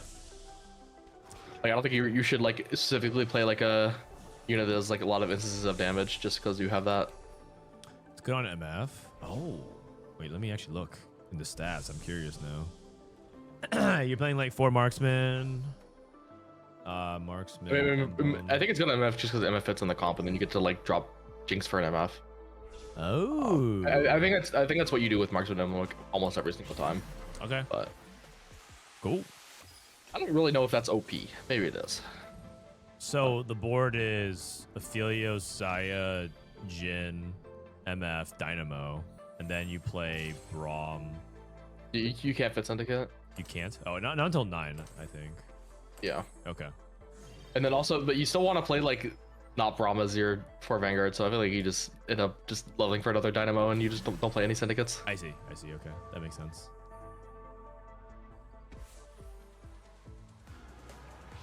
What about Urgot? You know, Urgot is still like a 5 cost that I think needs more refinement and just reps. I think a lot of people still don't really even understand what makes Urgot board strong, because EU loves playing Urgot as the current Fast 9 strategy. And a lot of people tried it and it's not been successful on their end. But I know some people like swear by it. So I think it's one of those things that needs to just like I think Setsuko was streaming earlier today. It wouldn't surprise me if he was like playing a ton of games of those kinds of variations, so that way he can get like experience on it. Because I do think I've seen it win out and its potential is really high, but I don't really know what exactly makes Urgot stable. I think I played 3 games of, or no, I played like 5 games of solo queue this patch. I think 3 of them were Bruiser Urgot. Yeah, so you're a believer? I mean, kinda. I think Cho'Gath is just good though. I feel Urgot's just whatever, but like just Cho'Gath tank plus backline is good. There it is. I like the Dynamo, or sorry, not the Divinicor board. Like it's basically just vertical Divinicor with Cho'Gath tank and Urgot carry. Okay. Yeah. Just replace. I mean, that's kind of what Divinicor is supposed to be. It's supposed to be like you play the 5-6 support units and then just like squeeze in 2 other high value units.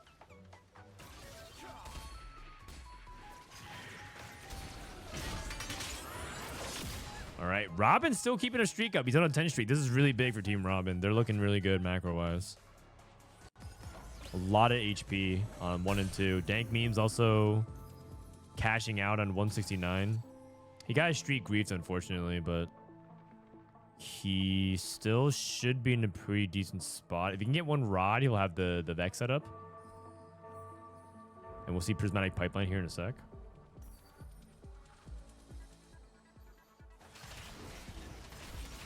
You need to cook up a 6 Boombot board. 6 Boombot's not actually that complex. Most of the time, 6 Boombot's just 6 Boombot plus Bruisers, and then you just squeeze in Garen if you can.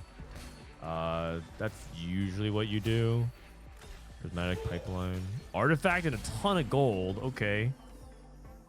Artifact can be kind of dicey. Also, a new hack coming into play, the Growing Investment. You get it. Every turn you wait, you get to sell it for 1 more, so you have to hold on to it for greed or use it immediately for the burst of gold. First time I got this in scrims, I misread what this did. I thought you put it on a unit and then you like, it was like an enchantment. It would give you 1 gold per turn.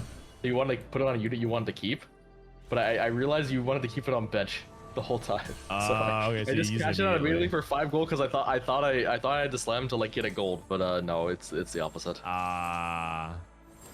Well, good thing it was on scrims. Reading. Hey, see, it even happens to the world chat. Guys, if you guys misread something, don't even feel bad. It happens to the very best. No, I just skimmed it because I thought I was going to miss a gold if I didn't slam it fast. Use on a champion to gain 6 gold. After each combat, increase the amount by 1. Oh, you know what? I can kind of see it. Yeah. I feel like it could be Risrod. I feel like I can understand reading it your way. I wouldn't have come to that conclusion, but like hearing how you interpret it and then reading it, I can see how you would come to that conclusion. If you're like doing it really fast. So you just want to keep this one on bench until you like need the burst of gold. Okay, Dank Memes not hitting his Vex yet, but he hits a 22. You are stable on 1-star Vex for a while. Thoughts on Glass Cannon with Vex? I know some people said that like you don't want to damage your Vex because it's a big amount of DPS loss, but some people said like it's like worthwhile anyways because you get the damage in.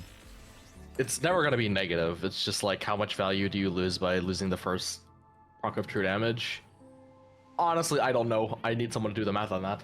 But there's no way it's going to make your Vex weaker, I can tell you that. Yeah, so 800 true damage. So she doesn't do true damage here, so she casts Her first cast. Okay, I'm pretty sure it sucks. I'm pretty sure it sucks. I'm pretty sure it sucks. It's like fine, but like I'm not in. I would rather take another silver. Yeah, there's no true damage at all, and as a result, it's kind of like causing a chain reaction of no true damage, right? It's like for that reason, I'm out. Okay, there it is. Oh, he has no gunblade. Ah, that's another reason. Oh, you're right. Oh yeah. I mean, that would also help. That would also hurt. I'm pretty sure that makes glass cannon even worse though, because you can't heal up the little burst you took at the start. Yeah, because you do get a little bit of omnivamp at the beginning, but I don't know, maybe his silvers are bad. There's like on the 4-2 silver pool is a little rough sometimes. It's true. You don't really have that many good combat options. Like they're just showing you item grab bag on 4-2 many. Yeah, let's just take item grab bag. Yeah. I'm trying to think of like other instances. Or just like the random like econ ones that no one wants, like 10 gold or whatever. He had bulky buddies. Oh, I probably would have preferred that then. Yeah, bulky's probably better. Actually, silver bulky buddies in general is just quite solid for a combat if you need one. There's just a lot of HP, and in this set in particular, there's like a lot of ways you can get burst HP, especially if you're playing something like Exotech. So you'd be surprised how much value you can get. It's sort of like it's just part of the reason why like having certain augments that can combo off each other really well. You're looking at like Spirit Link. Spirit Link in previous sets was not nearly as valuable as it is in some of these like Exotech setups that are like really dominant or even in the bruiser setups right now. Exotech, Street Demon, and Bruisers are the main HP abusers. Yeah, Street Demon, that's what I was and Vanguards to a smaller extent, but Exotech, Vanguard, and Street Demon Bruisers are the main ones. Yeah, Street Demon was one I was forgetting. Speaking of Street Demon, I think Kai Wang is looking really good with his HP count, trying to see if he can go to 9. And then Robin playing 4 Vanguard, 4 Marksman. I like that. I'm just not a fan of Anima Squad unless you have like the Giga augments. So he's just playing a pretty stable board. I think Team Robin looks like they're in full control here, as long as Dank Meme doesn't go 8th, but he is. I think he's going 8th. He got Gunblade. Okay. Actually, he's going as Braum 3 though. TF2. I mean, this Braum basically has no tank item. Yeah. Does have bulky buddies for a little bit extra HP. Nah, I should be fine with Declaw Sedge. Okay. Yeah, and Hard Puzzle taking the big loss. Solus bleeding out as well. Where the Lion is wounded. He's fine. Like any good lion, he knows when to sack for the pack. Okay, I'm pretty sure he should roll a 0 right now. Yeah, I think that's what he's doing. Like I think he is like, because Gambler's Blade wants you to stay above 30 gold for the bonus, but I do not think that matters. You need to hit, like, hope you high roll Draven 3, so you can like get 1 life for your team. Yeah, or even just lose slower if you're able to take a better negative. Remember that one game where Solus took a better negative for his team? I think that was last game, literally. That ended up being a big swing as well. Maybe his pool is like isn't all of his teammates. I wasn't really paying attention to that.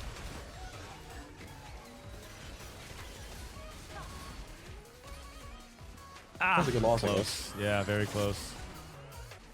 Hard puzzle. It's looking like 7-8. It's looking like Team Robinsongz is gonna go through. What are the Giga augments for? Who did Hard Puzzle lose to? I feel like the board's good.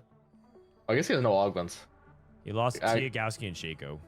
Lost to his 2 teammates that are healthy? Oh, that's like really bad. Yeah. That's like worst case by far. Oh no. Because now he's gonna go up against his enemies next turn, and he can't really get sacks if he. Well, okay, so I think he greeted his level 8. Or he stopped rolling. It's going 9. Yeah. The problem is he has like no combat at all. Yep. Like this board is just this board. Yeah, doesn't have time to stack this. This Zach. He's also kind of lacking frontline items as well. Like his frontline item is D-Claw and Hull Crusher, which is not great. He's taking He need to get those items on Zach immediately. Yes, and didn't have time to do it all. IE. Oh Lord, he's not even gonna slam it. His Spark is also not on the right side, and Sejuani's about to die. I'm pretty sure he can beat TF2. Yeah. Ah!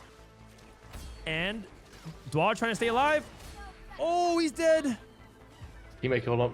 They're not sacking for anyone. No, man. These guys don't sack for each other. What is going on? Where's the team chemistry? Where's the team play? I mean, he benched a Warlogs, but I mean, I guess it's a little bit harder to sack with quality over quantity, but I don't know. It, like, wait, what was that? Burst of gold. Oh, the consumable. Damn, man. They're playing for the 1-2. Yeah, you know what? That makes sense actually. They might be playing for the 1-2.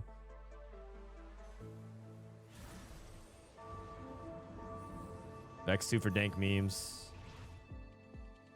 Okay. Solus. If Solus can potentially guarantee the 6, that's a huge thing. Dank memes half, like partially sacking, not really. They might feel like it's not worth it to take a full life off dank memes. Okay, Solus is dead. No. So Solus should be sacked. Yeah. All right. Like the only reason to not sack Solus is if Hard Puzzle like died that exact turn. Right. Or if Solus was stronger than Hard Puzzle, but neither of those things were true.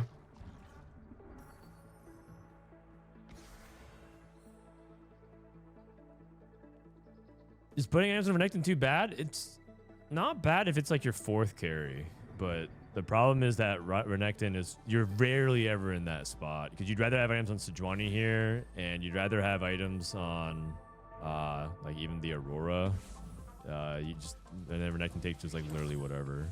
He's just not reliable at all, and over investing into it can be a huge devastating impact for the fight swing because he dies really quickly and then he doesn't do a lot of damage. So the thing is, I don't think Renekton needs like buffs either because he provides a lot for the teams of the comp that he goes into. But you probably could buff like Renekton too a little bit.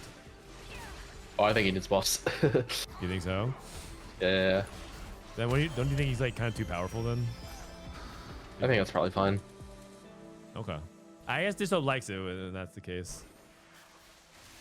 He is. I guess it's true because he is a carry, but then he's like he's offering utility, and then he's like a full carry, and his traits are good. I think Hard Puzzle lost to a teammate again, so I think they're just full sacking their teammates, man. Yeah, maybe. It's kind of rough. I think a lot of players in China, like heavily value or like rapid fire Renekton. Like that's just a comp, like basically rapid fire emblem, but it's like but it's a Renekton game. Yeah, I've seen that. But that's definitely not popular in A or EU. I mean, how do you pop an emblem and just say I'm Renekton at 2-1? That's kind of crazy. That's like what the equivalent of was last patch or last set was when people would open up RFC and say it's a Mordekaiser game. And it's specifically a 6 rapid fire Renekton with like solo tank Sejuani in the middle. Yeah. Well, I mean, I think people do that if they have like, I think you can do it if you date like Golemify or Dumbify or some of those like crazy tank augments that help you get that front line going. No, I agree. Like I think it's a little sus, but I'm just saying it's like a. Oh, it's a thing, yeah.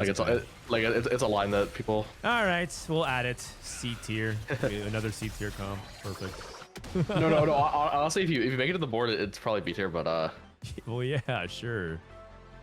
If you make it to the board.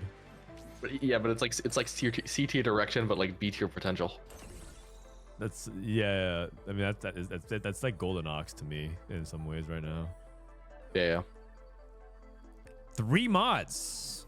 Marksman, Misfortune, Golden Ox, Zaya, Vanguard, Garen. Okay. The thing is, you don't actually get the marksman spat bonus. Yeah, on it. You just get the AD. It's nice though. You get a lot of AD. Yeah.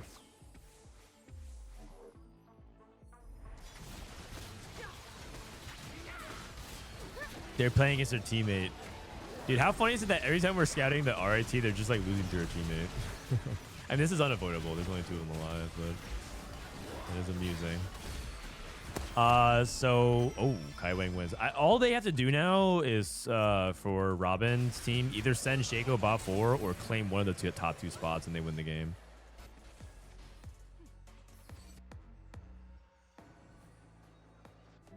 And they just need to send Shaco not second. Yep. That's one of the win cons. I mean, Shaco's pretty strong. Tiagowski's also apparently pretty strong. If he hits Samira too. Kai Wang versus Samira 2. Tiagowski. So Tiagowski has a combat augment over Kai Wang, which is the glass cannon. So head to head, Tiagowski probably beats Kai Wang. I guess if he maybe item quality also is different because that does matter. No Samira 2.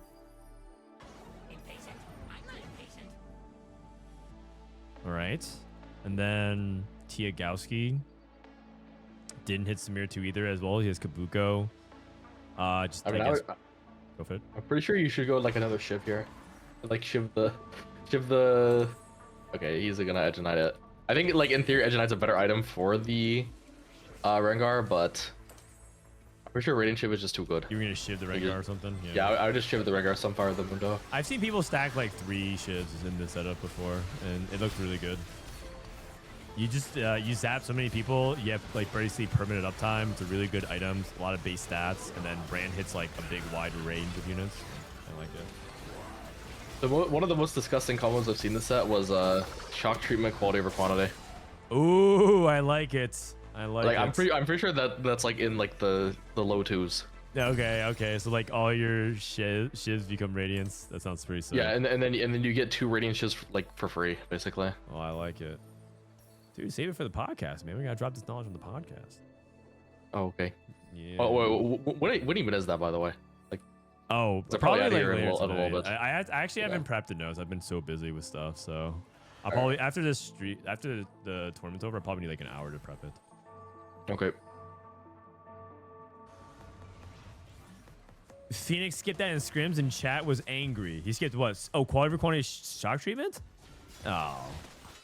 Well, yeah, you guys have every right to be angry. Yeah, that's not even like a Twitch chat like wants the fun thing. That's actually just it's just straight up OP. Yeah. It's the best combo. It's rare, it's woke, and it's good. That's like the 1, 2, 3 that you gotta play it. Dank means out in 5th. Okay, it's actually doable in terms of HP. So what would happen here is Tiagowski beats Robin and Shaco beats Kai Wang. Then Tiagowski takes a good loss to Shaco, and then they beat Robin again. So it is possible. Yeah, it's doable. Is that actually what's gonna happen? Wait, Kai Wang lost to Shaco before. Oh. It's actually. And he doesn't have Samira too. Yeah. I mean, stage 6, you have to get a 4 or 3 and a loss. It can be a little difficult to get a 3 and a loss. Yeah. But it's possible. And he has 2 items in MF. This is it right here. This Garen is kind of intimidating. Garen's not aiming at the brand. Wrong way. Here comes the MF cast. Garen didn't get another cast. Oh no. Ah, no. And Tiagowski? I mean, Tiagowski must win. He must win. Oh, it doesn't look like he's winning though. Robin. Oh. Wait, but Ghost fight, right? Yeah, but I don't think they can avoid each other for that long, because like eventually they're gonna have to fight, and then like Robin will have enough HP to take a better loss. Oh, Robinsongz may have clutched it. I think Robin may have clutched it. Yeah, I think he did. Oh wow. I don't think it's possible for them to 1-2 here. Yeah. You know what it is? Oh wait, no, wait. Solos went 7th though. Oh, Wait, I I'm missed trolling. that. I'm trolling. Oh, they have to. Oh, Robin has to win now. Yeah, I'm Robin has trolling. to I'm win. trolling. Oh, sorry. Bad caster. Oh, Robin actually. Oh, that's actually like kind of scary. He must win this, and he's playing Marksman Vanguard. I mean, somehow he managed to win like a couple fights. Yeah. Wait, Shaco's about to get another Garen mod as well, so it's not even, he's not even like he can even get stronger even if he beats Tiagowski here.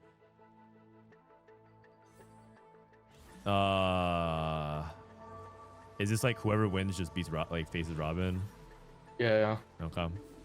So whoever wins the game. You're just not trying to manipulate that.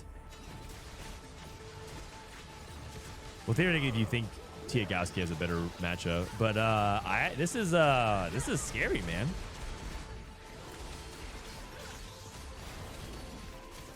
Oh my god. Okay, so Shaco gets the win. Robin gets the win. Robin's on a win streak. It's Old Man versus Shaco. Oh, it's actually so close. They're both playing Marksman. The classic 1-2 matchup. Vanguard Marksman's gonna win this lobby and send a team. Anima Squad down to Philios. Okay. Oh, that's pretty good. Oh man, Robin doesn't have a unit to throw in with Aurora right now. Whoa. He has 2 lives. Oh man. He's stacking. He's trying to power stack. That's a souped Garen. Garen's aiming at the bottom left. That is not good. Hopefully this Garen doesn't one-tap us or anything. Whoa, that's a lot of damage. I mean, he has double healing, but you cannot be taking that damage. You can avoid all the Garen damage in your position. Oh, that's so bad. Wait, the Xayah. Oh, wait a second. Oh, he wins anyways? What? But MF? Oh, no. He wins anyways. That's crazy. What the heck? All right, I'll do it. I'm walking. Oh, Robinsongz. Oh, baby. That's how we do it in NA. Show him how we do it, Robin. Oh, yeah. I mean, I'm glad Robin's team won because I feel like the other team definitely played worse. So agreed. But at the same time, it's, Robin's my buddy, so I want him to do well. Man, crazy end to the series. I did not actually expect it to be that close at the end. Props to them for bringing it back. But yeah, it is going to be a Robin advancing. So Robin's going to go. Robin and his team. Well done to them. VOD review this game. Nah. Now I'll let you do that. That's all you, buddy. Robin's going to advance to play Rohan C Gaming. And then we have Panny Andrew and Sobio.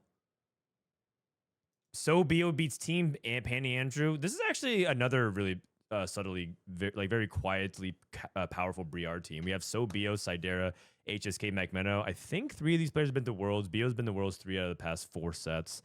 And he earned it too, right? Playing at the regional spots. So that they're going up against Team Liquid. And Team Liquid. Which Liquid? Team Liquid Kuro. Man, I'm getting more dogged again. Which I think is the team that people want to see, right? Yeah, I'm gonna watch that match. All right, you guys down to watch some Team Liquid Greg? TLG. Oh, they just started. Perfect. Team Liquid Greg. Team Liquid Greg. I mean, it's Greg, Gom, and Greya. TLG. Girlmex. All right, here we go. We are in the match.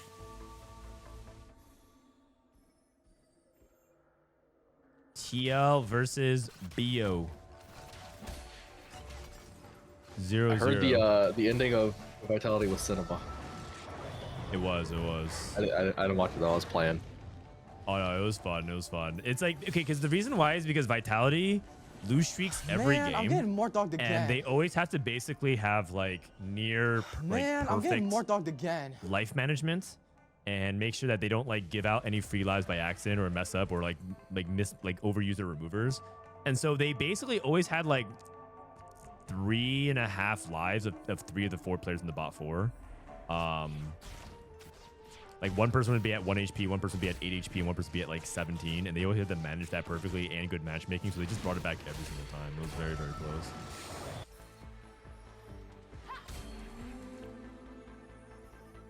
Orson, 100 Acre Wood, thank you so much, guys. All right, this is I think our great. team is much more win streak oriented usually. Yeah, that fits your play style really well because you're usually like win streaking and then giving your team the room for error. And then it's like I think Spencer's your lose streak like win out player. He does really well. With that. Spencer's the fucking rat. Yeah. Replay and I like the win streak, and then Kiyoon and Spencer are the rats. It's perfect. We call it the 2 world champs and the 2 rats. You have we have classic rat Kiyoon, and you have modern rat Spencer, which is funny. All right, Kurum Greya, Pokygom, and then Tleyds versus. I think Go for it. I think that Spencer might have the like lowest amount of interest gained on stage 4 out of every player, because he's just holding every single unit on stage 4 somehow. Oh yeah. Oh, he's griefing everyone, is what you're saying. Yeah. I like it.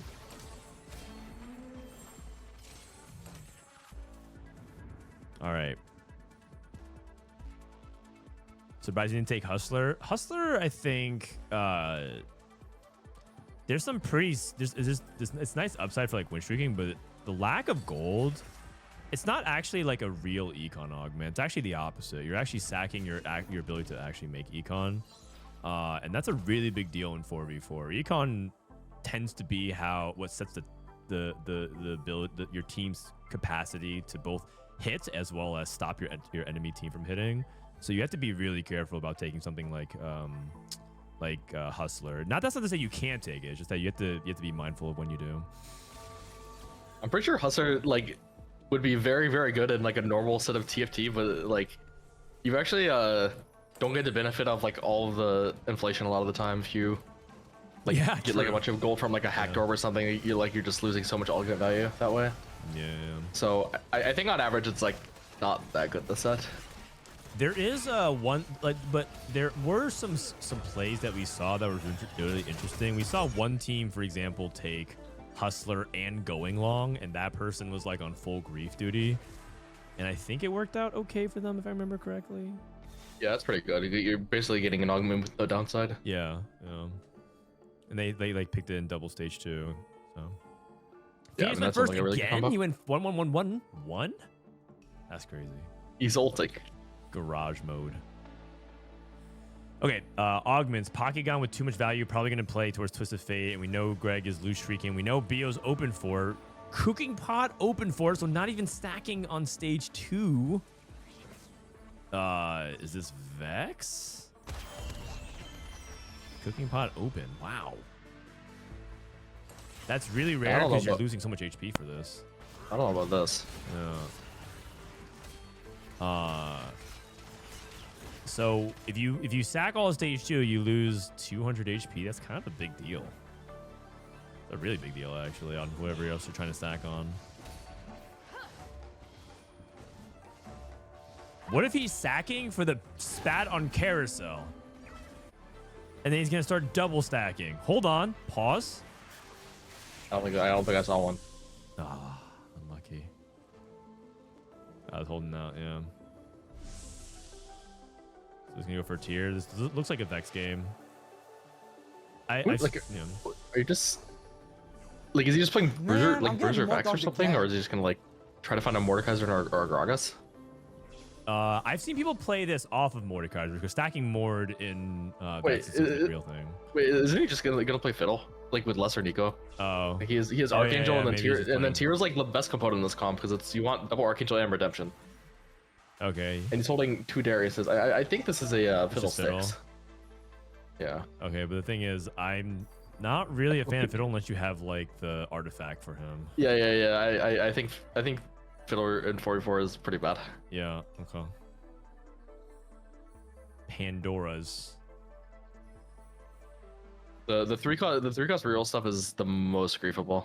The best way to 3-cost reroll is like with TF or Bane, where you like stabilize around a 2-cost. Yeah, I agreed.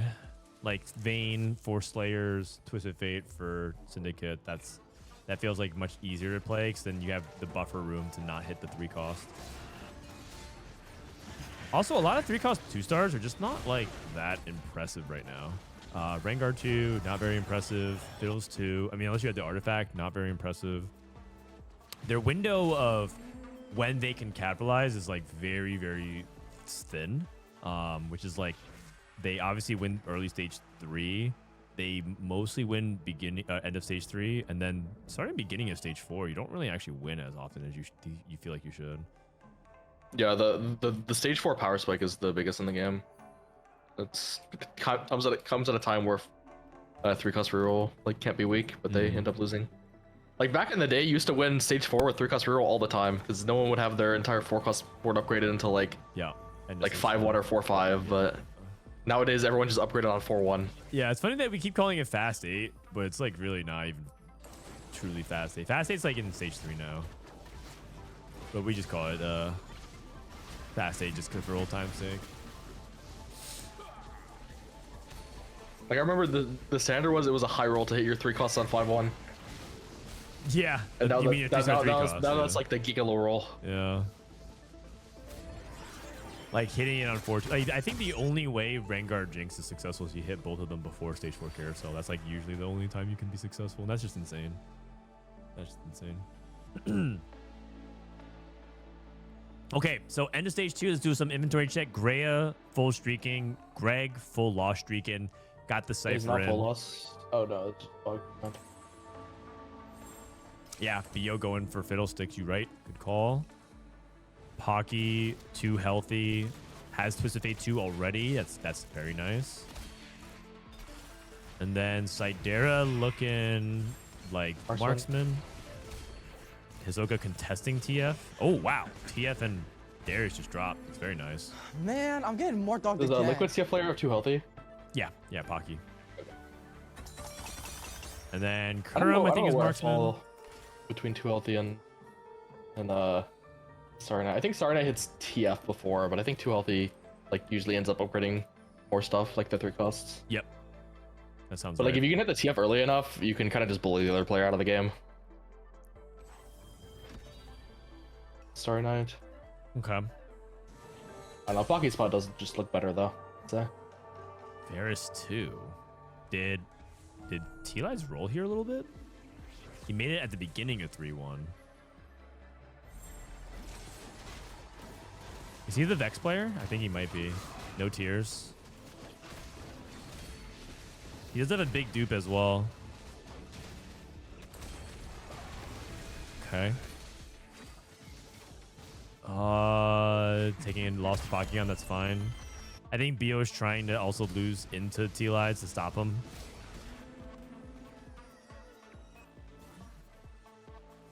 Do you think nerfing Rengar on 2-star was a mistake? I mean, not really. I think it's fine.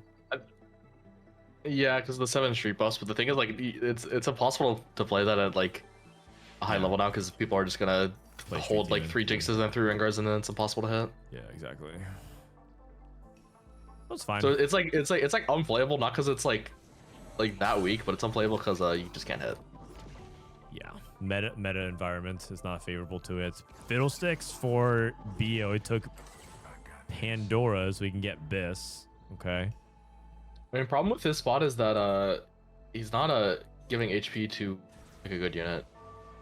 Darius. He doesn't have a like honestly, I'd rather just give HP to Fiddle. Like I don't really like this. Like I would just bruise spread the TF and then stack HP to Fiddle until you find like a Cho'Gath or a Gragas or a Mord. Yeah, I agree with that. I like it. Oh, nice. +1 gold for the gold card. Mike Meadows is a street demon player. Okay. Greya going against Pokegom. Greya's the street demon player for Team Liquid. Team Liquid's been scrimming all day. Ooh, wow. That's actually really clutch because best possible win, keep him going. Unless they didn't want him to keep his streak, but I think they do. This one you want a 2-2. 2-2 is 12 gold for each of them. Yep. Okay. You send, I guess it just depends on how you view your spots. Yeah, Gray probably takes 10, and then Pocky probably takes 10. So Tleyds and Karam should split. Okay. Karam didn't split. He just took 10. Tleyds definitely took the 12, and maybe Gray took the 12 instead. Yeah, because he has Golemify, so he needs the gold. I think It's funny. I wonder if any teams like argue for it. Like, I need the goal. And they're like, no, man, I need the goal. And they're just like, No. I actually think it's the opposite. People want to be like usually argue about who wants to be more selfless. Okay. Yeah, that's a pretty healthy team dynamic, probably.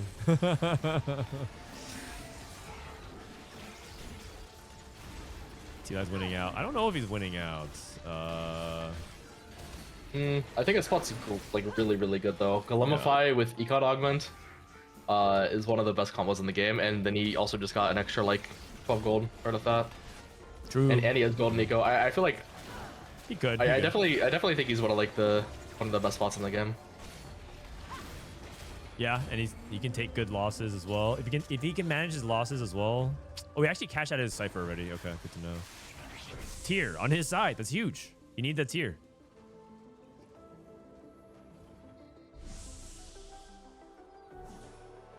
Theo doesn't even really want it. He's the belt for the Bruiser Emblem. No, he wants it for the Mordekaiser. Okay. Yeah, some people in our chat are saying BR should have 3 split to deny gold, because I think you could reasonably say that TL will always like 2 split. Yeah, they deny because they want to give Greg gold, so you could if it was a 5-way split, then everyone would get 10.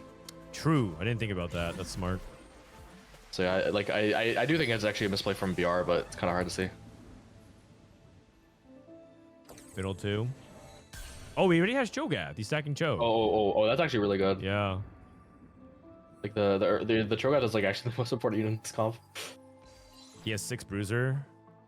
Gragas can go in. Wants to position slightly different so that Fiddle's guaranteed buffing the Cho'Gath. Okay. It's still good 50-50 it.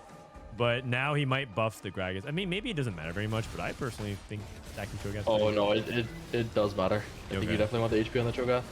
Yeah. Okay. How much worse is Shogun over Blex? Pretty bad. You want blue buff for sure. Because not only does blue buff get the mana, that's for Vex damage amp. That's really huge. Trojan is worse than blue buff by however much damage amp blue buff gives. Boom. But sometimes you got nothing else. I've seen people just play whatever mana item they can on Vex. They have to make the best. Oh, punished. Punished. He buffed the Gragas. Ah, -1 buff. And, you know, again, he's already, like, needs all the buffs he can get. Yeah, I don't like this spot. He's too low HP. I don't, like, if he gets the right game special wolves where you just get dropped infinite resources, maybe he's back. But yeah. We saw a game today where someone was like this. They had like 4 Fiddlesticks, and then loot subscription dropped them a Fiddle 2, and they had a dupe. So they just literally had Fiddle 3 from nowhere. It was the craziest thing of all time. And he had Blighting Jewel Fiddlesticks as well. So he just like literally won the game immediately on 4-1. All right. Let's see if Tleyds completes the loss streak here. Oh, he actually snapped his lose streak. Okay, I was wondering why he was a little bit poorer than I thought he would be, because he even took the gold. That explains it. Streak snapped a little bit. 26 HP. Comfort zone. He needs a tier. He wants a tier. I mean, as long as he hits like a singular Vex, I think he's in a good position. Okay. Pokkygam hits a Fiddlesticks too. Pokkygam full grief mode. Too much value. Gray also 10 streak, which is really huge as well. Liquid should be holding every single fiddle possible. Yep, 1 fiddle. BO will go 8th if he does not have fiddle 3 in that spot.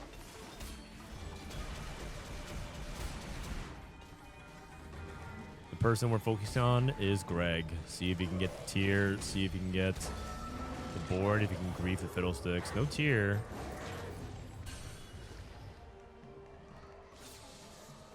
Backs immediately. So 20. He's gonna stop here.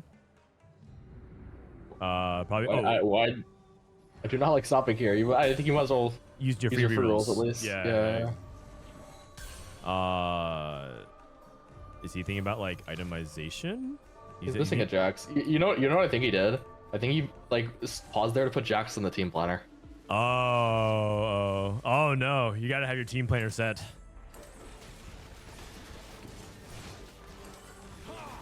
Okay. Pocky is not that strong, so should be able to get a win here. Pocky should have unhatted as well. Yeah, he doesn't have hat on TF. Yep.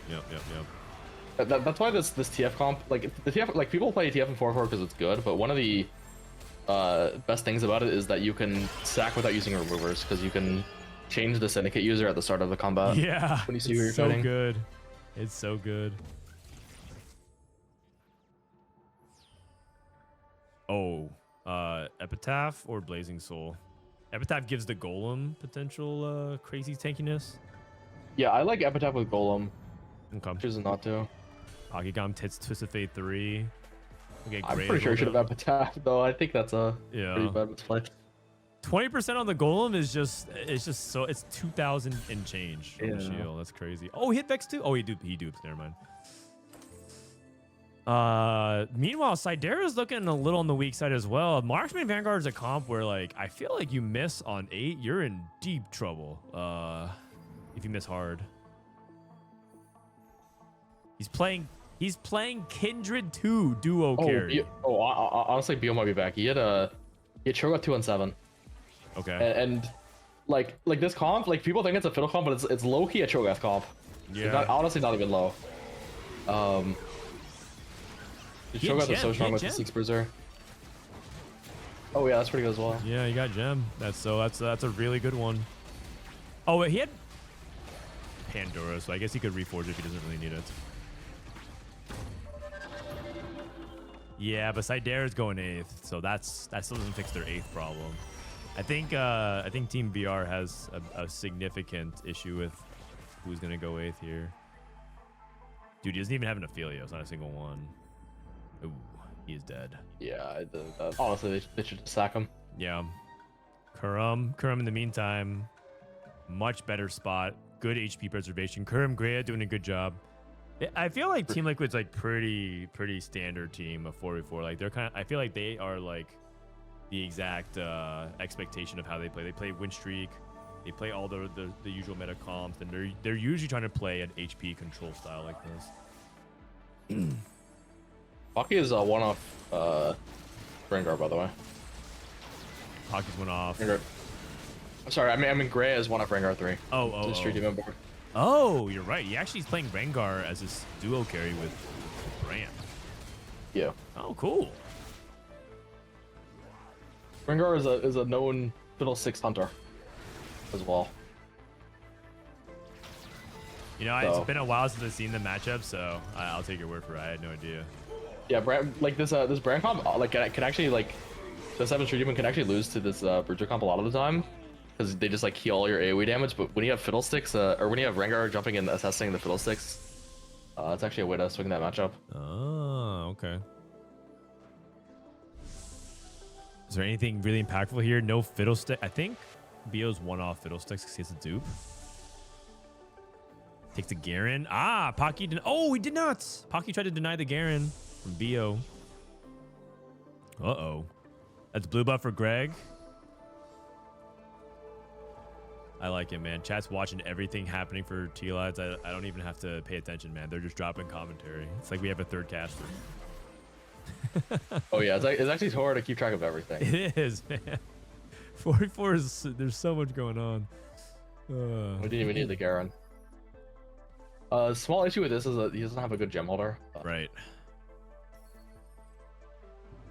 I mean, I guess he's rolling to 0 to like see copies before and.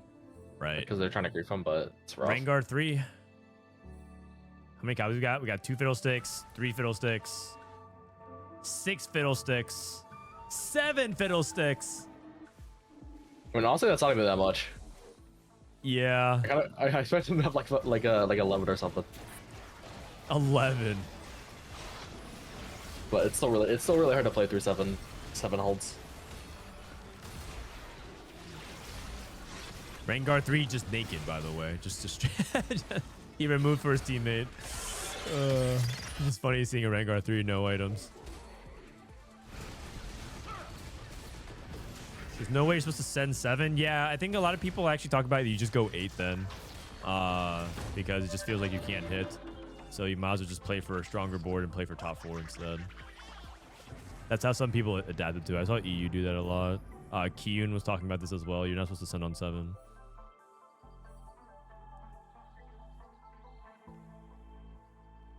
The Starry Night only have 5 Twisted Fates. He has 8. Oof. All right, Sidera does have Aphelios. Did win his first fight, but it was against his teammate who sacked for him. And I think kind of what we were saying before, it might not even be worth sacking. And he's going up against Greya. He could take a 5-0 loss here and die. I think it is legitimately better for Sidera to die here than to live for their team, because then at least he's not giving free lives to their weak players. Yeah. Well, which is why like I feel like tactical FFing should be allowed, but they don't allow it. Oh, he's dead. He's literally dead. Wow. Okay. Like if you're like the weakest player on like a neutral round, like Loki, you should be allowed to FF. But yeah. He actually did have a possibility you could do that. You could actually sell your board on creep rounds if you need to die. And then die to creep rounds. Oh yeah, I guess you could do that. I don't know. I've never seen the play, but it's always like something that you could do if you need to. I mean, what I've like done in scrims until I knew FFing was not allowed is that like as soon as I would lose to an enemy, if I knew my pool was or as soon as I lose to a teammate, if I knew my pool was enemy, I would just FF after the combat round was over, because then like it doesn't give my empty board right to them, because it's not at the start of the round. Oh, gold orb. Complete item. Gold orb. Oh. Wait, Grade's got an artifact. Okay, he didn't get anything amazing. I mean, Trenchcoat Rengar is actually good, but he doesn't have any. He doesn't have Edge or Starak, so probably not Trenchcoat. Just take a brand item now. Yeah, because it wouldn't be worth doing Trenchcoat and then like would you like move? I guess you can move. It's just red buff, and then you redemption your. Just red buff and redemption your guy. Yeah. Yeah, I like it. Moving for his teammates. Okay. Giving the life. Let's see if Greya can get that win, or rather get that life. We got Greg going up against Bio. Bio's still on 6 Fiddlesticks. Did he get Bruiser on Fiddle? He did. Gunblade. Ooh. And McMeno is now down to 10 HP. It's looking good for Team Liquid. Looking good for Team Liquid right now. Full control.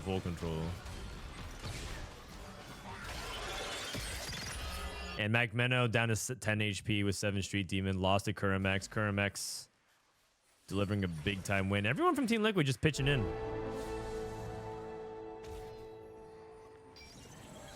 Full open Fiddle, no artifact. I think I might get kicked.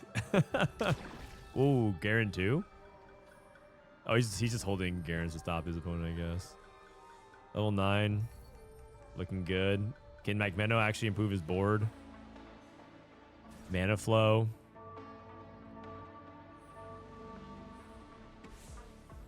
All right.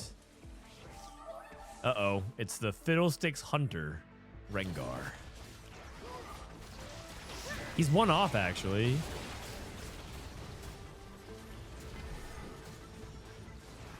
But I just don't think he has enough DPS to take this out. Fiddlesticks 2 is about to die. Oh my god. Down to 1 life. And McMeno is also dead. Yeah, it's a 6, 7, 8. It might be a 5, 6, 7, 8, 5, 6, 7, 8. Uh-oh. Team Liquid Stomp. He hits. It's too late. It's so late. He needs to hit with way more lives than this. I mean, I don't even think it's mathematically possible. I think it's like I think it would require like something absolutely absurd. I just don't think it's even possible anymore. Can't they FF? No, they can't FF. And also, the game is, even though I said it's basically mathematically possible, I still think technically there's like a 0.00 something % chance. But functionally over. Functionally over.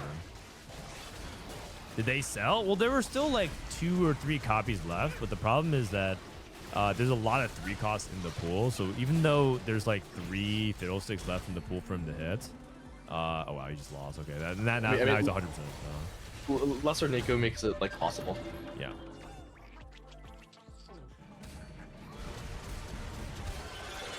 But now BO and HSK can't even 1-2. So we're waiting for the final blow.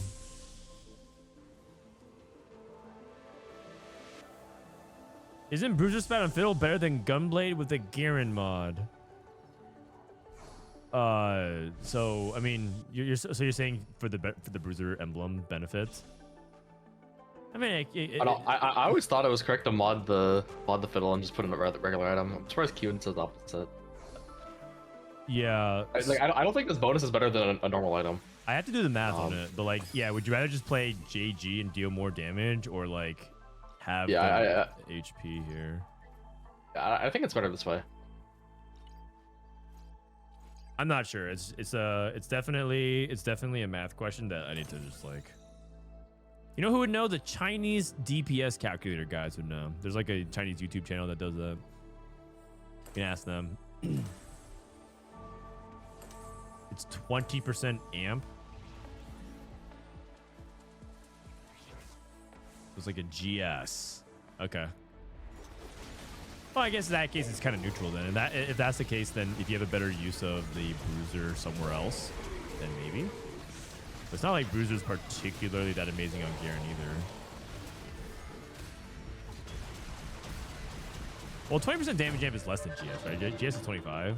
So if you're saying it's like GS is 25 and it gives like AP, which is probably like another like 5 to 10. So I feel like it'd be better than just put a regular item then. Just like ever so slightly. Oh, but he's stacking H. No, never mind. Doesn't really matter too. Yeah. Oh, and that's it. The game's over, by the way. Sorry, we're not really paying attention, but because the game is functionally over. All right. I guess in the meantime. Oh, go ahead. You're not allowed to FF until only one team remains. Yeah, but you could just like Vclf was bored and guaranteed lose here, and then everyone can FF. Yeah. He might play it out. You know what? He might play it out to spite the enemy team. I like it. Mental damage. All right. Why don't we check in on Team Robin and Solus then while we wait for these guys to finish their game? Because they're gonna play for like 5 more minutes. Let's see.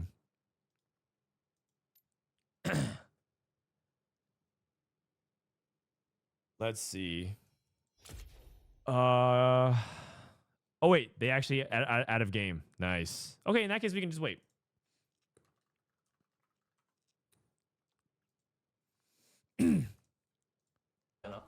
Still holding Leona. Yeah, Leona. Can we hold anything else? No. This is Goobum stream, by the way. Actually, I'm gonna use the restroom real quick. BRB. No hydras, guys. That's all Sedge. Yeah, you guys are definitely not allowed to send a Hydra. I will punish you. Samira, Nico, Ziggs.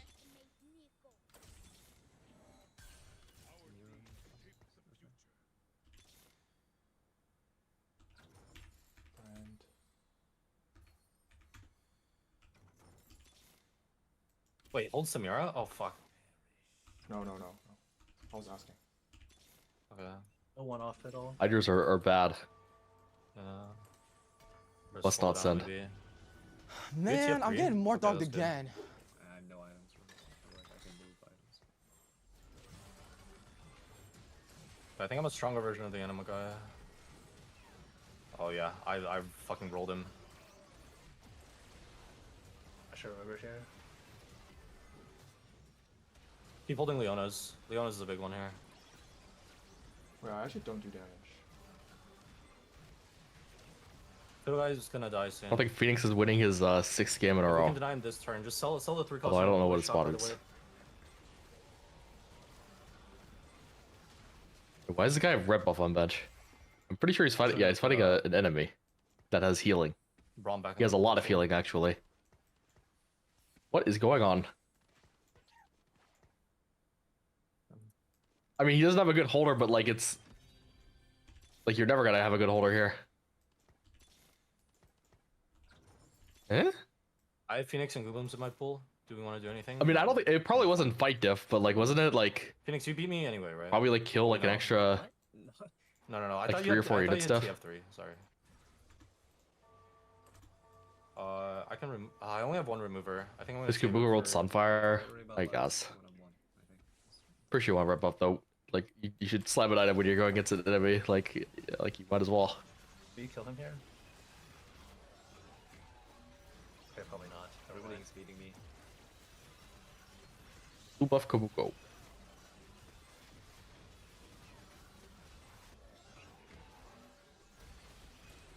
I try to hold 4 costs to help you hit Golems, like the Cho. That's all I can really do. I can't really do much else. I think I'm really weak without an Urgot somehow. The guy lived. Damn. Yeah, he's I mean, it's okay. They're gonna fight I'm each pretty other. sure this Bruiser Vex comp, you don't play 6 Bruiser. Yeah, That's what he's doing. Oh, yeah. I think you play 4, and then Yeah. you play just better stuff. Man, I'm getting Garen. more dogged again. But I guess he's like level 8 though, so. The low cap version is you just play Morgana, Varus, Jian. Gives Okay. you 3 Exo and a Dynamo. Executioner, Dynamo, yeah. I've seen a lot of different variations, but The high cap variations are Urgot.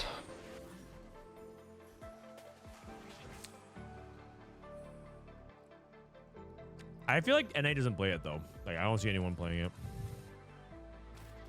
Sorry, in 44. So Oh, we played we'll it. see more. We play it. Oh well, we didn't see many teams play it. Yeah, I guess. All right, Tasman, thank you for 9 months. I feel like it's getting called an EU tech because none of the NA players are streaming. Yeah, maybe.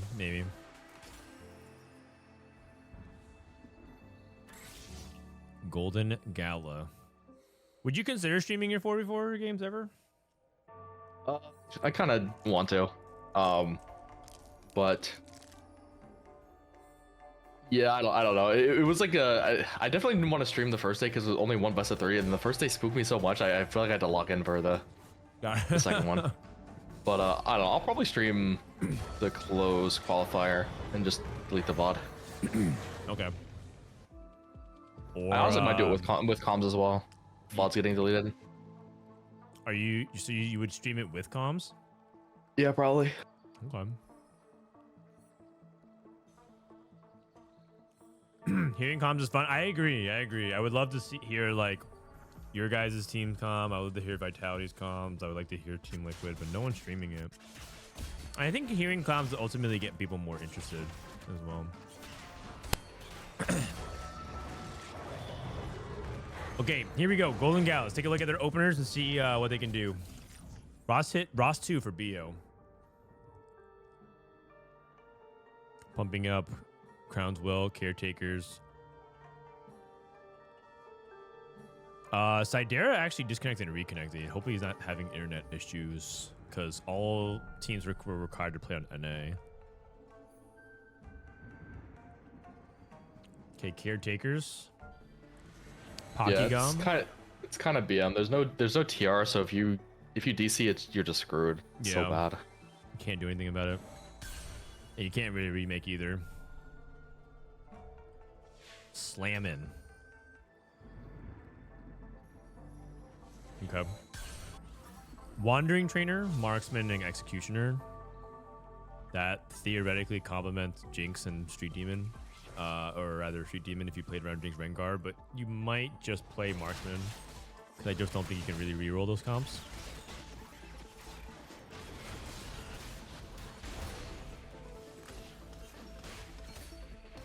I hear comms is so boring. Watching with you sounds a lot better. Well, I mean, it's different for each person. Some people don't really care about that, right? Some people want to follow individual players and POVs, and they might find hearing the comms interesting.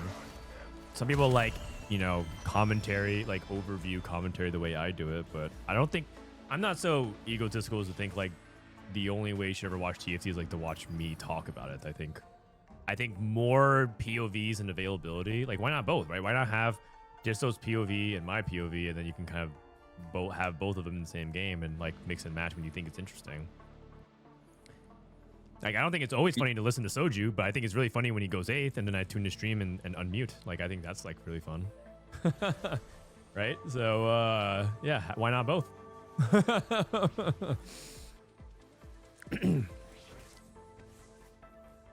All right.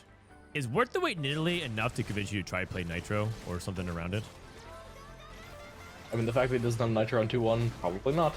Okay. But I don't know. Maybe he plays like the like 5 amp like level, like where you level up and just play around like Samir Annie with 5 amp. Okay. Okay. Plus like any other frontline, just you see like like Samir amp, Nico Echo, that stuff. Yeah.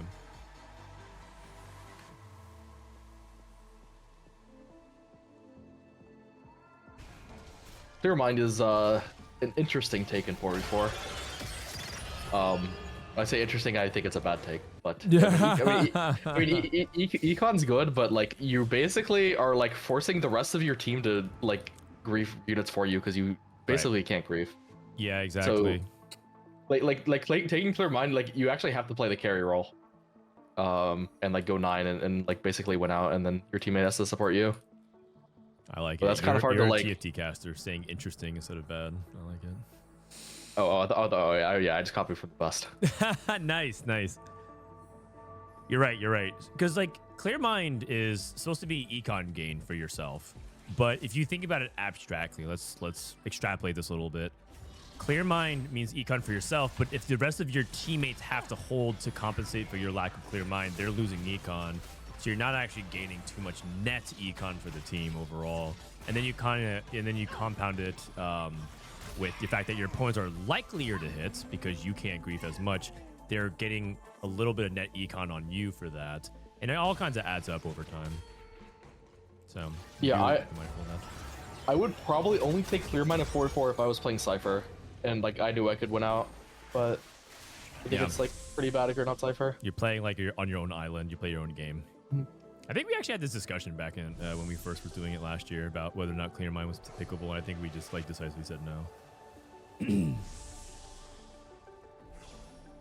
They won the series. Garage Guy, dude, what a crazy run! 7 series in a row through the losers bracket. Is that their winning in? No, I think they have to play more. Wait, what? They have to play one more? That's crazy. Oh wait, they're done? Like with the whole thing? Oh, really?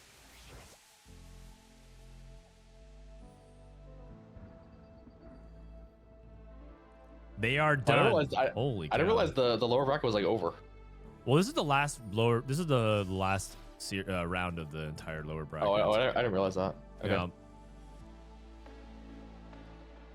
Wow, that's actually really impressive. Congrats to them. Garage Guy, the legend of Phoenix, the ace. Level 6, Hustler. Someone said, show Hustler gameplay. That's pretty much just this. Just press the F key. Hustler gameplay. Okay. Gunblade. And it's important for Greya to try and win as many rounds as he can to rack up econ. So the way you rack it with econ is you get the 3 gold here, plus every win that you can get. Phoenix wins first 5 games in a row, by the way. He did. I mean, we were joking about the ult. I mean, he was not joking around at all. 1-1, 1-1, 1. Was it true ones though? Because or was it like his teammates like effectively like him and some other guy was like 1-2, and the game was functionally over?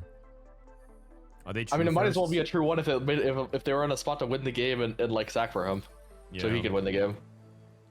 They were all true ones. Dude, Phoenix might be the 4v4 GOAT. Who knows? Pakiyam did get the nitro in here. You're legit ones? That's pretty impressive. That's really impressive then.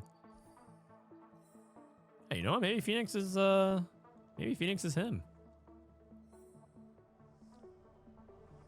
Pocky got removed. Oh no, he sold. He sold. So that's his remover. Okay. Going against Greya. I think Greya would prefer, like, he's gonna slam, but Greya preferred to give the win to Pocky. So potentially a impactful fight here for Team Liquid if Greya gets the win. Greya's playing 1-stars though, but he is level 6. Shyvana 2. I do not think Greya is going to win. Yeah, too many 1-stars.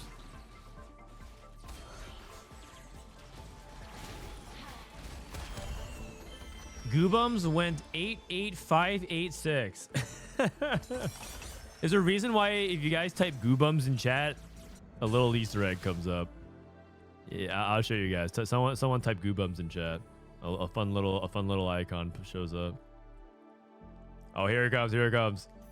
It's an emote of Mario Kart going 1, 2, 3, 4, 5, 6, 7, 8. It's a gif of a Dango taking lethal damage. I mean, there's actually a lot of lore to this. This used to be the Clear emote because Clear went 4/8 at regionals. Yeah. But then we renamed it to Goobums because I think Goobums went 5/8 or something. Yeah. We basically Clear played a regionals where he went 8/8, 8/8, and somehow did not get eliminated in the first day because there's a tech issue. And so what ended up happening was Clear went 8/8, 8/8, technically played in day 2. And then went something like 1-5 and avoided it. And got eliminated. But he didn't even go last. I think Broccoli went dead last in that regionals. And I think there's another tournament. I forgot which one. But like Goobum somehow beat that record. I think it was another regionals where he went 5/8 or something. I mean, it was some tournament where he went 5/8. Yeah. So if any of you guys want to make TFT history, qualify for the regional finals, and go 6/8, and yes, you can have the emote renamed after you. You can go out a legend. Yeah, you won't be remembered for much else, but you can go out a legend. You know, on the low, Dishsoap, if you like start off 8/8/8/8, you're going to Worlds anyways, man. Bro, I'm not sitting the 6th and 7th, 8th or the 5th and 6th, 8th. Yeah, I'm just saying you're going to Worlds anyways. Why not claim every record? You breaking every record you're setting is breaking new record. Just go for them all. I mean, okay. The thing is, I'm pretty sure they're gonna invite me anyways. But technically, only top 28 of the regionals players make it to the pro league. the pro league. So I'm not. Okay. I'm pretty sure they'll invite me anyway in the influencer slot. But I mean, I'm not gonna count on it. True. You can't go. Oh, actually, yeah, going Man, I'm is getting actually more really dogged bad. again. I didn't think about that. Okay, Portable Forge into Hull Crusher. We've been seeing this as safe picks. Forward thinking for Magmeno. Last Stand. Oh, Last Stand Slayers. Okay. Last patch this was an amazing setup. Oh, I think Last Stand Slayers is very sus. Yeah, you guys think it is way worse. Win out call. No. This is what we were flaming Golems for doing yesterday in that 3-hour Yap session. Yeah. But I mean, what Golems did is he took this and then he rolled to 0 and then Golden Nico to his Senna 2 with no items. I see. And then no one said anything, you said, because they were too busy arguing with something else. Yep. You know. Yeah, Slayers is like a hit everything in top 4 comp, not really a win. Oh my god. What was that? If you didn't have these 2 chains, I guess you can go like Edge and and Carousel. What? Dishsoap didn't even blink. He just said, "Huh? Well, if you didn't have 2 chains." Okay, so is this I mean, okay, is this like good? if you play as much TFT as I do, like it's like, I mean, yeah, it's a high roll, but like it's not gonna like, it's not like blind blowing. Oh man, he's unfazed. I mean, that's why you gotta stay cool and collected always. Can't just be flipping out.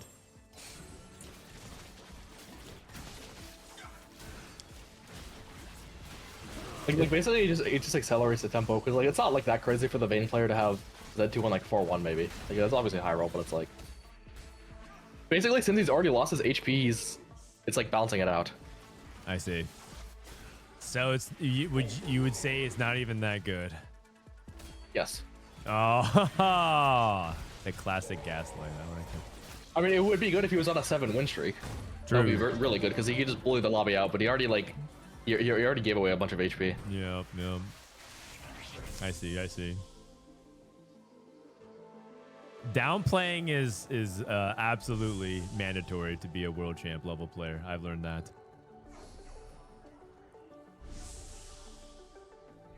What was the hold center or roll of Fields argument they had yesterday? I didn't actually watch the stream. I didn't know they argued for that long because I logged off to go do some family stuff, so I didn't even realize that they were arguing post stream. I just raided Goobums and I peaced out. But I'm happy for them. Pokegum Kerm still streaking. Pokegum is playing some Nitro.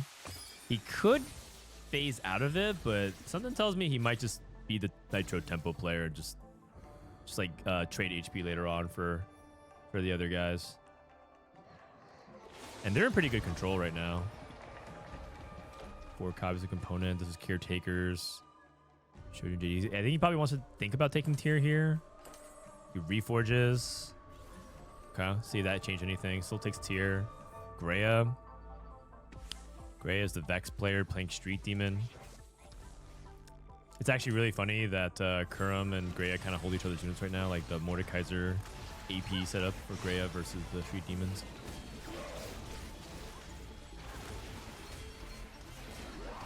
Taking on Greg. Rageblade. Contested Slayers. Wow. Is he just marksman? Oh, is he? Oh, okay. Rageblade GS. Do you think he's rich enough for that? He he is slamming. Yeah, no, you're right. He leveled to 7. He's marksman. You're right. Did Team Robinsongz win? I believe they won the previous series. I don't know about the current status of their current series. Wait, can we look at Dio's board? One second. Can we go back? Why are we grading too much value this much? Like, surely we should be playing a 4 Slayer. Like, even if he thinks he wins the rounds anyways, like, don't you want to like deal more damage or something? Like, he's both of the 100 triggers in his, like, the win triggers in his pool.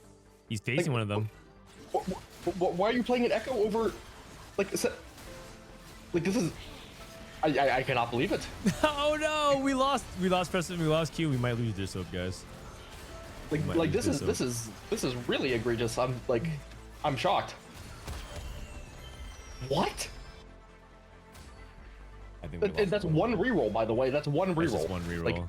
Like why are we reading this?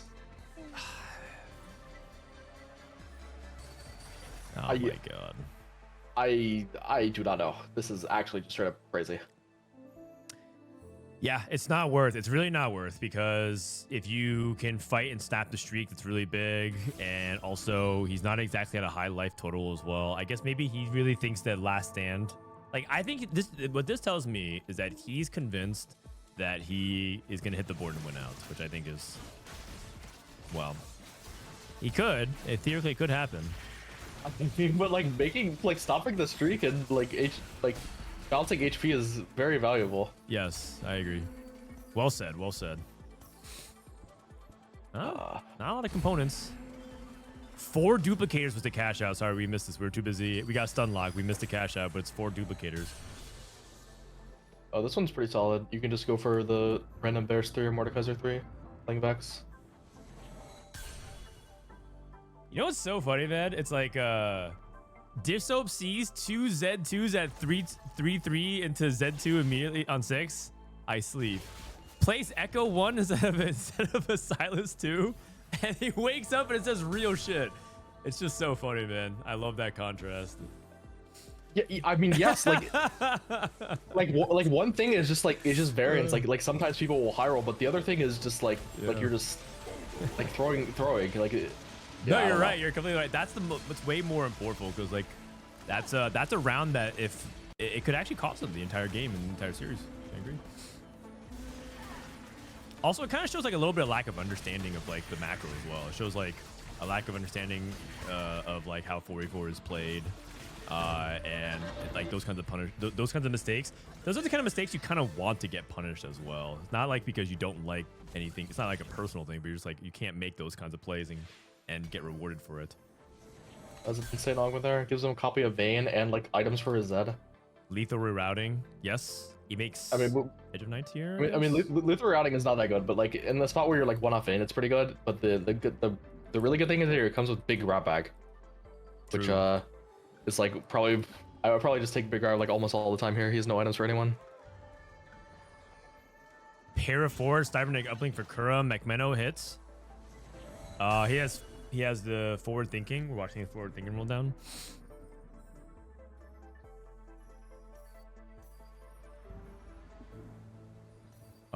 Not really hitting. Actually, we saw this happen to Milk. Milk actually took forward thinking, rolled to 0, and had Xayah 1, Aphelios 1, Leona 1. I'm getting vibes like that. Shojin Death Cap. Kind of put that on Aurora. What? Oh, is he just playing? Oh, I think he's just playing Anima. Oh. Or is he? Or is he going Golden Ox? No, there's no. Does he have Viego on his board or something? He does. Oh, he does. He has Soul Killer. Yeah. Maybe his Gox. 3 Golden Ox, 3 Marksman, 3 Anima Squad. He's firmly in between. I mean, I guess he's just flexing on his roll down. He's flexing on his roll down here. He sold the Annie? Okay, so then he's probably just Anima then.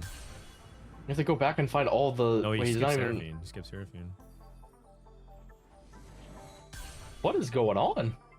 Hello. He's doing something. What up? Oh. Hi, buddy. K3 Soju. Wait, he is Anima. Wait, why didn't we pick up the Seraphine then? Oh, no, we have it anyways with Vayne. We have it with Vayne. Okay, we're good. We're good. But don't you kind of want Seraphine for the techie? Oh, I don't. Seraphine is way better. Yeah, I feel like we want the Seraphine for the techie. Oh, he's also holding like 4 Jarvans and the other guy's playing Slayers. Yeah. It's fine. Yes. Pulling a 22. Except his 22's in the back. Did Soju just join the flame or something? Oh no, I've been like tuning in and out. I haven't really been watching. Wait, what happened? Not much. Not much. Dishsoap can break it down actually. Dishsoap was who's favorite this game?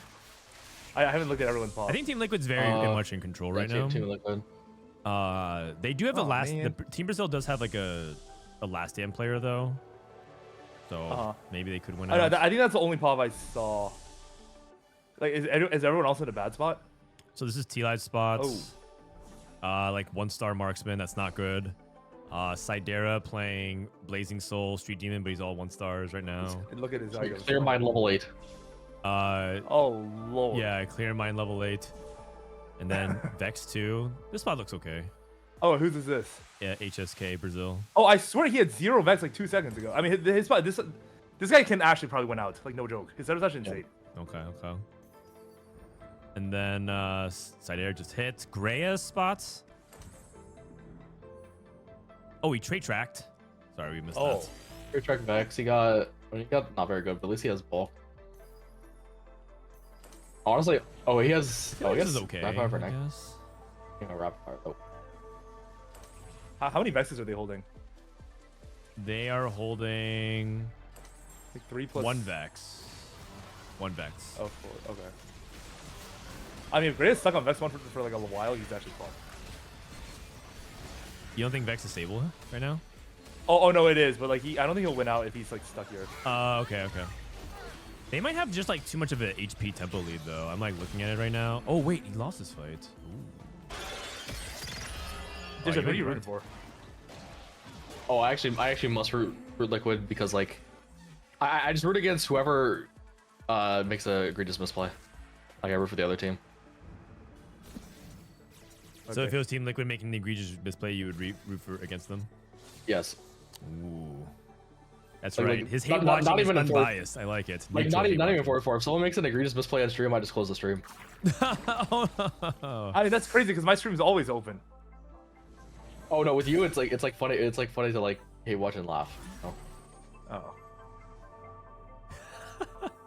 Wait, Poggy's level 9. What the? Yeah, Poggy's level 9. He's playing with the weight in Italy.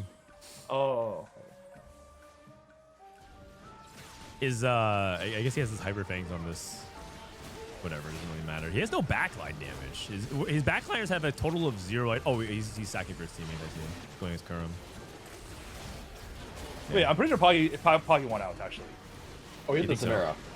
Yeah, Wait, and he is had Zac 2. Like Zac 2, like already. 30 gold. Okay. Is it better to play this? I mean, I guess it's better to play Natural Frodan than contest like the Street Demon players. Korea's losing out. You're right.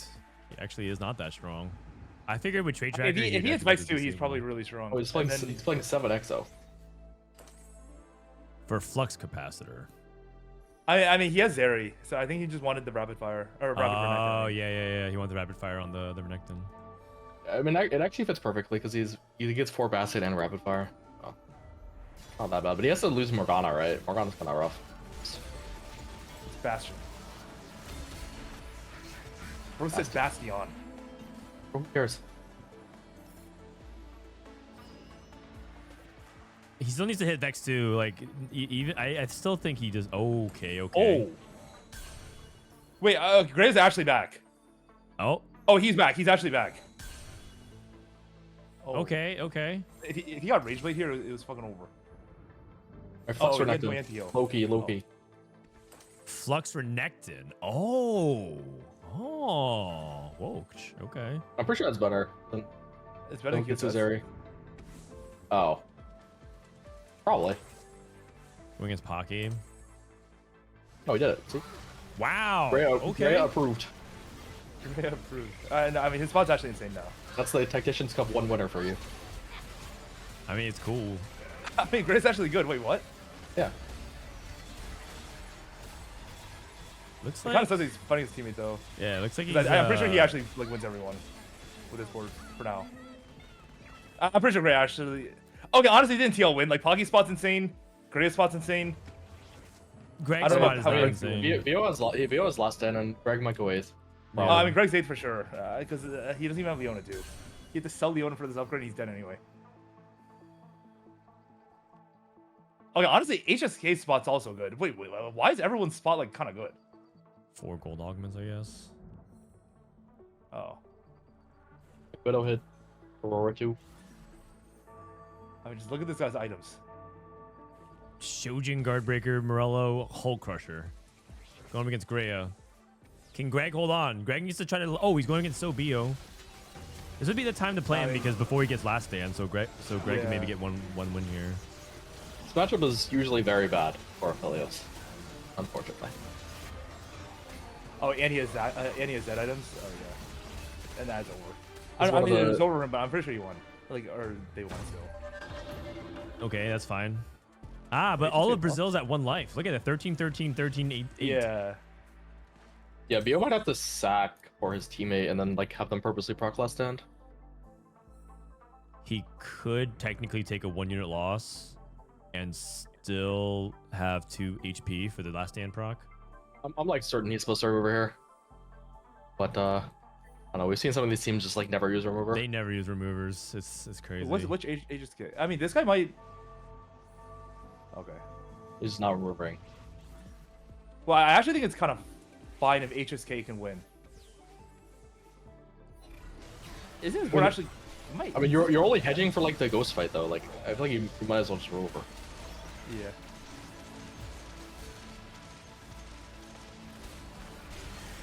Okay. It does look like he's winning though. It's close. If he kills more, he doesn't even proc last hand. Oh, wait, that's perfect. But that's actually insane. I guess they just do. That's now he has 2 lives. That is that's fucking insane. Oh no! Oh. No, that's fine. That's fine. They have to win through. If they kill Greya and then Bio wins out. They can go first. They can go first. Oh my gosh. I mean, there's another fucking emblem. There's EXO for Greya. For Greya. And then you can probably play some like Giga. You can also take Bastion and then get a free slot there too. Oh, maybe yeah.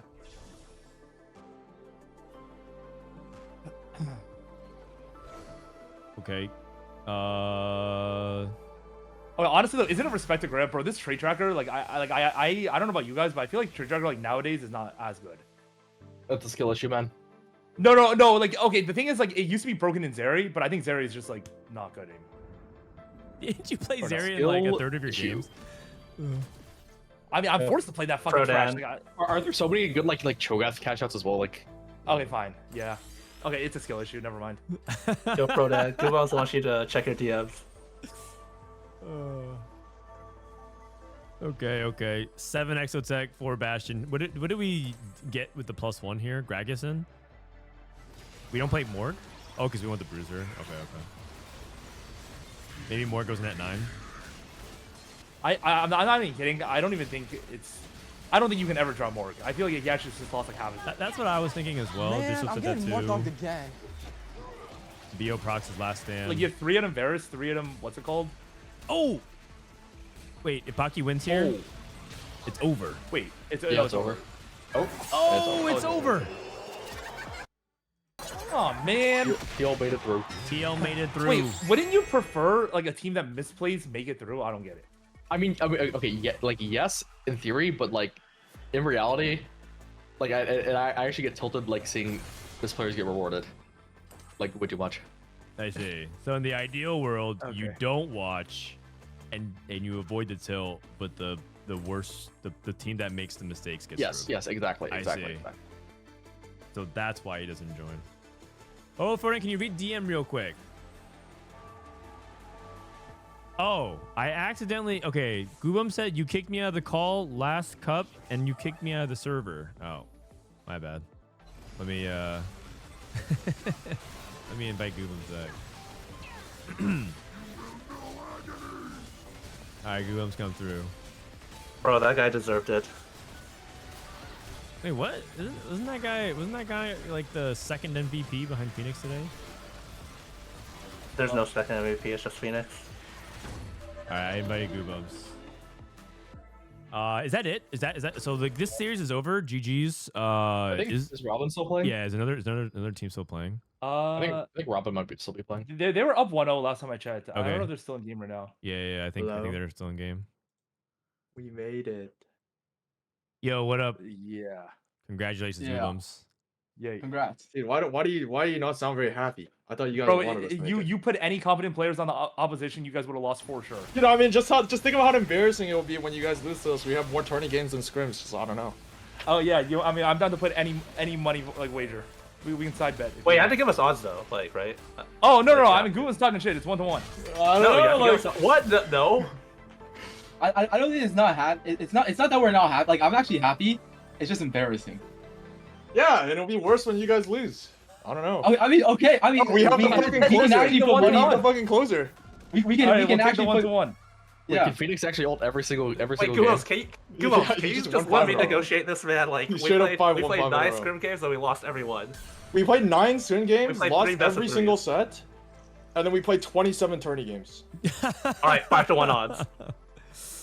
I'll take 1-1. Google's talking shit. Wait, so they're up 1-0, right? I think so. Yeah. I think it's Garen.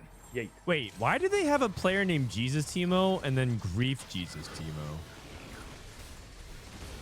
Oh, I thought it was the same. I thought that was the same person. I've never seen Grief JesusTeemo. I've only seen JesusTeemo. You know what is the actual OP strategy? If all 4 of your teammates just have like the same name and the other team can't figure out. Yeah. Oh, true. But then you might get confused. No, but you're used to it. No, we're used to it. Yeah. No, we just gotta play 100 scrims. Yeah. To get used to it. Because Prestivent and Soju and Milk all use different mold divers, and I think it's because they were getting confused.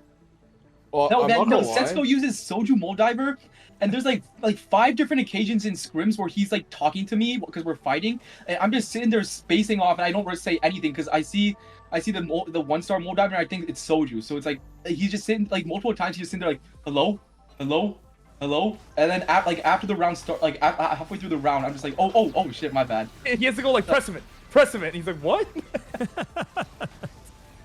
I see. But yeah, I don't know. I feel like that would get way worse if you guys all have the same username. Yeah. Oh yeah. Bro, I'm not even kidding. I get confused when it's like everybody has the same tag. Like I'd get confused because there's like 4 Vits. Oh, I see. Because against the PMD team, I kept calling him PMD and it made no sense. Yeah, that's pretty OP. So everyone should change your name to JesusTeemo. Agreed. We just switched to K3 Soju 1, K3 Soju 2, K3 Soju, and then they're just fucked. Oh, and we don't actually, tell them that's which the one's move. which. That's the move, and you guys I mean, know they're each just other. gonna call your yeah. numbers. Yeah, that's the move. Hello. Oh, Party, I guess not that's allowed to true. be here. Yeah, you're allowed to be here. What's up, man? Congrats on the We're qualifying. watching Yeah, Robin's. we qualified. Yay. Yeah. Good luck, buddy. Congrats, buddy. I thought you were Milk at first. Oh. Yeah. Yeah, I the used to same think tone. Graya sound like milk. Yeah. They had Wait, the this same sound like- Oh, I hear that a lot actually. Does he have anti? It sound like Wait, what's his anti? Oh wait, what the fuck is that bailout? He slammed no anti and then last component, one component anti. Oh, anti-heal. It's fine. Got it. Yeah, let's take a look at who's likely to win here. Oh, Spirit Link. Oh, not bad. Spirit Link Trainer Golems. Oh, in the Golem as well. That doesn't work anymore, right? No, Oh, they- right, Oh, they it doesn't heal the it only Golem? works Yeah, on they nerfed champions it, now. Oh yeah, It only heals the champions now. There's a nerf. Oh, Which is kind of weird because like all the other augments in the game work on summons except for Spirit Lake now. No, there's a lot that don't Wait, work on it. is that the patch note? Did that come in the patch notes? Yeah, it was in the Yeah, patch that notes. was the most recent patch. Wait, okay. wait, what doesn't work on summons? There's like eye for an eye doesn't work. Wait, Oh, what? that never worked. Oh, I meant like augments that like buff your team. Oh, I see. Are there no Wait, oh, like combat Bulky augments Buddies for, doesn't like, work? champions? No, Bulky Bulky Buddies works. Bulky Buddies Oh, works. oh. There- Like There's gotta be Epitaph some that like works. specify. Does Cybers champions, work? no? Yeah, Cyber works. Cybers works. I think it's legit just Spirit Link now. Oh, interesting. Blazing Soul? Yeah. Bro, he hit Blazing Klein, Soul man. for sure works actually. I know that one works. Yeah. Overheal. So you that not work? guys are not rooting for Robin's team because they're the stronger team on paper, right? You guys are hating I mean, watching Robin. no, I kind of like Tank Beams and Robin, so I'm actually gonna root for them. And I was rooting for TL because I actually think TL are really good. So you're rooting. Why would I you think root it'd be for like us? disrespectful for TL not to be a EWC. No joke. Yeah, they suffered enough, I think. I feel like last year and then last sub-regional. I agree. Oh, I'm rooting for Robin's team. I like Robin's team. I'm rooting against Robin because Solus is terrifying. Do not let this Wait, guy also, in the you know qualifier. Solus just last second discharge team? Yeah, fuck this guy. Wait, what? Oh, you guys were the team Solus flaked on. So are you guys rooting against him then? Oh. Yeah. No, I don't give a fuck. Wait, obviously. I am. you Don't guys get pick You up over should be Solus? rooting against them if you're in the Kiting? Was it qualifier. Phoenix or Kiting? Kiting. This Solus guy is too scary, man. No one wants to play against I mean, him. Solus' spot looks really good though. He's still full streaking. Yeah, he's looking good. Oh yes. Oh, thing is 6 J4. Golden Ox. Okay, is this the Golden Ox spot? If he hits like Aphelios soon. I mean, he has thing already. No He's any still items full though. streaking. He has his Wait, back. no any items. Oh, his runline's actually good. He has the fucking Moonlight thing. Wait, I he's was about to say, like, how what is the it like? Why is he not rolling? He's one off the proc. Hello? Is he Ah, playing there's no stream? way. I do this Wait, all the hello? time. I do this all the time. Okay, I'm rooting for Robin. I'm rooting for Robin. Like, what is this? So every time he sees a misplay, he has to root for the other team. Like, No, wait. If you see a misplay, you. Okay, root wait, for the hello. guy. Can he roll? Once here, Can like, he roll sure. once? man. Roll He's once? not even against like his own teammate. It's the enemy team. Like, No, it's not no, actually. Maybe it's he's the DC. thing. White diff. Kiyoon Yeah, got I'm one pretty sure down. this is actually a fight there. For sure. Never What mind. the fuck, man? Like, it's not even costume. No. That's pretty crazy. What the fuck? This actually hurts. Oh. Yeah, that guy's almost as bad as Kubo. There's like 3 reasons why that's wrong. It's against teammate.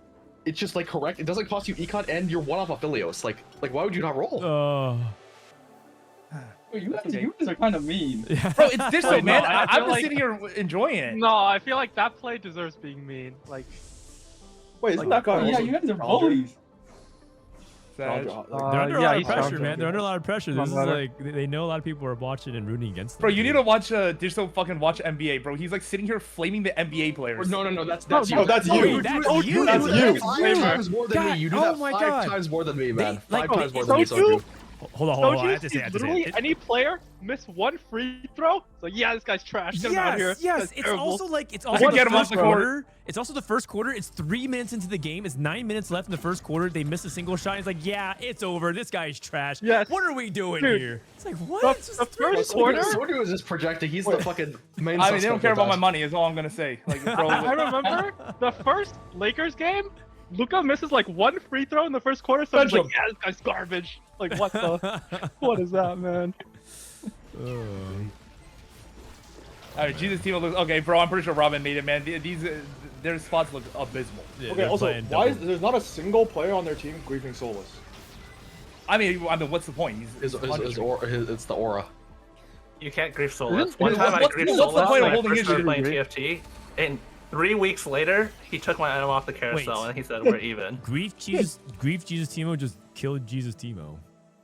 I say. Yeah. I mean, that's his name. That's his name. GG. It's 4 or 5 and he's 100 HP. I don't think that's griefing. You're griefing him for like 0.25 of a placement. Maybe. I mean, you still grief him. No, if you grief Solus, he's gonna grief you You next for sure cannot. tournament, man. It's not worth it. I feel like you should try to. Wait, grief also, his how do you even teammates win every instead. fight with these items? I think These items are insane. No, I no, also think pretty Prep is good. overtuned on Slayers. Oh, Prep is just very good. I mean, his golem is insane, and then Trenchcoat Jarvan is broken. Like he's 6 Slayer on 7. No, but Crunch on Direct Jarvan, it. he only gets that like you get what I'm saying. Like his first 2 augments have no tempo at all. Like he's strong once they actually start doing something. You guys saying? I mean, he probably had Jarvan opener with this golem. Like Slayer Golem Knocks. I see. With like a Jarvan opener, like that tricks for sure. He's back to his own fucking. He's back to Solus antics. Every time I see Vay now, I just think of the Golems play last night. Oh, it's No, good. no, please do not remind me. Please. It was good. No, it was good. It was good. I mean, they won. It's It was fine. good. Why don't you even root for Gooms after seeing that play? What do you Because mean? you want to play against It's us in the good. qualifier. All right. Just think about how. Okay. Okay, first of all, you played 100 scrim games, Greya, and we're in the same spot. How sad are you? You guys will not be in the You same guys spot in are. 3 weeks. You guys, when you guys get knocked out 2-0, just know. You guys should just wager 1-1 then. Bro, you Bro, talk just so wager. tough, man. I feel like I'll Phoenix- take I CL. feel like Dude, bro, Phoenix you should be have to saying give that. us Odds I odds. need, or on how embarrassed you guys are gonna get. That's all I I care feel about. like have Phoenix to should give be us saying odds, this, man. Goobums. I don't feel like you should be saying You it, can't man. talk shit and not wager, man. Bro, Golems. Yeah, I'm down to wager 10-1. Huh? Okay, never mind. 10-1. Huh? Bro, Golems, you could legit put that what's all that like 3-2, 3-3 play on ranked though, and I feel like most people would have guessed like silver. I think if you didn't know it was you would guess silver Bro, too. how is Goobum talking shit when Phoenix is just out here 1v9 carrying him? How is What do you Goobum mean? talking shit? Dude, that's the Does best anyone time to know? talk shit. You can't do That it actually, because I have is the LeBron on my best time to team. talk shit. You guys can't That do shit. actually I have LeBron on my team. Yes, man, you Oh, are. true, Who are you? true. You're like fucking Jackson Hayes out here yapping, man. Oh my god. Jackson Hayes. Nasty. Oh man. If JesusTeemo Wait, and this Shady guy's go 10 bot streak. four here, it's over, by the way. Oh wait, what? Oh, He's 10 10 streak streak. even. Wait, he's not Oh, going what the bot four fuck? at all. Wait. Wait, I think Oh, they're he's back. back. Hold on. Wait, he's back. Oh. Wait. I mean, can Superiority go second? Because there's a huge HP gap.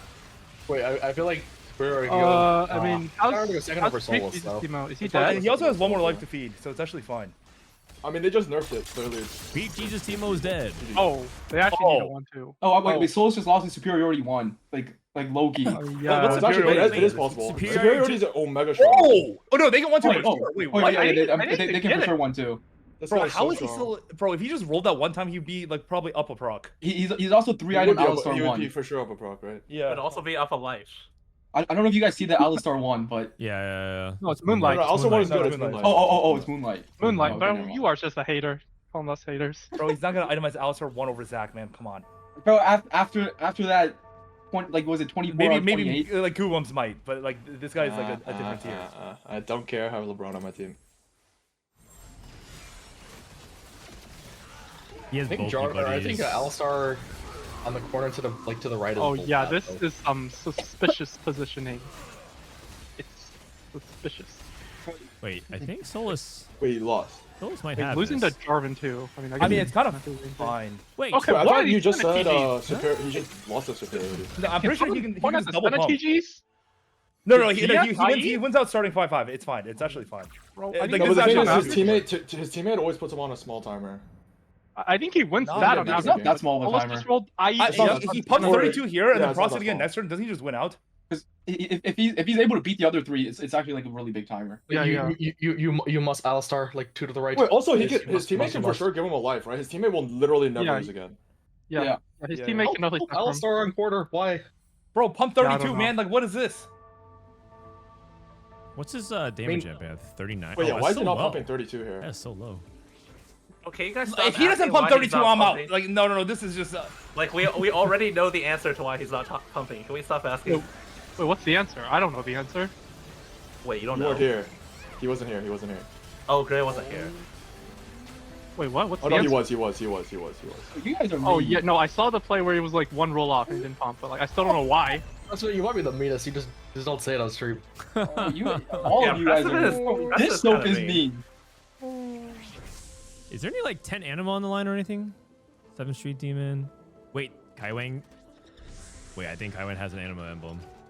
Oh, he denies him. I mean, this guy is only doing to. Oh, this guy's locked in. Yeah.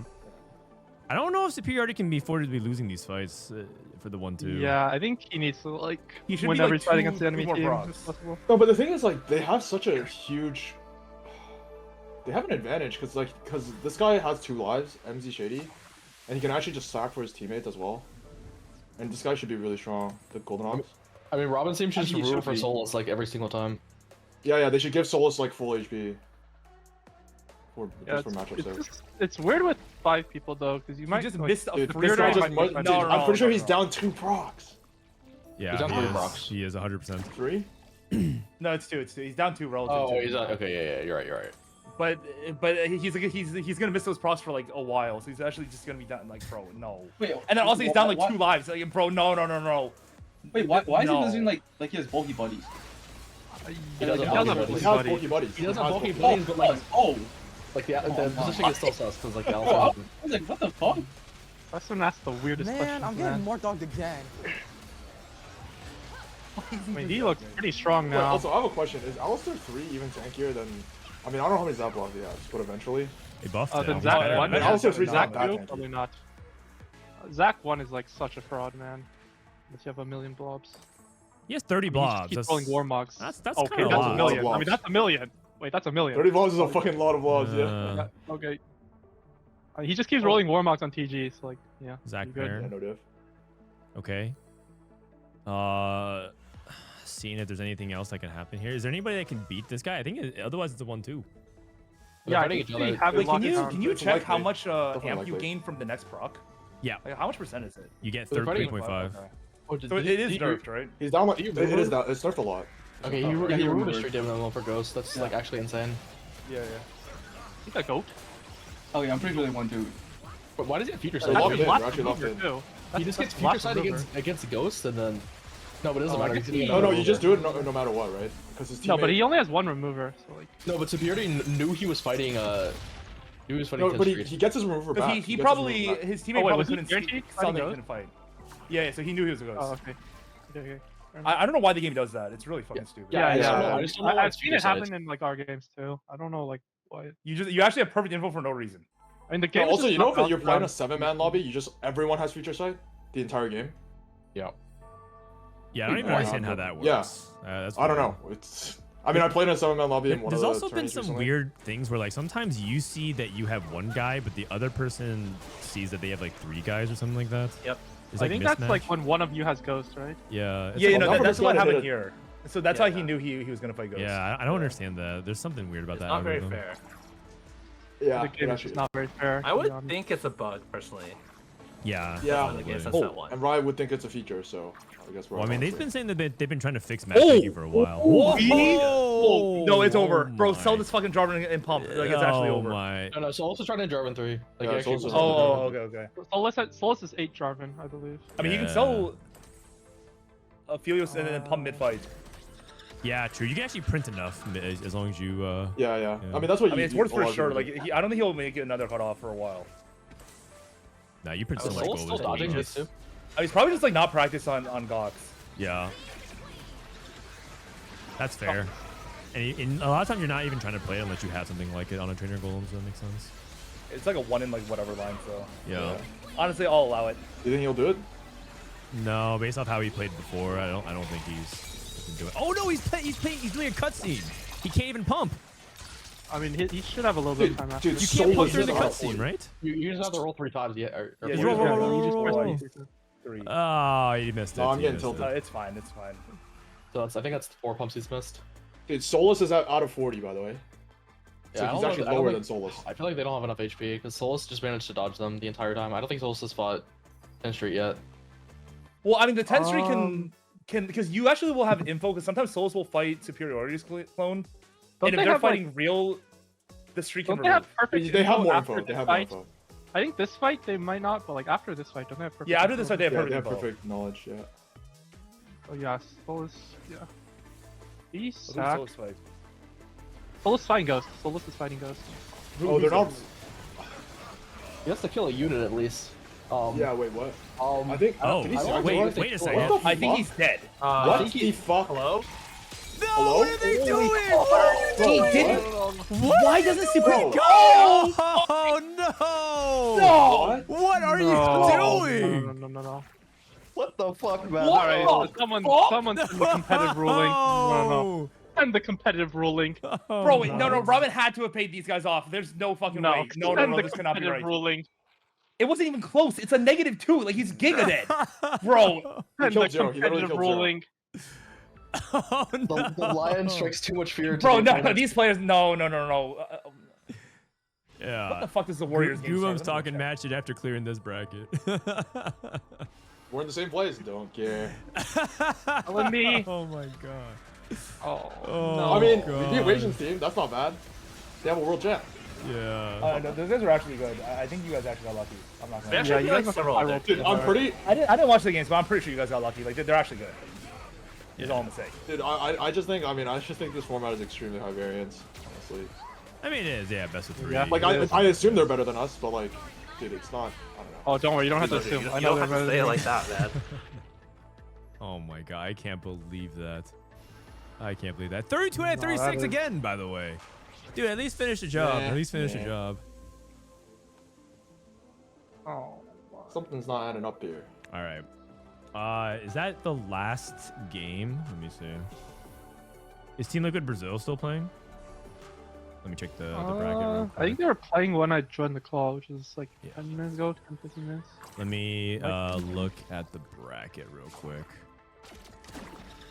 Okay, refresh. All right. This is Goobums. I think they're not in game, so they must have finished. Okay. Yeah. Looks like Team Curamax, that's Team Liquid. They beat Sobio, Team Phoenix. And then, yeah, Team Liquid Brazil made it. Wow, both Team Liquid teams got through it. Wait, how does that work, actually? I feel like you guys have to drop one. I think one of them gets dropped. Oh. Yeah, I think one was get dropped. Oh. Who's getting dropped? That Yeah, is some both content. Who do they keep? I don't know. I Wait, feel like they also, should play on the a best seventh- of 5 for it or something. On the Oh, that'd be team hype as guys, fuck. Yeah. Oh, just random best of 5 for who gets the roster. Yes, wait, please. If that is I'm the down. case, can you guys please stream it? Please. Yes. I would wake up anytime, any place. I would wake up. I would fund a small portion of the prize pool. Same. I'm down. All right, get it done. Wait, when the Street Demon player sacked, did he take out 10 Street? Because I feel like if he had 10 Street, he Yeah, actually he did. He might have played killed 8 something. Street. He played 8 I mean, you take it out and Oh, then he you just have took the out other 10 guy Street and front- full stacked front- his board. You just frontline everything except for your carry for the fucking the Gox player. Like what? What? Let me look at 10 Oh no, I think you Street could just take out 10 Street and play Paint 9 the Street, town. but like, and don't frontline anything. I think there's multiple ways you could do There are it. many ways you could do it. They can It's both so stack their safe. carries. It's so safe. What they got did was a 8-0. little unsafe. I think they forgot stage damage. I mean, they actually must have. Like, he didn't kill a single unit and it wasn't close. It was that, or another possibility is that there was just so much yapping of like what should happen that they didn't actually do it correctly. I don't think they forgot stage damage. Even if it was stage 5, which it wasn't, 9-unit loss is still 19. It's dead, yeah. I don't think they Oh, I forgot thought he was stage 18 damage. HP. I mean, I don't know, because Yeah, like, he was one 18. player- He got 8-0. He got 8-0. Yeah, Wow, but it's stage Solus 6. wins out. Oh, yeah. At 69. But like 8-0 on stage 5 is still 18. So we definitely like The Gox player couldn't outcap Slayers, bro. Okay, honestly, I don't even. I feel like talking shit about Gox wait. is like unwarranted. if Solus is being Why? the Oxford, they might have won. Or Solus might have won anyway. Like Solus team. No, he wouldn't No, have beat I mean- he wouldn't have beat the 10 Street Demon player. No, but they didn't need to the because Gox, they I'm needed. pretty sure the Gox player just stopped trying after they lost. Like why would you even try? Oh, okay, Oh, that could okay. be it. Yeah. Oh, you mean like yeah? You're saying in terms of the head-to-head. But Yeah. Wow. yeah, they needed one Alright. too. Robinsongz, Team Robinsongz. That's the last series. So the 8 teams that we have Vitality, Jungle Book, Jungle Book, and then we have Team Replay, and Minhee. Actually, you guys probably don't even know who are on these other teams if they're just by one player. So Jungle Book is. Wait, is it confirmed that you guys are playing them? I think I don't think so. I think there's like a Liquipedia page that shows it better. Oh, thank you. PP. Give me a sec here. Oh, I have to find it. No, I got it. I got you. Okay. The Americas. Vitality, Jungle Book, Replay, Minhee, and then Team Liquid. Oh, they didn't update the lower brackets. Close qualifier. Do you guys know how the brackets work? Like, so it's not like we resumed the bracket, right, from where it was? Did they reseed? Yeah, I have a question. I think it says our team versus Kuromex is ongoing. Like, does that mean we have to play it? Or... No, that's in the future. No, you guys are I'm qualified pretty for sure we close don't. for sure. Yeah, Pretty sure I that's don't just, know I don't know how the seating works That's for like the a close feature of like qualifier. how their like bracket software works. Wait, can you interview our MVP, Phoenix? Oh, Phoenix, what's up, man? How you doing? The Phoenix, you went. What was your scoreline today? You went 1-1-1-1.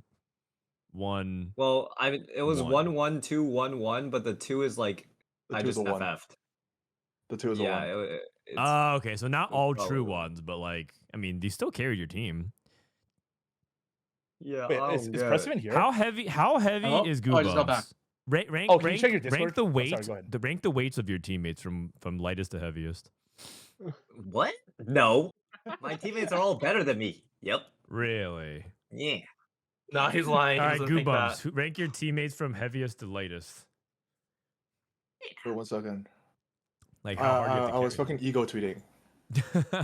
No, actually wasn't. It's just it's not an ego tweet. It's a normal tweet. Nice. I don't know. Man, this is the worst interview ever.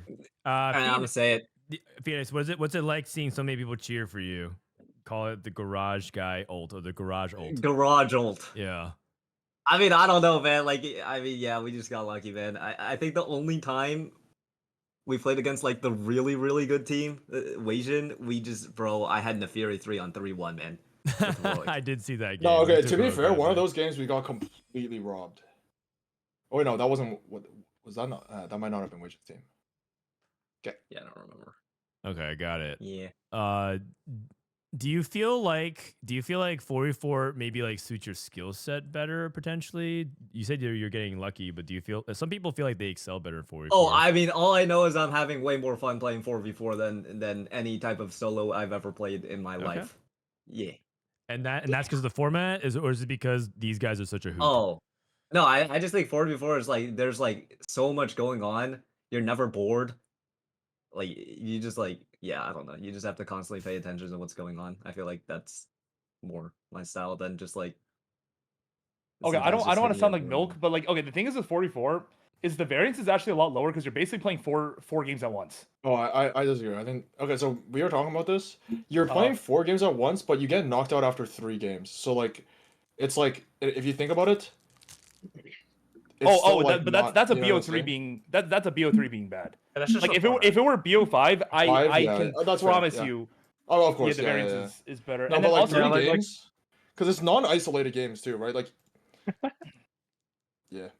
Okay, but also in 44, what? It doesn't even matter how Which one bad the won't be meta won? is. It's because like the golden rule is you cannot contest your teammates. So it's like even if a line is broken, there's not just 4 idiots just playing professional slots trying to find the same fucking units. Really, that's really strange because everyone we played against, they just contested their own teammates. I mean, that's because they're bad. But like, I don't know. I feel like 44, it doesn't matter how bad the meta is, and that's why 44 You is fun. can't say that, Goobums, because we barely beat them, man. Oh. Hello. Yeah, don't worry. You know, Milk said that. Bro, we're finished, man. Patch for 44. Bro, I need 1 to 20 odds. I'm serious.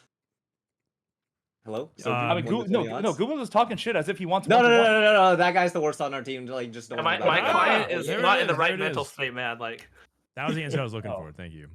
Oh no, it's okay. I don't really want to wager. No, wait, what? You were so confident like an hour ago. Oh, I'm confident, but like I'd rather put my money elsewhere. I'm putting your money on the Warriors. Yeah, it's on the Warriors. I'm in. Oh no. Solo wants to join. Yeah, we might as well. This is a full house. Dude, Wait, is there any Soju slots?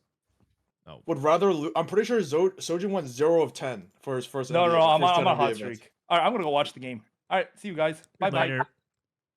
Please. All right. Yo. Soulless, what up? Souls. The Lion has joined the call. Some of our teammates. Me and my old teammates. Phoenix and Golems. Dude. And Yeah, Aesah. wait, okay, so Soulless, can you talk about what exactly happened so that people know your side of the story? All right, watch out at Paris, man. We're jumping you. For what? Like people don't know exactly what happened. All they know is that you abandoned their team. So what happened? From Bro, there? I mean, he did, man.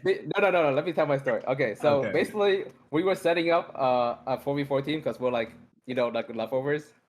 And then the leftovers. I called Golems, Aesah, talk about it in call, and then this Golems guy was like, "Yo, I think another team's hitting me up." I'm like, "Wait, what other team?" And then I tried to find out that team. I'm like, "Nah, this guy ain't getting away. If we lose Golems, we lose anyways. I'm Yorkie his spot." I DM Robin. Yorkie spot. What happened with that org though? Oh, that org? Can't talk about it. What? Oh. So are you part of an org or not right now?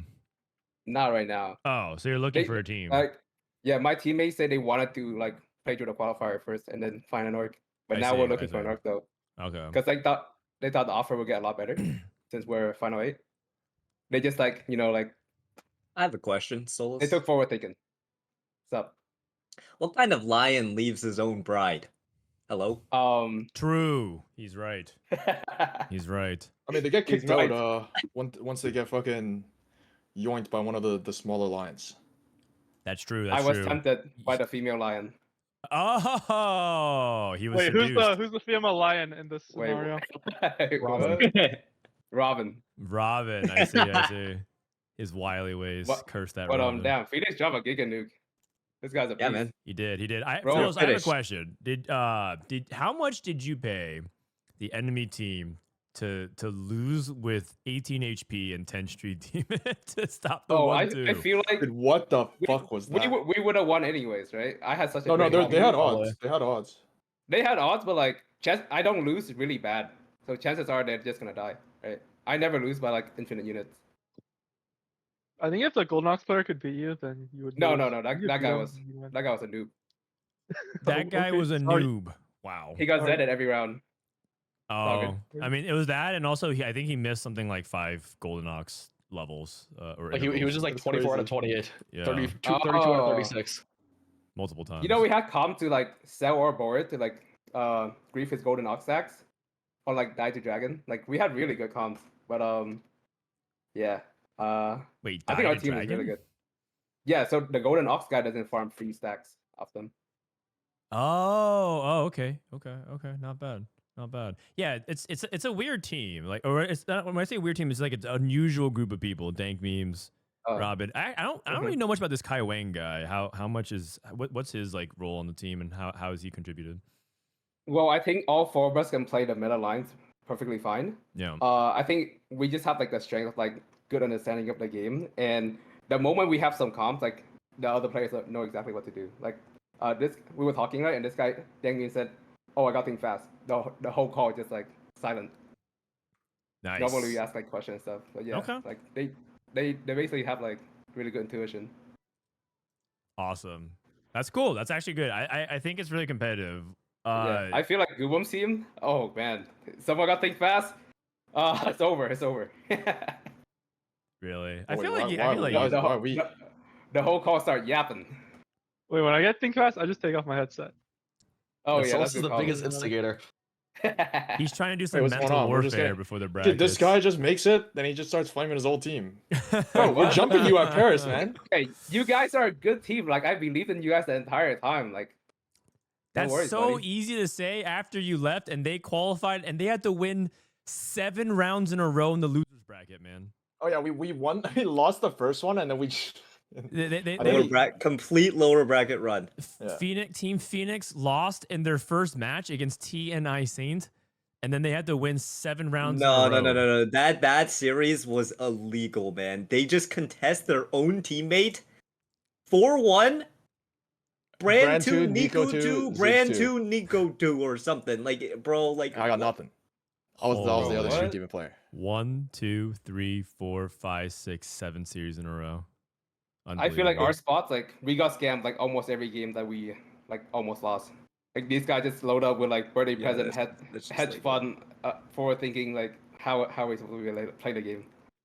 All right. But yeah. Okay. I have to flick.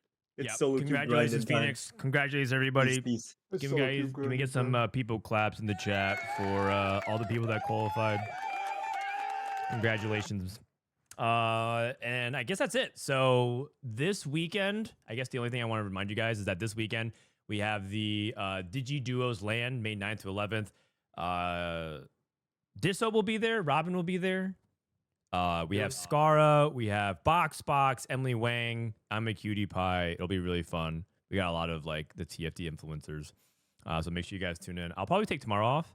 And then Tuesday I'll be back getting ready for everything. So congratulations to everybody. Thanks for showing up. Thanks Dishsoap for sticking around today. And also I'm going to be recording a podcast with Dishsoap later tonight. Yeah. Yeah. Yes. Yeah, that's right. We're going to do TFT study hall. Check out tftacademy.com. That's it. Let me find someone to raid. Who is online? Wait, Goobums is still... Goobums was streaming throughout the whole time? Again. Oh. All right. I'm going to go raid Setsuko. You guys can go hang out with him. When's the next tournament day? This Friday. Titus Sun, thanks for the sub. If you guys are a sub, by the way, come through my Discord and come hang out with sub chat. We come and we talk about the game. We complain about it. We yap about it. So if you're a sub, make sure you connect I'm getting more dogged again. your Discord to your Twitch account, and then you'll get automatic access to the sub Discord. So just make sure you join my Discord that way. Hobbit from Bag End, thanks for the tier 1 as well. All right, that's it for me. Fun day of games. I'll catch you guys next time. Peace.